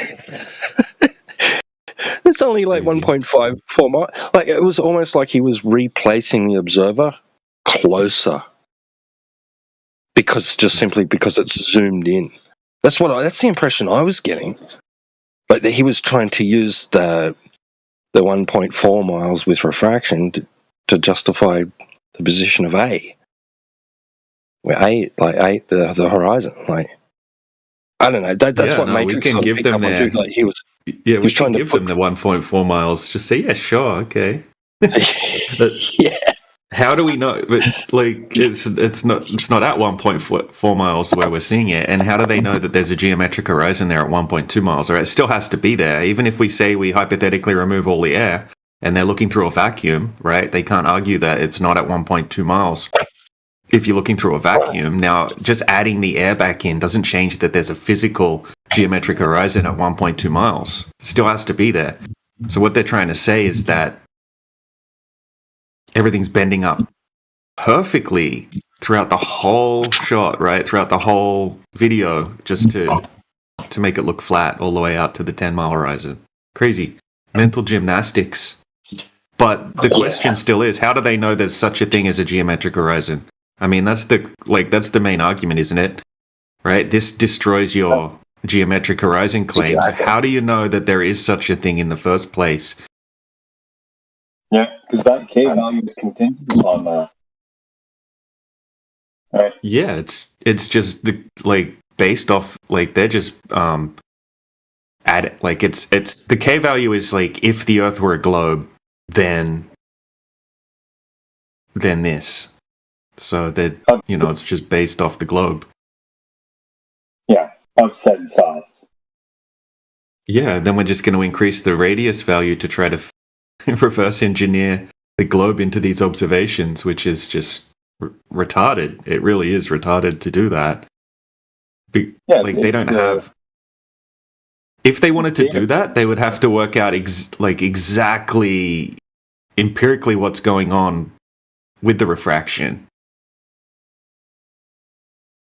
Yeah, if they had a model that was strictly based on the causes of the phenomena, right?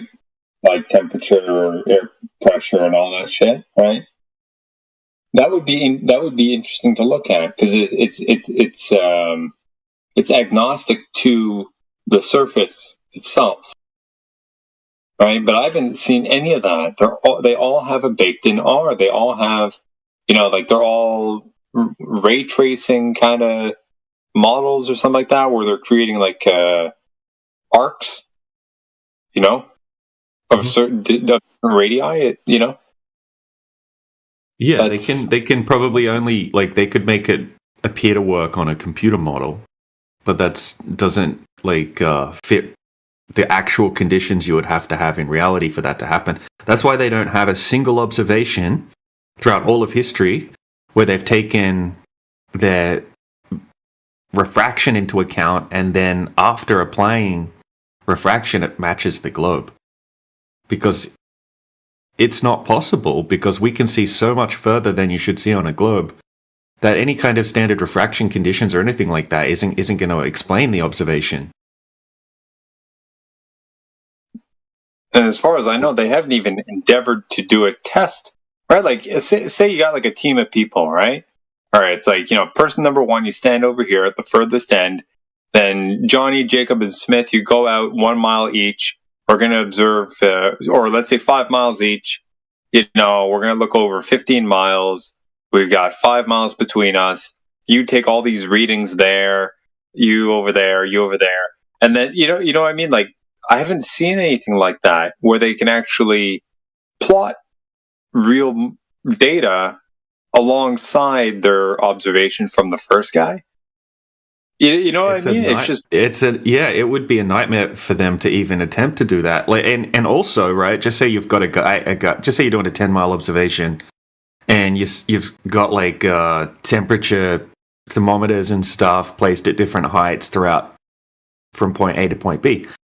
Right? If you don't have one at, say, 7 miles, for example, you could have a pocket of cool air or warm air at 7 miles and have an inverted gradient at that point, and it's going to throw the whole thing off.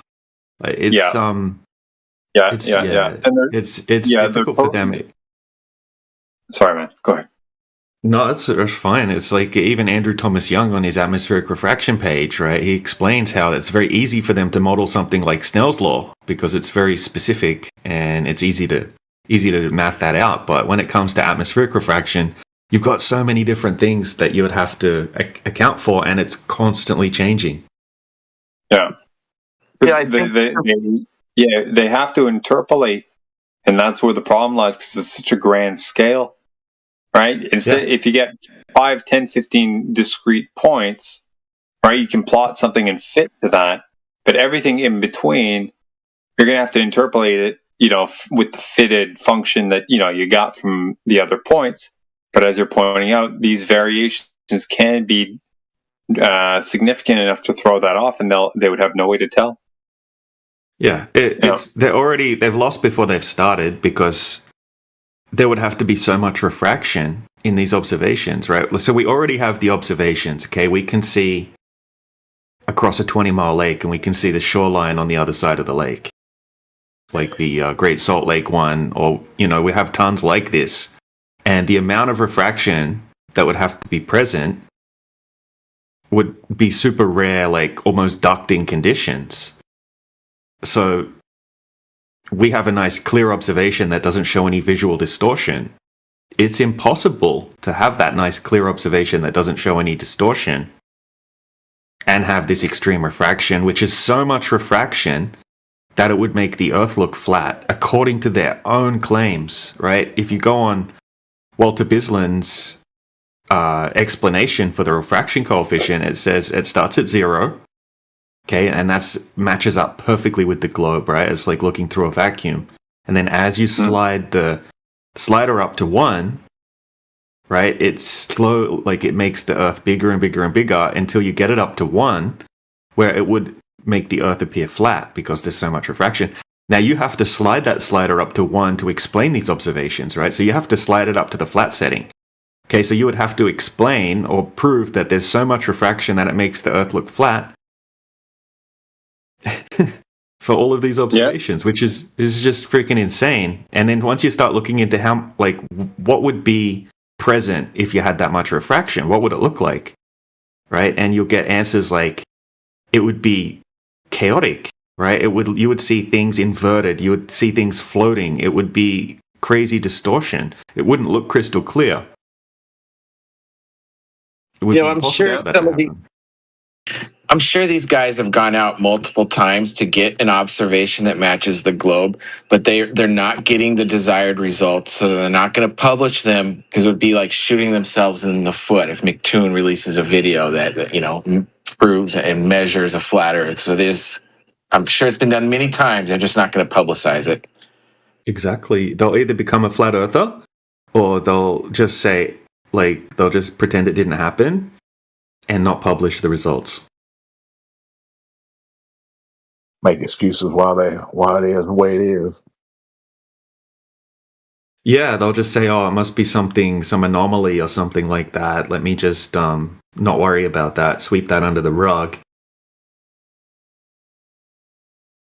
Yeah, I've never seen a single observation that even close matches up with the globe, right? Like the anti-flat earthers go to is that stupid Rainy Lake experiment, where they put so much effort into it. Which one? It's just a Rainy Lake. It's on Walter Bisland's calculator. It's over the frozen lake. And you have a look at the time-lapse footage, and it's just crazy miraging effects. It's like Skunk Bay times 10. Now they've... Oh, okay. Yeah, 1 second. Yeah, if you have it there, that'd be... Yeah, I've got it. I'll pull it up in a second. So you can see crazy distortion and miraging in the distance, but they'll say, "Oh, that's just in the distance, right? In the foreground, it's fine, right? So we can use this." So they've cherry picked the bit out of their observation that matches closest with the globe, right? But they didn't account for refraction properly, right? All they did was cherry pick an image out of all of their observations they did, and then put it into a computer model. And the computer model said, oh, the refraction was K equals 0.24, or so I think it was 0.24. Yeah. That lines up with the globe. It's like they didn't actually measure what's going on. They have no idea what's empirically going on with the refractive index gradient. They just put it into a computer model, and they even admit they did it. So they don't have anything. They don't have any observations that matches up with the globe, not even close. Yeah, this refraction index thing, dude, it's so sneaky. It's so fucking sneaky. I for a while I wasn't so much gonna like emphasize talking about it, because a lot of people were kind of like, oh, we shouldn't talk about refraction because it doesn't apply. Those types of retorts, right? To kind of shut down that conversation. And I understand that. But they're the ones using this, so instead of just shutting the door, like dive into it, it'd be worth having the conversation, because there might be something that in there. It's the best. It's the best hostile witness that exists for flat Earth. It's the best flat Earth argument, in my opinion, is to dive into refraction and to use it as our argument. It started off as our argument, right? And then they tried to hijack it, and then they're butchering it. Look, but this is the thing, right? With the refractive index gradient, right? That's got nothing to do with the globe, right? At its core, if the Earth was flat, you would still have a refractive index gradient. What they've tried to do is apply it to a globe, right? And presuppose the globe, and then make up this refraction coefficient thing, which basically increases the radius to try to explain different observations. That's separate to the actual refractive index and atmospheric refraction itself. If you just had like atmospheric refraction has nothing to do with a ball or a flat Earth. It just has to do with the deviation of light through two mediums or through one medium.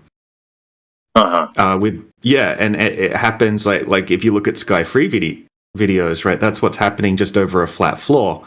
And if you look at the actual proper terminology, like the American Meteorological Society's definition of these things, it doesn't say it has anything to do with a globe, right? It doesn't say it has anything to do with a K factor, right, that bakes in a radius. It just has to do with the mechanics of how light travels through a medium, right, and how it's primarily affected by temperature. But there are a whole bunch of other factors that you need to take into consideration as well, which makes it very difficult to calculate, but has nothing to do with whether the Earth's a globe or not. Once it starts to get into like fallacy territory is when they start baking the radius value in and trying to say that it's based on a globe, right? And then they have the K factor, the refraction coefficient, that's just based off the radius value. So that's in itself, it's a perfectly good argument. When you're looking at Skunk Bay, you just assume the Earth is flat. That's still going to be happening if the Earth's flat. It's got nothing to do with it being a globe whatsoever. It's when they start, once they start butchering it, essentially, and baking their globe into it, that's when it starts to get into begging the question. Yeah, after seeing the Skunk Bay, and I think maybe the one that you said before, I forget the name, but those little observations, those little mock setups there. What was it? Somebody in like a room had a little model thing going on. Opened the door, let some cold air in, and the shot in the camera went to. Is that the one you're talking about? Yeah, exactly. So he sets up blocks across his flat floor, and he also puts a light on the other side of the floor, and then he'll set his camera up close to the floor, and then he'll let in some cool air. I think that's what he's doing, right? So the floor, and then the layer of air above the floor is a bit warmer. So as the light bounces off the objects in the distance and makes it back towards the optic, it's slightly deviating towards the denser medium, which is the cooler medium. Because when you have cooler gases, it's more condensed, and it has a very, very slightly higher refractive index. So the light will slightly deviate, and it will make it look like the things in the distance are sinking down. And that's what we see. We see the red light completely disappear out of the frame. All of a sudden, it looks like there's a horizon on the flat floor, and it looks like the row of blocks that he's put on the floor are bending down over the flat floor, kind of like what we see in the Pontchartrain video. And it matches up perfectly with the textbook definition of like sinking. You know, the view is physically unobstructed, but it looks like it's obstructed just due to the minor miraging effect. According to the mainstream, they call them miraging effects. Sinking, looming are like minor versions of full-on mirages, which are inferior and superior mirages.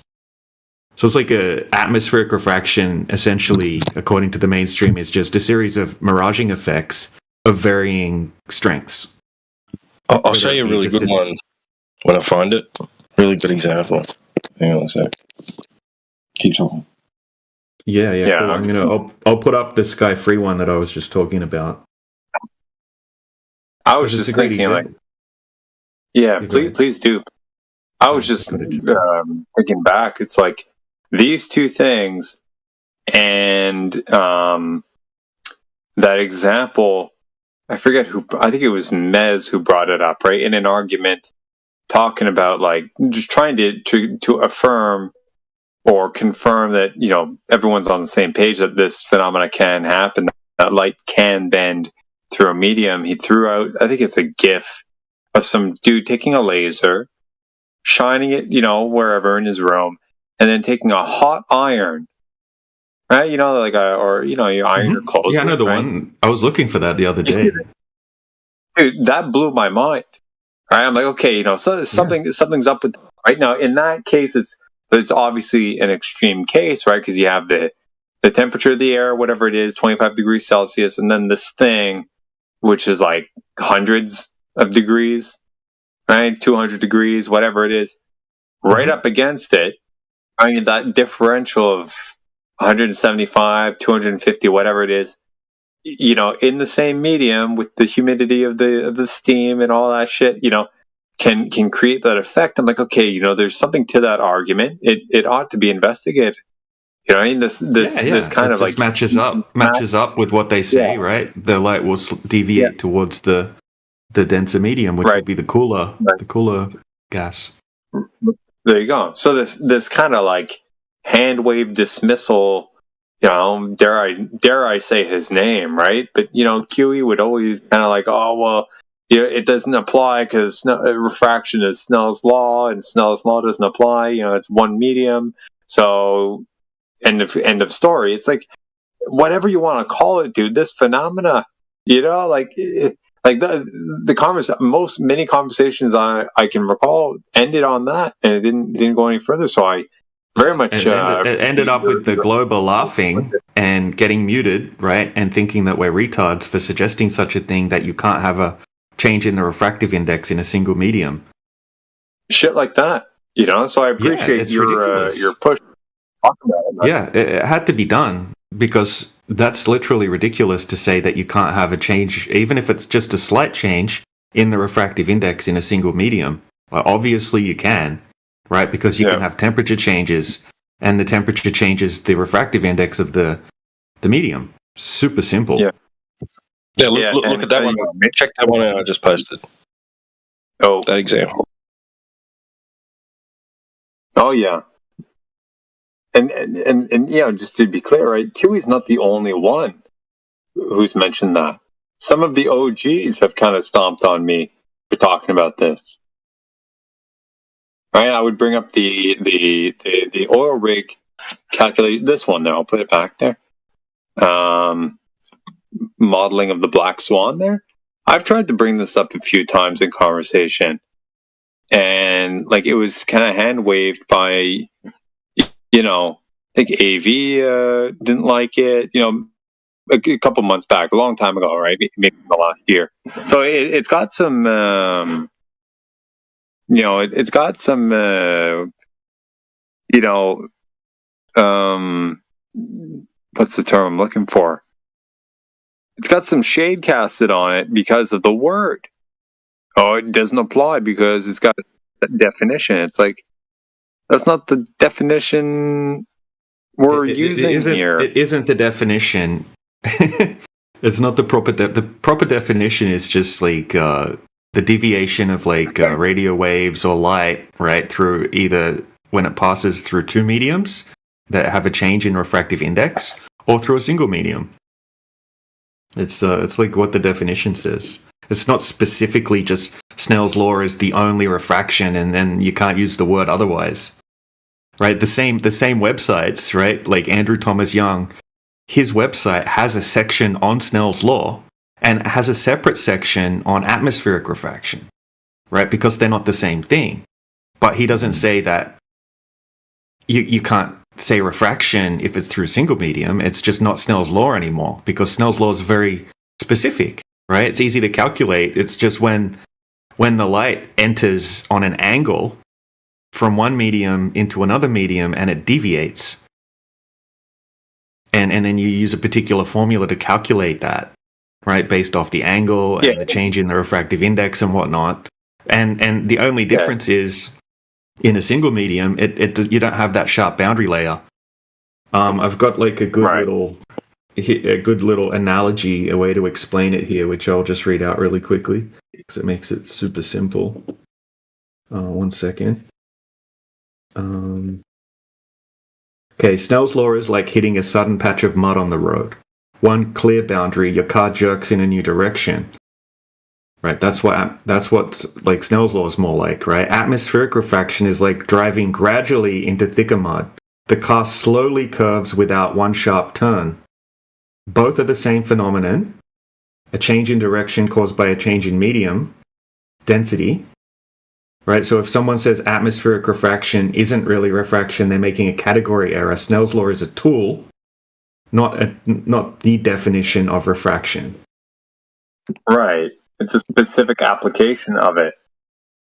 Yeah, exactly. And all of the experts that cherry-picked citations get brought up in would all agree that with what I just said, right? Because they all have separate sections on the same website that you're cherry-picking the Snell's law definition from. They'll also have an atmospheric refraction definition. Mm-hmm. So I'll just read out like the Oxford general definition of what refraction is, just in general. So Oxford, right? The fact or phenomenon of light, radio waves, etc. being deflected in passing obliquely through the interface between one medium and another, or through a medium of varying density. Super simple.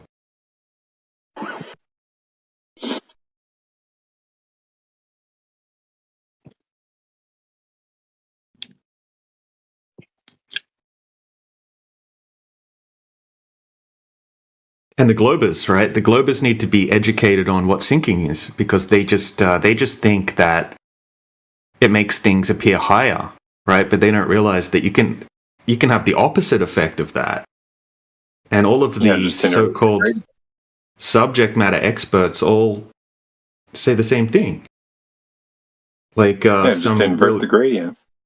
Exactly. Like Andrew Thomas Young, from his 1994 book, Optics of the Atmosphere, right? He says, atmospheric refraction can bend light rays such that distant objects are displaced vertically, causing parts of these objects to drop below the apparent horizon or become partially obstructed, even though the line of sight is geometrically unobstructed. This results from vertical refractive index gradient near the surface that produce curved ray paths. And there's just tons and tons of examples and definitions. But what is your cosmology in the end? Cosmology? Well, this has nothing to do with that, right? This is just talking about like the way light travels through a medium in general.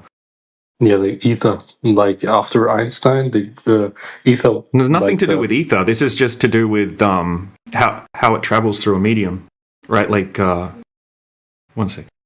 We don't know ontologically how the world is structured in the end. That's the new state-of-the-art theory of science in the end.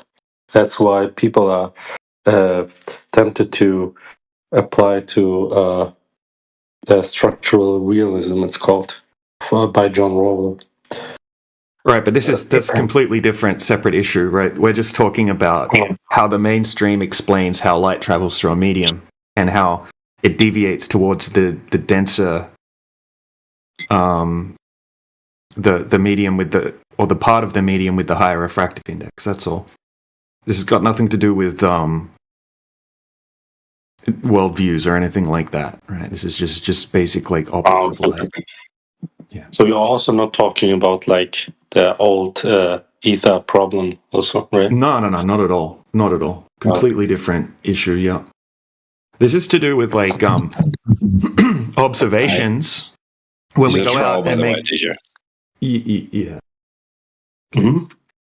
This is just to do with when we make long distance observations, right? And the things that need to be accounted for if you're making hyper-specific claims about those observations, right? Like this observation matches up with a globe, for example. There's certain things that you would need to take into account to make that claim. And there's zero observations that match up with the globe that take any of these things into account. I've heard this mentioned a few times, and I haven't really dove into this. But the black swan, is that something easily explained, or is that something I need to dive into? It's something that's easily explained.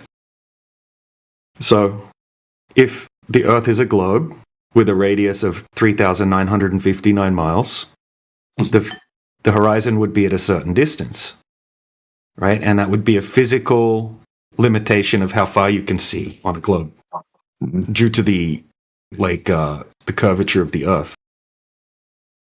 Okay, so if you're 6 foot tall and you're standing at the ocean, the physical geometric horizon on a globe would be at 3 miles.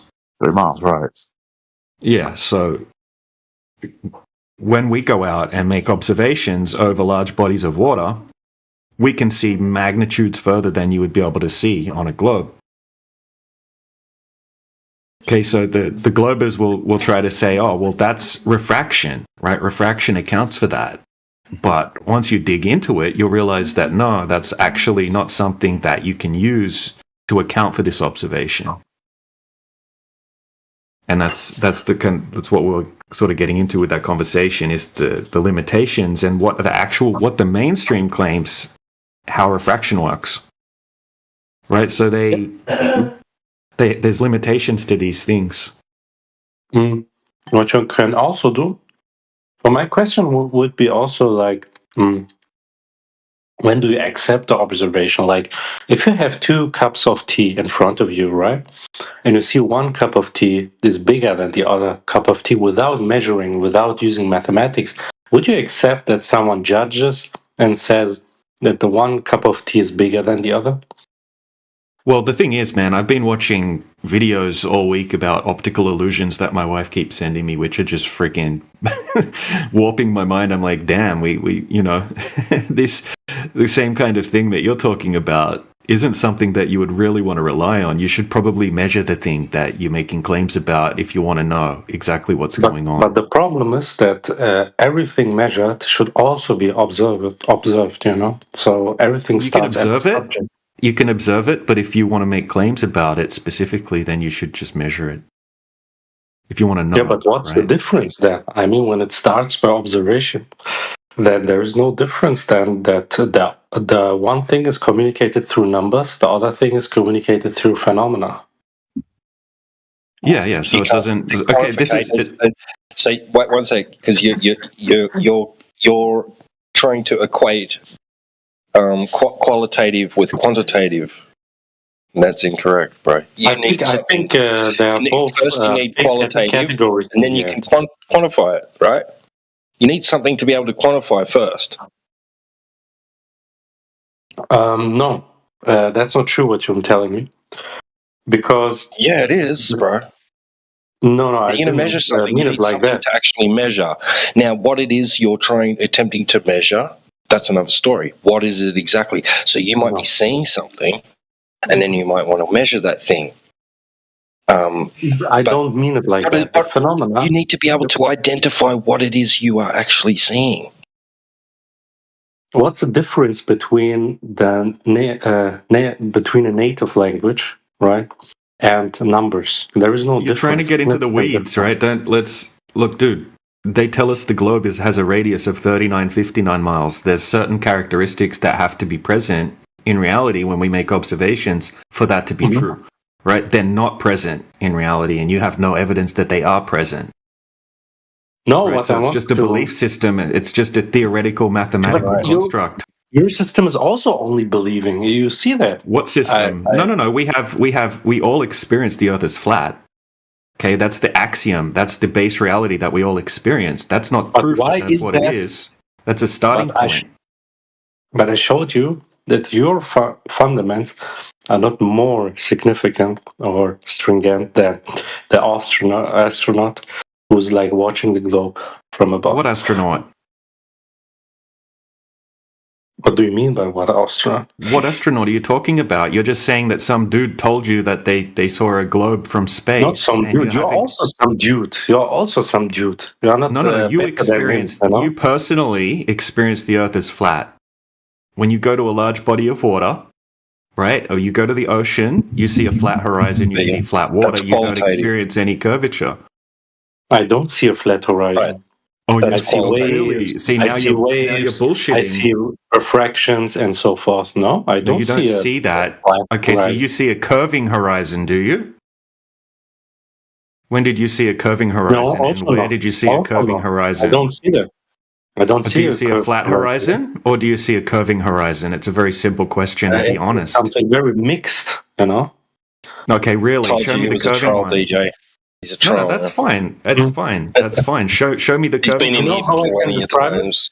I can describe it like, you know how a sinus curve looks like that. The sinus curve oscillates between a -1 and 1. Right? Show me the curving horizon. Show me it. Yeah, I can send you. Oh my god, bro! I have to like look at my You vacation gotta back your photo. claims up here, dude. That's all. If you What is everyone, flat for you? even What if is the Earth were a mathematically globe, flat? What is mathematically flat with 2 dimensions only, right? in What this is flat? context, we're talking about a horizon that's horizontal, not curving. Simple, very simple. That's not simple. For me, it's not simple. Yeah, Sorry. it is simple. You said you No. see the horizon sometimes curving. Show me this curving horizon. It's mixed, I said. No, it's not. It's mixed. It's like a sinus no, curve. it's not. It's oscillating, you know? Okay, okay, well, you can show it now. If you want the conversation to progress, you need to back up your claim. Yeah, but what is flat? I asked you to back up. What's flat? You said In it's not mathematics. flat, so show me what you think is not flat. Go ahead. Yeah, for me, it's not flat when it's oscillating somehow. Okay, or go it's ahead. like So show me. blurred, Okay, you so know, if it's not blurred. flat, it must be curving. So go ahead, and now you've got to back up your claim. Yeah, So but go ahead what is and flat show us for the you? What is empirical flat? evidence. No. What is This is flat what's for going to you? happen. You're I'm going to searching present for what it, you but- think is not flat, and then the conversation can move forward. Simple as that. I see the horizon as horizontal. Okay, you see the horizon as horizontal, but you're saying you don't. So back your claim up, bro. Don't try to get into the weeds with me. It's not going to work. He said he sees an oscillating horizon. I'd like to see a video of that. Yeah. Time to back up your claims, dude. Simple. Because we want to have an honest conversation here, right? Not some bullshit that you try to pull into the weeds. You know, and he mentioned also that he trusts, you know, the NASA astronauts who say they've seen a globe. The problem is we don't trust the personal testimony of NASA astronauts. We want direct measurements of Earth curve, not personal testimony from people that have been proven to lie over and over and over.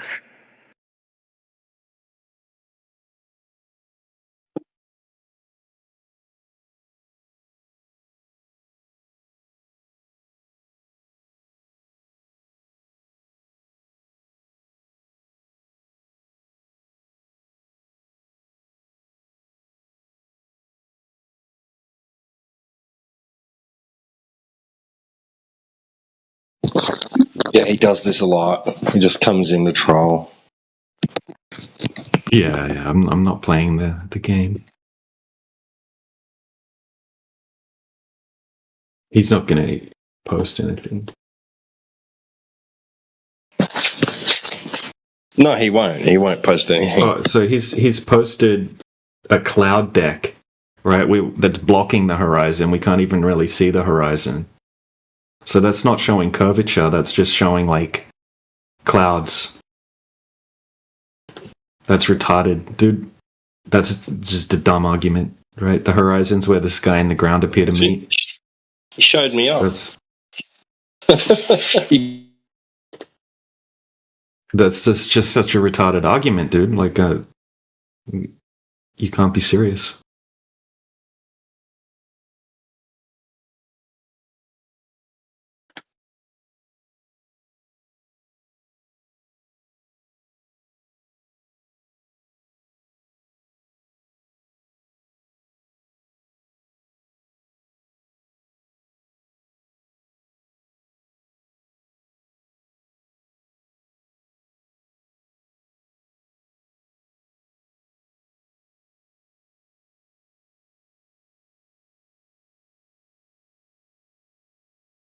Careless one.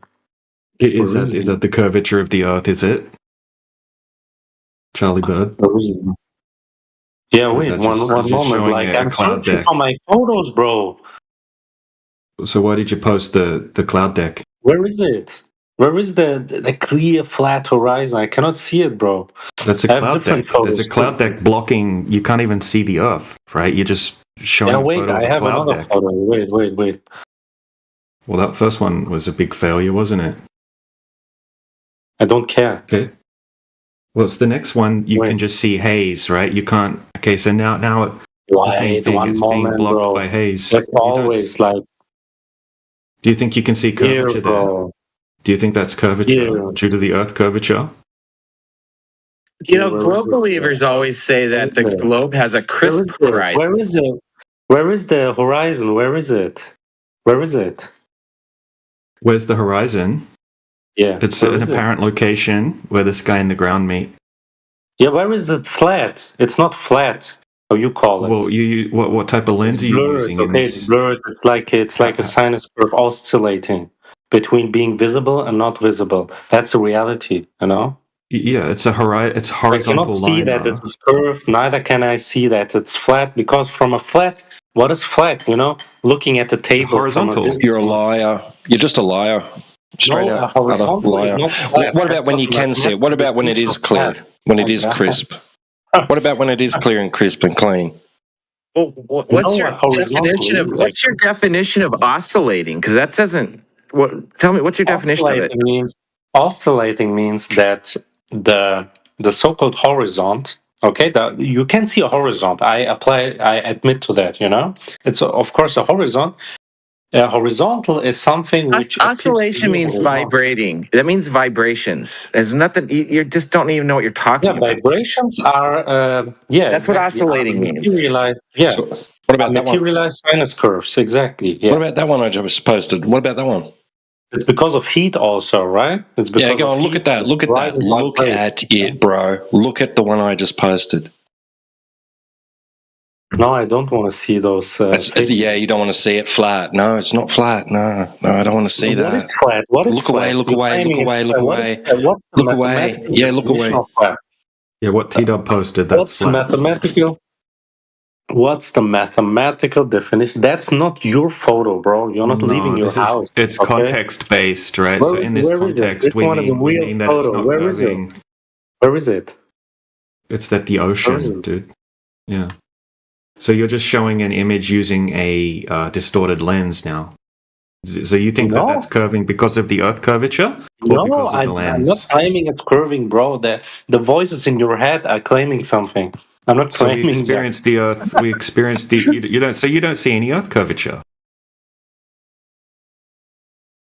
Do you see the curvature of the Earth when you look at the horizon? This photo is actually more better photo. We can see that the horizon is oscillating between different colors, you know? Yeah, wrong word, wrong choice of word. Oscillating means vibrating. Mm-hmm.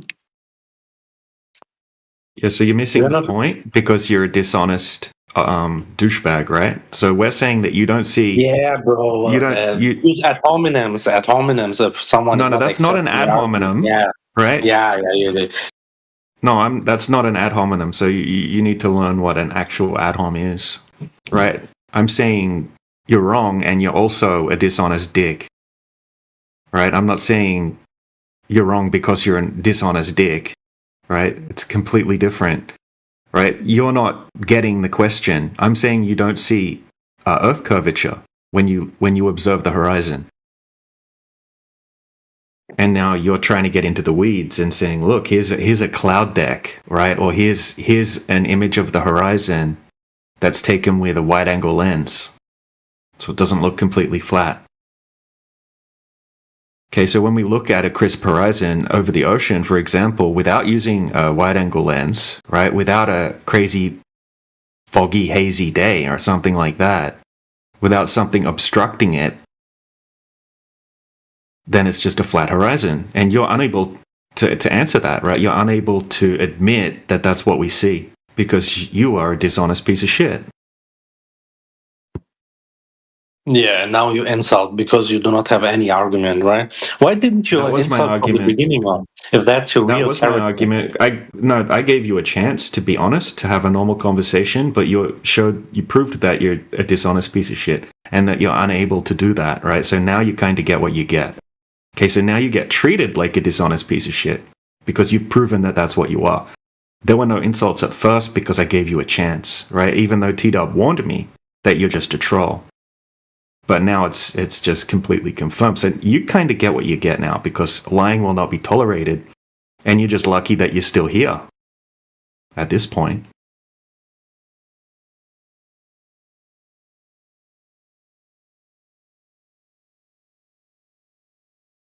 All right, so let's try to baby you along and have a proper conversation. What's a horizon?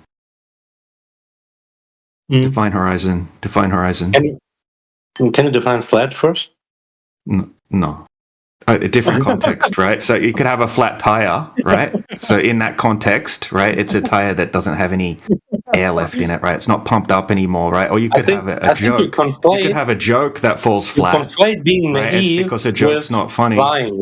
No, I'm answering your question right now. I'm just explaining the different contexts, right? You can use the same word in different contexts and it has a different meaning. I'm not saying something's perfectly flat, right? Not like the mathematical definition or whatever you're talking about. DJ, flat when used as an adverb, as a descriptive, which is how we use it, means in or to a horizontal position.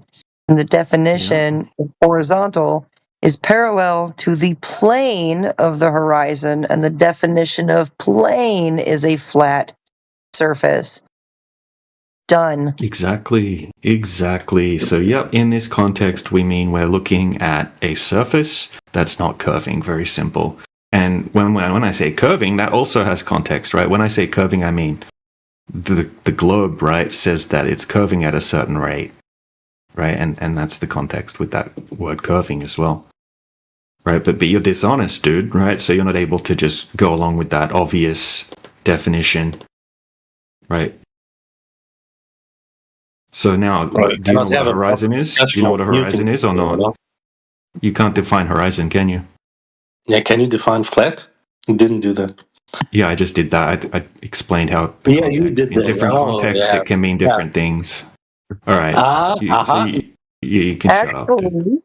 Charlie, I defined it the way we use it as a descriptive word, flat, an adverb, descriptive, in or to a horizontal position. Now we will define horizontal, parallel to the plane of the horizon. Now we will define plane, a flat surface. Are there any questions, Charlie? Give me an exact mathematical definition of flatness. Thank you. We're not using it in that context, dude. Yeah, then you're not measuring, just yapping. No, we're just talking about what everyone's base axiom is, right? What we all experience, and we don't experience curvature. Okay, so that's a starting point. Okay, so you're making a claim that the Earth's a globe. But obviously you have a brain, right? Yeah, but that's not what we're talking about right now. We're talking about but that's the an horizon. analogy to show that you're observed. Okay, No. We all observe the horizon when we go to. You didn't observe a flat Earth, and it's not flat. Yeah, that's what we. That's the starting point that we all observe, right? So you don't observe anything other than that, and we're specifically talking about large bodies of water here. Even other globers admit it. Hey, bro, listen. We've got a college or university professor that comes in here, and he said, draw an imaginary line from a star down to the horizon. Where that imaginary line meets the horizon, that's 90 degrees. He was quite adamant about that. And he's a glober, and he hates us flat earthers talking about flat Earth. Yeah, at least he admits that much, bro. No, but the point is, let's get back to point. Like we deviate too much, right? We're talking about the horizon. Experience. What's the definition of experience then? Yeah, I forgot a very important part of the definition of horizontal, and that is that it's 90 degrees to the vertical, and that is a measurement. Yeah, and where is it? From the flat Earth, what's the measurement? Where is it? How did you measure it? 90 degrees? From sea level. Horizon. Are you okay? All right, bro. Spiraling. That's deep cognitive dissonance. Are you okay, Charlie? Yeah, I like you guys very much. You're a spaz, dude. You're a spaz. That's what you are. I'm not a spaz. I'm you are a spaz. Right, so do you have any evidence? Do you have any evidence that the Earth's a globe, or are you going to get booted out of here? That was my claim, sir. That was my claim, actually, from the beginning. Schizophrenia, that was my claim. You're hallucinating or something like that. No, I'm not hallucinating. I asked you a question. Hallucinating, sir. That's why you think I'm lying. But what is a lie? What's the definition of a lie? I didn't accuse you of lying. The truth, saying Just different, then, right? I didn't accuse you of lying. Just then, I asked you. I asked you if you had any evidence that the Earth's a globe, and then you're just spazzing out. That claim? That's not my claim. What the fuck? I asked. So you don't claim that the Earth's a globe? I don't think that. No, I told you. You don't think the Earth's a globe? Are you deaf or something like that? Sorry. You don't think that the Earth is a globe? I don't think that. I don't know. I'm not convinced to think that, actually. Really? I'm not denying it, but I'm not convinced, yeah. Okay, do you have any evidence that it's anything other than flat?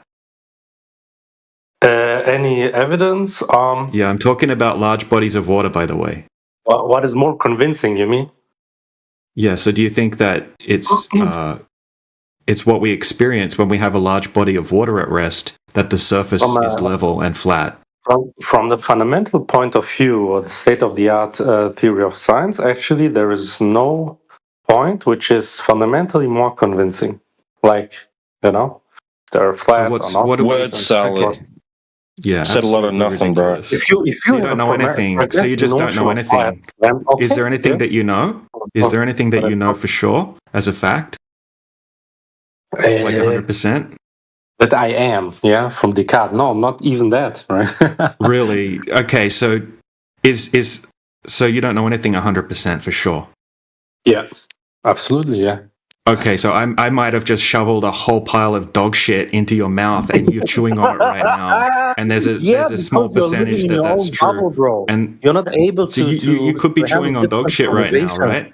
Not able to handle different types of knowledge, notions of knowledge. Yeah, you're not able to. You're only living in your dog shit bubble, right now, dude. You just admitted that, right? And you want to call us stupid, right? I can talk that thinks he could be chewing on dog shit right now.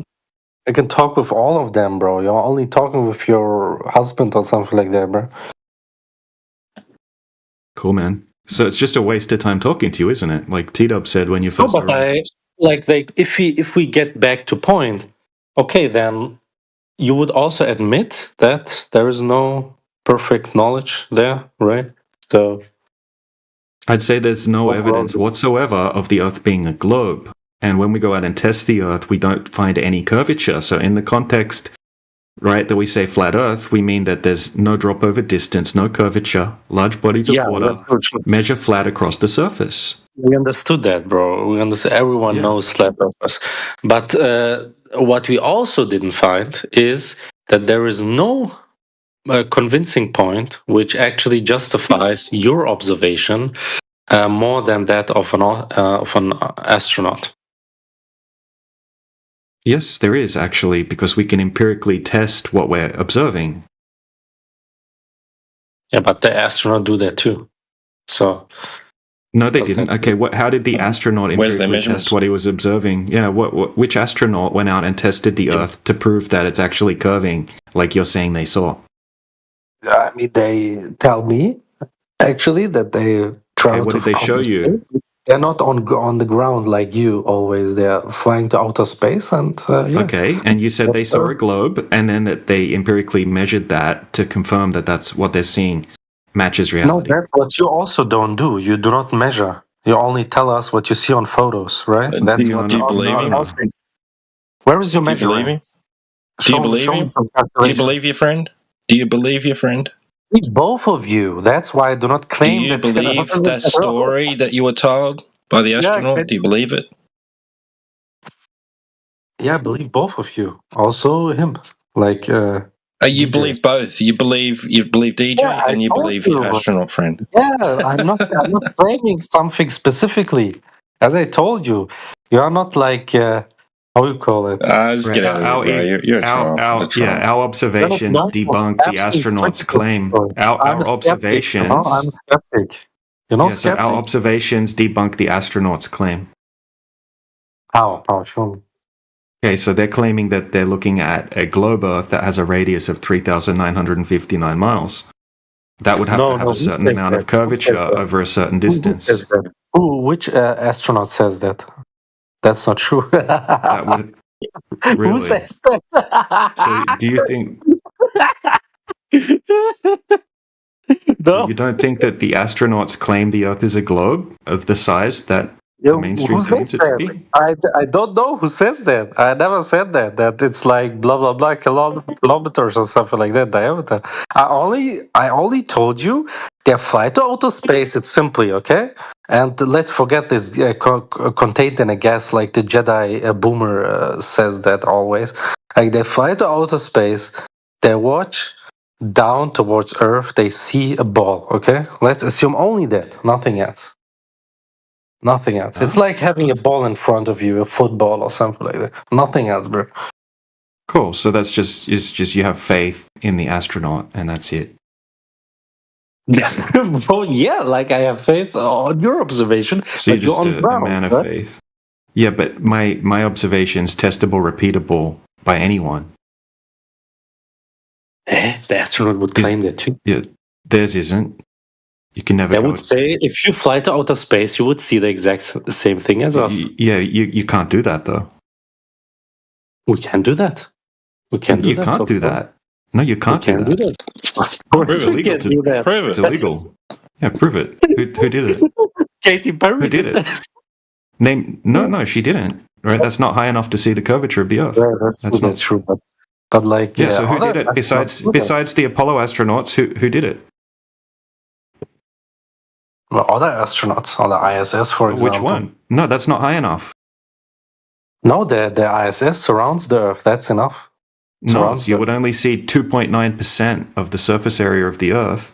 Okay, mathematically, you wouldn't see the curvature of the Earth from that height. You see it. Of course, you see it. No, you I don't. mean, it's not Right? there. You don't see it. You don't see it because you don't seem to understand how lenses work.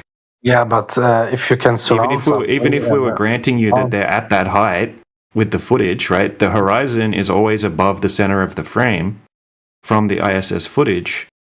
Okay, and that would cause the lens distortion to show a convex horizon. Yeah, but you can see it. I can send you a photo. Wait. Okay, go ahead. Go ahead, and then tell me what lens was used. By NASA. I mean, we have YouTube videos of that. Is that okay? Is that valid? Go ahead. Awesome. Yeah, but okay. So, do you understand how lens it's a valid distortion approach works? or not? Do you understand how lens distortion works?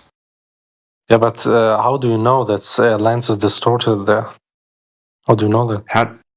Okay, because they tell us what lens they use, right? And it's a wide-angle lens, and the horizon's always above center frame. Okay. So you're the one making the positive claim that it's Earth curvature, right? But you wouldn't see that much Earth curvature even if it was where a do globe from they- that height. Okay. Like here. Well, it doesn't match up with the For math, example. right? Okay, it doesn't match up with this how is much distorted or curvature what? you would see, so it validates that it's a wide-angle lens because it doesn't match up with the math.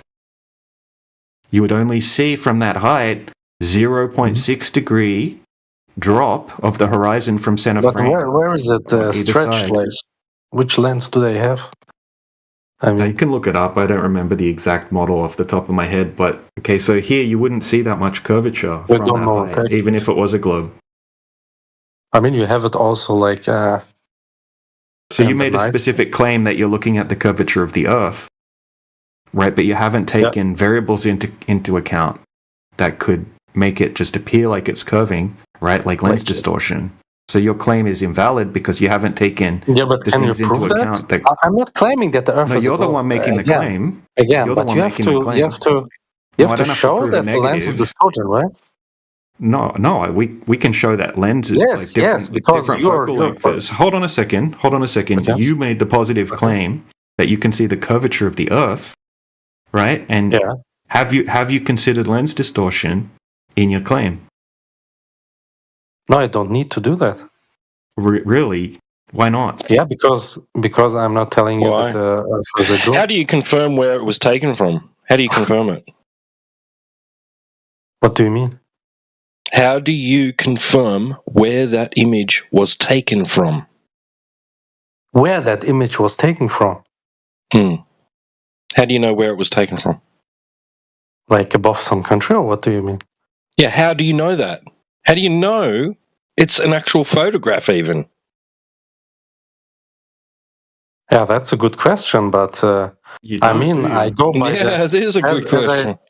As I told you before, I'm going by the belief of the astronaut, like I'm believing you. It's the same Well, thing. cool story, bro. Is that all you got? I'm not. Cool story, bro. I'm not Cool in that story, bro. position to prove something. Meanwhile, you can go outside and take a look directly at the Earth for yourself. So instead of believing scientists, I should believe myself. I mean, what's the difference? No. You can go out and actually test the Earth for the curvature. That's what you could do. Well, yeah, but it's the same thing as an astronaut. No, it's not the same thing. What's the difference? Okay, so you haven't. You've claimed. You made a positive claim. I want to hold him to this. Right, you made a positive claim that this is Earth curvature that you're looking at here, but you don't even know what lens was used. Dude, they don't use fisheye lenses on the ISS. You can Google it. You don't need a fisheye lens, right, to have distortion of a line, right? You just need any low focal length lens, right? Any wide angle lens. Any wide angle lens. Nobody said fisheye.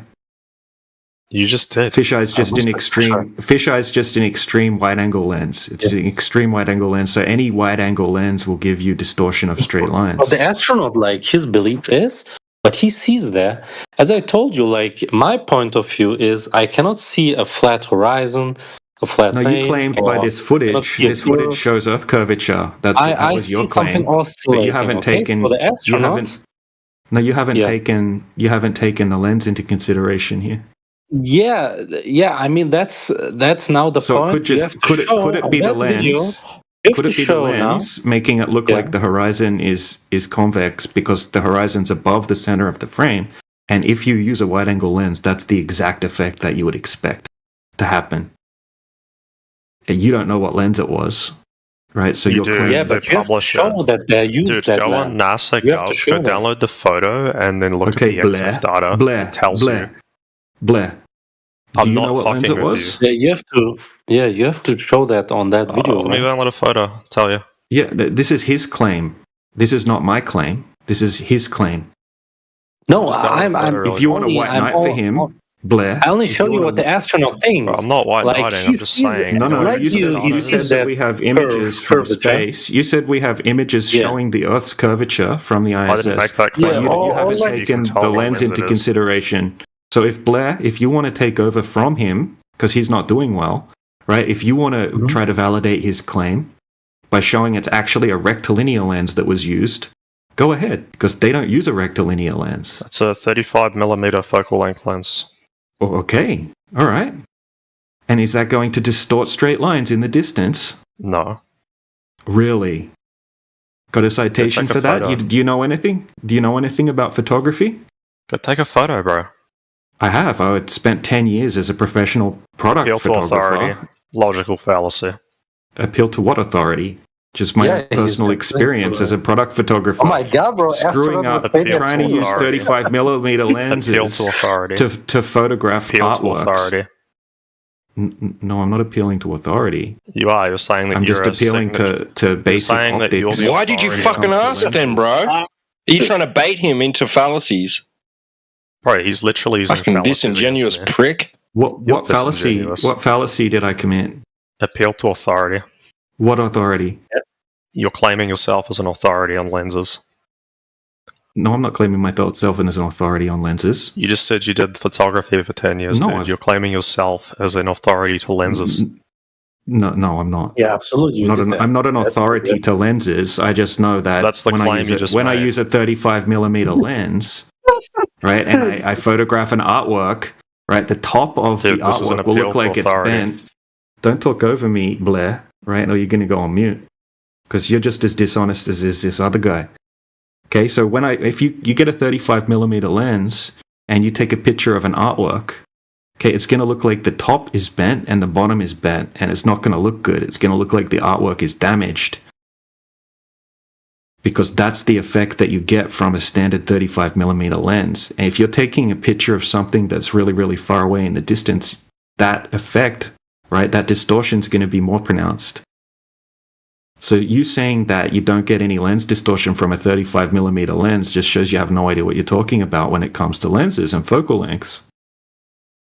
Yeah, but that's again your authoritative perspective from yourself. That's not the astronauts. No, it's not. It's not. You claimed that what you're seeing in the images, right, that you presented is the curvature of the Earth, but you didn't take confounding factors into consideration. Should be honest and just admit, I don't know if that's actually like lens distortion or the curvature of the Earth, because you haven't done the math. Right? Yeah, I don't know. We've got people that come in here. We've got people that come in here like Matthew Weathers, right, who's a math professor at university. Yeah, that's again from the globe side. Don't talk over me. Hold on a second. Let me finish. Go by, okay, so he's a math professor. Again. Yeah. And no. We're going by math, right? The actual math doesn't say that you would see this much curvature from that height. It can be tau. No, you wouldn't see this much curvature from that height, proving that it's an effect of the lens that we're looking at. If I were to grant you that this is legitimate footage, which it could easily just be fake.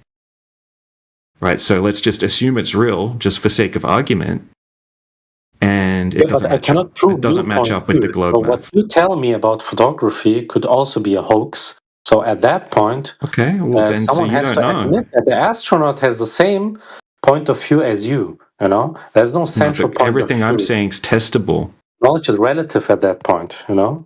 This is something anyone can test. So you can oppress people, you can suppress something upon people, but you do not. I'm just pointing out the flaws in your claim. That's all. Just the flaws in your claim. That's all. Yeah, I can accept that from your point of view, but from a more higher point of view, we are talking about height again. Okay, it's cool if we stand on your level, but if we leverage our height, if we go higher and higher, then from above we see that your point of view is as small as an astronaut. Okay, because he's also a human and you're a human. Mm-hmm. That's basic theory of science. Yeah, you can go by Thomas Kuhn, for example, and not Karl Popper. What's your point, though? What's your point? My point is that you have to convince me. Right? You have to convince me from my own level of knowledge why I should not believe in the astronaut. No, we don't. No, we don't, bro. I don't a load of shit. Okay, then. Yeah. Look, what I'm talking about believe what is you fucking want, bro. Yeah, exactly. I don't care what you think, right? This is the claim. This is the claim that I'm making, right? If they tell us that the Earth has... Hold on a second, dude. Hold on a second. It doesn't work like that. Charlie Bird. If the Earth is a globe with a radius of 3959 miles, over a certain distance, we can calculate how much curvature there would have to be over that distance. It's a physical property that would have to be there if the Earth's a globe. When we go out and test for that curvature, for those characteristics that would have to be present, it's not there, right? At all. Yeah, Zero that's curvature. too abstract. You do not. You are not taking. You are not calculating something. You are only telling us something. That's not convincing. Okay, what do you think about? I can show you high definition footage. I can show you high definition footage of this that anyone can go and repeat themselves. Okay? You have to, if you want to convince someone. I'm a teacher. If you want to convince someone, you're a teacher. You have to find a common ground. Absolutely, yeah. Yeah, common ground. So here's a common ground. Okay, so if the Earth is a globe, if the Earth's a globe, they tell us the radius is 3959 miles. Can we agree on that? Do we have common ground there? No, actually, because I'm not really. I'm not claiming something, here. No, so I'm not saying that you're claiming it. I'm saying, according to the current mainstream science, the globe has a radius of 3,959 miles. Okay, is that common ground? Okay, but we agree that the mainstream science. You can't validate that. I know. Yeah. I'm saying that it doesn't exist when we go out and test for that in reality. Bro, can you agree to anything? I mean, he's not asking you to agree with that it's true. He's asking you if you agree that people are saying it's true. Yeah, let's. You're a teacher. You're the dumbest teacher I've ever fucking met. Chill, if that's true. Nah, you're a fucking idiot. Sorry, guys. This guy, bro. Seriously, he should just be. We'll just get rid of him. Yeah, we can see maybe Blair. Do you want to like try like because this guy Blair he says he doesn't know anything for sure. He says that he said before that he could be chewing on dog shit that I shoveled into his mouth right now, right? And he doesn't know 100% that that's not happening, right? So that's the level of person that we're dealing with here. He doesn't even know if he has hands for sure, right? Maybe you know you have hands, Blair, right? So do you want to maybe have the conversation instead of him?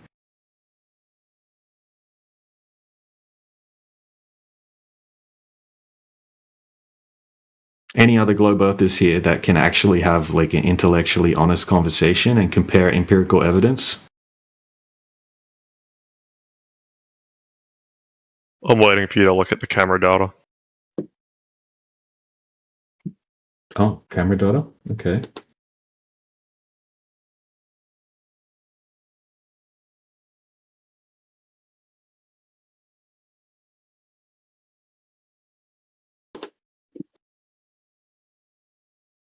Okay, what about it? Where's your severe distortion? I never said anything about severe distortion. Just distortion in general. So how do you know where's that the this distortion? camera... Okay, so which image are you showing me that was taken from this camera? The one that's on that page I linked. Oh, really? Where does it say that it was taken with that camera?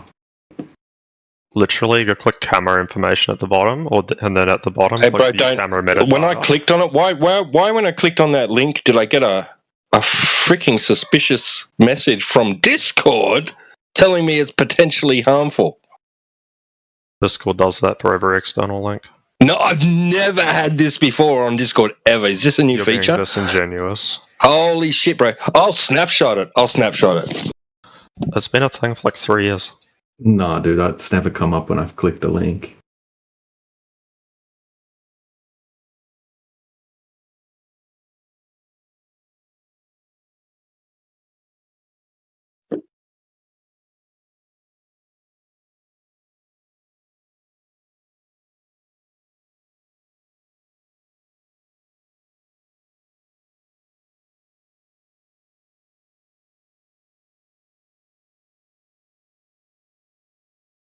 Yeah, what sort of scam you trying to run, bro? What's this shit? Click the link, buddy. Yeah, so dude, it says No. that it's got a focal length of 15 millimeter. 15 millimeter focal length. That's a wide angle lens. It's going to show crazy distortion, right? That's kind of like Not what you get necessarily. on an action. Yeah, a 100% guarantee. No. Yeah. Look at the Yes. image, dude. Do you know what a No, I'm not corrective clicking that algorithm because is? it says it's dangerous, dude. Dude, you're being facetious right now. You're not having an intellectually honest conversation. Oh, yeah, you want me to... Okay, look, I'll just... Clicked it. I'm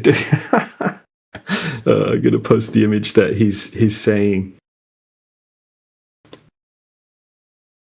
That's hilarious. It's obvious a wide-angle lens image, right? You don't think that a 15 millimeter lens would cause distortion, right? It's not even uniform curvature. Look, it flattens out on the left-hand side of the image. Who said the Earth was a perfect ball?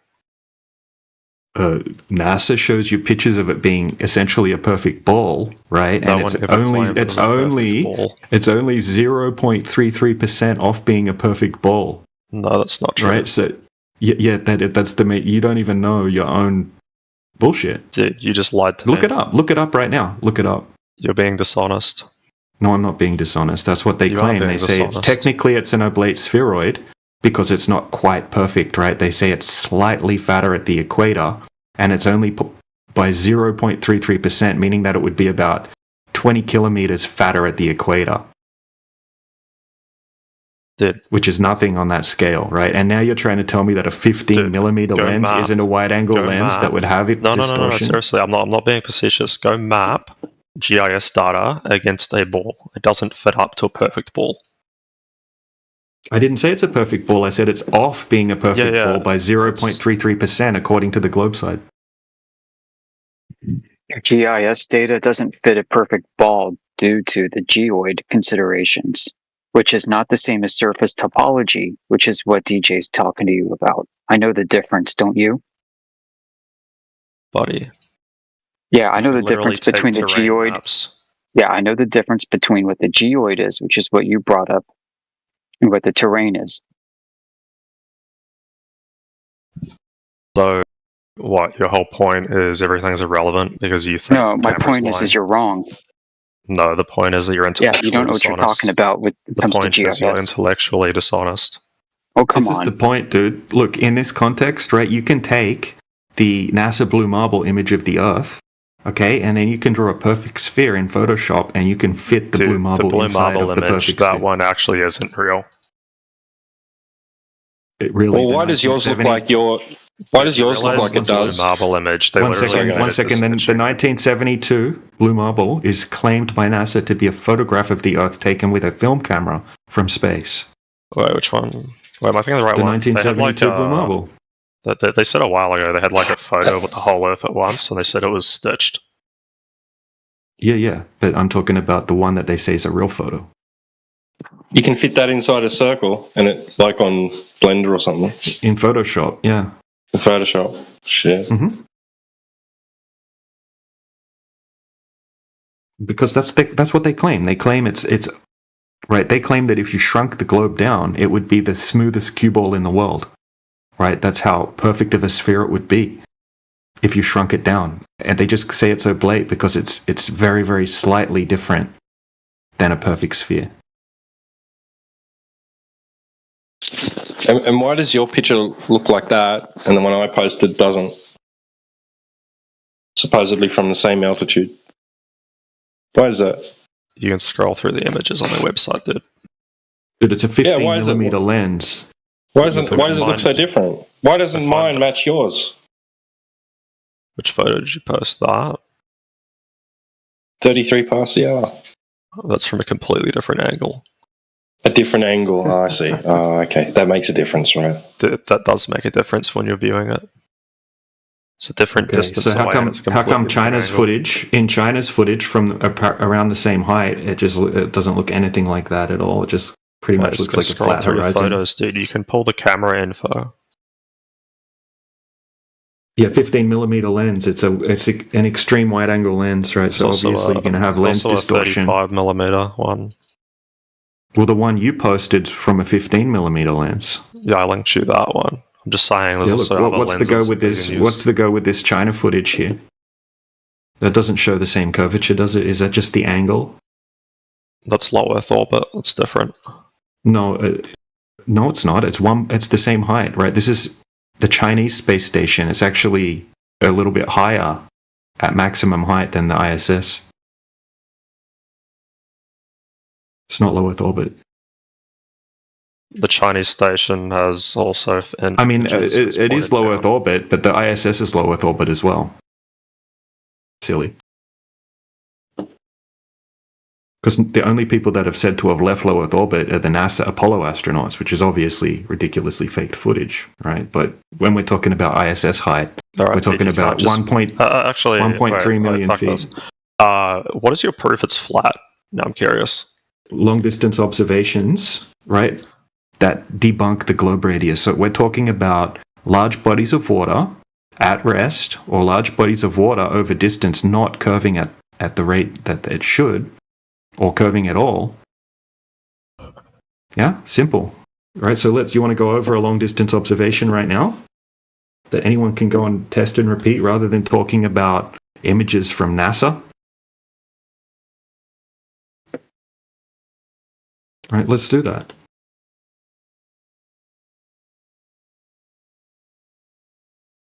All right, so this guy, his name's Dr. John D. He's got a PhD in optics. Doesn't really matter, just pointing out who he is.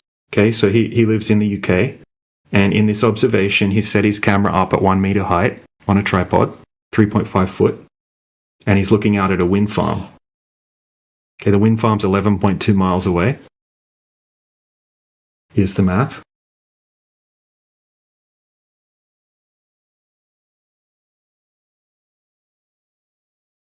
Okay. Okay, so What if we about have an eye height of 3.5 foot, that means the horizon should be 2.29 miles away. Okay, but if you have a look at the observation, okay, we can That's see. completely dependent where you're standing on Earth. No, it's not. It actually would cover any place that you're standing looking out over a large body of water on Earth. Is that within 3.5 within feet at sea 1%? 3.5. It doesn't matter. He's 3.5 No, meters is that above. 3.5 feet at sea level, or is that 3.5 feet standing at the top of a lake? Sea. He's at the ocean. Okay. Okay, so he's looking out at Rampion Wind Farm. Okay, we can see 6 windmills. The windmill on the left is 8 miles away. Wait, and how's the he windmill on the 3.5 feet at sea level? And this is a camera, or is this like eye? Like, I'm not being a dick. I'm just being like, how did? Yeah, so he's got a tripod, and he's got the camera sitting on the tripod, just above the surface of the water, and it's 1 meter height. And you can see all of this in the full video. Like he's not lying, right? He's going out to test for the curvature. Okay, I can show you. I've got screenshots of like showing the camera tripod height and that sort of thing. Right, but this is orders of magnitude off what it would be on a globe, right? So it doesn't have like, let's just have a look at the observation. Whoops. Okay, so the horizon on a globe would be at 2.9 miles. Okay. Wait, Okay, you said so we can 2.9 or 2.29? 2.29. Okay. All right, so that you understand what the horizon is on a globe, right? I know what the horizon is, yeah. Yeah. Okay, so you shouldn't be able to see any water beyond the horizon, okay, because it's the line in which the sky and the ground meet, and anything beyond that would start to be obstructed behind the horizon, depending on how high it is, right? So the water, you wouldn't be able to see beyond the horizon. Okay. Well, depending on the distortion at the edge to the sunlight, but yeah. Yeah. We can take that into consideration as well, right? So that's a small consideration. Okay, so the windmill, right? The target is the windmills. Okay, so here's a close up. This is a screenshot of the windmills. Now we can see the base of the windmill towers touching with the water, and I'm just going to post a close up of what they look like close up. Right, so you can see at low tide, you can see the black portion of the windmill tower where the paint's corroded away. Okay, so at high tide, it comes up just above. Okay, so this is what it looks like at high tide. And then at low tide, you can see the black bit at the bottom of the windmill towers. Now, on a globe, the bottom of the windmill towers should be obstructed behind 52 foot.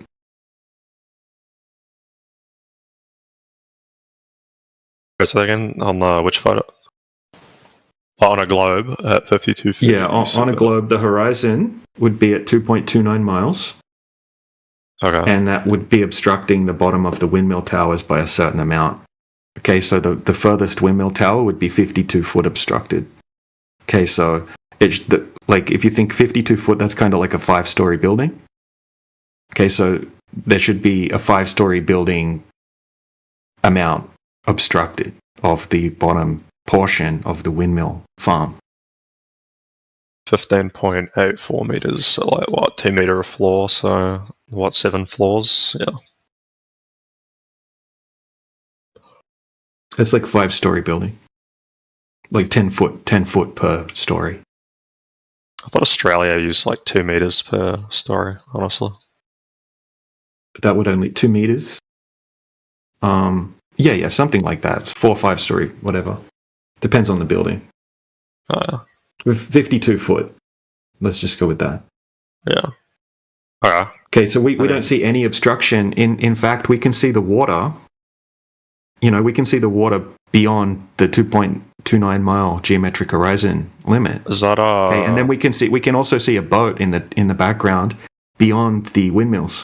Okay, that boat, it's actually a big boat. It's called the Shepherd Trader, and that was tracked on Shipping Radar.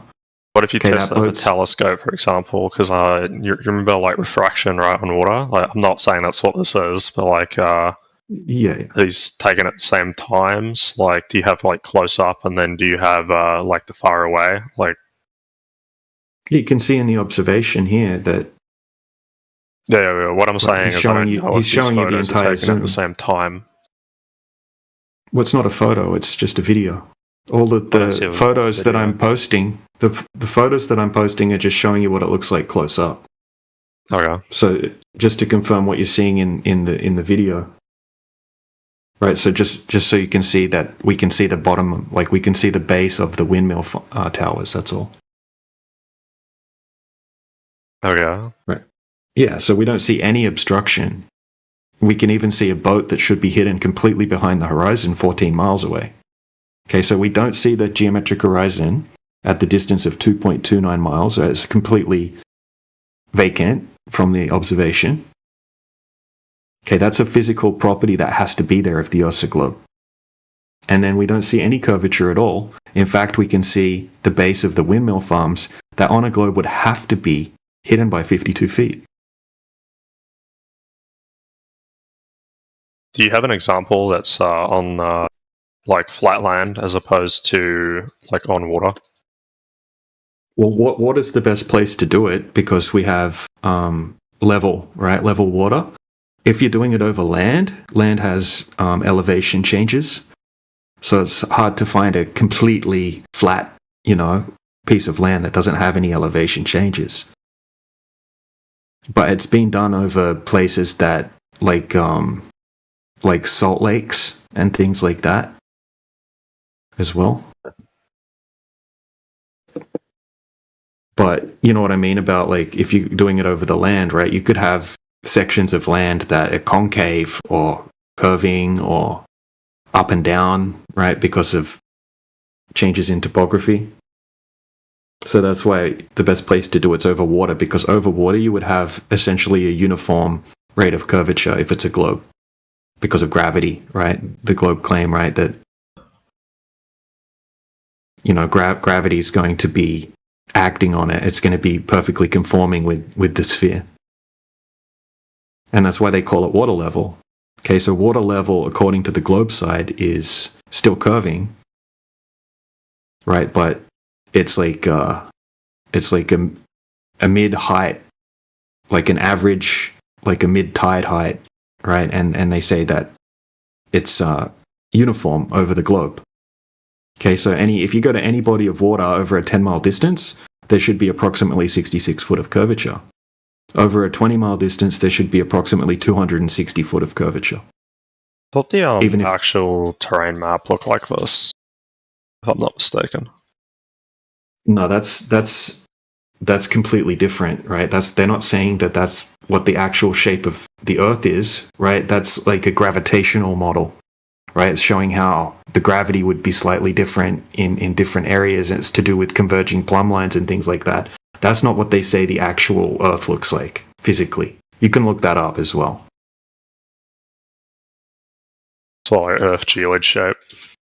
Yeah, that's not what they're claiming. When they say oblate spheroid, that's not what they're claiming, that gravitational model, right? They're not saying that potato Earth looking thing is the actual terrain of the Earth. You can look into that, I swear to you.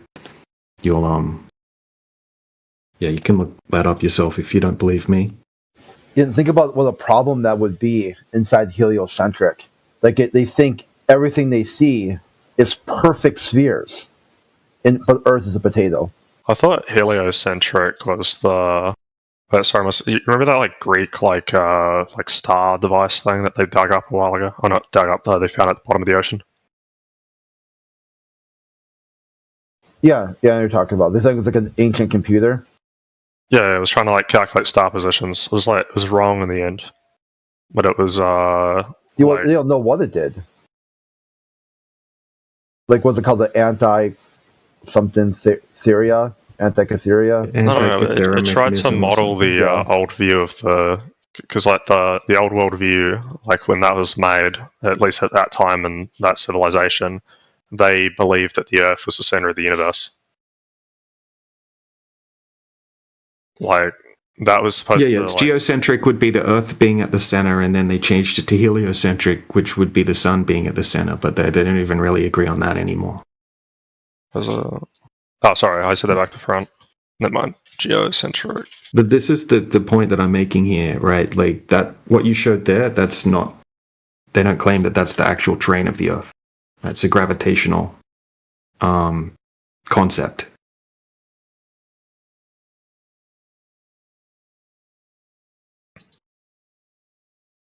It's the EGM geoid or something like that. And it comes from the gravitational potential model, not a physical measurement of the Earth's shape. It's created by computing how gravity varies at different locations, then exaggerating those variations thousands of times for visual effect. The model depicts supposed gravitational highs and lows, not actual topographical or geometric form. Okay. Right, so how exaggerated is it? Well, thousands of times, it says. Okay. Yeah, and it contradicts the official globe narrative if taken literally. If scientists were to say the Earth actually looked like a potato model, they'd be forced to admit that the perfect sphere or even oblate spheroid image, which we see in every classroom, is inaccurate. So they don't claim the potato shape is literal. They relegate it to a gravity anomaly visualization. In other words, a computational fiction, not a measurement of form. Yeah, that's right. The geoid is basically a compilation of what's called spherical harmonics of the assumed gravity field extending outward from a center based off of the uneven distribution of mass of the globe. What are you reading right now? I'm not reading anything. So essentially what this does is it alters the gravity vector on a globe relative to your surface normal based off of the placement of the uneven distribution of mass through the geoid. So in other words, you could go from point A to point B and your gravity vector is going to change angle. They also say that the spherical harmonics distort starlight. So if you were to look up at a certain point in time to see a star directly overhead, like you'd need to do for celestial navigation, the gravity might be bending the star, which means that it's going to screw up your timing. It's going to screw up your position fixes. So that's what the geoid does. Okay. Yep, they use the geoid to do corrections to latitude and longitude. So what do you think governments have to gain by lying to everyone? What do I think what now? Sorry, I didn't hear. I was pressing buttons. Oh, you're all good. I'm talking quiet because everyone's sleeping. What do you think governments have to gain, like by lying to everyone? Which government do you want to go? Yeah, I've got a good answer. Listen, I don't think that they're lying about the shape of the Earth. Right? So if you look through the founding of NASA, if you look through the founding of the National Oceanographic and Aeronautic Administration, NOAA, which has its history at the Naval Hydrologic Office, which did all the surveying, the U.S. Coast Survey and all that. You know, they're just data fitting observations to a presumption of a globe. And they're basically assuming that Earth is a globe, and all their observations and measurements are being mathematically computed as if Earth is a globe. They're not lying. They don't have the intent to deceive about the shape of the Earth. We don't see evidence of that anywhere at any point. Now, you'll meet flat earthers who will say the opposite, but they're just full of shit. So if they're not lying and they're not trying to misrepresent, where's the assumption that it's a globe? I mean, I know the well, they would just be wrong then. Right, they're just wrong. The assumption comes from the history of sailing, and it comes from the history of astronomy and a huge blunder by astronomers that conceived of the celestial sphere in the first instance and started attributing distance and size scaling to the objects in space. I can point to Hipparchus and Aristarchus.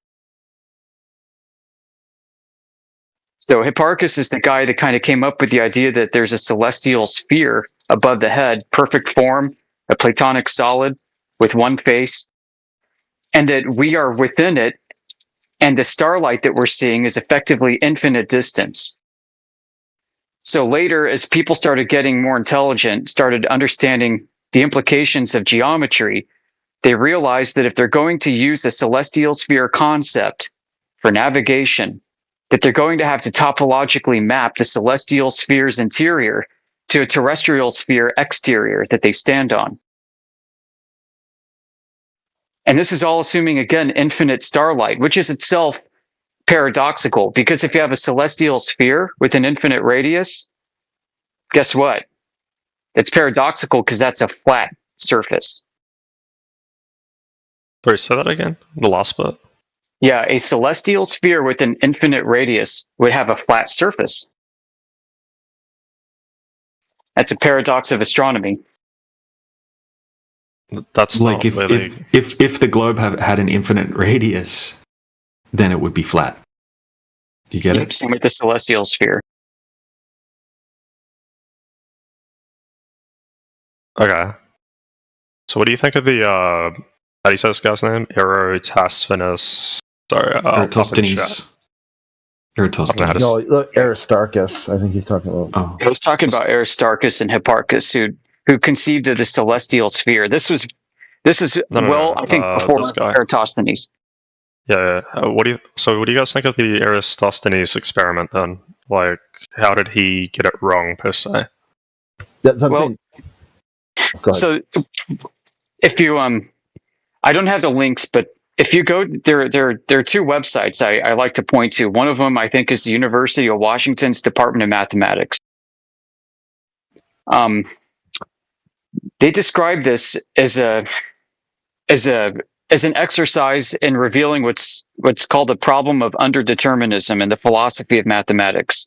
It's a fancy way of saying that Eratosthenes baked in the conclusion into his assumptions, and just because that he has affirmed that the Earth could be a globe geometrically based off of his assumptions, doesn't mean that there are other topologies of Earth, that there are other geometric proofs that can arise out of this as well. So a contemporary of Eratosthenes lived in China, again around the same time, and had no contact with the Hellenistic Greeks. As far as we know, no direct contact in literature. And yeah, F me if I can remember his name. I don't speak Chinese. But this contemporary also did a similar elevation angle with shadows and sticks to the sun. And in the Chinese cosmology, the Earth is flat and had been flat up until fairly recently, actually. So the Chinese Eratosthenes took elevation angles to the sun and affirmed, because he assumed his conclusion and his premise, he affirmed that the Earth was flat. Same method as Eratosthenes. And this reveals that Eratosthenes' method is inconclusive either way, and so is the Chinese guy's method inconclusive either way, because the setup had baked in assumptions about geometry that were untested. In Eratosthenes' case, it would be parallel light rays from far distant sources, again invoking the celestial sphere concept of the Greeks that preceded him. And in the Chinese cosmology, they assumed diverging rays from undeterminable but nevertheless pinpointable sources in the sky. And that there is the rub, the diverging sources from a point versus parallel light from a massive object that's very far. It'd be like trying to do it with the moonlight. Yeah, so think of it this way. What Eratosthenes did was kind of assume Earth is a ball, and the light reaching it was parallel from an infinitely far flat surface. And what the Chinese guy did was he reversed it. He took basically an infinitely flat surface and a divergent ball up ahead, diverging light rays from a ball up ahead. The geometry is exactly opposite of each other. And the mediating factor here is whether or not the surface itself can be measured curved or not. This would allow us to deduce logically whether or not the light rays are parallel. The other thing one could do is determine if the light rays are parallel, but good luck going to a distant star if you think it's really distant and far, and getting a surface measurement. So the argument is basically, regardless of whether or not you do the shadow experiment on a flat plane versus spherical plane, it'll come out the same. Yeah, exactly. Like, I mean, you can do this on a small scale. If you stand up like wine bottles on your table, shine a flashlight over them, you'll see that the point source light overhead is diverging rays, which cast longer shadows at the wine bottles that are furthest away from it on the table. And you can move the flashlight like a sun over the top of the table, and you'll change the angle relationships of the shadows at the wine bottles to the source of the light. Okay.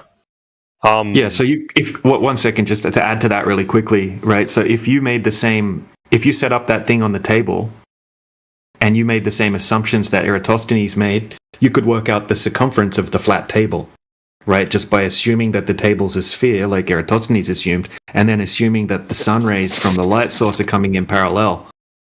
So if you did your math based on those assumptions, you could work out the circumference of the flat table. Okay, so that's. I did it from my lounge room floor the other day. I can't remember what the result was now. The circumference value I got was it 800 centimeters or something. I can't remember now, but Well, I mean, what you're actually measuring in the inverse is actually the circumference of the circuit of the light path that is going overhead.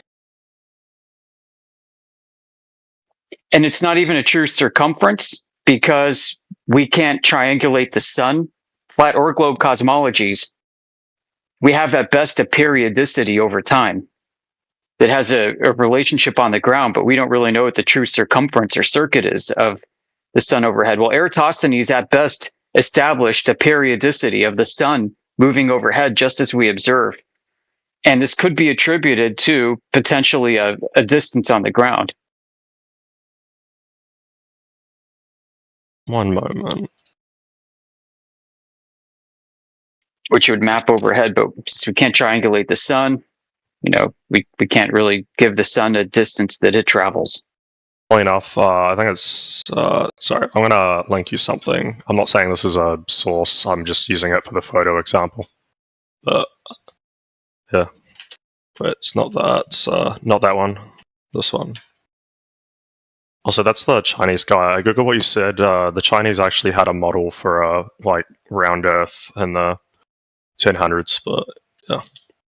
Yeah, I mean, they did. There were two competing cosmologies for a while, and I think they settled it in the 1600s when the Jesuit missionaries came and presented a globe. Okay. Along with not the Copernican model of the solar system, but the Tychonian. What's the Tychonian model? I haven't heard of that. Geocentric. Earth goes in the middle of the solar system, so it's an Earth system. Okay. Yeah. Okay. What do you think of the math? I'm not trying to use this as an anti-flat Earth thing. I just meant the math that he points out for the ball versus flat. I'm not sure what you mean. Do you see the second link I posted? I was just curious because when this guy wrote down, because when I searched up Eratosthenes experiment on a flat surface, that's just the top result. So I was just curious what you think of that guy's math.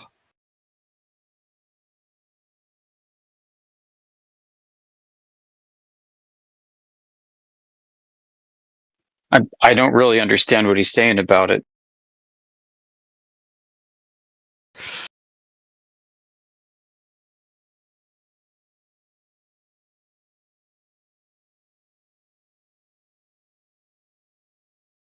I mean, he needs to establish that these relationships are what they say they are, as if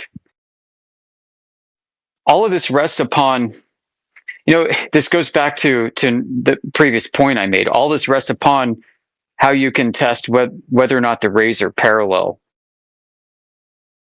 And the mitigating factor is a curvature measurement. Really, it's the only thing you can test.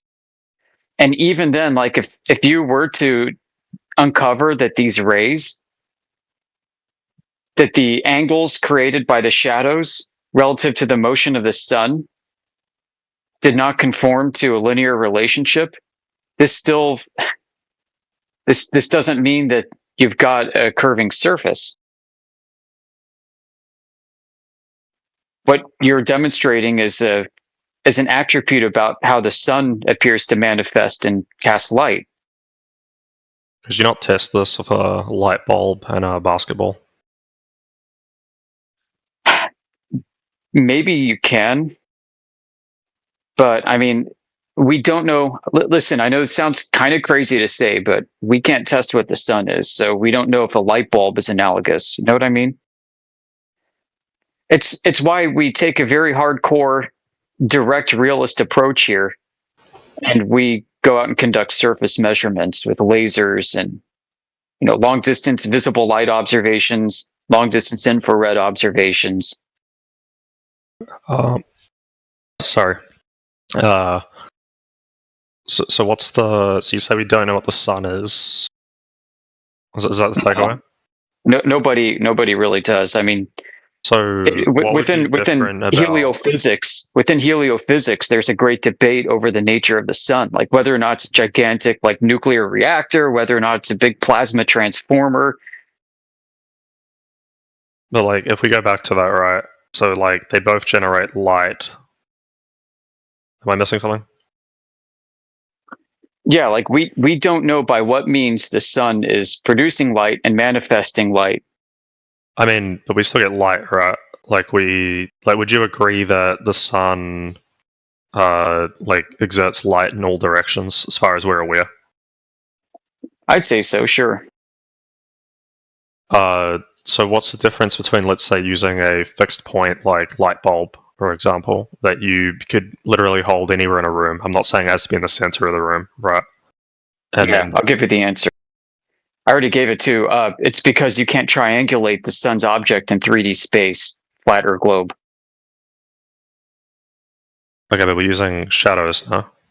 Well, yeah, but you can't. You can't do it. Like, even if you believe Earth is a globe, you can't triangulate the position of the sun.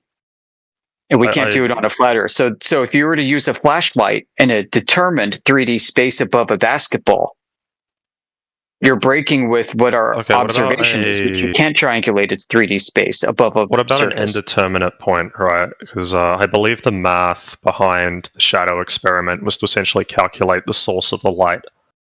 Because you could calculate the angle.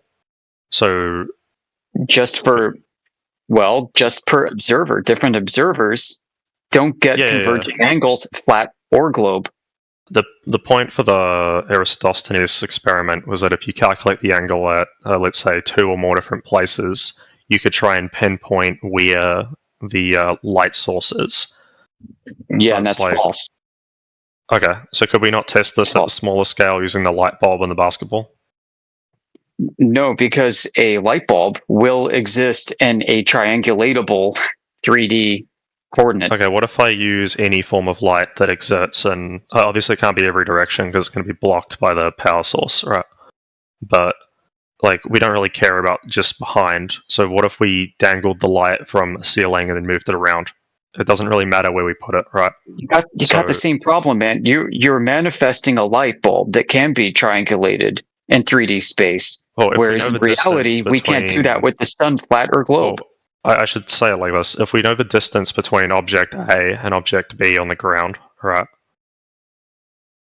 Like, if we know the distance between these 2 points, then we could calculate an angle, and then we could, get the source of the light. Would you agree with that? Or would you refute that? No, I'm not the sun. A different light source, yes. An actual object that exists in 3D space that we can determine. So what's the difference between, let's say, the light in this example from the sun and the light bulb? I know you say that it doesn't exist in 3D space, but if we know the distance between these 2 points, could we not use the same calculation that works with the light bulb on the sun? No, you're not going to be able to triangulate it, flat or globe. the sun. You can't do it. You can't do it, so you can't put an object that can be triangulated and call it analogous. Sorry, Margin, I'm not saying we know the distance between the sun implicitly. I was saying that we could get the angle because we know the distance between the 2 points on the ground. Oh yeah, every observer can get their angle, but the angles will not converge at a central point, flat or globe. That's my point. So if you're going to take an object whose angles can converge trigonometrically, right, at a 3D point in space, then it's not analogous to the observation. Okay, so why does this math work with, let's say, the ball and light bulb experiment, but not the sun? I'm curious. Why do you think it does work as an analogous demonstration? Oh, the math works. You calculate the angle based on the position. You can figure out where it collides. Oh yeah, you can, even right? model You it on can. a computer if you really want I got it. Yeah, you can. Absolutely, you can do it. You can't do that, though, with the globe. You can't do it with a flat Earth either. But you can do it in a simulation, but you can't do it in reality. But you can you not? Well, here's how you do it on a globe. You assume. Sorry, I should say like this. Okay, let me rephrase this question, I guess. So what parallel light rays don't triangulate. Oh my God, sorry. What mistake did Aristotle's make, and what mistake did everyone else who, I guess, repeated this make? You say they don't triangulate. Oh, sorry, that they don't join, right? Like you're saying they never meet. But right, they assumed parallel light rays, and in order for this to work, you'd by necessity have to have a curving surface of the Earth, which was not measured. If you assume a flat surface and non-parallel light rays, but look at diverging rays from a source, he wasn't really trying to measure the distance. An affirmation of flat Earth.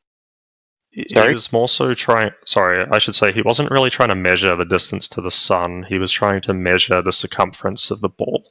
Was his idea? Right.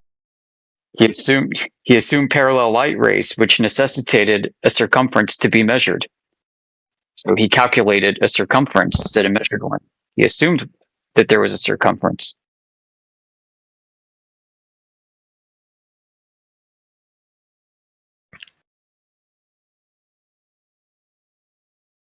Okay.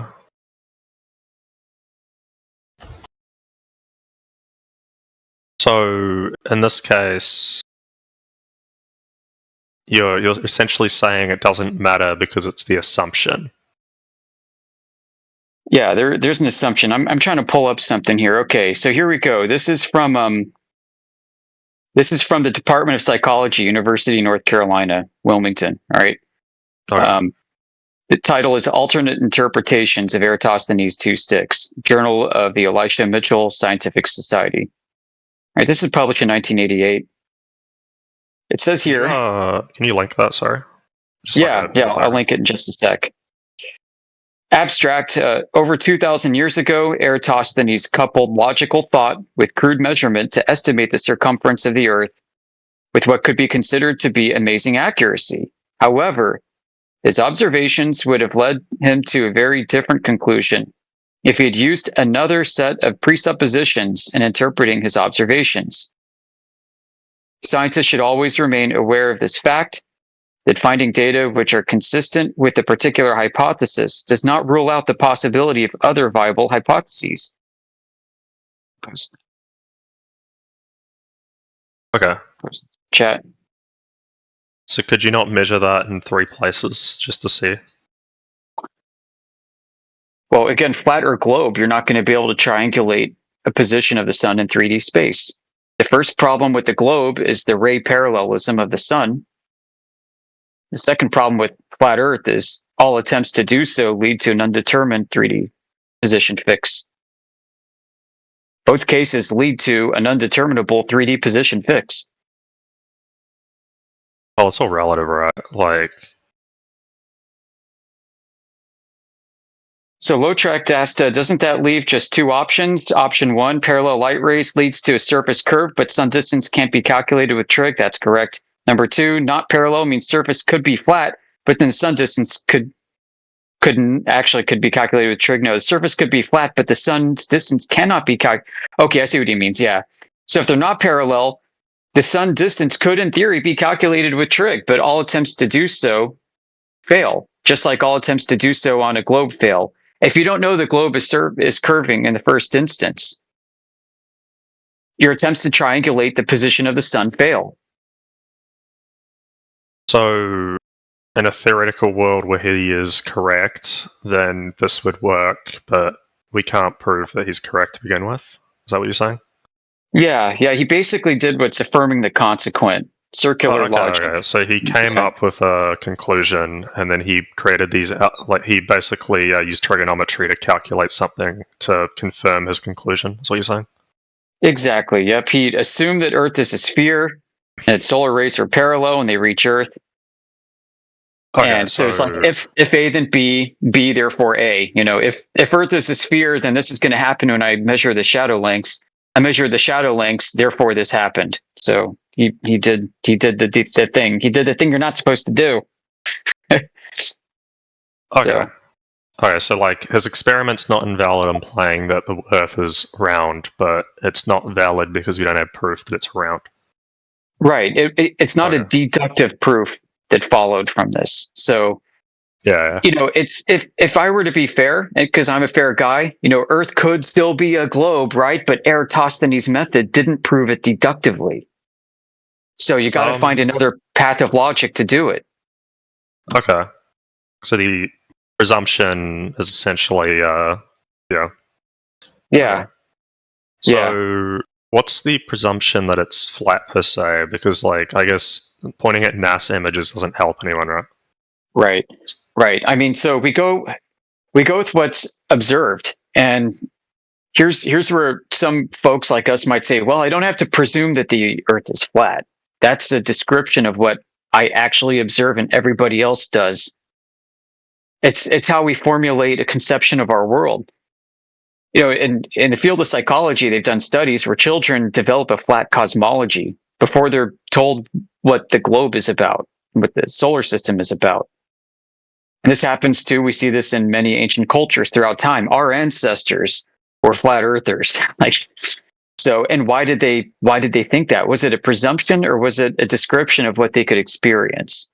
And so we start with that. We're like, look, I mean, if I were smashed on the head, thrown into a cave, left for dead, and then woke up in a post-apocalyptic world with no other human beings around, and I survived a cataclysm, I'd gaze out upon the surface of the world, and I would have to rebuild my cosmology from the ground up. I don't know who I am or where this is or what's going on. I would not come to any conclusion on my own that the Earth is a globe. So we start with that. Okay. So it's from there that we build up. We start to build up our cosmology. We take in observations and measurements. Hold on a second. I'm just going to read what Lotrick typed in chat.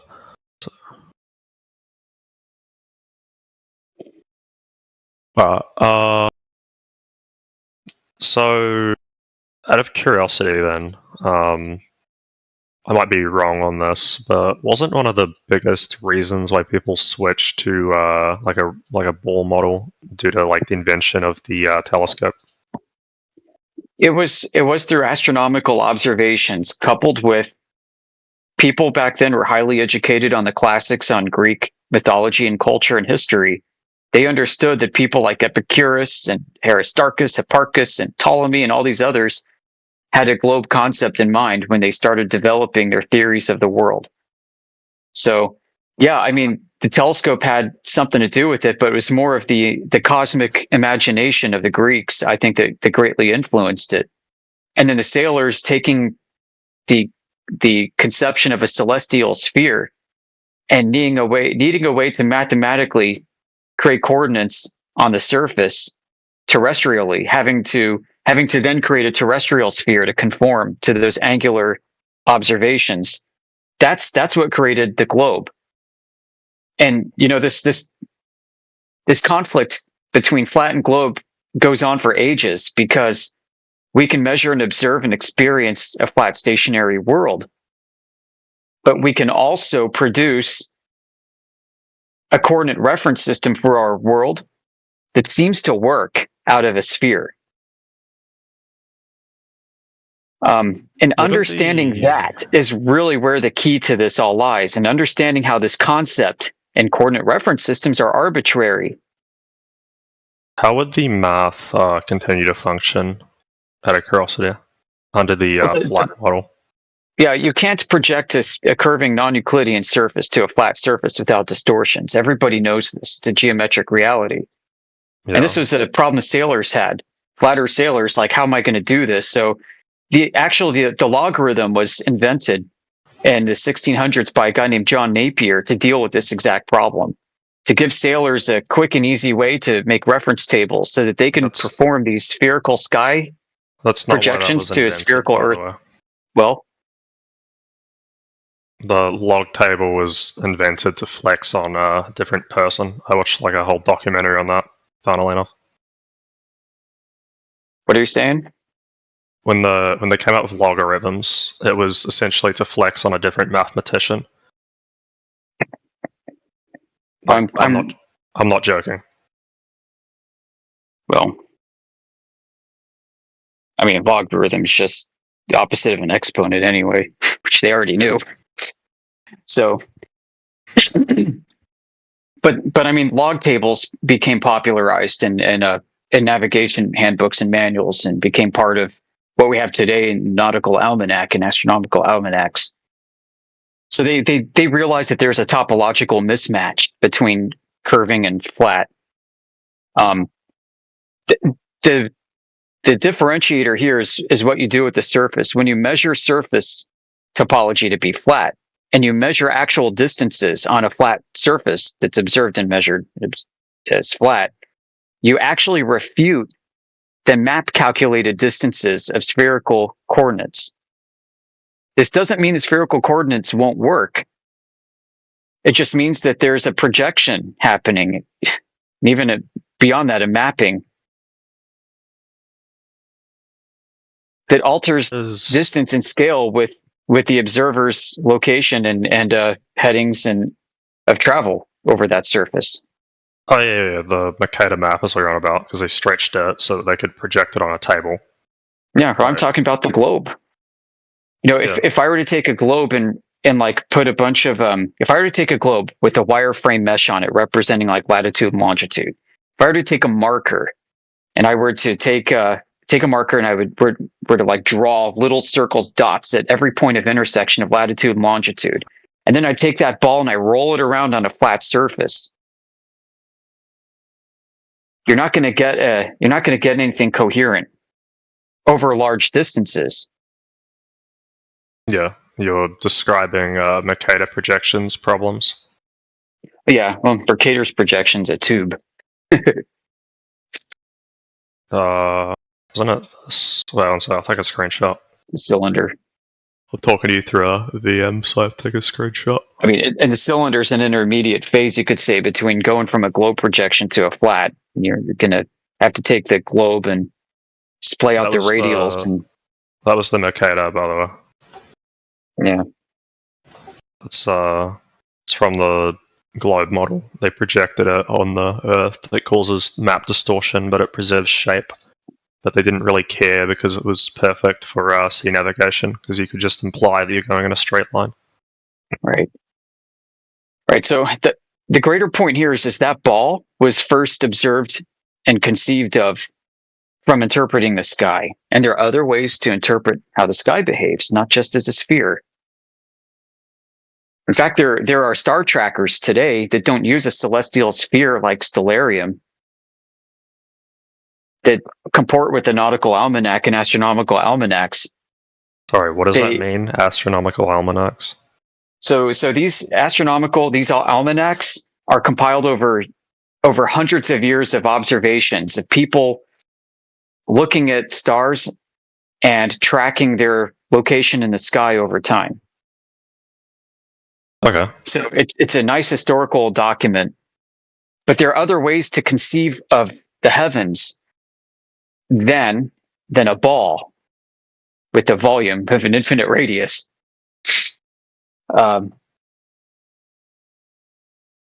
There are star trackers. One of them is called Gaia, which conceives of the heavens as an XYZ Cartesian space, but where starlight are not points within that space, but Why vectors. Do you say infinite radius? Because a ball doesn't have an infinite radius, I should say. I know it doesn't. Well, that's how the celestial sphere is treated.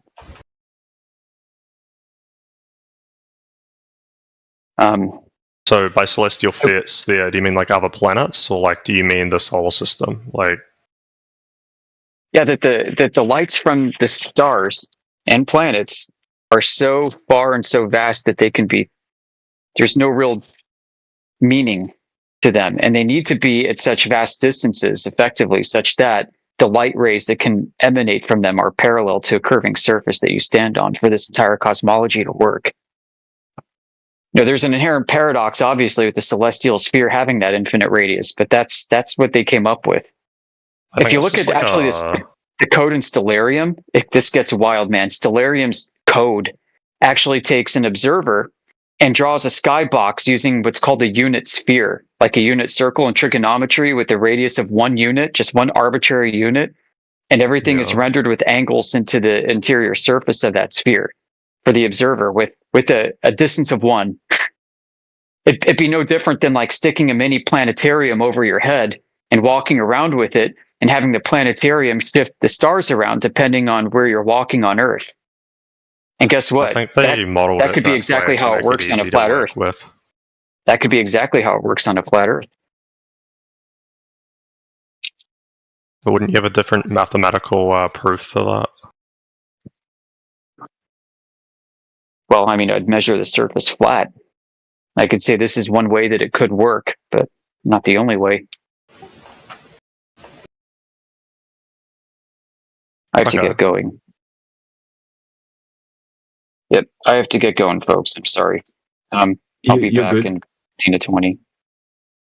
Yeah, I couldn't give you my full attention here either from the get-go. I'm getting ready for work. But it's good chatting with you. Thanks for being cool. All right, no problem, Matt. Right, so it's always going to come back to the empirical evidence, right? And it's going to come back to the prerequisite of the globe being curvature, drop over distance, right? Geometric horizon. And that's what we're going out and testing over and over and over again, right? We've got teams of field engineers going out using $30,000 lasers, for example, and shooting the laser beams over different bodies of water, right? And hitting their targets up to 40 kilometers away consistently. Then we've got people doing long distance observations over and over again, different weather conditions, different locations over the Earth. And it's a huge accumulation of empirical evidence where zero curvature is detected throughout. These are things that anyone can go and repeat themselves, and that's what we encourage people to do, is actually, look into this, and then if you want to, you can actually go and verify this stuff for yourself, which is what I did. Does that take into account light refraction? Yeah, absolutely. We can take that into account as something that needs to be taken into account. But if you listen to the experts on this, right, even pre-assuming a sphere, they'll say that standard refraction it's only a minimal that needs to be accounted for. Okay, they'll say it's standard refraction is a K factor of 0.13 to 0.17. Okay, which is just 7 to 8. Like I think it's like, let's just say 5 to 10% beyond the current radius value, right? So it's just basically, instead of the horizon being at X distance based on X observer height, it would be, say, 8% further away. And that's taking that into account. Out of curiosity, because I googled the calculation that you were talking about, right? Mm-hmm. And then one of the notes that was mentioned when this was made was this. put it in chat to read.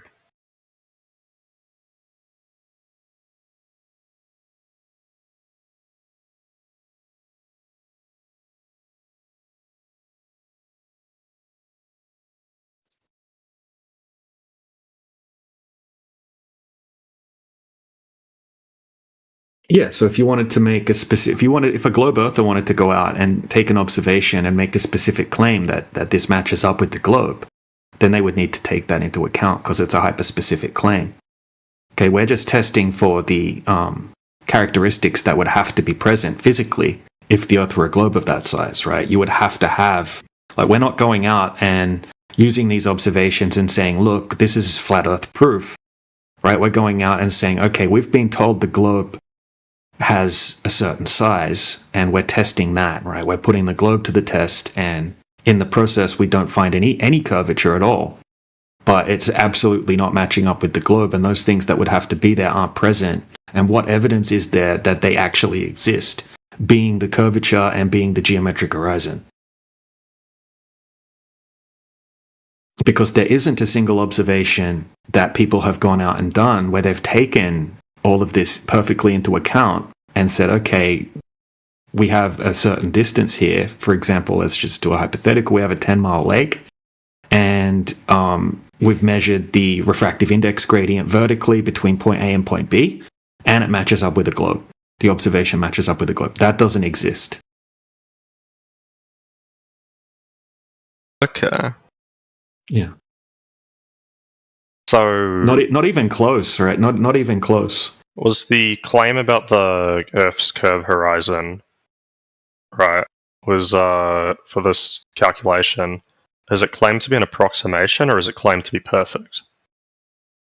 It's an approximation, but it's very, very close, right? So it's 1.225 times the square root of the observer's height in feet. Yeah, I'm not asking for the calculation, but I was wondering is like if they claim it's an approximation, I guess, like isn't that just well? This is the difference, right? So they say the Earth's oblate, right? So they say that there's a slightly different radius value if you were to draw a line around the globe, say from the North Pole all the way around and back to the North Pole again, right? Than if you were to draw a line around the Earth around the equator. There'd be a slightly different radius, but it's such a small difference that they don't take it in. The mainstream doesn't take that into account when they're using these formulas because it's such a small difference that it doesn't need to be worried about.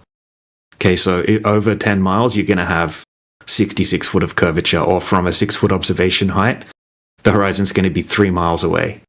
So if you take in the elevation or the slight oblateness of the Earth, it doesn't really change it enough that they would even take that into account. So I could link you to Washington University and show you how they calculate the distance to the horizon. I mean, if we know this is an approximation, then that wouldn't really be like exact proof then. Okay, so if the horizon should be at approximately 3 miles, but we're seeing the horizon 2,000% further away, or not at all over a 20-mile lake, right? That doesn't fit. 2,000 would be like 2,000%. That would change the radius value. Yeah, exactly. Like that would change the radius value up to some crazy amount, right? From 3959 miles up to like, I don't know, 250,000 plus miles, or more than that even. 1,000% bigger would be, I think. Wait, where's that photo you posted? I'm going to scroll up. Yeah, no, I'll repost it. You're talking about the observation that I showed? The Dr. John D one? How far away did you say that was? It's 11.2 miles to the windmill turbine number 6, and it's 8 miles to windmill turbine number 1. Yeah, I've got it here. 1 second.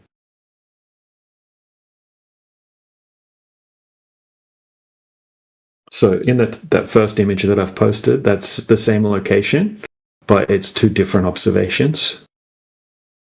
Okay, the top one is is from 2 foot height, and the bottom one's from 3.5 foot height. Okay, so here's the math.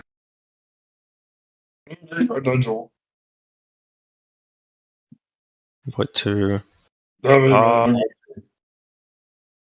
curiosity? If you do that same, I found this because I was thinking of light refraction. I haven't used this calculator, so like keep that in mind. Do you know the temperature? Like, let's just like go with the if we use sure. The air temperature's 21 degrees. Yep. Fahrenheit or Celsius? Not Celsius. 21 C to F. 69.8. Okay. And then that's just 1 atmospheric pressure, right? Where that's taken. Well, that's just the temperature of the air on that day. Oh, I mean, in the calculator, it also lets you pick atmospheric pressure, like if you were like further down or up or whatever. Well, it's close to sea level. Oh, yeah, so it would be approximately 14.7 psi, 1 atmosphere. Yeah. Yeah, okay. But that's not how refraction is calculated. That's not how you would calculate it. A lot of these curvature calculators made by anti-flat earthers just completely butcher how refraction works. It's kind of sad. I actually don't know what website this is. It's Metabunk. It's made by an anti-flat earther called, who's a computer program designer called Mick West. He's kind of like a is there one a of those calculator debunker you prefer? To calculate what? Like the because water refracts light is the thing which you said it does, and it takes into account. But I was just wondering, like, is there a calculator you prefer that takes none of the calculators are going to get it right because I was just meaning like closer than you know. Yeah. All of you need to understand how those calculators work on the anti-flat earth. Right. So these are only made by anti-flat earthers. These calculators that you're going to find that account for refraction. Most of them, you have to slide the refraction up to a setting that's so high that it would make the Earth appear flat because there's so much refraction. So if you went to like the go-to one that the anti-flat earthers go to, you would go to Walter Bislin's Earth curvature calculator, and it has a refraction slider. Or you could go to a different one called, 1 second, I'll just pull it up. Okay, so here's one called Flat Earth Insanity. Okay, so it's got a refraction slider as well. But you need to learn how the refraction sliders work on these. Okay, I mean, you can run the calculation on your side if you really want. Like, yeah, so if on this one, Flat Earth Insanity, you have to, like, for these observations, you can just slide the refraction slider up to maximum, and it still doesn't explain the observation. Or if you use Walter Bislin's one, you have to slide it up to so much refraction that it's going to make the Earth look flat. I'm not super familiar with the refraction calculation. Obviously, like I just like was thinking of like hot roads, for example. Yeah, so that's over a hot road. You're going to be looking at an inferior mirage, right? Because the sun's heating up the surface of the hot road. Yeah, and you're going to have a very, very warm layer of air, a hot layer of air just above the hot surface, and then it's going to gradually cool down as you go up vertically, and that's going to cause the change in the refractive index. It's going to be a very steep change. Because you've got such a hot temperature to a cold temperature. So when that happens, you've got a very steep refractive index change, and that's going to cause the drastic effects of an inferior mirage, which is going to give you that mirroring effect. The mirroring effect's called total internal reflection, and that's not actually refraction itself, right? That's total internal reflection, and it's a byproduct of an inferior mirage, but it's going to look like things in the distance are displaced downward. Right, like it's gonna. If there was a person walking down the road, it's gonna look like you can only see that person from waist up, because as the light's bouncing off the person back to your eyes, it's gonna deviate towards the denser medium, which is gonna be the cooler medium. Okay, so the light is going to deviate upward towards the denser medium, and it's going to look likely the person in the distance is going to be displaced downward. Okay, I can show you an example of that with a person on a hot road. So we would never present an observation that had an obvious inferior mirage, right, as proof of anything, because obviously what we're seeing is a mirage. Okay, so have a look at this, right? Here's a video of an inferior, textbook definition, inferior mirage. We've got a hot road, got a person walking down the road. We've got the total internal reflection, which is a byproduct of the inferior mirage, mirroring effect. And then we've got the person that looks like they're obstructed bottom up, even though they're geometrically or physically unobstructed. So it's basically pretty difficult to calculate for refraction accurately. So yeah, super difficult, right? So so the refraction thing let's just say, yeah. Okay, so when you want to calculate, if we're showing an observation that doesn't have this miraging effect, okay, let's say that this road wasn't hot. Just say it was a cool day, and the temperature of the road was roughly the same as the temperature of the air. We wouldn't have that refractive index gradient change that's drastic enough to cause the inferior mirage. So you would just see the guy walking down the road normally. You wouldn't have that total internal reflection either, which is a byproduct of the inferior mirage. You would just see the guy walking down the road normally. Now that's the type of observation you could present to someone. So when we're presenting these long distance observations, we're not presenting them when they have these crazy miraging effects, because that would be silly. Yeah. Okay, we're presenting them when we could only account for, say, if the Earth were a globe, right? Just say we presuppose the Earth's a globe. We have a clear day, so now we could maybe apply a standard atmospheric refraction, right? In the presupposition case that the Earth were a globe, we could say, okay, we can put the 8% onto this, right? And say, okay, we see the horizon at 3 miles. Let's account for standard refraction because we have standard conditions on the day where there's not miraging effects. Okay, now the horizon would be 3.1 miles away or something like that. But we're seeing the horizon 10 or 20 or 30 times further than that with no miraging effects. So atmospheric refraction can't account for it because it's orders of magnitude out of the range that could be accounted for using atmospheric refraction.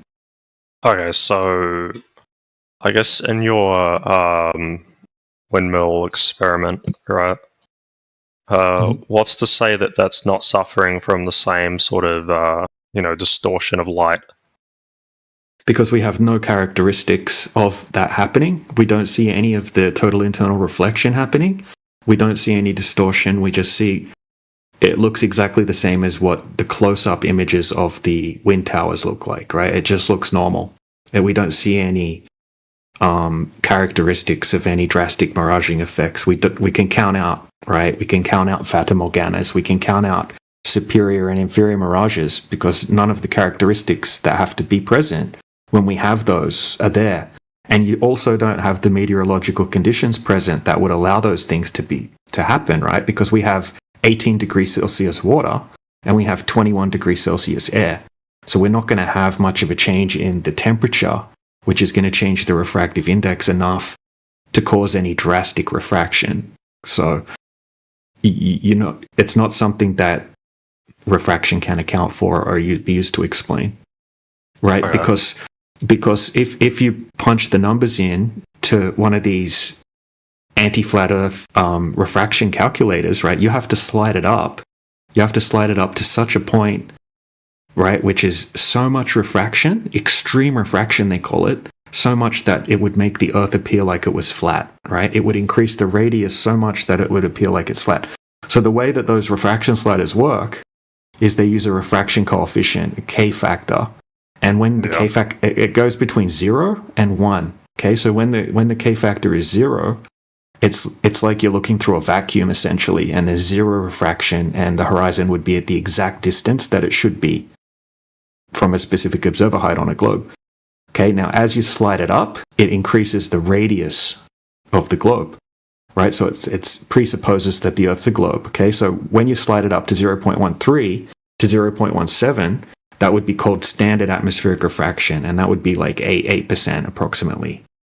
Larger radius, right? So you would be able to see 8% beyond the curvature of the Earth due to refraction. And then as you keep sliding it up, right, you need a much more drastic change in the temperature in the refractive index vertically, right? To the point where you have to slide it, by the time you've slid it up to 1, they say there's so much refraction, it would make the Earth so big that it would appear flat. It will say that on the anti-flat Earth explanations of how the slider works. It'll say once you get to 1, it will make the Earth appear flat. We have to slide it up to 1 to explain all of these observations that we put into it. So in all of these observations, even though we don't have any miraging effects, right, we have to slide it up to such extreme refraction that the Earth would somehow look flat consistently. And then some of these observations were done during the day, and then they were done again during the night. And then sometimes they were done again on different days.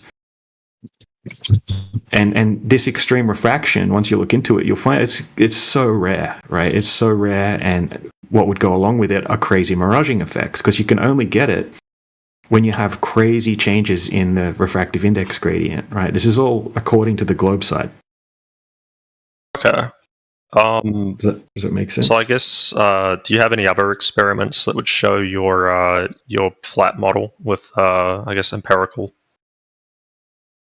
Yeah, we got like countless amounts of long distance observations. I can show you another one if you want. Well, I guess not just long distance observations over water like this. Like, do you have any other experiments that would go along with it? We've got infrared footage from planes where we can see things that should be miles below the curvature of the Earth. We've got long distance infrared photography over land from the top of mountains that wasn't even done by flat earthers, right? If you look up the world record longest distance photography shot, it was done at the French Alps, and we can see things that should be far below the curvature of the Earth, and that's not even done by flat earthers. So we've got all sorts of different tests. Yeah, it's been done over and over and over again. We can't find any curvature. What's funny is that people take these observations and aren't even thinking about the consequences of globe geometry. So that's what kind of makes it fun and interesting, right?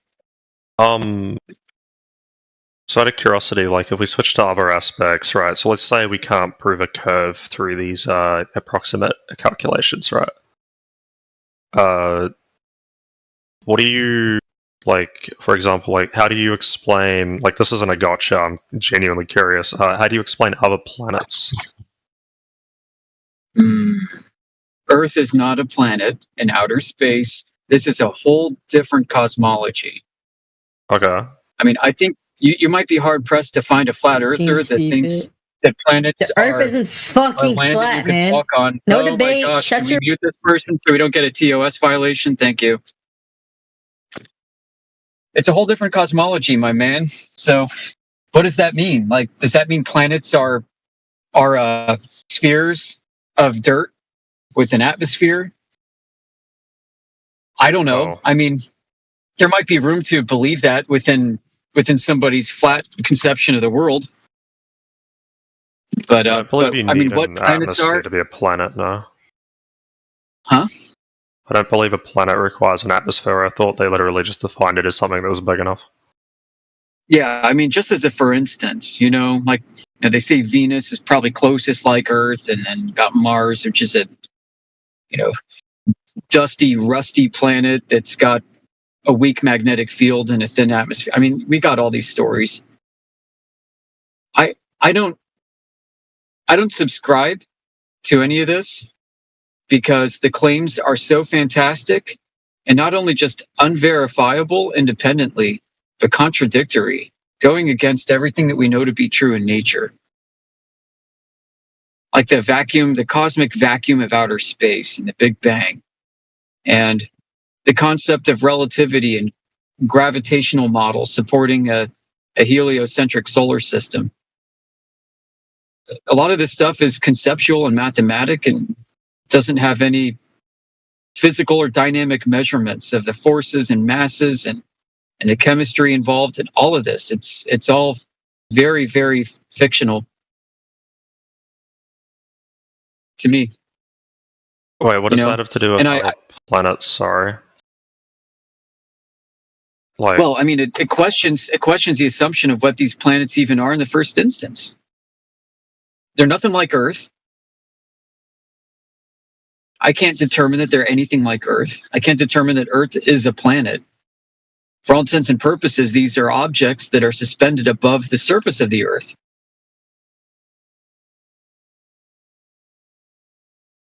And they seem to emit light.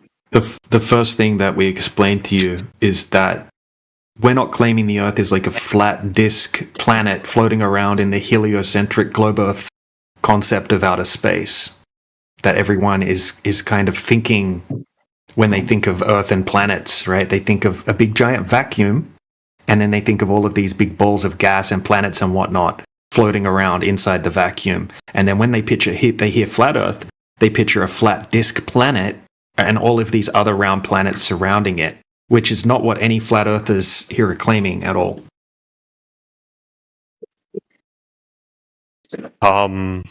Okay, so other planets could exist under the flat Earth proposal, you say? Okay. Yeah, planets do exist. Oh, sorry. No, I'm not saying. Sorry, you're saying that we're not necessarily a planet. Is different. Yeah. So.